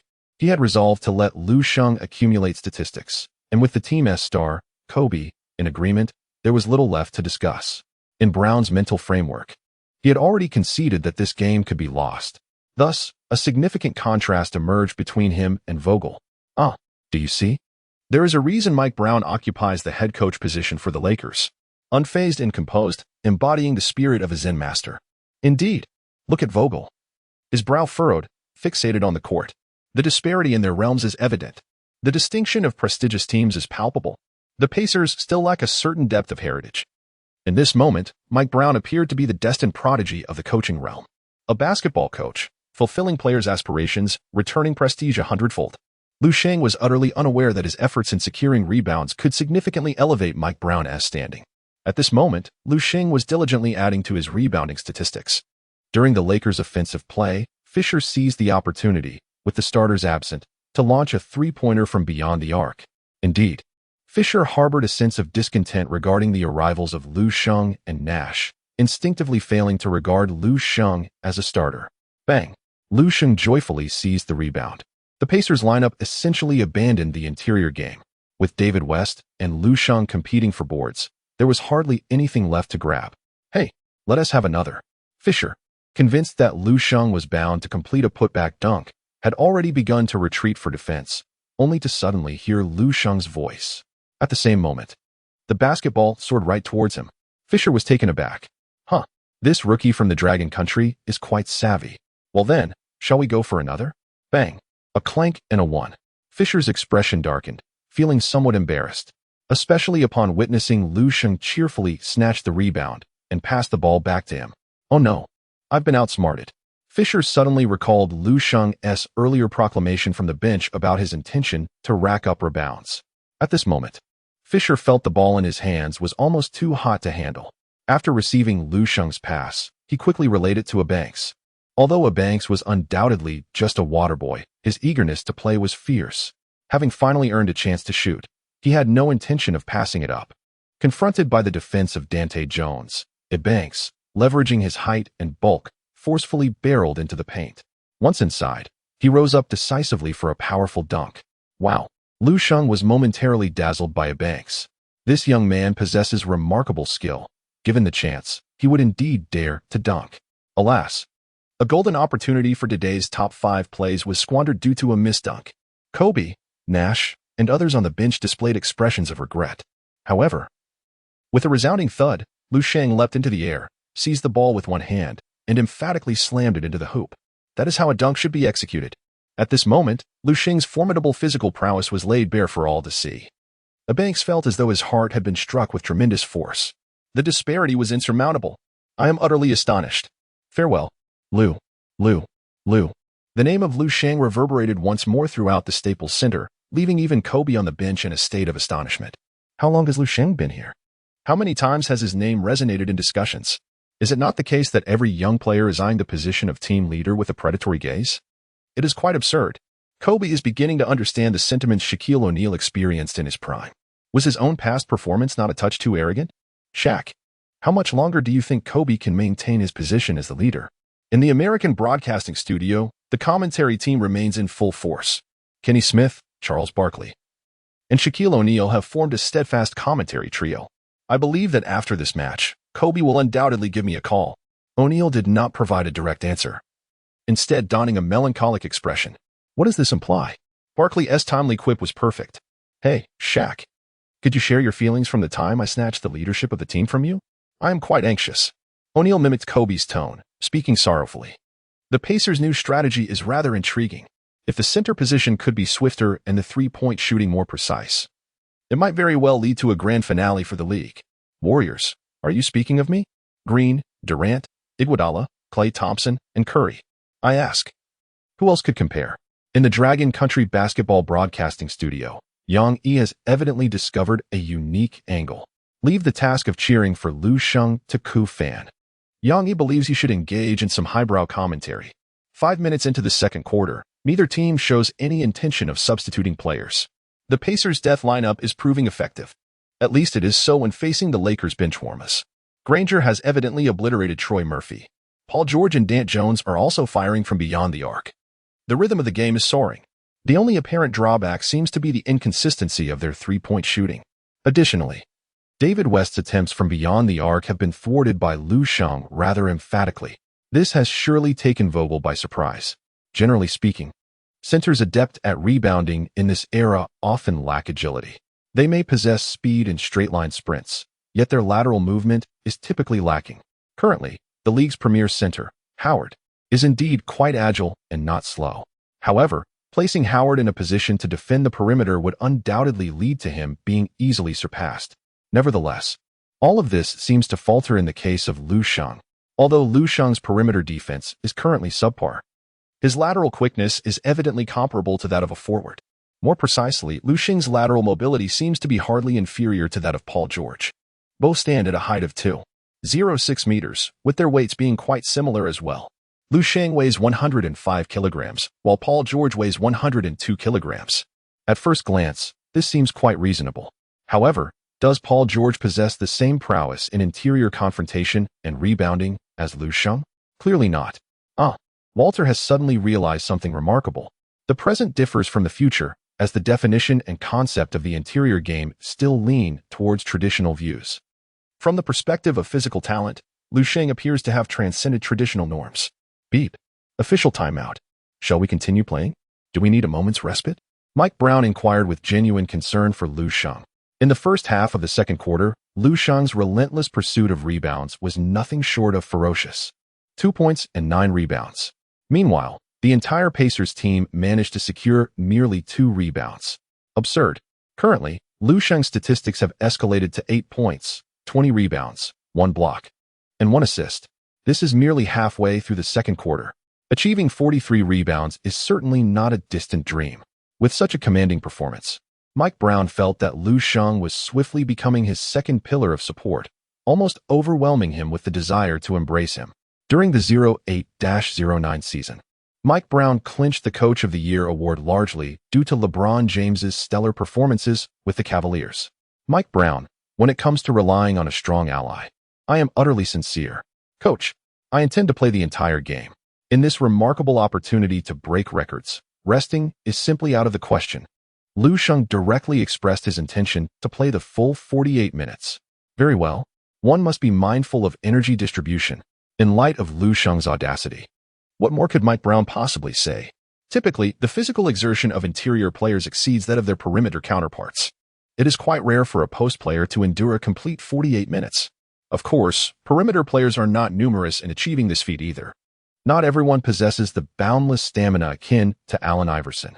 To be frank, Iverson's endurance truly borders on the extraordinary, particularly considering that Iverson does not exhibit the same level of discipline as a player like Ray Allen. Celebrations and festivities occur frequently, yet Iverson remains remarkably resilient. Nevertheless, upon noticing his own impressive stamina rating of 95, Lu Sheng confidently declared that it posed no challenge for him. I can do this too. At present, the score on the court stands at 35-29. The Pacers, buoyed by a commendable performance in three-point shooting, have narrowed the deficit by 5 points. Meanwhile, on the Pacers bench, Vogel is deliberating whether to persist with the small ball lineup. Thus far, David West, Paul George, and Darren Collison have hardly rested, and Vogel worries about their ability to sustain their energy. As the timeout concludes, Vogel opts to take a gamble and retains the current lineup. As the Pacers players take to the court, while most appear fine, David West seems to be slightly out of breath. Lu Sheng, attention, fighters. On the Lakers side, Mike Brown has indeed substituted in the entire starting lineup. Lu Sheng remained on the court as the Lakers initiated their offense. Nash astutely identified the Pacers' vulnerabilities and directly passed the ball to Gasol. Facing Granger's defense, Gasol effortlessly executed a hook shot that found its mark. Granger's attempts at defending Gasol were virtually ineffective. As the Pacers launched their offensive play, Vogel's attention fixated on Granger. It was evident that Granger struggled to contain Gasol. However, if Granger could not respond offensively, this strategy would inevitably falter. After crossing half-court, Collison handed the ball over to Granger, fulfilling his role as the point guard. Granger, positioned beyond the three-point line, faced Gasol when Paul George suddenly stepped forward to set a screen. Gasol, caught off guard, was momentarily impeded. "Hey, switch!" Lu Sheng couldn't help but shout at Gasol and Matt Barnes. In the forthcoming era of small ball, the reason teams adopt an infinite switch defense is due to the increasingly accurate three-point shooting across the league, coupled with a rise in long-range attempts. Without such defensive flexibility, defending against these shots would be nearly impossible, leading to significant open looks. Yet, at that moment, Barnes and Gasol adhered to the conventional method of defending the pick-and-roll, which is more suited for guarding against ball handlers in the roll-man-S attack. However, both Granger and Paul George were positioned well beyond the three-point line. With a swift motion, Barnes' defensive choice faltered, allowing Granger a small window of opportunity. Granger seized this chance and scored with a precise shot. Yes, on the sidelines, Vogel felt a wave of assurance, vigorously pumping his fist. Even if Barnes rushed to contest, Granger could easily pass to Paul George, who had a favorable mismatch against Gasol. With a sufficiently accurate three-point shot, scoring opportunities would present themselves effortlessly. In the future landscape of small ball, the pick-and-roll leading to mismatches will become an indispensable offensive strategy in critical moments, an approach that has proven effective time and again. "Steve, you're well acquainted with this," Kobe remarked to Nash as he witnessed Granger's three-point shot swish through the net. The fast-paced offense of the Suns had garnered quite a reputation. During the years Kobe led the team, he had faced off against the Suns on numerous occasions, making him quite familiar with their style. "Quite different, though," Nash replied with a smile and a shake of his head. Due to Lu Sheng's rebounding focus in this game, neither Kobe nor Nash were overly concerned about the outcome, appearing rather relaxed. Although the Suns' fast-paced offense emphasized three-point shooting, it differed significantly from the death lineup currently employed by the Pacers. The most notable distinction was that the core trio of the Suns, Nash, Marion, and Stoudemire, did not primarily rely on three-point shooting. Fast breaks and pick-and-rolls constituted a substantial portion of their strategy. As the Lakers continued their offensive efforts, Nash passed the ball back to Gasol in the paint. With a swish, Gasol continued to dominate Granger, finishing with an easy layup. The Pacers' turn on offense saw Granger attempt a three-pointer against Gasol, but the shot clanged off the rim. Lu Sheng secured the rebound. Subsequently, Gasol effortlessly scored against Granger for the third time. Vogel on the sidelines furrowed his brow once more. Indeed, 3 points surpassing 2 by a margin of 1 point is indisputable. It appears that 2 successful three-pointers can outweigh 3 two-pointers. However, this is predicated on a reliable three-point shooting percentage. The current roster of the Pacers evidently falls short of the prowess exhibited by the future peak Warriors. In fact, they do not even measure up to the three-point standards of any team 5 years hence. The game on the court continues. This time, Granger refrained from a forceful attack and executed a pick-and-roll with Paul George. Matt Barnes opted for a switch on defense, and Granger passed the ball to Paul George. Faced with a mismatch against Gasol, Paul George's three-point attempt clanged off the rim. This is precisely correct. Lu Sheng continues to enhance his rebounding statistics.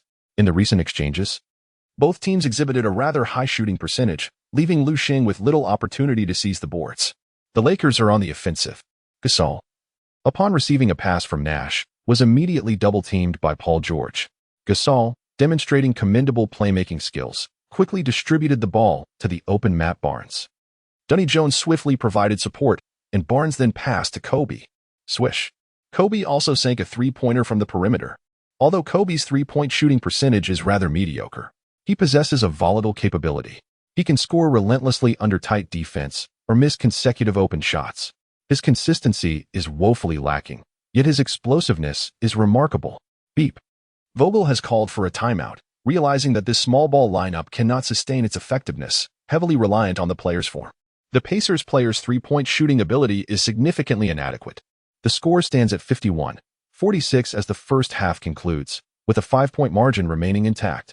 The most notable statistic for Lu Sheng has now reached 10 points, 25 rebounds, 1 block, and 3 assists. An astonishing rebounding prowess. I have a premonition that Lu Sheng is on the verge of breaking records in this match. Did Lu Sheng not previously shatter the Mavericks single-game rebounding record? How many was it? 28. The Mavericks single-game rebounding record was indeed 28, now surpassed by Lu Sheng with 29. The Lakers are undoubtedly stronger. 42 rebounds, 14 more than the Mavericks. The Lakers' home crowd, upon seeing Lu Sheng's first-half statistics displayed on the large screen at the Staples Center, suddenly realized they might witness history in the making. As Vogel returned to the locker room, he glanced up, filled with helplessness. It is quite peculiar that Hibbert, known as the Black Yao Ming at 2.18 meters tall, is struggling so significantly in rebounding for the Pacers. In the second half, the Pacers reverted to their conventional tactics. This brief glimpse of the small ball lineup, though not yielding sufficient results, heralds the impending arrival of the small ball era. Until that cherubic-faced rookie shatters the league's final defensive barrier, ushering in the small ball age. Basketball is indeed susceptible to the overwhelming influence of a superstar player. In soccer, due to the vast field and the number of players, the impact of a single superstar is comparatively less pronounced. Even in Maradona's Napoli days, how often could he single-handedly charge through the opposition? Yet Kobe can erupt for 81 points, nearly equating to the total score of the opposing team. Messi and Ronaldo cannot carry their national football teams in the same way. However, with a Jordan or a Kobe, a basketball team can certainly soar. No matter how sophisticated the tactics or systems, they can be utterly crushed in the face of overwhelming individual prowess. This is exemplified by the barrage of three-pointers in the small ball era. Curry, Lillard, Doncic, Trae Young all launching shots from increasingly distant ranges. It's sheer annihilation. Is there any system or tactic behind such shooting? It's purely chaotic. When the offensive space on the court expands to the half-court line, how can one defend? Press tightly? Get beaten off the dribble? Double team? Leave another player wide open. In a sense, when long-range three-pointers are sufficiently accurate, they become nearly indefensible. In fact, many future games will illustrate this point. For instance, the Cavaliers, who were thoroughly dominated by the Warriors in the finals. LeBron experienced this firsthand. When the Warriors' three-point shooting percentage soars to 60, what can one even do? Not even all-out LeBron or cosmic LeBron can make a difference. In the second half, the Pacers, reverting to their standard roster, gradually succumbed to the Lakers' complete dominance. Currently, the overall combat strength of Lu Sheng may not be considered formidable, however. His extraordinary rebounding ability compensates for the Los Angeles Lakers' most significant weakness. Why was Jordan able to establish a dynasty at the age of 35? Rodman played an indispensable role. His mastery of rebounding significantly enhanced the Bulls' margin for error. Presently, Kobe similarly requires a rebounding powerhouse. As for the previous interior offensive capabilities of Bayram, the Lakers truly find no necessity for that. After all, there is still Gasol in the paint. From the perspective of contributions from the center position, it is more than adequate. The game has progressed to the midpoint of the fourth quarter. The Lakers continue to maintain a lead of approximately 10 points over the Pacers. The deficit remains within reach. However, visually, the Pacers appear to have completely lost hope of a comeback. At this moment, all eyes of Lakers fans are focused on Lu Sheng. Lu Sheng has already secured 40 rebounds. With just 3 more, he would surpass Chamberlain's single-game record of 42 rebounds. Defense. Defense. Defense. The DJ at the Staples Center begins to amplify the rhythm. Now, if the Lakers' defense proves sufficiently robust, it will create more opportunities for Lu Sheng to grab rebounds. In this moment, Kobe is showcasing his defensive prowess with 9 stellar stops. Assisting others in achieving greatness is indeed a gratifying endeavor. Bang! Paul George, under Kobe's relentless scrutiny, strikes the iron. At this critical moment, Lu Sheng was not one to falter, swiftly securing the rebound. Gasol had ceased his pursuit of rebounds, transforming into a veritable power forward. Just 2 more rebounds to go. The home crowd of the Lakers rose in unison, poised to witness this historic moment. The Lakers were on the offensive. Who would take the lead? Nash, upon crossing half-court, flashed a smile at Kobe and declared, "Let me handle this. When it comes to missing shots, I rank second. Who dares claim the top spot?" Kobe, in high spirits, humorously poked fun at himself. Nash promptly passed the ball to Kobe. Paul George remained resolutely in front of Kobe. In this match, while Kobe may not completely obliterate Paul George, he was certainly set to score a staggering 99. Especially with Lu Sheng's formidable rebounding support, Kobe was shooting with unrestrained joy. What could be more exhilarating than shooting freely, devoid of psychological burdens? At this moment, however, Paul George found himself in an inner conflict regarding the game. If he defended too closely, Kobe might miss, thereby granting Lu Sheng the opportunity to grab the rebound. The record would soon be shattered. The entire Pacers team seemed to fade into the background.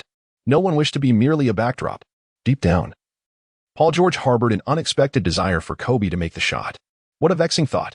If Lu Sheng aspired to break scoring or assist records, the Pacers could engage in a collective effort to lose. Lu Sheng must not succeed. Yet, this was a rebounding record. And the Pacers suddenly realized they were utterly incapable of containing Lu Sheng, especially with Lu Sheng possessing a 50 chance of predicting the rebound's trajectory. Several times, Hibbert had committed fouls in pursuit of the rebound, only to find Lu Sheng suddenly darting out of the paint, seemingly relinquishing his claim. Yet, astonishingly, the rebound would bounce right into Lu Sheng's path. Was Hibbert on the verge of tears? Crash. Even as Paul George instinctively relaxed his defense, Kobe's casual attempt ended with a miss. Just as the record loomed near, Lu Sheng became notably focused. This time, he executed a flawless box-out, ensuring that both Hibbert and David West were deprived of advantageous positions for the rebound. "The rebound is mine." Lu Sheng let out a thunderous roar as he firmly secured the rebound, even though he could clearly feel David West giving him a shove midair.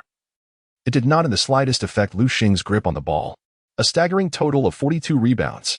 He is now merely 1 rebound away from breaking the record.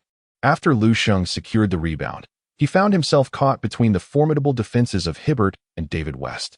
Realizing that attempting a strong play was impractical, he opted to pass the ball once more to Kobe.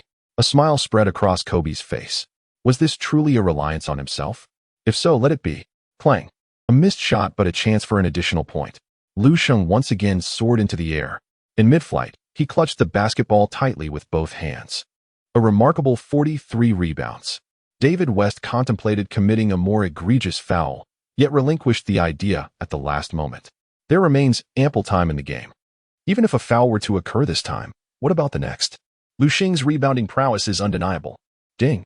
Congratulations to the host. You have shattered the Lakers franchise record for individual rebounds in a single game. Ding. Congratulations to the host. You have been awarded 100 attribute points. It is done. Lu Sheng. The DJ on site erupted into a frenzy of cheers. At this moment, Lu Sheng became the most dazzling star of the Stampede Center. With the situation at hand, Vogel called a timeout, allowing Lu Sheng to bask in the adulation of the entire crowd. Perhaps this could forge a fortuitous connection. Perhaps there may be opportunities for collaboration in the future. Lu Sheng stood in the center of the court, his hands waving energetically, creating an electrifying atmosphere. How exuberant! Huh? Can this truly be a player from the Dragon Nation? I am utterly astonished. In the American broadcasting studio, O'Neal shook his head repeatedly.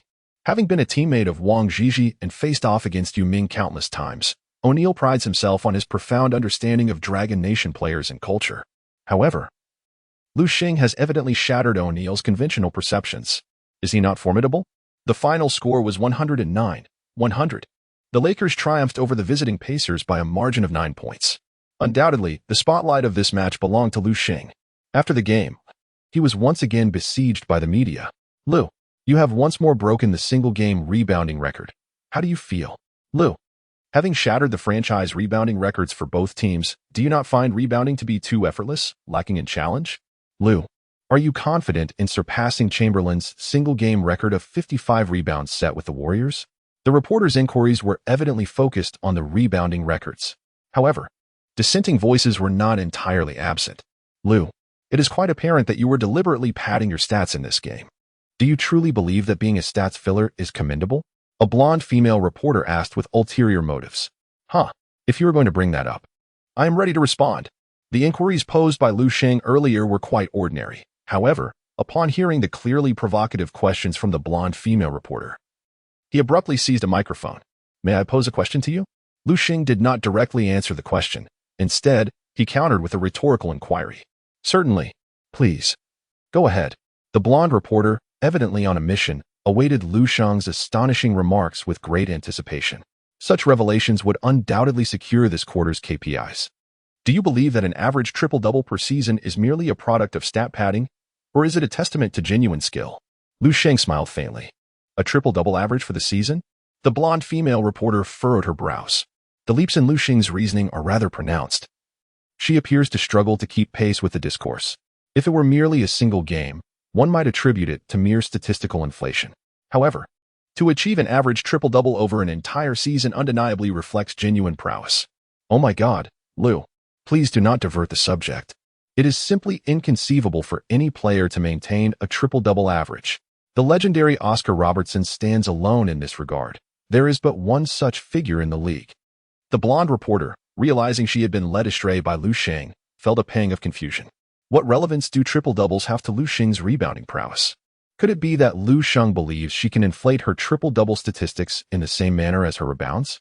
It is utterly ludicrous.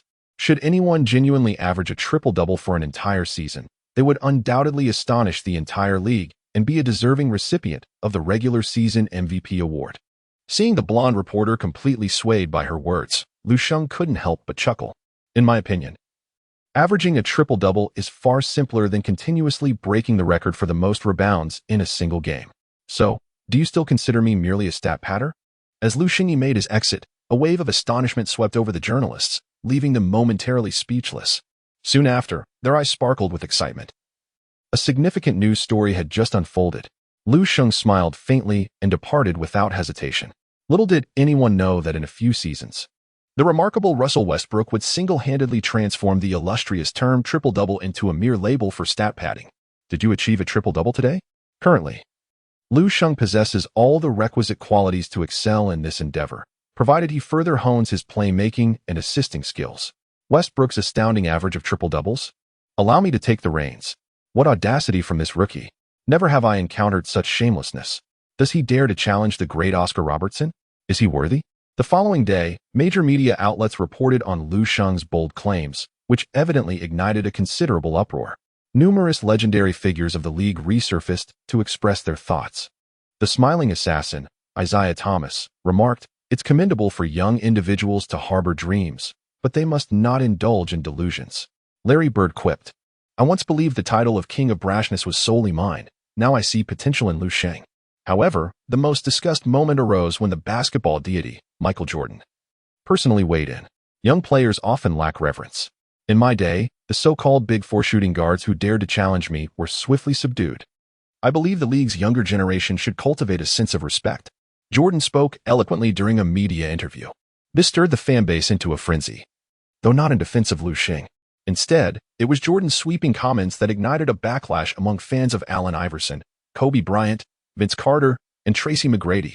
This old rogue, even as a team owner, he still seeks the spotlight? Has he forgotten his shattered legacy upon returning to the Wizards?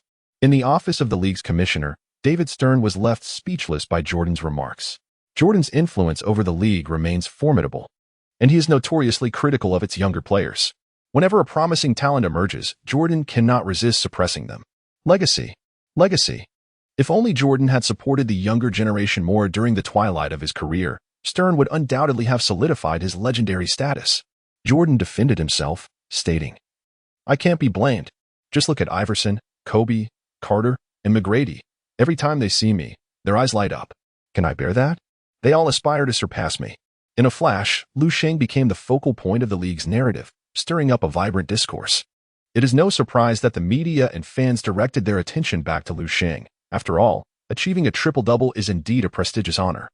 Numerous players intentionally stat pad for the sake of obtaining one. For instance, tossing the ball off their own backboard to secure a rebound. Once they achieve a triple-double, the entire team celebrates. Yet, Lu Sheng's declaration of averaging triple-doubles feels utterly absurd. Logically speaking, before Westbrook's remarkable achievement, no novel would dare feature a protagonist averaging triple-doubles. Isn't that astonishing? Lu, you have indeed spoken too recklessly this time. On the training court at the Staples Center, Kobe shook his head at Lu Sheng, saying, "Hey, before you scored 81 points, if you had claimed an 80-point game, I too would have deemed you implausible." Lu Sheng replied nonchalantly, "Impressive." Kobe found himself at a loss for words. Lu Sheng did not engage in much conversation with Kobe, opting instead to let his actions speak for themselves. This evening, the Lakers will face the Clippers in an away game. However, the distinction between home and away is negligible, as both teams currently share the Staples Center. After the afternoon training session concluded, Lu Sheng took the opportunity to further enhance his skills. Deep Blue. Lu Sheng silently recited his thoughts. In the previous match, he had impressively scored 16 points, grabbed 43 rebounds, provided 6 assists, made 2 blocks, and achieved 1 steal. He had accumulated a total of 13 attribute points, leaving him with an additional 6 points, 1 rebound, 1 assist, and 1 steal. Furthermore, with the 100 attribute points awarded for breaking the record, he currently possessed a total of 113 attribute points. At last, he found himself in a more comfortable position. Lu Sheng glanced at his current attributes and quickly devised a plan for enhancement. Passing vision, 25 to 78. Passing intelligence, 25 to 75. Coupled with a perfect passing accuracy of 100, Lu Sheng ensured his ability to rack up assists. Moving forward, as long as he allocated the attribute points earned after each match to passing vision and passing intelligence, he believed that accumulating assists would become increasingly effortless. As for the remaining 10 attribute points, Lu Sheng chose to invest a point into the minor enhancement of his fully maximized physical confrontation attribute. Ding! Congratulations, host. You have surpassed the limits of the physical confrontation attribute and gained the exclusive talent injury exemption, bronze. Injury exemption, bronze. Immunity to injuries within a week of recovery. Well, that is quite satisfactory. Injuries within a week are merely minor ailments, and every little bit helps. However, Lu Sheng anticipated that as the quality of the injury exemption improved to its utmost, he would undoubtedly gain immunity to all injuries. Excellent. Indeed. Lu Sheng stretched his body, sensing little change, yet feeling a newfound strength within. Tonight, he decided to put it to the test against the formidable Clippers. This season, the Clippers are extraordinary. With the arrival of Paul, alongside Griffin and DeAndre Jordan, the moniker Lob City has resounded with great fervor. As the Lakers have shown signs of decline this season, the fans of the Clippers eagerly anticipate a shift in the balance of power within Los Angeles. Lu Sheng perused the roster of the Los Angeles Clippers and stumbled upon another intriguing player, Reggie Evans, a veritable rebounding savant, standing at 2.03 meters and weighing 111 kilograms. Remarkably, in an average playing time of less than 25 minutes, he secures an impressive average of over 11 rebounds per game. One can only imagine the staggering figures he would achieve if granted an average of 36 minutes on the court, an astounding average of 16 rebounds per game. He could very well contend for the second position in the season's rebounding leaderboard. As for the reigning rebounding champion, Need I say more? I suspect many are eagerly anticipating the rebounding showdown between myself, DeAndre Jordan, and Reggie Evans. Lu Sheng smiled faintly. For him, rebounding had lost its challenge. In this match, Lu Sheng's modest ambition is to achieve his first triple-double in his professional career. Hey, Chris. Hey, Steve. Hey, Kobe. During the pregame warm-up, Paul, Kobe, and Nash engaged in a brief conversation. Upon seeing Nash now part of the Lakers, Paul couldn't help but raise an eyebrow. Throughout the offseason, Paul and Kobe had flirted with the idea of teaming up, only to have the league intervene and halt the trade. While this left Paul feeling rather disappointed, he also harbored the desire to lead the Clippers in a rivalry against Kobe. Perhaps he could completely suppress the Lakers and entice Kobe to join the Clippers instead. In such a scenario, I would undoubtedly be the leader of the team. This was a mischievous thought that lingered in Paul's mind. However, to his surprise, the Lakers swiftly found a replacement for Paul, Nash. Despite Nash's advanced age, Paul dared not claim his passing ability surpassed that of Nash. Steve, shall we engage in a duel of assists this match? Paul smiled at Nash, fueled by his competitive spirit at the age of 27. I've got your back. Before Paul could utter another word, Kobe readily agreed.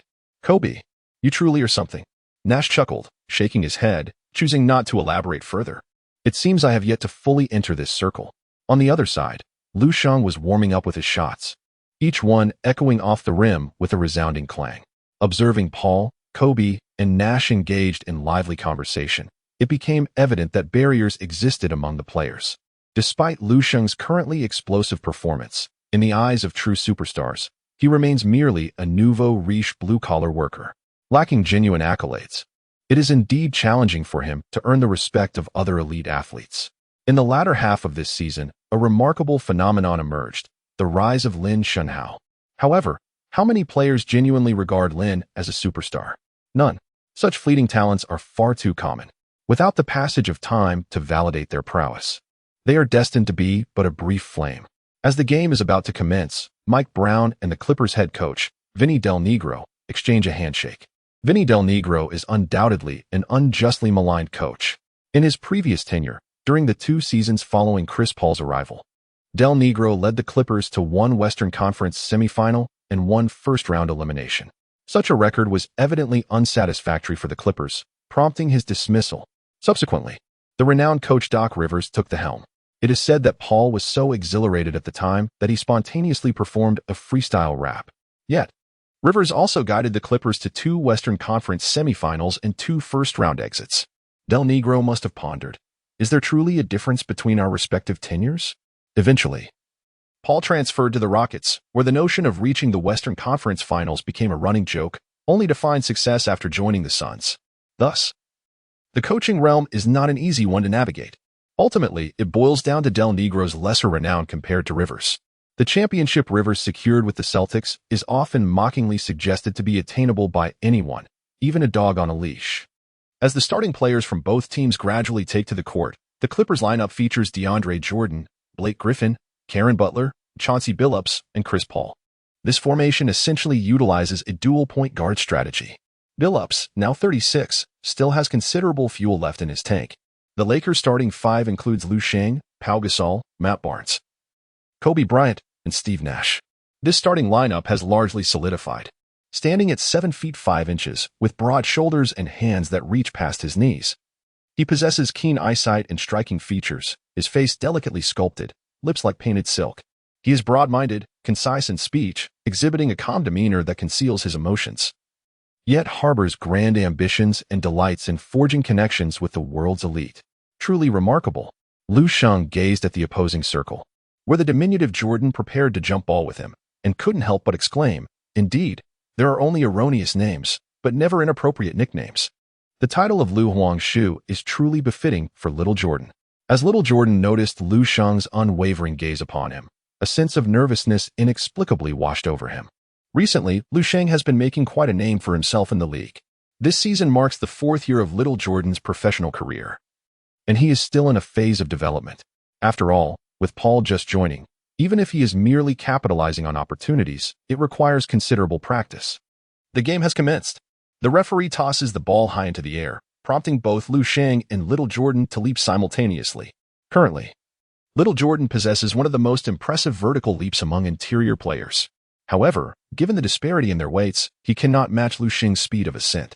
Moreover, Lu Sheng's mastery of timing during the jump clearly gives him the upper hand. This jump ball concludes with Lu Sheng's victory. In terms of jump balls, only Howard can surpass Lu Sheng at this moment. However, once Lu Sheng fully enhances his jumping attribute, he will undoubtedly dominate even Howard. Nash receives Lu Sheng's deflection and skillfully brings the ball near the three-point line. Just as he prepares to pass the ball to Kobe, he suddenly notices Lu Sheng, who had previously descended into the paint, sprinting out beyond the three-point arc. Observing Lu Sheng's outstretched hands signaling for the ball, Nash instinctively passes it to him. Truly, a testament to the high basketball IQ of this point guard. Lu Sheng couldn't help but admire Nash. After the ball was passed to Lu Sheng, Nash immediately opted to drive towards the basket. The typically steadfast DeAndre Jordan had been drawn out to the three-point line by Lu Sheng, leaving the Clippers' interior defense alarmingly vulnerable. Swish. Lu Sheng elegantly delivered the ball into the hands of Nash, who was cutting in. On the other side, Griffin's attempt to provide support came too late. Nash's swift floater caught Griffin completely off guard. Assist 1. What a splendid pass. Nash was also taken aback by Lu Sheng's remarkable delivery.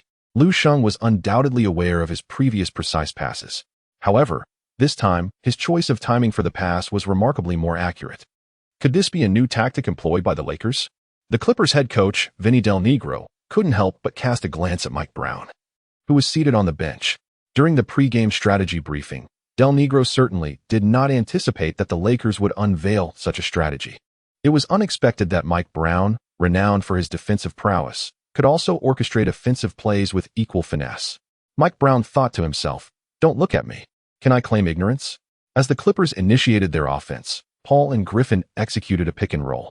After Griffin rolled to the basket, Paul sent the ball soaring into the air. With a resounding thud, Griffin executed a thunderous dunk, igniting a chorus of cheers from the home crowd. At that moment, Griffin was already airborne, and given Lu Sheng's current defensive capabilities, it was evident that he could not contest the shot. So, he merely became a bystander. Truth be told, this play could also be attributed to Gasol's oversight. Lu is on guard against Little Jordan. The Lakers are on the offensive. Lu Sheng jogged directly to the three-point line and remained there. DeAndre Jordan had no choice but to follow closely in front of him once again. Nash willingly passed the ball to Lu Sheng this time. Paul was prepared for the subsequent play and immediately followed Nash. However, with a passing vision of 78 and passing IQ of 75, Lu Sheng was quick to make his passing decisions. Noticing that Griffin was evidently distracted by Nash's cut, Lu Sheng swiftly delivered the ball to Gasol. Without hesitation, Gasol took a mid-range shot. Swish. It went in. Assist 1. Within less than a minute into the game, Lu Sheng had already tallied 2 assists. Paul cast a surprised glance at Lu Sheng. He had intended to engage in a duel of assists with Nash. How had the opponent transformed into Lu Sheng? DeAndre, don't venture out next time. Just guard the paint, Paul instructed Jordan. But what if Lu Sheng attempts a three-pointer? Jordan scratched his head, appearing somewhat foolish. Do you really believe Lu Sheng possesses three-point shooting capabilities? Paul replied, exasperated. Couldn't you have done a bit more homework before the game? Since Lu Sheng joined the league, he has yet to demonstrate even the slightest hint of shooting capability. In fact, he has not attempted a single mid-range shot, let alone a three-pointer. Very well, the leader. Little Jordan appears quite compliant in front of Paul. Logically speaking, the true leader of the Clippers should be Griffin. After all, he was the first overall pick and has thrived with the Clippers, becoming a key player for development. If a more mild-mannered star were to be traded to the Clippers, he might indeed utter words of support like "I am here to assist you." However, Paul is not of that ilk. Even at the advanced age of 35, upon joining the Suns, he swiftly claimed the core positions of Booker and Ayton. One can only imagine what he is capable of now at the peak of his prowess at 27. As the Clippers launch their offense, Paul once again engages in a pick-and-roll with Griffin, but this time, instead of delivering a lob to Griffin, he opts to penetrate towards the three-point line. Nash has completely lost his defensive position. Matt Barnes is compelled to cover for Nash. At that moment, Paul executes a feint, cleverly distributing the ball to the unguarded Karen Butler on the perimeter. Swish. Karen Butler does not hesitate, confidently sinking the three-pointer. Paul also registers 2 assists. How intriguing. It seems the game has turned into a duel of assists between Paul and Lu Sheng. Lu Sheng claims that achieving a triple-double is effortless. Could it be that this game is merely a showcase for him? My goodness, that is rather audacious. I find it delightful. The fans of Longhua are thoroughly enjoying the spectacle. Due to Lu Sheng's unconventional maneuvers, the current situation leaves the Longhua Basketball Association in a predicament. They must promote Lu Sheng widely, for who knows what further antics he may conjure. However, failing to promote him would be equally untenable. After Yao Ming, Longhua Basketball desperately needs Lu Sheng to carry the flag. If another player were to emerge to rival Lu Sheng, the association would undoubtedly abandon him, just as they did with Wang Zhizhi in the past. For Yao Ming is evidently more appealing. Unfortunately, Longhua Basketball has not produced a plethora of talent.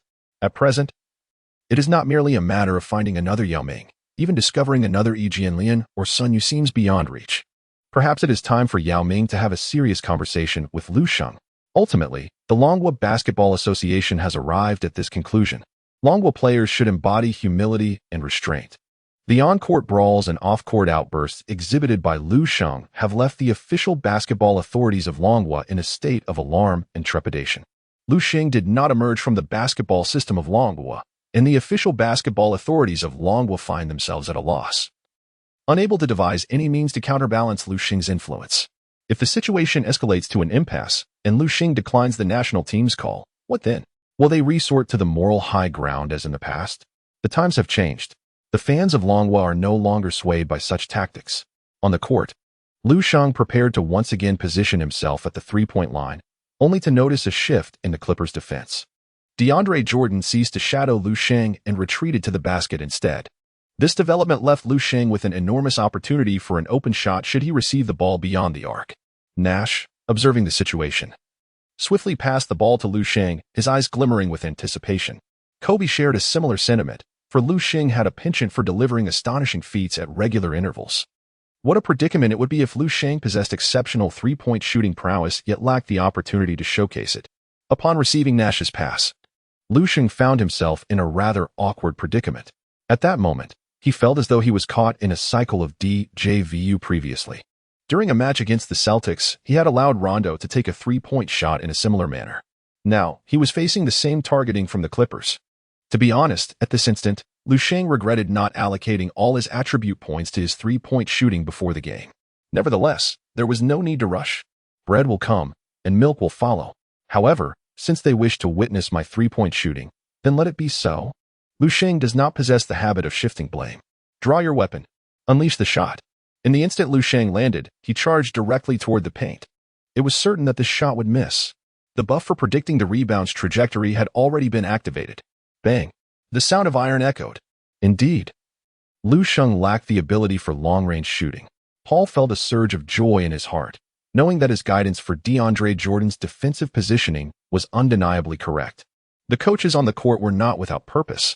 However, a resounding slam dunk reverberated, leaving the Clippers' interior players in disarray.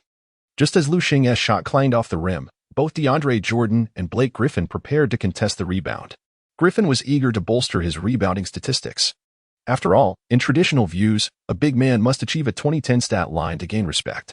Last season, Griffin posted impressive numbers of 22-12, instantly earning him the moniker of the White Beast, and he became a formidable force among the league's big men.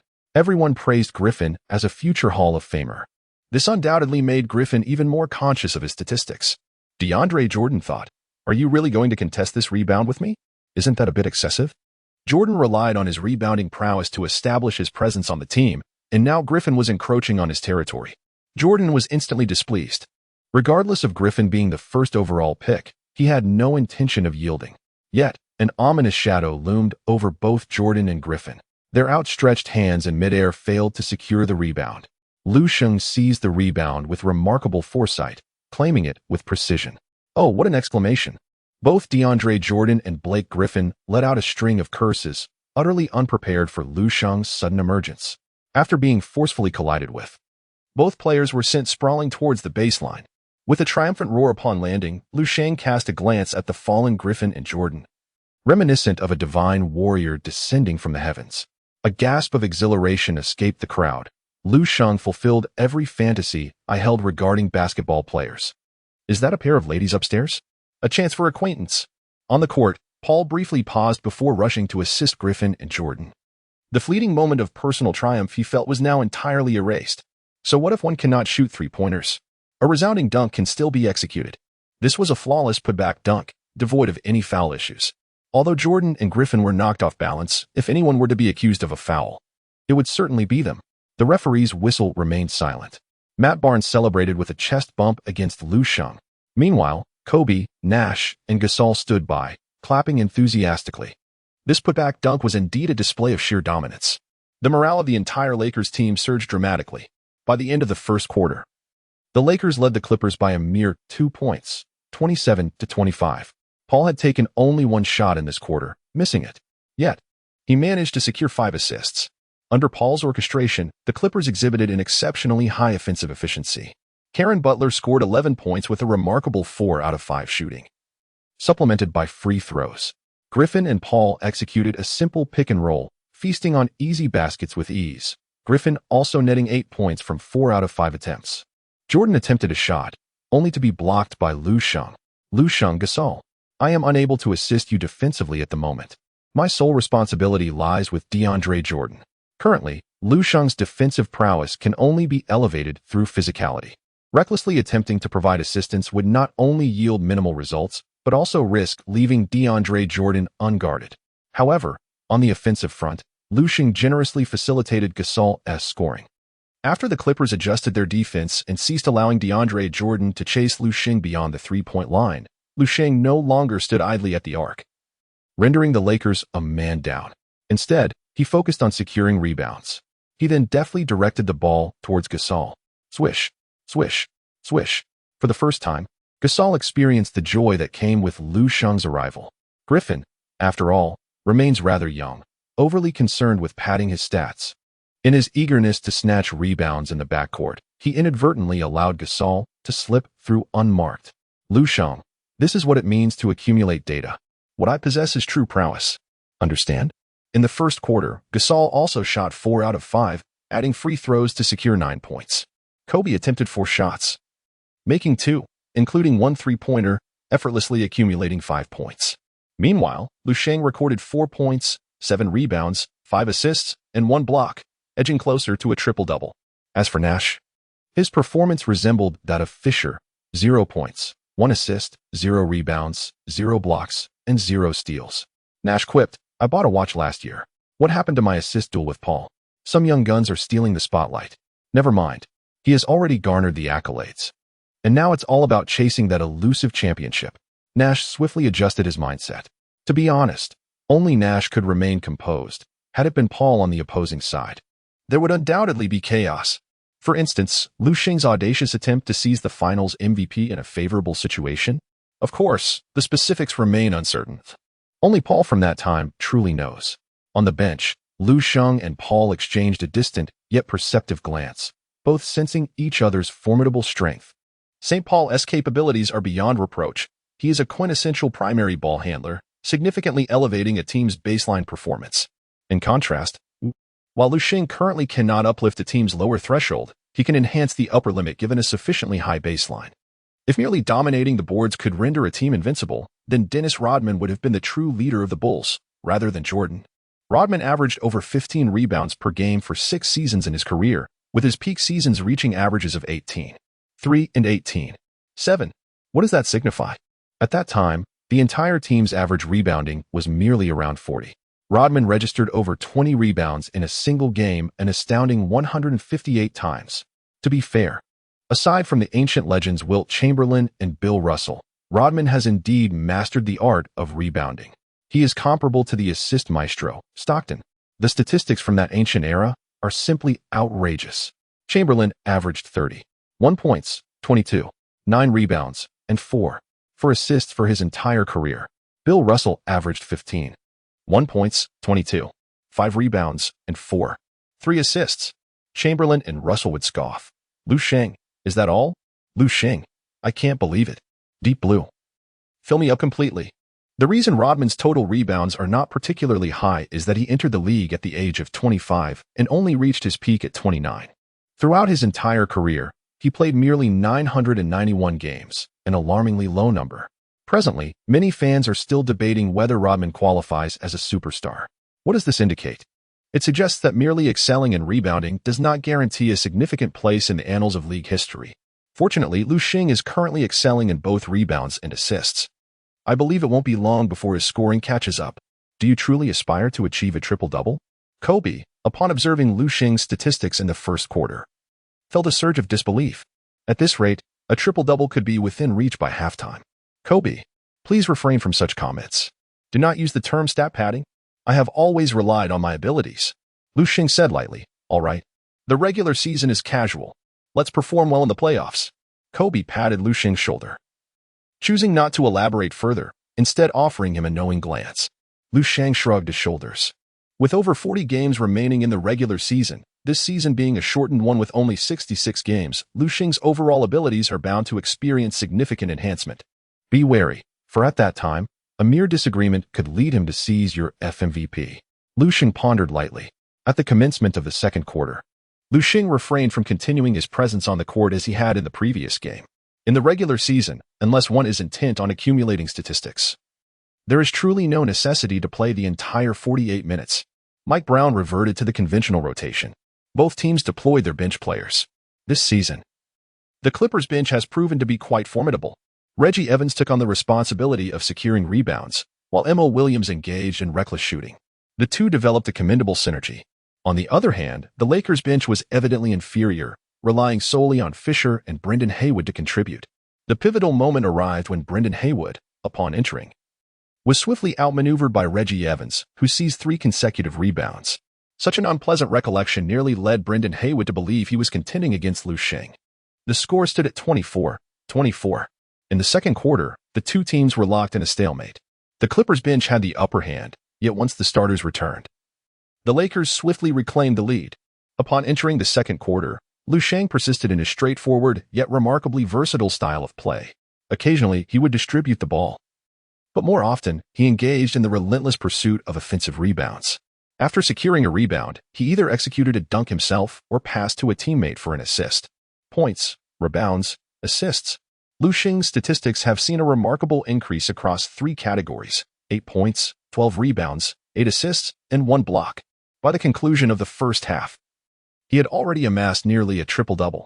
Unless an unforeseen event occurs, it seems there is no one capable of preventing him from achieving this milestone in the second half. At this juncture, many fans recall Lu Sheng's words during an interview, where he remarked that attaining a triple-double is far simpler than breaking the single-game rebounding record. Just prior to the commencement of this match, nearly all fans ridiculed Lu Sheng's statement. Yet now, to be frank, it appears that Lu Sheng has exerted minimal effort.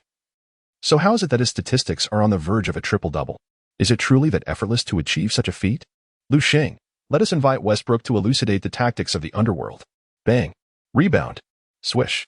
On the court, Lu Sheng exerted himself to seize yet another offensive rebound, promptly passing the ball to Kobe, who had just missed a shot. This time, Kobe did not squander the opportunity, delivering a flawless shot.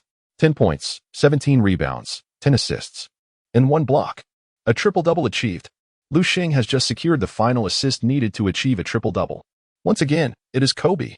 In the recent game, Lu Sheng shattered the single-game rebounding record with a shot made by none other than Kobe. Kobe is truly a genuine love. Oh my God, he has achieved a triple-double. This is only the third quarter. Lu Sheng accomplished this remarkable feat in less than 3 quarters. I wonder how many people are left astonished. The home crowd of the Clippers erupted in exclamations. What seemed impossible has been effortlessly achieved by Lu Sheng. The first triple-double by a player from the Dragon Kingdom. Yao Ming, who never accomplished this in his entire career, has seen Lu Sheng achieve it with such ease. Yao Ming did have a rather awkward triple-double during the 2004-2005 season when the Rockets faced the Bobcats at home, recording 24 points, 14 rebounds, and 10 turnovers. Such a triple-double hardly merits consideration. Meanwhile, players from the Lakers have begun to extend their congratulations to Lu Sheng. It's astounding that you truly did it. Kobe shook his head in disbelief and approached Lu Sheng for a brief embrace. Kobe, temper your emotions. If you continue to express such feelings in quick succession, it may come across as rather unrefined. Lu Sheng smiled faintly at Kobe. In a short span of time, continuously, are you implying that? Kobe suddenly felt a chill. Do you truly believe that achieving a triple-double is as effortless as drinking water or eating a meal? Throughout his entire career, Kobe has only managed to secure a triple-double 17 times. Meanwhile, Nash has accomplished this feat a mere 3 times. Lu Sheng smiled without speaking. Logically, with the assurance of rebounding and an evolving passing ability that has reached the first tier, it will indeed become increasingly effortless for Lu Sheng to achieve double-digit assists. Just imagine in the future, Westbrook concocting all sorts of bizarre passes to rack up assists. Lu Sheng truly does not need to perform in such an unflattering manner. As for rebounds and scoring, there is no need for elaboration. While achieving over 30 points may be a challenge, surpassing 10 points should be a mere trifle for Lu Sheng. I must admit, this game has left me somewhat perplexed. In the Dragon Kingdom broadcast room, Ku Fan gazed at the score in the third quarter, somewhat bewildered. 2019. This time, the Clippers led the quarter by a single point. At the conclusion of the first three quarters, the Lakers clung to a slender lead of 70-69 over the Clippers. Both teams appeared to be engaged in a fiercely competitive match, yet the score evoked a sense of futility akin to exerting tremendous effort only to find oneself stagnant. Allow me to express, albeit bluntly, a fair opinion that may irk some Dragon Kingdom fans. Yang Yi, ever resolute, reiterated his thoughts. Lu Sheng's playing style indeed appears visually appealing, both in aesthetics and statistics. Indeed, Lu Sheng has achieved his first career triple-double. However, in terms of benefiting the Lakers, his contributions may pale in comparison to the impact of focusing on securing rebounds for second-chance opportunities. Yang Yi articulated his perspective. The Lakers do not lack for offensive organization. Nash requires no introduction. Kobe and Gasol are equally capable. What business does Lu Sheng have in joining the fray? The Lakers are not deficient in scoring either. Kobe alone can match the output of two players. Coupled with Gasol and Nash, their offensive prowess is overflowing. Thus, Lu Sheng essentially needs only to focus on the simplest task, securing rebounds. That's all there is to it. Previous games have already demonstrated that achieving 20 points is not particularly difficult. Merely relying on second-chance opportunities suffices. Why compete unnecessarily? Therefore, I contend that Lu Sheng is indeed merely padding his triple-double stats, seeking validation for his presence. His current playing style has actually rendered the Lakers' other starters somewhat uncomfortable. Just observe Nash, who has scarcely touched the ball. Look at Kobe, whose shooting rhythm has been entirely disrupted. And Gasol, well, he is relishing easy baskets this game. Personally, I do not support this style of play. Basketball, after all, is fundamentally a team sport. When a single player garners too much attention, it is not advantageous. Yang Yi has fully embraced his role as a contrarian. At this moment, he is willing to embody the villain. Ku Fan, standing by, found it challenging to counter his assertions. Given the current ambiguous stance of Dragon Kingdom basketball officials towards Lu Sheng, Yang Yi dared to speak so candidly. Whether his words stem from genuine sentiment or a desire to attract attention is debatable. In this era of publicity, even notoriety can translate to fame. Who doesn't aspire to be an internet sensation? Teacher Yang, I must respectfully disagree with your statements. Well then, the fourth quarter has commenced. Let us continue to observe the performances on the court. As a fan of Lu Sheng, Ku Fan vehemently opposes Yang Yi's remarks. However, at that moment, he could not formulate an effective rebuttal and could only shift the topic. Let us excel in the final quarter and secure victory. As the substitutes took the court, Paul encouraged each player in turn. He had no desire to lose this match. He had hoped to engage in a duel of assists with Nash while simultaneously claiming victory, thereby triumphing over both Nash and Kobe. Yet, to his surprise, Lu Sheng completely stole the spotlight. By the end of three quarters, Paul had already amassed 11 assists. An outstanding performance. However, upon glancing at Lu Sheng, well, he had collected 10 assists. For a center to trail by only one assist, Paul found it difficult to boast about his own assist stats. He could not afford to lose face. To date, Paul has recorded a total of 11 triple-doubles. Among them, he achieved 2 during his rookie season. In the 2005-2006 season, Paul first secured a triple-double with 24 points, 12 rebounds, and 12 assists against the Hornets and Raptors. Just 2 days later, he recorded another with 17 points, 11 rebounds, and 16 assists against the Hornets and Warriors. 2 triple-doubles within 3 days, both leading his team to victory, which speaks volumes about their significance. Do you understand why Paul's standing in the league is so formidable? It is for good reason. Supported by solid skills and statistics. In the first 5 minutes of the fourth quarter, the Clippers bench also showcased commendable spirit, achieving a 10-5 run. Not only did they erase the deficit, but they also surged ahead, leading the Lakers 79-75. With 7 minutes remaining, the starters from both teams returned to the court for the final showdown. The Lakers bench truly appeared to be lacking. As Lu Sheng stepped onto the court, A slight frown appeared upon his brow. In the previous season, the Los Angeles Lakers performed reasonably well during the regular season. However, they found themselves grappling with difficulties in the playoffs. They narrowly triumphed over the Denver Nuggets in the first round with a score of 4-3. This season's Nuggets were devoid of Anthony and Billups, instead featuring a dynamic lineup led by Ty Lawson, Danilo Gallinari, and Kenneth Farid, a team brimming with athleticism. The Lakers' lack of depth in their roster became glaringly apparent. Kobe, despite his legendary status, had aged, and his physical endurance could no longer sustain him under such demanding circumstances. Meanwhile, Bynum's performance was merely adequate, falling short when compared to the likes of Shaquille O'Neal and a significant gap behind Joel Embiid. When the Lakers faced the more formidable Thunder trio in the second round, they were utterly overwhelmed, suffering a swift 1-4 defeat that sent them home to fish. Although Bynum was replaced by Roshan, the Lakers' bench issues remained unresolved. Given the team's salary cap constraints, effective trades seemed nearly impossible as Kobe, Gasol, and Nash consumed the entirety of the salary space. Even swapping around role players offered little significance. It appears essential to bolster endurance before the onset of the playoffs. Lu Sheng mentally noted this matter. If he plays a full 48 minutes, it should alleviate the depth issues plaguing the Lakers roster. The Clippers boast a lineup featuring DeAndre Jordan, Blake Griffin, Karen Butler, Chauncey Billups, and Chris Paul. The Lakers counter with Lu Sheng, Pau Gasol, Matt Barnes, Kobe Bryant, and Steve Nash. In the critical moments of the game, both teams maintained their primary lineups without alteration. Let us play hard. Let us play well. Paul continues to embody the role of the team leader, exchanging fist bumps with his four teammates. However, the expressions of his teammates vary significantly. Billups wears a subtle expression. This season, partnering with Paul, it appears on paper that 1-1-2. The dual point guard configuration should facilitate a more fluid ball movement for the Clippers. Yet, the actual results reveal that 1-1-2. Although Billups does not entirely adopt a ball-dominant style, he still plays the role of the team's guiding leader. During his time with the Nuggets, even Carmelo Anthony adhered to Billups' leadership. Yet, this is now the Clippers. Billups has covertly engaged in a rivalry with Paul on numerous occasions. In the first 3 quarters of this game, Billups has made only 1 out of 7 attempts, remaining largely disconnected from the team's system.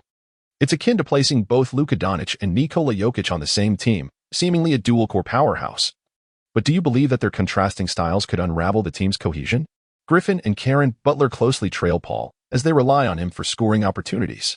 DeAndre Jordan, who would typically be exuding confidence, now feels a twinge of insecurity. Though he usually has no problem playing a full 48 minutes, he now senses a peculiar fatigue. As he steps onto the court, his legs feel somewhat unsteady.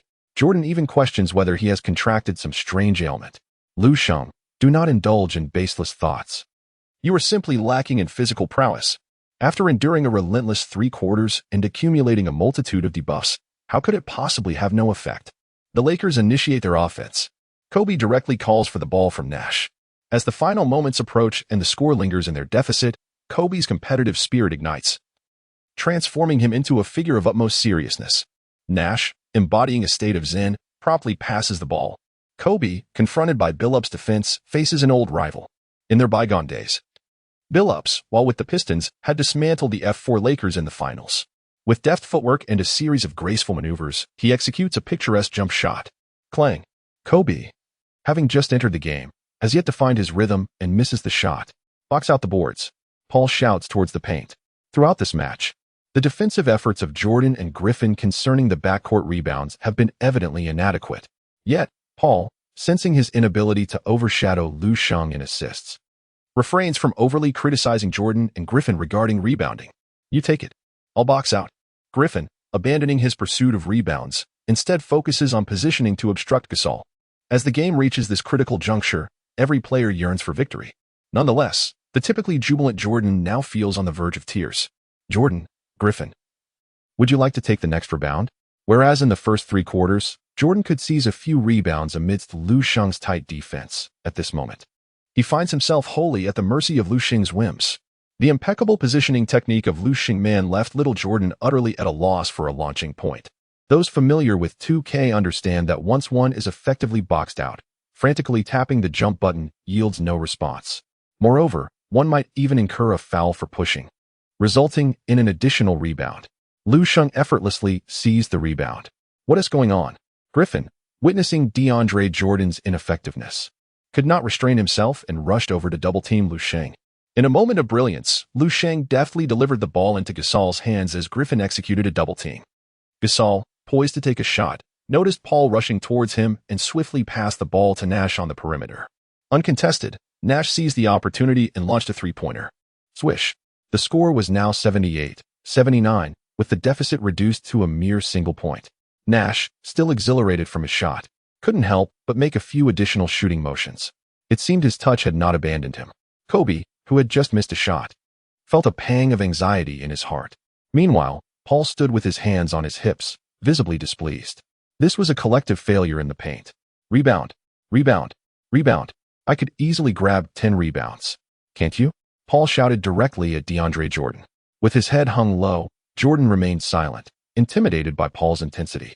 Ever since Paul joined the team this season, both Jordan and Griffin realized that they could no longer play carefree basketball as they did last season. Where winning or losing was of little concern, they had enjoyed simply gathering rebounds and racking up points. Now, they had to play earnestly. Observing Jordan's dejection, Paul softened his tone. He understood that to reach the Western Conference Finals with the Clippers, he must rely on Jordan and Griffin. He could not accomplish this alone. If it were possible, he would have achieved it with the Hornets. As the Clippers initiated their offense, Paul decided to take matters into his own hands. Utilizing Jordan's screen, he deftly maneuvered past Nash. With a stylish lateral step from mid-range, he effortlessly evaded Lu Sheng's defensive switch. Swish. Paul confidently sank the two-pointer. This marked the first direct confrontation between Lu Sheng and Paul in the match. The defense was lacking. There were numerous areas in need of improvement. Lu Sheng shouted as well. However, even with his defensive skills fully enhanced, it would still be a formidable challenge for Lu Sheng to contain Paul in a one-on-one scenario. The disparity in height and weight grants Paul an agility that far surpasses that of Lu Sheng. For a superstar like Paul, the advantage of a smaller player against a larger one is quite significant. If Lu Sheng, standing at 2.06 meters and weighing 105 kilograms, were able to keep pace with Paul effortlessly, it would indeed defy the laws of nature. There is a certain logic that must be adhered to in normal circumstances. However, once the depths of blue enhance their limits, the outcome becomes uncertain. Truly impressive, the depths of blue. Lu Sheng silently applauded for Deep Blue. The Lakers launched their offense. Noticing that Nash was in good form, Lu Sheng proactively set a screen for him. Paul's petite frame was momentarily halted by Lu Sheng's block, rendering him immobile. This allowed Nash to seize a splendid shooting opportunity. At this moment, DeAndre Jordan's prowess paled in comparison to his peak defensive player of the year days. He lacked the awareness to swiftly rotate and provide help defense. Swish. Nash unleashed a precise three-pointer. Given Nash's long-standing prowess in the 180 club, if he truly desired to score, contending for the scoring title would certainly be within reach. 81-79. The tide turned in their favor. What a play. For the first time, Lakers fans felt the impact of Nash's arrival. At the very least, his three-point shooting capability was something the Lakers had previously lacked. In crucial moments, a three-pointer can be utterly lethal. Damn. It was Lu Sheng once again. This time, Paul did not shift the blame onto DeAndre Jordan. The failure of Paul's own pick-and-roll was also a significant factor. As the Clippers initiated their offense, Paul attempted the same old trick. However, Lu Sheng's ability was insufficient. He relied on sheer physicality. He charged towards Paul ahead of time. Nash also lent his support, rapidly catching up to Paul from behind. A double team. At this juncture, Paul's height disadvantage became glaringly apparent.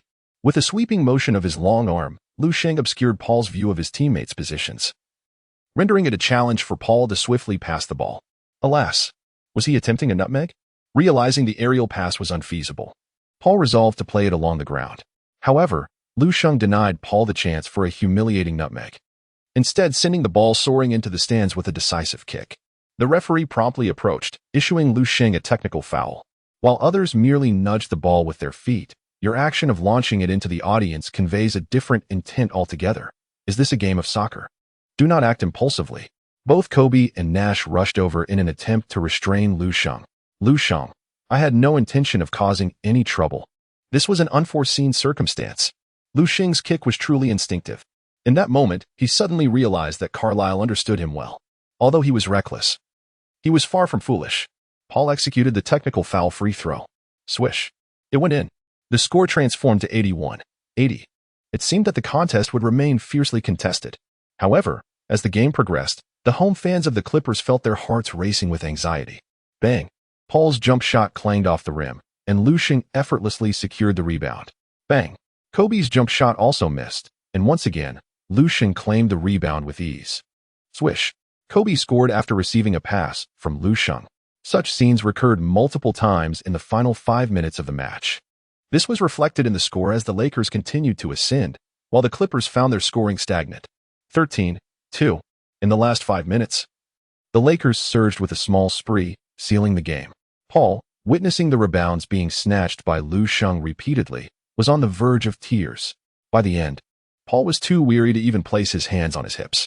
He attempted 2 3-pointers, both missing the mark entirely, utterly extinguishing the Clippers' hopes of a comeback. 94-82. The Lakers reaffirmed their status as the Kings of Los Angeles. The Clippers would have to wait for their ascendance. Of course, the most noteworthy player of the match remained Lu Sheng. He achieved the first triple-double of his career. 14 points, 26 rebounds, 12 assists, 1 block, and 1 steal. One must ask, who else could rival him? Is it arrogance or genuine talent? Lu Sheng dazzles with his triple-double. Lu Sheng, my greatest delight lies in delivering resounding slaps to the face after every match. Is Lu Sheng truly a data manipulator? The media coverage appears to be exceptionally vigorous. Lu Sheng has certainly dedicated the entirety of the latter half of January to trending topics. The journalists' KPIs are skyrocketing. Lu Sheng chose to disregard the tumultuous media coverage. To them, a triple-double is always an exceptionally rare honor. However, in Lu Sheng's eyes, it is merely SOSO. Nothing quite compares to the thrill of securing 55 rebounds in a single game. To be frank, regardless of the authenticity of statistics from ancient times, Wilt Chamberlain's achievements were nothing short of extraordinary. Hey, Alan, what? Are the commentators from the Dragon Kingdom criticizing me? What? You're too timid to rack up statistics now? Alan, if you wish to remain in the league after this season, you must strive to accumulate those numbers vigorously. Lu Sheng was somewhat taken aback when he received a call from Yi Jianlian. After being traded to the Suns, he had been performing commendably. In the game against the Trailblazers, despite the Suns suffering a staggering 30-point defeat, Yi, having been influenced by Lu Sheng, managed to score joyfully, shooting 5 out of 13, with a rather modest shooting percentage. Yet, he still accumulated 12 points, making him the highest scorer for the Suns. In the subsequent match against the Grizzlies, he shot 4 out of 8, and with free throws, he secured a total of 9 points. The Suns achieved an unexpected victory over the Grizzlies.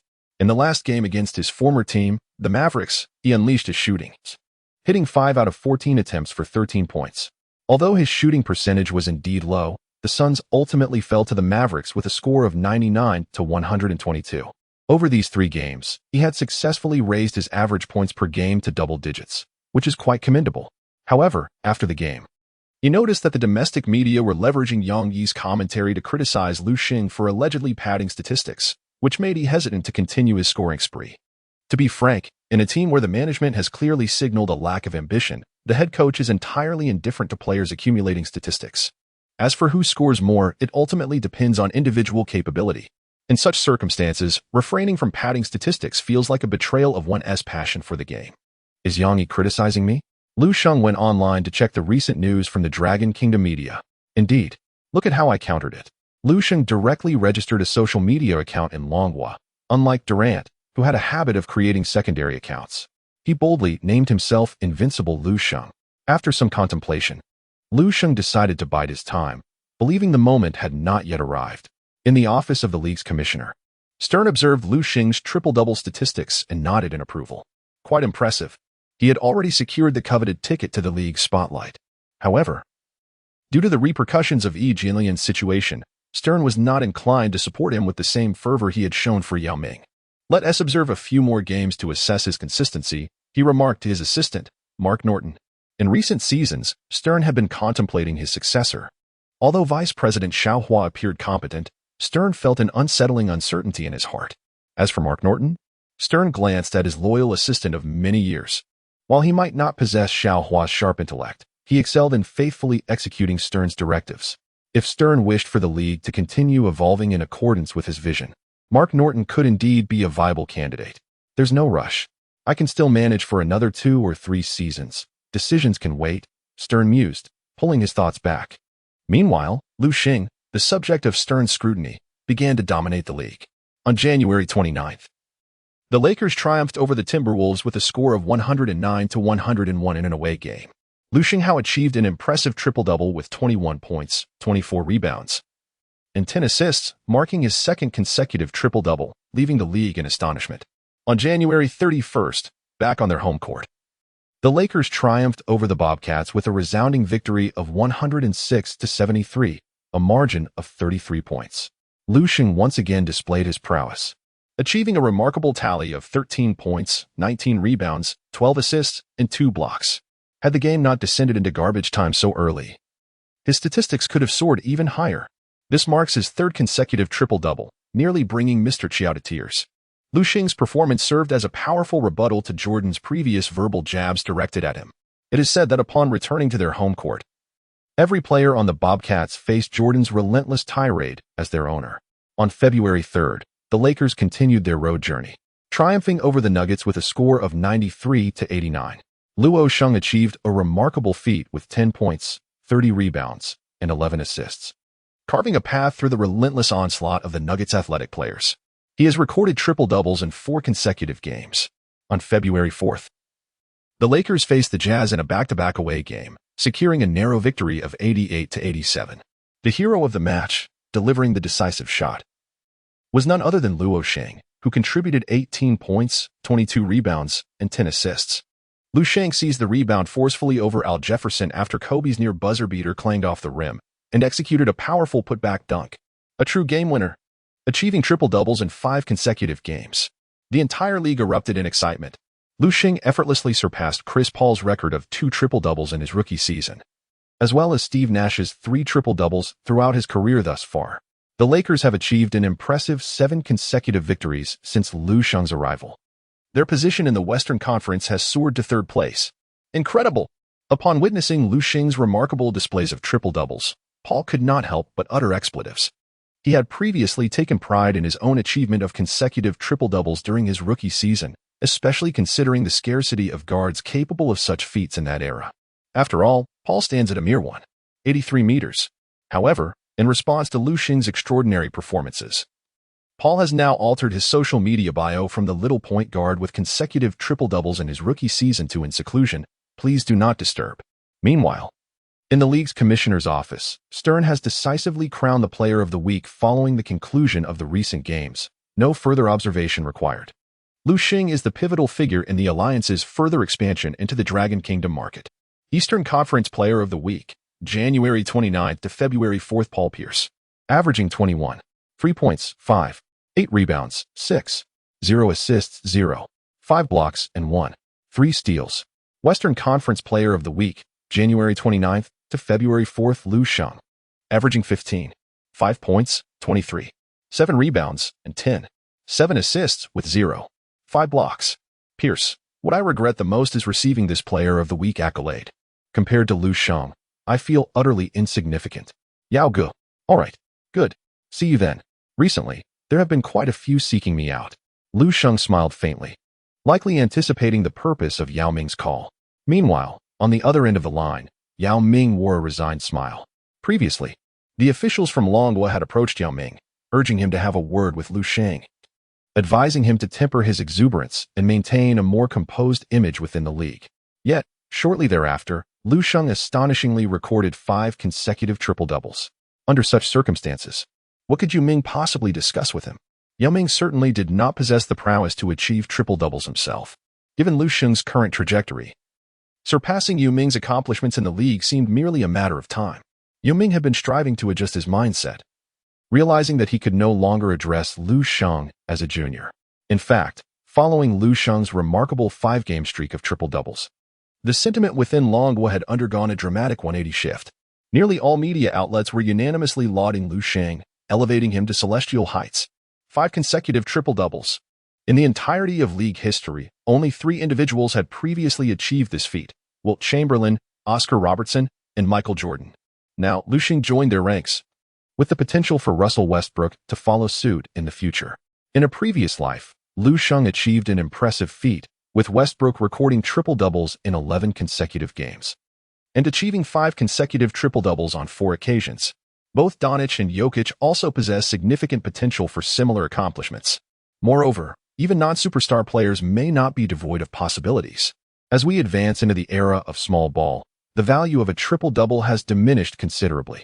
However, in the present, merely achieving a single triple-double can be celebrated for an entire day, let alone securing 5. Such players, regardless of their flaws, deserve to be lauded. Yang Yi's social media was inundated by fans from Longhua, and at that moment, a serendipitous discovery by one of these fans propelled the incident to the top of trending topics. It appeared that Lu Sheng himself had responded to Yang Yi, expressing regret. I had thought that when I replied, many would still criticize me as a stat padder. To my surprise, the narrative has shifted entirely to praise. Even teacher Yang quietly liked my commendatory post. So, is achieving a single triple-double indicative of stat padding, while 5 triple-doubles elevate one to the status of a king? In a nutshell, one must simply be audacious. My career in the league shall be defined by me alone. Under this trending topic, Lu Sheng's devoted fans surged forth in waves. His assertive response even garnered retweets from official media. This is the confidence that the new generation of Longhua citizens should embody. Alas, this significance is truly extraordinary. The official Longhua Basketball Association hastily contacted Yao Ming, who was already in the United States. Yao Ming, please ensure that your conversation with Lu Sheng remains as cordial as possible. We must be attentive to the difficulties he is facing. There are ways we can assist him. The Longhua Basketball Association will be his most steadfast support. Or perhaps it would be best not to converse at all. Yao Ming retorted, when will you all become more reliable? After all these years, has there been no progress? Never mind. Since I'm here, I might as well engage in a chat with Lu Sheng. Meanwhile, Lu Sheng was preparing for the upcoming match, where the Lakers would face the Mavericks on their home turf. For Lu Sheng, this game was an opportunity to make waves. In recent matches, he had accumulated a total of 45 attribute points, continuing to invest in his passing skills. The Lakers' franchise record for assists in a single game still stood unbroken, held by the legendary Magic Johnson with 24 assists. While 24 assists may not seem exceedingly outrageous, Stokes holds the record at 28, and Kidd recorded 25 assists, which remains the Mavericks franchise record achieved during his tenure there. Currently, Paul has 21, and Nash has 22. The highest individual single-game assists record in league history belongs to Scott Skiles with 30 assists. Scott Skiles, while not particularly renowned, boasts a career average of 11.1 points, 6.5 assists, and 2.5 rebounds, merely the statistics of a role player. Yet, he undeniably set that single-game assist record. Deep Blue, allocate points.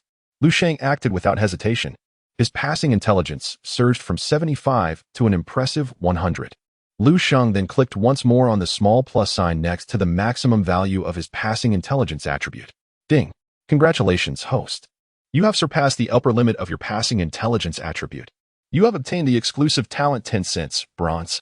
10 cents, bronze, increases the receiver's immediate shooting probability by 50 and enhances the shooting accuracy by 30. Got it. This exclusive talent can be regarded as a miraculous tool for racking up assists. With the remaining 10 attribute points, Lu Sheng continued to allocate them to his passing vision. Passing vision, 78-88. Not bad at all. Lu Sheng has grown increasingly satisfied with his passing abilities. The upcoming match features a rematch between the longtime rivals Nash and Kidd. However, it is evident that Lu Sheng is determined to steal the spotlight once more. The most adept passer in the history of the league need not necessarily be a point guard. The future embodiment of Jokic serves as a prime example. Currently, Lu Sheng is poised to take the initiative, leaving the future Jokic with no avenues to pursue. On February 6th, the Lakers embark on a 6-game road trip, with the first stop being Dallas. This game is laden with intrigue. The clash between Kidd and Nash pales in comparison, and even the matchup between Kobe and Nowitzki has begun to feel somewhat stale. Yet, Lu Sheng's quest for vengeance has captivated the attention of all basketball enthusiasts. With Lu Sheng demonstrating immense potential, the Mavericks did not hesitate to trade him away. Following the trade, team owner Cuban personally took to the court to dunk on Lu Sheng. How could one endure such a slight, given Lu Sheng's temperament? It is easy to foresee that the Lakers' away game against the Mavericks will be nothing short of explosive. Prior to the game, fans from both sides engaged in a fierce keyboard battle online, with countless warriors joining the fray. As Lu Sheng stepped into the American Airlines Center once again, a resounding chorus of boos enveloped him. Don't mind it, Lu. This is a rite of passage for every superstar. Kobe placed a reassuring hand on Lu Sheng's shoulder, signaling him to remain composed. Lu Sheng offered a faint smile and gently patted Kobe on the shoulder. Then, to Kobe's astonishment, Lu Sheng boldly strode to the center of the court, placing his right hand to his ear, tilting his head as he circled the arena. "Can your boos grow any louder? I can hardly hear you." The fans at the Mavericks' home court, evidently provoked, responded with an even greater cacophony of jeers directed at Lu Sheng. At that moment, Yao Ming, who had just approached the stands and was about to take his seat, appeared exceedingly awkward and somewhat displeased.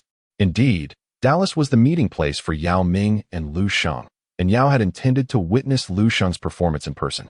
Consequently, the broadcast camera focused on Yao Ming, capturing his somewhat embarrassed expression on the large screen at the center of the arena. "Wow, Yao has arrived. Are they still booing? Look, Mark is going over." Upon spotting Yao Ming in the stands, Cuban made his way directly to him, embracing him warmly. "Yao, I didn't expect you to come watch the game. Why didn't you inform me beforehand?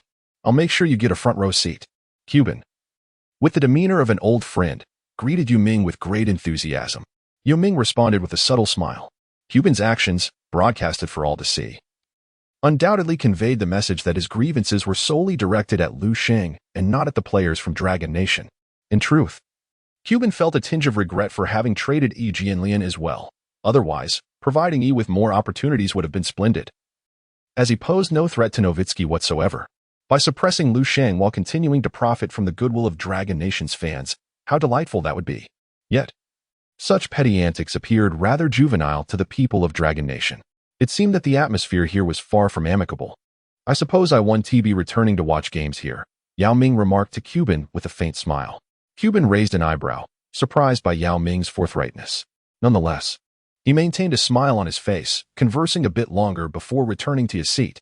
Yao Ming settled in, gazing at the court, exchanging greetings with Nowitzki, Kobe, Gasol, Nash, and Kidd. When his gaze fell upon Lu Sheng, the two merely exchanged glances and nodded, a silent understanding passing between them, an unspoken camaraderie among the people of Dragon Nation. With Yao Ming's interruption, the Mavericks' home fans ceased their boos. As both teams completed their warm-ups, the game was on the verge of commencing. Carlisle glanced at Lu Sheng on the court, shaking his head slightly.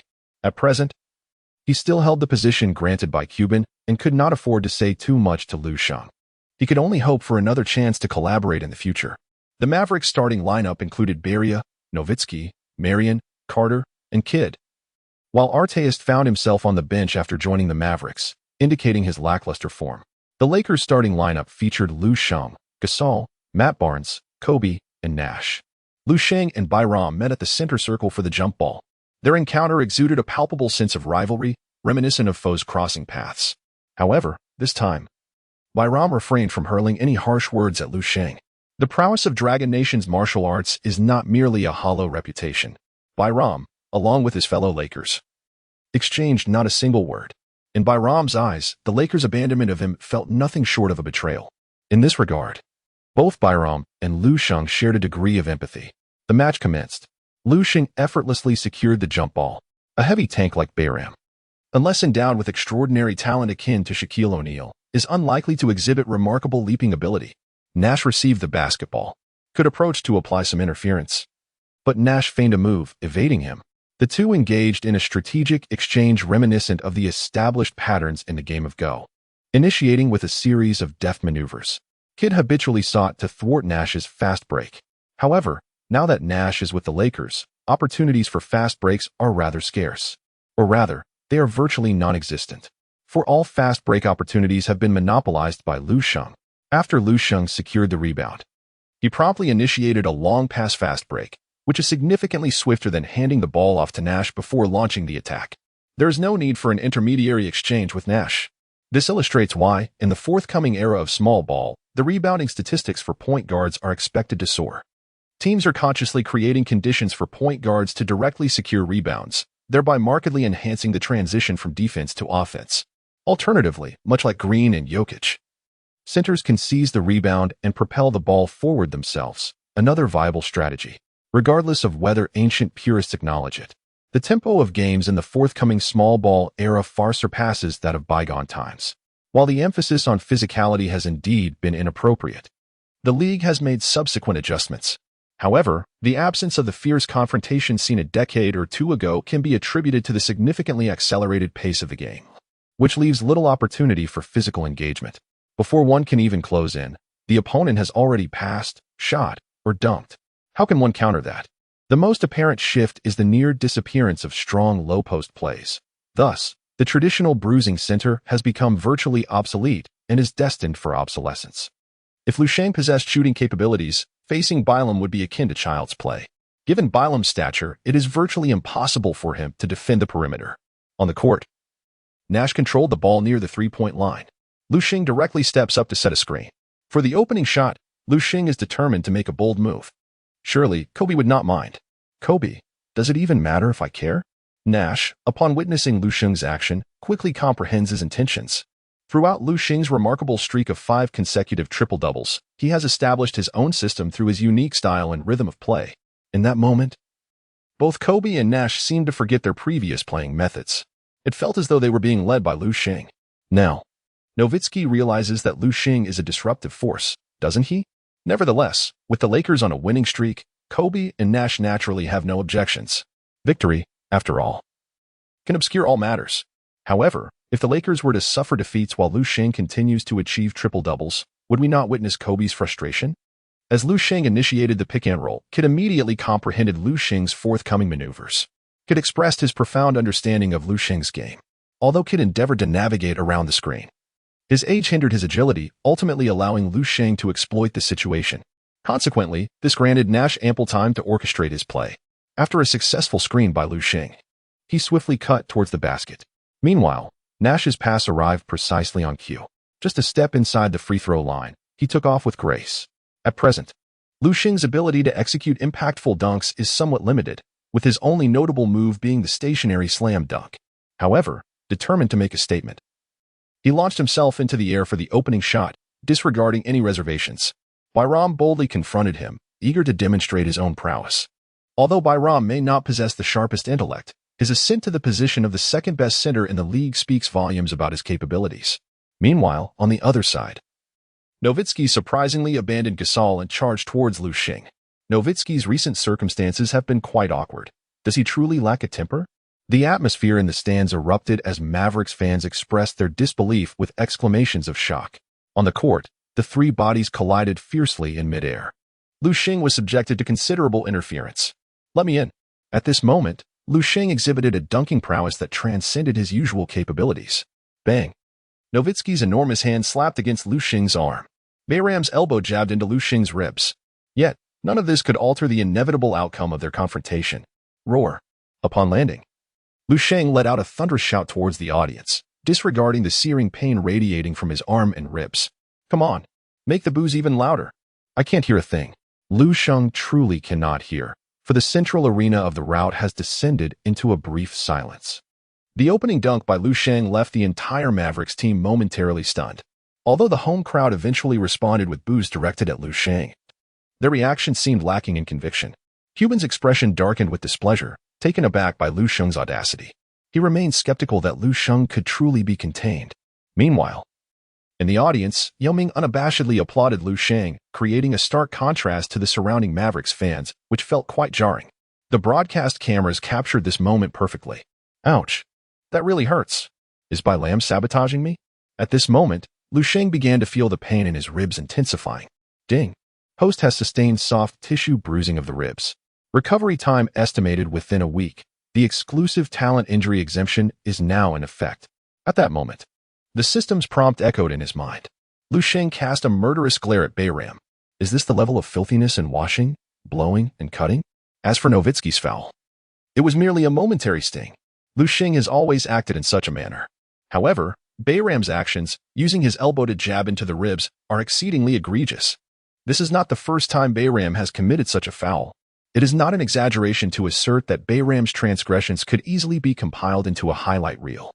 During the 2008-2009 season, in a match between the Lakers and the Bobcats, Bayram delivered an elbow strike to the ribs of Gerald Wallace. This brutal act directly resulted in a fractured rib that punctured Wallace's left lung. It nearly incapacitated Gerald Wallace. Lu Sheng even doubted whether Bayram, whose intellect seemed somewhat lacking, was truly aware of the implications of his nefarious actions. he exhibited no semblance of reverence. On the field, the match pressed on. In this instance, Bayram's foul went unpunished by the referee, who did not call a foul at all. Lu Sheng did not seek to engage the referee in a theoretical discussion. In this match, he was thoroughly mentally prepared. If I lose, I will not seek excuses. If I win, I shall completely subdue you. The Mavericks launched their offense. Bayram positioned himself firmly in the paint, intent on scoring one back. After such a long time, Bayram's thought processes had evidently caused him to forget how thoroughly he had been dominated by Lu Sheng in previous matches. However, Kid disregarded Bayram, swiftly passing the ball to Nowitzki. Facing Gasol, Nowitzki executed a signature one-legged shot, marking the first points for the Mavericks. Bayram waved his hand in dissatisfaction, yet still, no one paid him any heed. This is the Mavericks' domain. In a previous life, Lu Sheng repeatedly stated that it was Kobe who hindered his growth.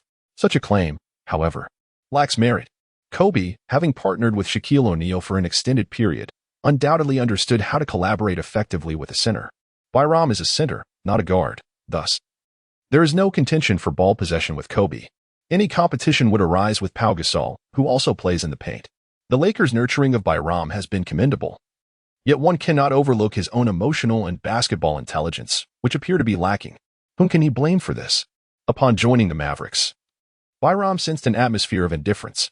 While Mark Cuban and Dirk Nowitzki continually showcased their camaraderie, the locker room of the Mavericks exuded a sense of detachment and coldness. In contrast, the Lakers' locker room atmosphere seemed significantly more congenial. During the Lakers' offensive play, Nash directly passed the ball to Kobe, and Lu Sheng refrained from requesting it again. Carter appeared before Kobe, and their eyes met, both sharing a brief smile. The four premier shooting guards maintained a cordial relationship behind the scenes. At the turn of the century, they indeed competed against each other for several years, yet now only Kobe remains in contention with the league's rising stars. Kobe's turnaround jump shot resulted in a miss, but Lu Sheng routinely secured the rebound. In terms of rebounding, Bayram cannot compare to DeAndre Jordan. Once more, Lu Sheng directly passed the ball back to Kobe. The sensation of receiving the ball for Kobe felt remarkably different this time. The basketball in his hands seemed infused with a mysterious allure. He leapt, elevated for a jumper. Swish. Kobe executed a straightforward shot over Carter. Yet, the moment the ball left his hands, Kobe was aware it was destined for success. Hiss. Has Lu Sheng's passing skills reached new heights? Kobe often enters the zone himself, so he does not find this enigmatic feeling on the court surprising. A top-tier passer indeed possesses the ability to enhance the shooting accuracy of the receiver. This involves numerous intricacies: the timing of the pass, the force behind it, and the angle at which it is delivered. Jeff Hornacek, now a coach, once recounted in an interview that when he was traded to the Jazz, Stockton asked him where his most comfortable shooting spot was. Jeff Hornacek replied, "Just a step outside the free-throw line on the right side." Subsequently, throughout the games, Jeff frequently received passes from Stockton at this optimal shooting location, leading to successful shots. It may sound somewhat mystical, and the veracity is difficult to ascertain. However, there are statistics to support it. In the 93-94 season, Jeff Hornacek was traded from the 76ers to the Jazz. During his time with the 76ers, his shooting percentage was 45.5, with a three-point shooting percentage of 31.3. After joining the Jazz, his shooting percentage soared to 50.9, with a three-point shooting percentage of 42.9. A significant improvement in accuracy. This is the remarkable prowess of a premier point guard. What a splendid play. Kobe immediately raised his thumb in appreciation towards Lu Sheng. Lu Sheng has once again astonished Kobe. With such an evolution in speed, Kobe feels that the Lakers can indeed establish a dynasty once more. The championship is within reach. In the subsequent rounds, the Lakers players continuously experience the joy of Lu Sheng's passing. It has truly evolved. Kobe and Nash exchanged a glance, confirming their shared thoughts. Previously, Lu Sheng's passing could only be deemed precise, with hardly any mistakes. Such passing was not yet capable of evoking awe. However, the situation has changed now. Lu Sheng's passing has taken on a touch of artistry, resulting in a significant enhancement of the receiver's shooting percentage. Previously, Lu Sheng's long throws as a quarterback also contributed to an increase in offensive accuracy. However, during fast breaks, the difficulty for opponents to establish their defense often leads to a consistently high shooting percentage, rendering the impact of the enhancement somewhat negligible. In contrast, within the context of a stationary offensive setup, The effects of this passing enhancement are strikingly evident. In a mere 5 minutes, Lu Sheng has already achieved 4 assists. More importantly, his passes possess a subtle elegance, evoking the sense that he is not merely accumulating assists. This experience markedly differs from the time when Lu Sheng consistently recorded triple-doubles. It is entirely reasonable that the elevation of his passing intelligence from 75 to 100 would result in a qualitative transformation.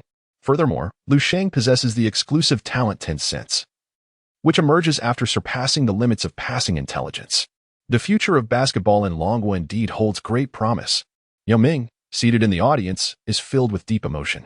From the current display of prowess, Lu Sheng is already on par with his former self. Perhaps, Lu Sheng has the potential to lead the Dragon Nation's basketball team to even greater heights. A flicker of anticipation ignited within Yao Ming's heart. It is often said that Yao Ming has guided the Dragon Nation's basketball to a pinnacle, yet in truth, he is acutely aware that the achievements he has attained with the team are not as lofty as perceived. Reaching the quarterfinals in international competitions remains the pinnacle of the Dragon Nation's basketball accomplishments, a feat that was already achieved by the previous generation of athletes. The Dragon Nation's basketball yearns for a new breakthrough. In the first quarter, under the influence of Lu Sheng's evolved passing ability, the Lakers' offense flowed seamlessly. I have a feeling this game is about to break records. In the Dragon Nation's broadcasting room, Kafan diligently flipped through his notebook. What records? His partner has now been replaced by Su Kun. Yang Yi is temporarily unable to return to the broadcasting room due to technical issues. I just took a peek. The first quarter is still ongoing, yet Lu Sheng has already amassed 9 assists. What does this signify? I believe no further elaboration is necessary, Kafan said with barely concealed excitement. During this game commentary, Kafan has evidently transformed from a supporting role to the main act. Regarding the importance of alignment, initially, Kafan transitioned from an on-site reporter to a commentator due to an ill-considered question. However, he subsequently chose to align himself with Lu Sheng. The results are undoubtedly remarkable. Have you not noticed that the previous comedic commentator, Teacher Yang, who took an opposing stance, has yet to return to the broadcasting room? Indeed. Is Lu Sheng's record-breaking pace not a tad too swift? Of course. Most importantly, Lu Sheng possesses the capability to achieve this. Su Kun was genuinely astonished. Yet, he quickly realized that his words might have been misconstrued and hastily added a clarifying remark. The instinct for survival is strong. On the court, the game has reached the final 20 seconds of the first quarter. The Lakers are making their final offensive push. Fisher dribbled past half-court and directly passed the ball to Lu Sheng, who stood at the three-point line at the arc. Nash has been substituted for a breather. Throughout the first quarter, the Lakers' movement has been remarkably fluid, with players instinctively entrusting the ball to Lu Sheng for resolution. Lu Sheng stood at the three-point arc, truly embodying the role of a future playmaker akin to Green. Carlisle, observing from the sidelines, was moved to tears. It can be said that he was one of the earliest to recognize Lu Sheng's extraordinary passing talent and even experimented with such tactics at that time. What a splendid strategy it was. However, alas, let us not dwell on it. Carlisle is now filled with a profound urge to express his frustration. Bayram did not follow suit, remaining steadfast in guarding the paint. For the moment, Lu Sheng's lack of shooting ability has become common knowledge throughout the league. Nevertheless, under the influence of his unique talent, the difference whether Bayram steps up to defend or not is negligible. Lu Sheng can still orchestrate the offense. Now, as Lu Sheng positions himself, Fisher, Kobe, and Matt Barnes commence their off-ball movements. Whom will Lu Sheng choose to pass to this time? The Lakers fans are filled with anticipation. In this match, they come to realize that watching Lu Sheng distribute the ball is indeed a delightful experience. However, Lu Sheng's choice on the court surprises everyone unexpectedly. Lu Sheng neither passed nor shot. Instead, he directly dribbled towards the paint, with no defenders in sight. His advance was remarkably smooth. Charging in? Then let it come. In the first quarter, Bayram was brimming with frustration, lacking support from his teammates. Bayram found himself running back and forth almost entirely alone. For reasons unknown, Kid, who had previously been a reliable source of assists for Bayram, suddenly ceased to pass him the ball. Kid, I fear Lu Sheng might misunderstand. Bayram, what? Drink. Go. The most intense collision of the match arrived unexpectedly. Lu Sheng's move was clearly directed towards Bayram, even at the risk of being called for an offensive foul. The two players leapt simultaneously, colliding fiercely in midair. Lu Sheng, utilizing his remarkable wingspan, effortlessly seized the ball with one hand, surpassing Bayram's outstretched arms, and propelled it toward the hoop with tremendous force. The first sound resonated as Lu Sheng emphatically dunked the ball into the basket. The second sound was the collision of their heads as Lu Sheng and Bayram inadvertently collided. This encounter was purely accidental for both. In Lu Sheng's eyes, there exists solely the hoop, while in Bayram's gaze, there is only the intent to topple Lu Sheng. Consequently, a fierce and intimate encounter ensues. Lu Sheng and Bayram simultaneously experienced a wave of dizziness. However, Lu Sheng soon found himself immune to the effects. Thanks to his unique talent for injury exemption, landing gracefully as if nothing had happened. In stark contrast, Bayram stumbled upon landing, falling to the ground and struggling to rise for quite some time. Dizziness lingered, a mild concussion was inevitable.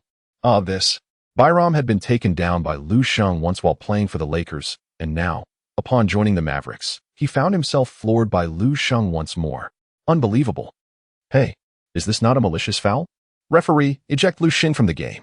Cuban, seated in the stands, rose and approached the referees, applying pressure. Such actions would certainly result in a fine from the league after the game. Yet, Cuban was unfazed. The referee gestured for him to return to his seat. It took a considerable amount of time for Nowitzki and Kidd to help Bayram up, but he still felt dizzy.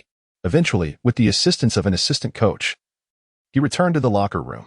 It appeared that his hopes of re-entering the game were dashed. Lu Sheng smiled faintly. Are you doubting me? I have no need for malicious retaliation. I can still achieve victory. After meticulously reviewing the footage, the referee ruled that Lu Sheng's score was valid. There was no foul. The collision between their heads was entirely accidental. As for why Lu Sheng emerged unscathed, it is simply due to his extraordinary physical prowess. There's nothing to be done about that. Are you truly unharmed? Perhaps you should consider undergoing an examination? You wouldn't be harboring thoughts of breaking the assist record, would you? Let's put this match behind us. In the next game, I'll have the entire team support you. How does that sound? Initially, Kobe was indifferent. But upon witnessing the replay on the large screen at the center court, he too was taken aback. The collision that Lu Sheng experienced was anything but gentle. At present, Kobe is urging Lu Sheng to return to the locker room for an examination. Observing Lu Sheng's reluctance to comply, one might mistakenly believe he is merely eager to rack up assists to break records. Kobe, is this truly the impression I leave in your heart? Lu Sheng was instantly filled with dissatisfaction. So you truly believe I am merely a data manipulator? Kobe, dare you claim otherwise? Lu Sheng, certainly not. However, Lu Sheng still heeded Kobe's advice and returned to the locker room with the assistant coach. After all, one must not appear too exceptional. It may invite unnecessary trouble. Some superficial efforts must be made. No one anticipated that such a scene would unfold just as the first quarter was drawing to a close. I hope Lu Sheng is all right. The fans from Long Country began to worry. Yao Ming in the stands also furrowed his brow. He himself had retired prematurely due to injuries that had robbed him of his peak moments. I hope little Sheng is okay, Yao Ming thought to himself. The first quarter concluded with the Lakers leading the Mavericks by 13 points, 35-22. Lu Sheng's contributions were indispensable in this achievement. In the first quarter, Lu Sheng amassed 2 points, 5 rebounds, and 9 assists, resembling more of a point guard. Brandon, prepare to take the court. You may need to play more in this game.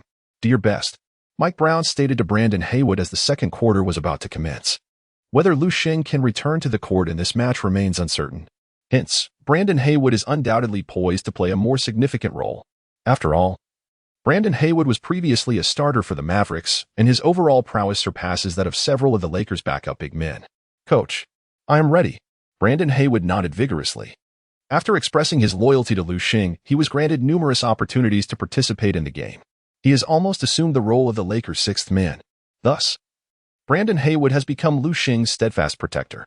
Although this shift in role is quite substantial, it is an essential means of survival for an ordinary player like him. At that moment, a cacophony erupted from the stands. Lu Sheng joyfully dashed out from the players' tunnel, appearing to have passed the examination without any issues. Lu Sheng smiled faintly, asserting that there was no issue at all. Nonetheless, the inspection process must be duly followed. Upon his return, Lu Sheng observed the home crowd of the Mavericks displaying expressions of astonishment, and he waved at them. This action instantly soured the countenance of the Mavericks supporters. They collectively directed their gaze toward the players' tunnel, hoping that Lam would emerge and make a formidable impact on the court to retaliate against Lu Sheng. Alas, they were left disappointed. Instead, news of Lam's injury surfaced: concussion. He would not return for this match. The specific recovery timeline would be assessed post-game, with the worst-case scenario suggesting he might be sidelined for 1 to 2 weeks. Frustrated, Cuban, seated in the front row of the stands, reacted angrily upon hearing the news. Hey, Andrew was knocked out, and Lu suffered no consequences. Does this not indicate that Lu acted with intent? He is nothing but a petty individual, resorting to such underhanded tactics. I have long asserted this. Standing at the sidelines, Cuban gestured emphatically toward the Lakers bench, inciting the Mavericks fans to rally against the referees. It appeared that Cuban had relinquished all restraint, exhibiting behavior unbecoming of a team owner. In contrast, Knicks owner James Dolan, while present at his team's home games, maintained a composed demeanor, quietly observing the game without the flamboyance exhibited by Cuban. This was not Cuban's first display of such exuberance.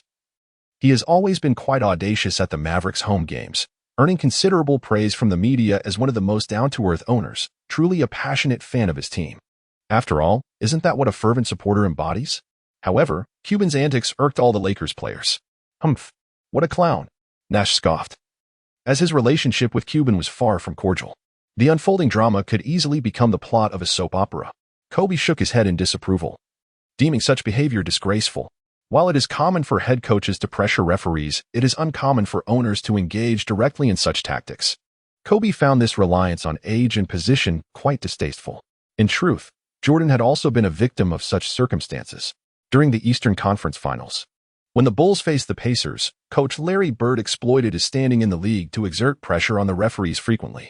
The Bulls players endured significant defensive maneuvers without receiving any calls, ultimately relying on Jordan to penetrate and score. Free throws were non-existent. In the climactic Game 7, the referees finally allowed the game to unfold naturally, leading to Jordan guiding the Bulls to victory. Coach, may I offer a suggestion? Suddenly, Lu Sheng's voice resonated. Lu, are you aiming to dominate the entire court once more? Kobe raised an eyebrow. Boss Lu, please, continue. I shall rest a little longer. On the side, Brendan Haywood jolted and immediately expressed his support. Goodness, you guys are truly something. Lu Sheng was left speechless. Brandon, you should take the court. I am not prepared to play the full 48 minutes in this match. Just stick to the normal rotations. I was referring to someone else. Suddenly lowering his voice, Lu Sheng addressed Mike Brown, Kobe, and Nash with a sense of urgency, as if engaging in clandestine discourse. It was rather peculiar, given that they were on the Mavericks' home turf. Who could say whether the broadcast cameras might capture their exchange, only to be divulged to Carlisle in an instant? Such uncertainties lingered in the air. As the second quarter commenced, both teams fielded their bench players. Brendan Haywood continued to take the court while Lu Sheng occupied a seat on the bench. Meanwhile, Kobe found himself haunted by Haywood's recent exclamation of Boss Lu. How could it be that his status as the elder statesman was so insidiously undermined? In the early portion of the second quarter, the Lakers' bench weakness resurfaced, glaringly evident. The Mavericks, propelled by the unexpected surges of Terry and Artest, narrowed the gap to a mere 2 points. Carlisle held a deep admiration for Lu Sheng. Yet in this moment, they were adversaries. In terms of on-the-spot tactical acumen, Carlisle undeniably outshone Mike Brown. Following an official timeout, both the Lakers and Mavericks summoned their full starting lineups. Upon Lu Sheng's re-entry to the game, a palpable tremor of excitement swept through the Mavericks' home crowd. Lu Sheng, could it be that yet another incident has arisen? It truly seems that worries manifest as reality. The Lakers initiate their offense. Nash, after dribbling past half-court, promptly passes the ball to Lu Sheng. Is it still the playmaking strategy? Carlisle, on the sidelines, supports his chin with his hand. With Byram unable to continue, Carlisle is left with no choice but to employ the water cooler attendant, Ian Mahinmi, standing at a towering height of 2.11 meters and weighing 116 kilograms. Ian Mahinmi adopts a defensive stance, guarding the basket while allowing Lu Sheng, stationed at the arc, to remain unchallenged. Lu Sheng's decisive drive to the basket for a powerful dunk during the final offensive play of the first quarter was, in Carlisle's view, merely a stroke of chance. Lu Sheng cannot always act in this manner. Indeed, this is the reality. On this occasion, Lu Sheng had no intention of dribbling inward. He bore no animosity towards Ian Mahinmi. However, at this moment, the positioning of the other Lakers players underwent a transformation. Nash and Kobe simultaneously converged towards the paint, instantly drawing Kidd and Carter into the interior. The offensive threat posed by these two was formidable, leaving them no choice but to follow. Subsequently, Nash and Kobe abruptly sprinted towards the three-point line at two 45-degree angles. On Nash's side, Matt Barnes and Gasol executed a dual screen, closing the door on the dog. As Nash darted between the two, Barnes and Gasol effectively sealed off Kidd. Meanwhile, Nowitzki was equally unable to react swiftly enough to provide help defense. Upon reaching the three-point line, Nash found himself wide open. The precision of Lu Sheng's pass was impeccable, delivering the ball to Nash's hands at the most opportune moment. Swish. A three-pointer. Nash found sinking that shot easier than in practice. His already high three-point shooting percentage soared even higher with the added advantage of being wide open. Coupled with Lu Sheng's unique talent that granted him a 30 boost in shooting accuracy, it would have been utterly astonishing had Nash missed that shot. The point gap widened to 5 once more. The elevator door tactic is not exclusive to the Warriors. It was time for the Monk to showcase his three-point prowess. If he didn't flaunt it now, retirement would beckon. Swish. Swish. Swish. Nash landed 3 consecutive three-pointers, leaving the Mavericks utterly bewildered. The margin instantly ballooned back to 10 points. The scoring efficiency of three-pointers is truly formidable. What further infuriated the Mavericks' home fans was that Nash's method of sinking those three-pointers was strikingly similar. This somewhat novel tactic clearly took Carlisle by surprise. In Lu Sheng's previous life, the elevator door tactic gained recognition among fans during the 2013 to 2014 season. Mark Jackson, in his final season coaching the Warriors, had designed this strategy specifically for Curry and Klay Thompson, catapulting the Splash Brothers to fame. And now, this tactic had emerged prematurely. It certainly had appeared in previous games. But the Lakers executing it with such fervor and consistency was unprecedented. Dirk. He charged towards the perimeter, targeting Steve with unwavering determination. Allowing two-point shots was a calculated risk. Carlisle, renowned as a tactical mastermind, swiftly formulated a defensive strategy. Nash was on fire. They had to stifle his three-point attempts. As for two-pointers, they could afford to concede those. Yet, at that moment, as the Lakers launched their offense, Lu Sheng abruptly altered the passing direction. With an audacious no-look pass, he sent the ball to Kobe on the opposite side. The previous sequences had created a deceptive rhythm, fooling everyone. Had it not been for Kobe's quick reflexes, it would have been a turnover. Swish. Kobe wasted no time converting Lu Sheng's assist. Although Carter trailed Kobe to the three-point line, his gaze had clearly been directed towards Nash. Kobe essentially found himself in a position to shoot with no one guarding him. The score gap widened to 13 points. The main players had only been back on the court for a mere 3 minutes. 15-2. It appeared the Mavericks were on the verge of being swept away in a deluge of points. Was this tactic truly reasonable? Was it devoid of fouls? How could such an effortless scoring strategy even exist? In the stands, Mark Cuban leapt to his feet. Frankly, had he not been the owner of the Mavericks, the referees might have considered ejecting him for his disruptive behavior. Cuban's exuberance was so pronounced that even if the officiating crew intended to favor the Mavericks with more home calls, it became quite inconvenient. This easily created the impression for all viewers that the referees were biased towards the Mavericks due to Cuban's pressure. That was simply outrageous. The officiating crew did not wish to bear that burden. On the sidelines, Carlisle's brow furrowed with increasing intensity. Following Kobe's subsequent three-pointer, Carlisle immediately called for a timeout. Next, we shall implement a 3-2 zone defense. We must first reduce the Lakers' three-point shooting percentage. On the Mavericks bench, Carlisle swiftly sketched out a strategy on the clipboard. A sense of foreboding settled in his heart. If the Lakers continued to shoot so accurately from beyond the arc, this game could spiral out of control, leading to a significant point disparity. When the timeout concluded, the Mavericks commenced their offensive play. In a crucial moment, Nowitzki rose to the occasion, swiftly hitting a jump shot after receiving a pass from Kidd. This steadied the Mavericks' footing. The Lakers advanced, and defense. Under the encouragement of the DJ, the Mavericks' home crowd finally regained their composure, chanting in unison for their team. Whether it would prove effective remained uncertain. The Lakers persisted with their elevator door tactic. The 3-2 zone clearly restricted the three-point attempts from the 45-degree angle. As Nash circled out, he was met closely by Marion. Meanwhile, Kobe stood beyond the arc, similarly marked by Carter. It seemed the Mavericks had executed a successful defense. However, due to the Mavericks employing a 3-2 zone, the two corner three-point areas and the region below the free throw line became defensive blind spots. After setting a screen, Gasol swiftly moved to the free throw line, a position that posed significant challenges for the 3-2 zone defense. Lu Sheng swiftly passed the ball.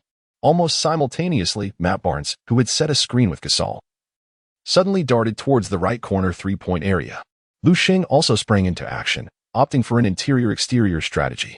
Gasol passed the ball back to the descending Lu Sheng, effectively drawing Nowitzki's defense. Lu Sheng then launched the ball towards the corner three-point area. Bingo. Swish. Matt Barnes found himself completely unguarded within a 2-meter radius. Upon receiving Lu Sheng's pass, he took a shot without hesitation. The ball went in. The three-point barrage continues. Oh no. The deficit has now stretched to 15 points. The Mavericks fans began to feel a twinge of unease. If this continues, it may all come crashing down. So let it collapse. Lu Sheng remarked softly. Swish. Swish. Bang. The rebound. Swish. This Los Angeles Lakers team has truly revealed its terrifying prowess. Has the three-point shooting gone cold? No matter.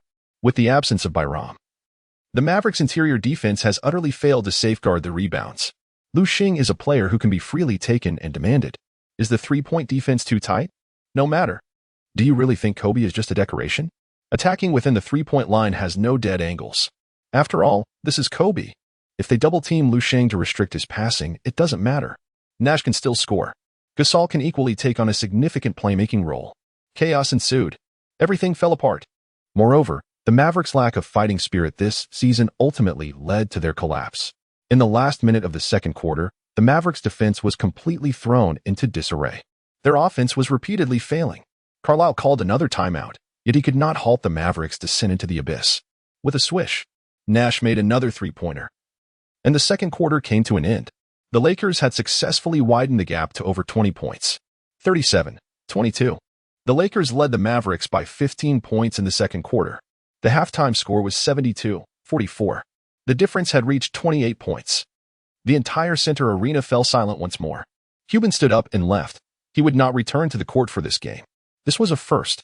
How could it have come to this? It must be an illusion. After all, we are the defending champions. The Mavericks fans were evidently struggling to accept this reality. The second half of the game seemed destined to become a mere formality. Who was responsible for all this? The Mavericks home fans could not help but cast their gazes at Lu Sheng, who was preparing to return to the locker room. In the first half, Lu Sheng impressively recorded 10 points, 11 rebounds, and 17 assists.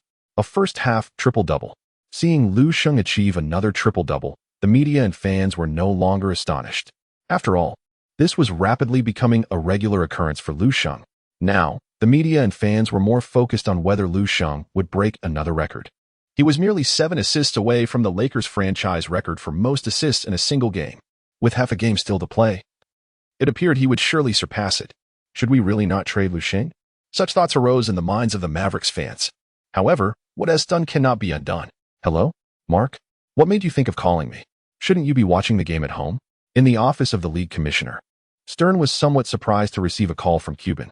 David, if you don't want a disastrous conclusion for the league, take a look at this. Cuban's voice echoed over the phone. Stern opened an email containing a clip of the Lakers' elevator play strategy from the first half. Moving pick and roll. These words were highlighted in red. Stern chuckled softly. Mark, this is the second time you've emailed me. Times have changed. Stern shook his head. Although he was essentially the representative of the 30 team owners, he would not be swayed by any single team owner in practice.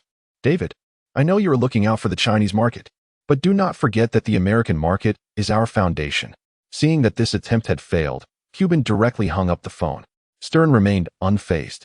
7 years ago, in the first round of the 04-05 playoffs, Yao Ming's Rockets led the Mavericks 2-0 on their home court. Everyone expected the Rockets to sweep the Mavericks 4-0 into the next round. But an unexpected turn of events occurred. The Mavericks managed to win 2 games in the Rockets arena and ultimately triumphed over them by 40 points in a decisive Game 7. Yao Ming and McGrady's first season together ended with an early playoff exit. After losing 2 consecutive games at home, Stern received an email from Cuban. It also contained a video clip, highlights of Yao Ming and Mutombo's pick-and-roll plays in the first 2 games. It too had several words highlighted in red. Traveling and moving pick-and-roll. At that time, Stern chose to side with the Mavericks.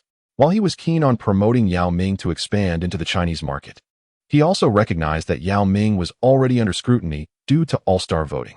Moreover, Yao Ming and McGrady's first season collaboration seemed to be unstoppable. If they truly made it to the finals, it would be monumental. Who could have foreseen that Yao and McGrady would falter in the first round? In the subsequent games, Yao Ming was called for numerous traveling and moving pick-and-roll violations. Even a crucial 2-1 play he executed was called for traveling. Stern returned to reality. This time, it was different. The rapid economic development of China had significantly enhanced the market's value. Furthermore, Lu Sheng was playing for the Lakers. The Lakers, after all, had Kobe. In Stern's view, Kobe could contain Lu Sheng. As long as there was an American player consistently pressuring Lu Sheng, there would be no issues. During halftime, Yao Ming appeared quite pleased. Despite the surrounding Mavericks fans visibly expressing hostility towards him, Lu Sheng's extraordinary performance ignited a fervor even in Yao Ming. Such displays from players of the Dragon Nation are to be celebrated. Once the game concluded, Yao Ming merely engaged in casual conversation with Lu Sheng. What wisdom could he impart to such a talent?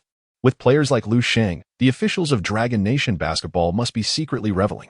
Let us refrain from causing any disturbances. The second half of the match has commenced. It seems Mark Cuban will not be returning. In the broadcasting studio of the Dragon Nation, the keen-eyed Ku fan noticed that Cuban was conspicuously absent from the camera's view. The Mavericks had a dismal first half. It is only natural for Cuban to be disheartened. Su Kun chuckled, noting that if the Mavericks do not alter their course in the second half, this game could very well set a record for the largest margin of defeat. Currently, the Mavericks' greatest loss stands at 47 points, a record set in the 1989-90 season, when they suffered a 70-117 defeat to the Seattle Supersonics on their home court, an event that transpired 2 decades ago. This match holds an uncertain future. Kafan, ever the data enthusiast, promptly cited this record, acknowledging its severity. Su Kun concurred, adding to the sentiment. On the court, the Mavericks' initial offensive attempt in the second half ended in yet another missed shot. Dirk Nowitzki's performance this season has indeed been lackluster. After securing the rebound, Lu Sheng immediately initiated a quarterback-style long pass. This time, the intended recipient was not Matt Barnes, but the incredibly proactive Nash, who dashed past the half-court line. Nash gracefully received Lu Sheng's pass, executed a sudden stop beyond the arc, and unleashed a three-pointer with remarkable precision. Swish! The rain of three-pointers continued to pour down. In the first half of the game, Nash achieved an astonishing 6 out of 8 from beyond the arc, amassing a total of 21 points. His shooting percentage was extraordinarily high. Oh no! Carlisle, witnessing the Lakers' continued prowess in the second half, realized that this game was slipping away. It was no longer merely a question of victory or defeat. Rather, it was heading towards a humiliating spectacle. As the third quarter concluded, the score was 34-20. With the gap widening further. By the start of the fourth quarter, the Lakers led the Mavericks by an astounding 42 points, with a score of 106-64. At this moment, Lu Sheng's statistics had transformed into a staggering 16 points, 20 rebounds, and 26 assists. Such dominance. In just 3 quarters, Lu Sheng had shattered the franchise record for the highest assists in a single game previously held by Magic Johnson, which was 24. Additionally, he had also eclipsed Jason Kidd's record for the Mavericks, which stood at 25 assists. How awe-inspiring. Lu Sheng didn't even need to pad his stats during the garbage time of the fourth quarter. As he returned to the bench, Kobe pointed at him and pounded his chest several times. Unbelievable. Truly astonishing. He has consistently shattered the Lakers' records for rebounds and assists. Next, is he set to break Kobe's single-game scoring record of 81 points? At this moment, it can be said that Lu Sheng has genuinely earned Kobe's recognition. This trade for the Lakers has proven to be immensely valuable. Meanwhile, the Mavericks must be lamenting their misfortune. Indeed, the fans of the Mavericks are weeping in regret. Even before the fourth quarter commenced, nearly half of the fans at the American Airlines Center had already departed, trailing by 42 points after 3 quarters. A disgrace. It's quite possible that the deficit will only widen in the final quarter. Is this the demeanor expected of a reigning championship team? The Mavericks' season appears to be over. In the fourth quarter, both teams fielded their bench players. Prior to taking the court, Lu Sheng took a moment to educate his fellow reserves about the Mavericks' record for the largest margin of defeat. Just 5 points shy? Aren't you ashamed to not put in some effort? Lu Sheng remarked. Despite the Lakers' bench being seemingly less formidable, each player performed with an exuberance as if invigorated by a potent elixir. They triumphantly concluded the match with a score of 136-86, achieving a resounding margin of 50 points. As the game drew to a close, Lu Sheng once more placed his right hand to his ear, tilting his head as he circled the court. At that moment, the arena was devoid of any boos. Only a dwindling crowd of less than 30% of Mavericks fans remained, their faces reflecting a mixture of frustration and bewilderment. The road to victory was rightfully theirs. What a tragedy. Hey, you. Following the conclusion of the match, the arena was nearly deserted. The Mavericks fans had long since departed, unable to bear another moment of humiliation. The Mavericks players swiftly retreated to the locker room, each wearing a grim expression. At this moment, Yao Ming approached the sidelines, exchanging greetings with the Lakers players. Kobe Gasol and Nash embraced him warmly. I always wanted to collaborate with you. I never anticipated your retirement would come so soon. Kobe remarked with a hint of nostalgia. You've only just retired, and you're already starting to look a bit rounder. Haha, Kobe, aren't you currently paired with Lu Sheng? He's far superior to me. Yao Ming chuckled in response. Indeed, that's true. They all laughed together. At a nearby CAF, Yao Ming and Lu Sheng engaged in casual conversation. It was indeed a genuine chat. Yao did not mention the previous intentions of the official Dragon Country basketball team, but merely touched upon the prospect of joining the national team. Serving the nation is an obligation I cannot shirk. As long as there are no complications, Lu Sheng had no objections to joining the Dragon Country basketball team. The most significant upcoming event for the team was the Olympics this summer, and Lu Sheng naturally wished to participate. Not only did he aspire to compete, but he also yearned to be the flag bearer. By the way, the All-Star Game is approaching. The roster for the Rising Stars Challenge will be announced in 2 days. Yao Ming, you will surely be among them. I will be there to watch the game. Yao Ming suddenly recalled, feeling a tinge of regret. The league had altered the rules, preventing Lu Sheng from being selected for the All-Star Game in his rookie season. This misfortune could be attributed to Yi Jianlian. Back in the day, he had managed to bench O'Neal during his rookie season. Yao Ming smiled as he reminisced about past memories. During his inaugural All-Star appearance, he found himself utterly unprepared for the atmosphere, receiving little acknowledgement for being a controversial starter. O'Neal seemed eager to knock him out. At that time, only the Afro-sporting Kobe was there to reassure him, urging him to relax. Regrettably, he had never had the opportunity to collaborate with Kobe on the court. Yao Ming felt a sense of wistfulness. What a bore. The rookie game is rather dull. Lu Sheng's voice pulled Yao Ming back from his reverie. Yao Sheng, there's no need to rush. The All-Star Game is just around the corner. Yao Ming gently patted Lu Sheng's shoulder.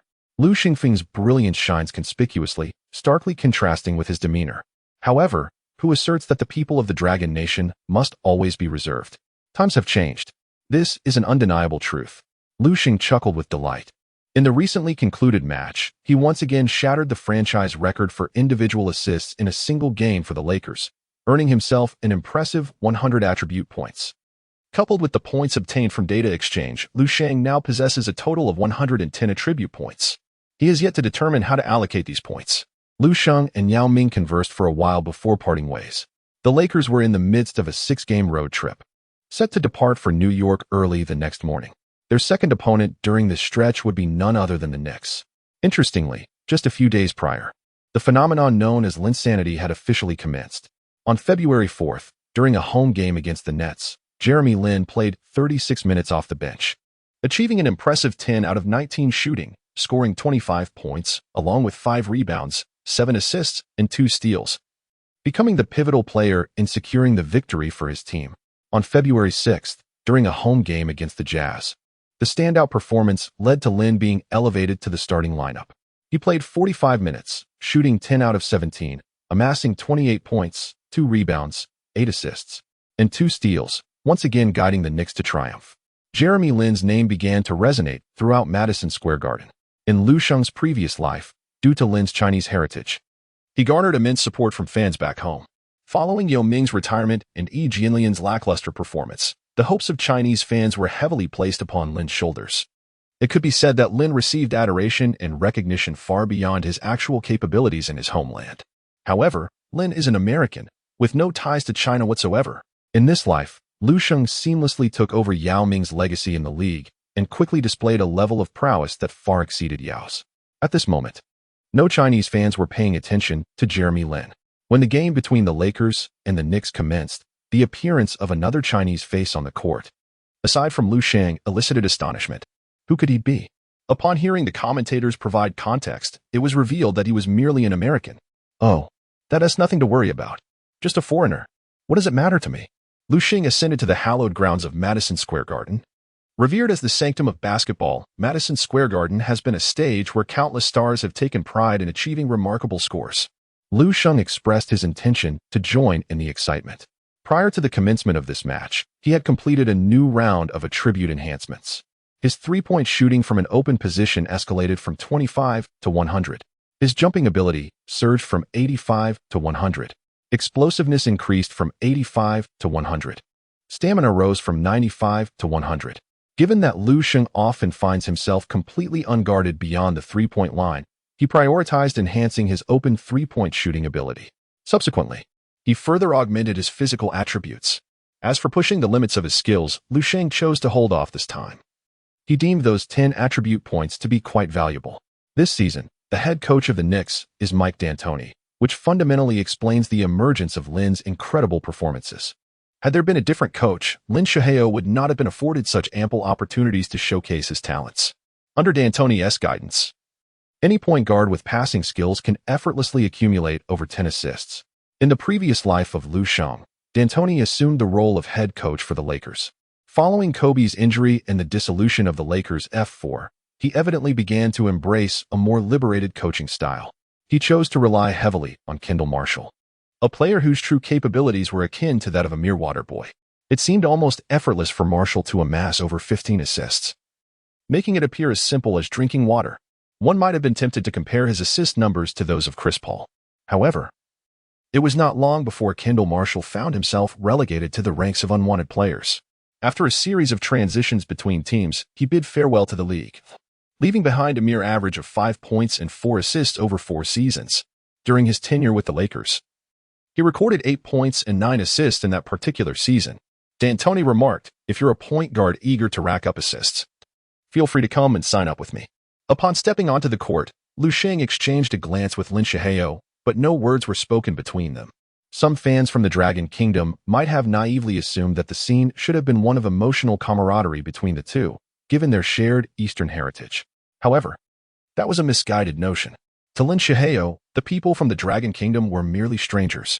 Often, he contemplated how much better it would be if he were not of yellow skin and black eyes. Lin Shihao thought, no, that is not it. Isn't it more appealing to go to the Dragon Kingdom to seek fortune? The starting lineup for the Knicks included Tyson Chandler, Jared Jeffries, Landry Fields, Bill Walker, and Lin Shihao. Lin Shihao truly had to express gratitude to Anthony Stoudemire and J.R. Smith, who were all sidelined due to injuries during this match. In Lu Sheng's previous life, Lin Shihao erupted for 38 points, going toe-to-toe with Kobe's 34 points. Kobe, how do you assess Lin Shihao? A reporter posed this question to Kobe before the game began. Who is Lin Shihao? Kobe responded with a bemused expression. An Eastern face? We have Lu Sheng. Kobe smiled faintly, showing little regard for Lin Shihao. The Lakers' starting lineup featured Lu Sheng, Gasol, Matt Barnes, Kobe, and Nash. Tyson Chandler, known in the league as the Boxing King, approached the center circle to jump against Lu Sheng. Although it was their first encounter, their histories were intertwined. The Mavericks had sought to sign Lu Sheng as a backup precisely because of Chandler's departure that season. Who could have predicted that Lu Sheng would now leave the Mavericks in a difficult position? Mark Cuban was surely regretting his decision, pondering whether he lamented letting Lu Sheng go or if he regretted initially signing him to a mere 10-day contract. Yao Ming, who typically projected a humble image, once openly stated, "I'm not digging up old grievances. I could easily take him on," referring to Tyson Chandler, the man who had instilled confidence in Yao about joining the league. During a Nike training camp, Yao Ming faced off against Chandler. Despite being well-prepared and somewhat nervous before the match, Yao experienced a profound sense of discomfort once the game commenced. Is this it? Was my anxiety for nothing? If he can enter the league at a high draft position, I would be the #1 pick. This realization bolstered Yao's confidence. Tyson Chandler, on the other hand, pleaded, "Can we not bring up the past? It makes me want to cry." Another center from the Dragon Kingdom. On the court, Chandler's gaze narrowed as he looked at Lu Sheng, clearly haunted by memories that were far from pleasant. Currently, Lu Sheng was riding a wave of success in the league, having recorded 6 consecutive triple-doubles. His rebounding prowess was exceptional, presenting a significant challenge for Chandler, who relied heavily on his rebounding skills. Chandler's concerns were well-founded, as he faced a humiliating defeat during the opening tip-off. After fully enhancing Lu Sheng's jumping attribute, his performance has become exceedingly remarkable. Now, even when facing Howard, Lu Sheng can still emerge victorious. Not to mention Tyson Chandler. Tyson Chandler, I can dunk over the rim with my head. Jumping attribute, 90. Lu Sheng, I apologize. I have reached full capacity at 100. Nash was already prepared to receive the pass, Since joining the Lakers, Nash has clearly become accustomed to initiating the first offensive play, which is entirely the Lakers' strategy. We are witnessing an intriguing scene. After dribbling past half-court, Nash directly handed the ball to Lu Sheng. It seems this tactic has become the Lakers' signature play. Before Lu Sheng joined the Lakers, it was Fisher who would dribble past half-court and pass to Kobe. Teacher Sue, do you believe Mike Brown is a master of tactics? After all, the Lakers have undergone considerable tactical variations recently. In the Dragon Country broadcasting studio, the duo of Koo Fan and Sue Kuhn remains. This question inevitably leads us to discuss Mike Brown. Mike Brown is certainly no tactical genius. I believe the recent tactical changes of the Lakers are entirely dictated by the players on the court. Of course, one could argue this is also a reflection of Mike Brown's strategy. Handing the ball to Lu Sheng, isn't that his tactic? Previously, the strategy involved passing to Kobe. Sue Kuhn remarked with a smile. That seems quite reasonable. On the court, Lu Sheng continues to receive the ball at the top of the three-point arc. D'Antoni has implemented a similar defensive strategy. Tyson Chandler is protecting the rim down low, not pressing out. Lu Sheng found himself once more in an unguarded position. Well then, I shall not hold back.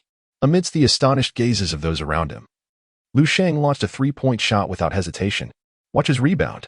Lin Shuhai shouted towards Tyson Chandler in the paint. Previously, Lu Sheng had executed a similar play, missing a three-point attempt only to dash into the lane, securing the rebound, and completing a thunderous putback dunk. It resembled a spectacular self-assisted slam. Lin Shuhai presumed Lu Sheng would attempt the same again. However, the crisp sound of the basketball swishing through the net sent a shiver through the hearts of all players present. Did the three-pointer truly go in? Was it a clean shot? Lin Shuhai observed as Lu Sheng leisurely returned to half-court, while Kobe and Nash wore expressions of bewilderment. Could it be that he had evolved once more? They had already witnessed countless miracles from Lu Sheng. The Knicks initiated their offense. Lin Shuhai held the ball. With no one available, he truly became the offensive cornerstone for the Knicks. Near the three-point line, Lin Shuhai executed a series of dribble moves against Nash. Ultimately, leveraging Tyson Chandler's screen, he deftly maneuvered past Nash, driving straight into the paint. In the previous two matches, Lin Shuhai had caught all teams off guard with this very tactic. With his decisive drives to the basket, he had been unstoppable. But now, in the recent screen and roll defense, Lu Sheng failed to follow through and remained stationed beneath the basket. Tyson Chandler lacks shooting proficiency, and Lin Shuhai is currently in a similar predicament. In the previous two matches, Lin Shuhai rarely attempted mid-range shots. Nearly all his points stemmed from driving to the basket. Under these circumstances, Lu Sheng merely needed to anchor himself at the rim. As Lin Shuhai charged in, just like in the earlier games, he attempted a layup against Lu Sheng's outstretched arms.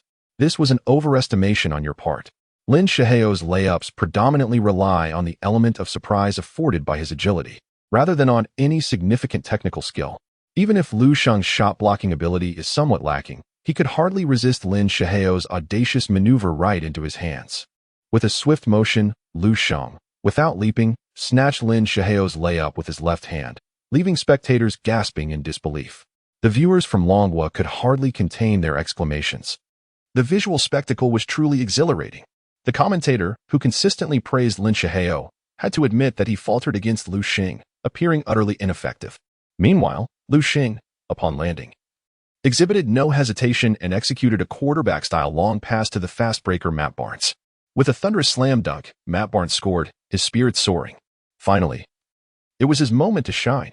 The Lakers' fast breaks were no longer exclusively Barnes' domain. Nash and Kobe frequently joined in, seizing opportunities for three-pointers. Matt Barnes remarked, "Hey, you two legends, aren't you being a bit unfair? You should leave me a slice of the pie." To which Kobe and Nash replied, "Haven't we just done that? Lu Sheng, everyone has a part. Assist, let's ramp it up." The Knicks are on the offense, with Lin Shuhai still commanding the ball. Tyson Chandler swiftly runs to set a pick. This time, Lin Shuhai alters his path, driving towards the Lakers' interior from the opposite direction of Chandler's screen. He skillfully bypasses Lin Shuhai once more. Elated, Lin Shuhai feels this could be a breakthrough. However, he overlooks a key point. Nash doesn't require such complexity to drive past. A single step can suffice. Now, Lin Shuhai faces the formidable presence of Lu Sheng guarding the paint. In this instance, Lin Shuhai modifies his approach once again, opting for an early jump shot as he nears Lu Sheng. Lu Sheng is indeed unable to execute another block, yet Lin Shuhai's floater clangs off the rim. Clang! Lu Sheng sprang into action, Securing the rebound, Tyson Chandler, attempting to create space for Lin Shihao to penetrate the paint, found himself poorly positioned and unable to contest the rebound. The Lakers initiated their offense. This time, Lu Sheng opted against a fast break, instead handing the ball to Nash at his side. The Lakers' offensive strategies were plentiful, rendering the necessity for a fast break in every possession obsolete. Even if Matt Barnes sprinted back and forth for 10 possessions, he would soon be fatigued. Maintaining the same approach as the opening round, Lu Sheng positioned himself at the arc of the three-point line, orchestrating the play. Unlike previous games, Lu Sheng had just sunk a three-pointer in the last possession. How would the Knicks respond this time? Tyson, stay close to Lu Sheng. Lin Shihao's voice rang out once more, exuding the confidence of a true leader on the court. This quality indeed played a significant role in Lin Shihao's remarkable performance. In a previous life, Lin Shihao, who briefly played for the Lakers, not only disregarded Kobe's demand for the ball but also invited him to set a screen. Such unwavering confidence is truly remarkable. If Yi Jianlian possessed a fraction of that self-assurance, he might just unleash his full potential. After all, he is a legitimate 6th overall pick. Alas, dwelling on it only brings tears. However, in this life, Yi Jianlian is currently enjoying his time with the Suns, racking up impressive statistics. Tyson Chandler, responding to Lin Shihao's call, sprinted out from the paint. In the last 2 games, Tyson Chandler has relished his opportunities, thus fostering a strong rapport with Lin Shihao. Lu Sheng smiled faintly. Who said I must shoot a three-pointer?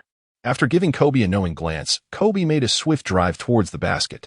Guarding Kobe was Bill Walker, standing at 198 meters and weighing 100 kilograms with an unremarkable skill set.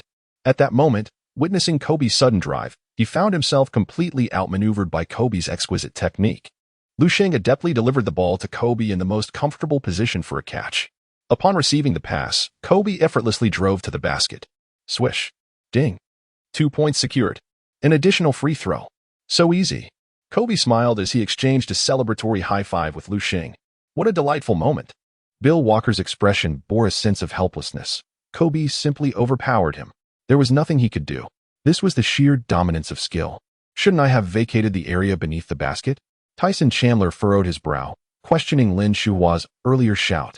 Lin, I shouldn't have let him score. Tyson, are you willing to let Lu Sheng shoot a three-pointer? Lin, he is a center. It's improbable for him to be that accurate. What just happened was merely a fluke. Tyson, let us heed the coach's advice. Observe what he says. Tyson Chandler approached Lin Shuhua for a brief discussion, ultimately deciding to consult with D'Antoni regarding the matter. D'Antoni remarked, do not ask me about defensive issues. Tyson, stick to guarding the paint. When Lu Sheng attempts a shot, let the other perimeter players create some disruption. He won't be that accurate. We must continue to accelerate the pace of the game. D'Antoni seized the opportunity during Kobe's free throw to utter a few words. As a prominent coach of the fast-paced style, D'Antoni would become even more audacious on the offensive end in the future. While coaching Harden on the Rockets, he executed the principles of Moneyball to perfection. Throughout the match, the Rockets scarcely attempted mid-range shots. They recklessly launched three-pointers as if they were free. And as for defense? What is defense? During this period, Harden's lazy defensive efforts became a striking feature in the league. D'Antoni's permissiveness also significantly contributed to Harden's lackadaisical defense. For teams that embrace the fast-paced style, it is often the case that in order to quicken the tempo and increase the number of offensive possessions, they allow their opponents to shoot. Regardless of whether the shots are made or missed, this strategy reduces the time consumed in each possession. At this moment, D'Antoni similarly did not believe that Lu Sheng's three-point shooting could be consistently accurate. Swish. Kobe converted the free throw. 8 o'clock. Although the Lakers were on a consecutive away game streak,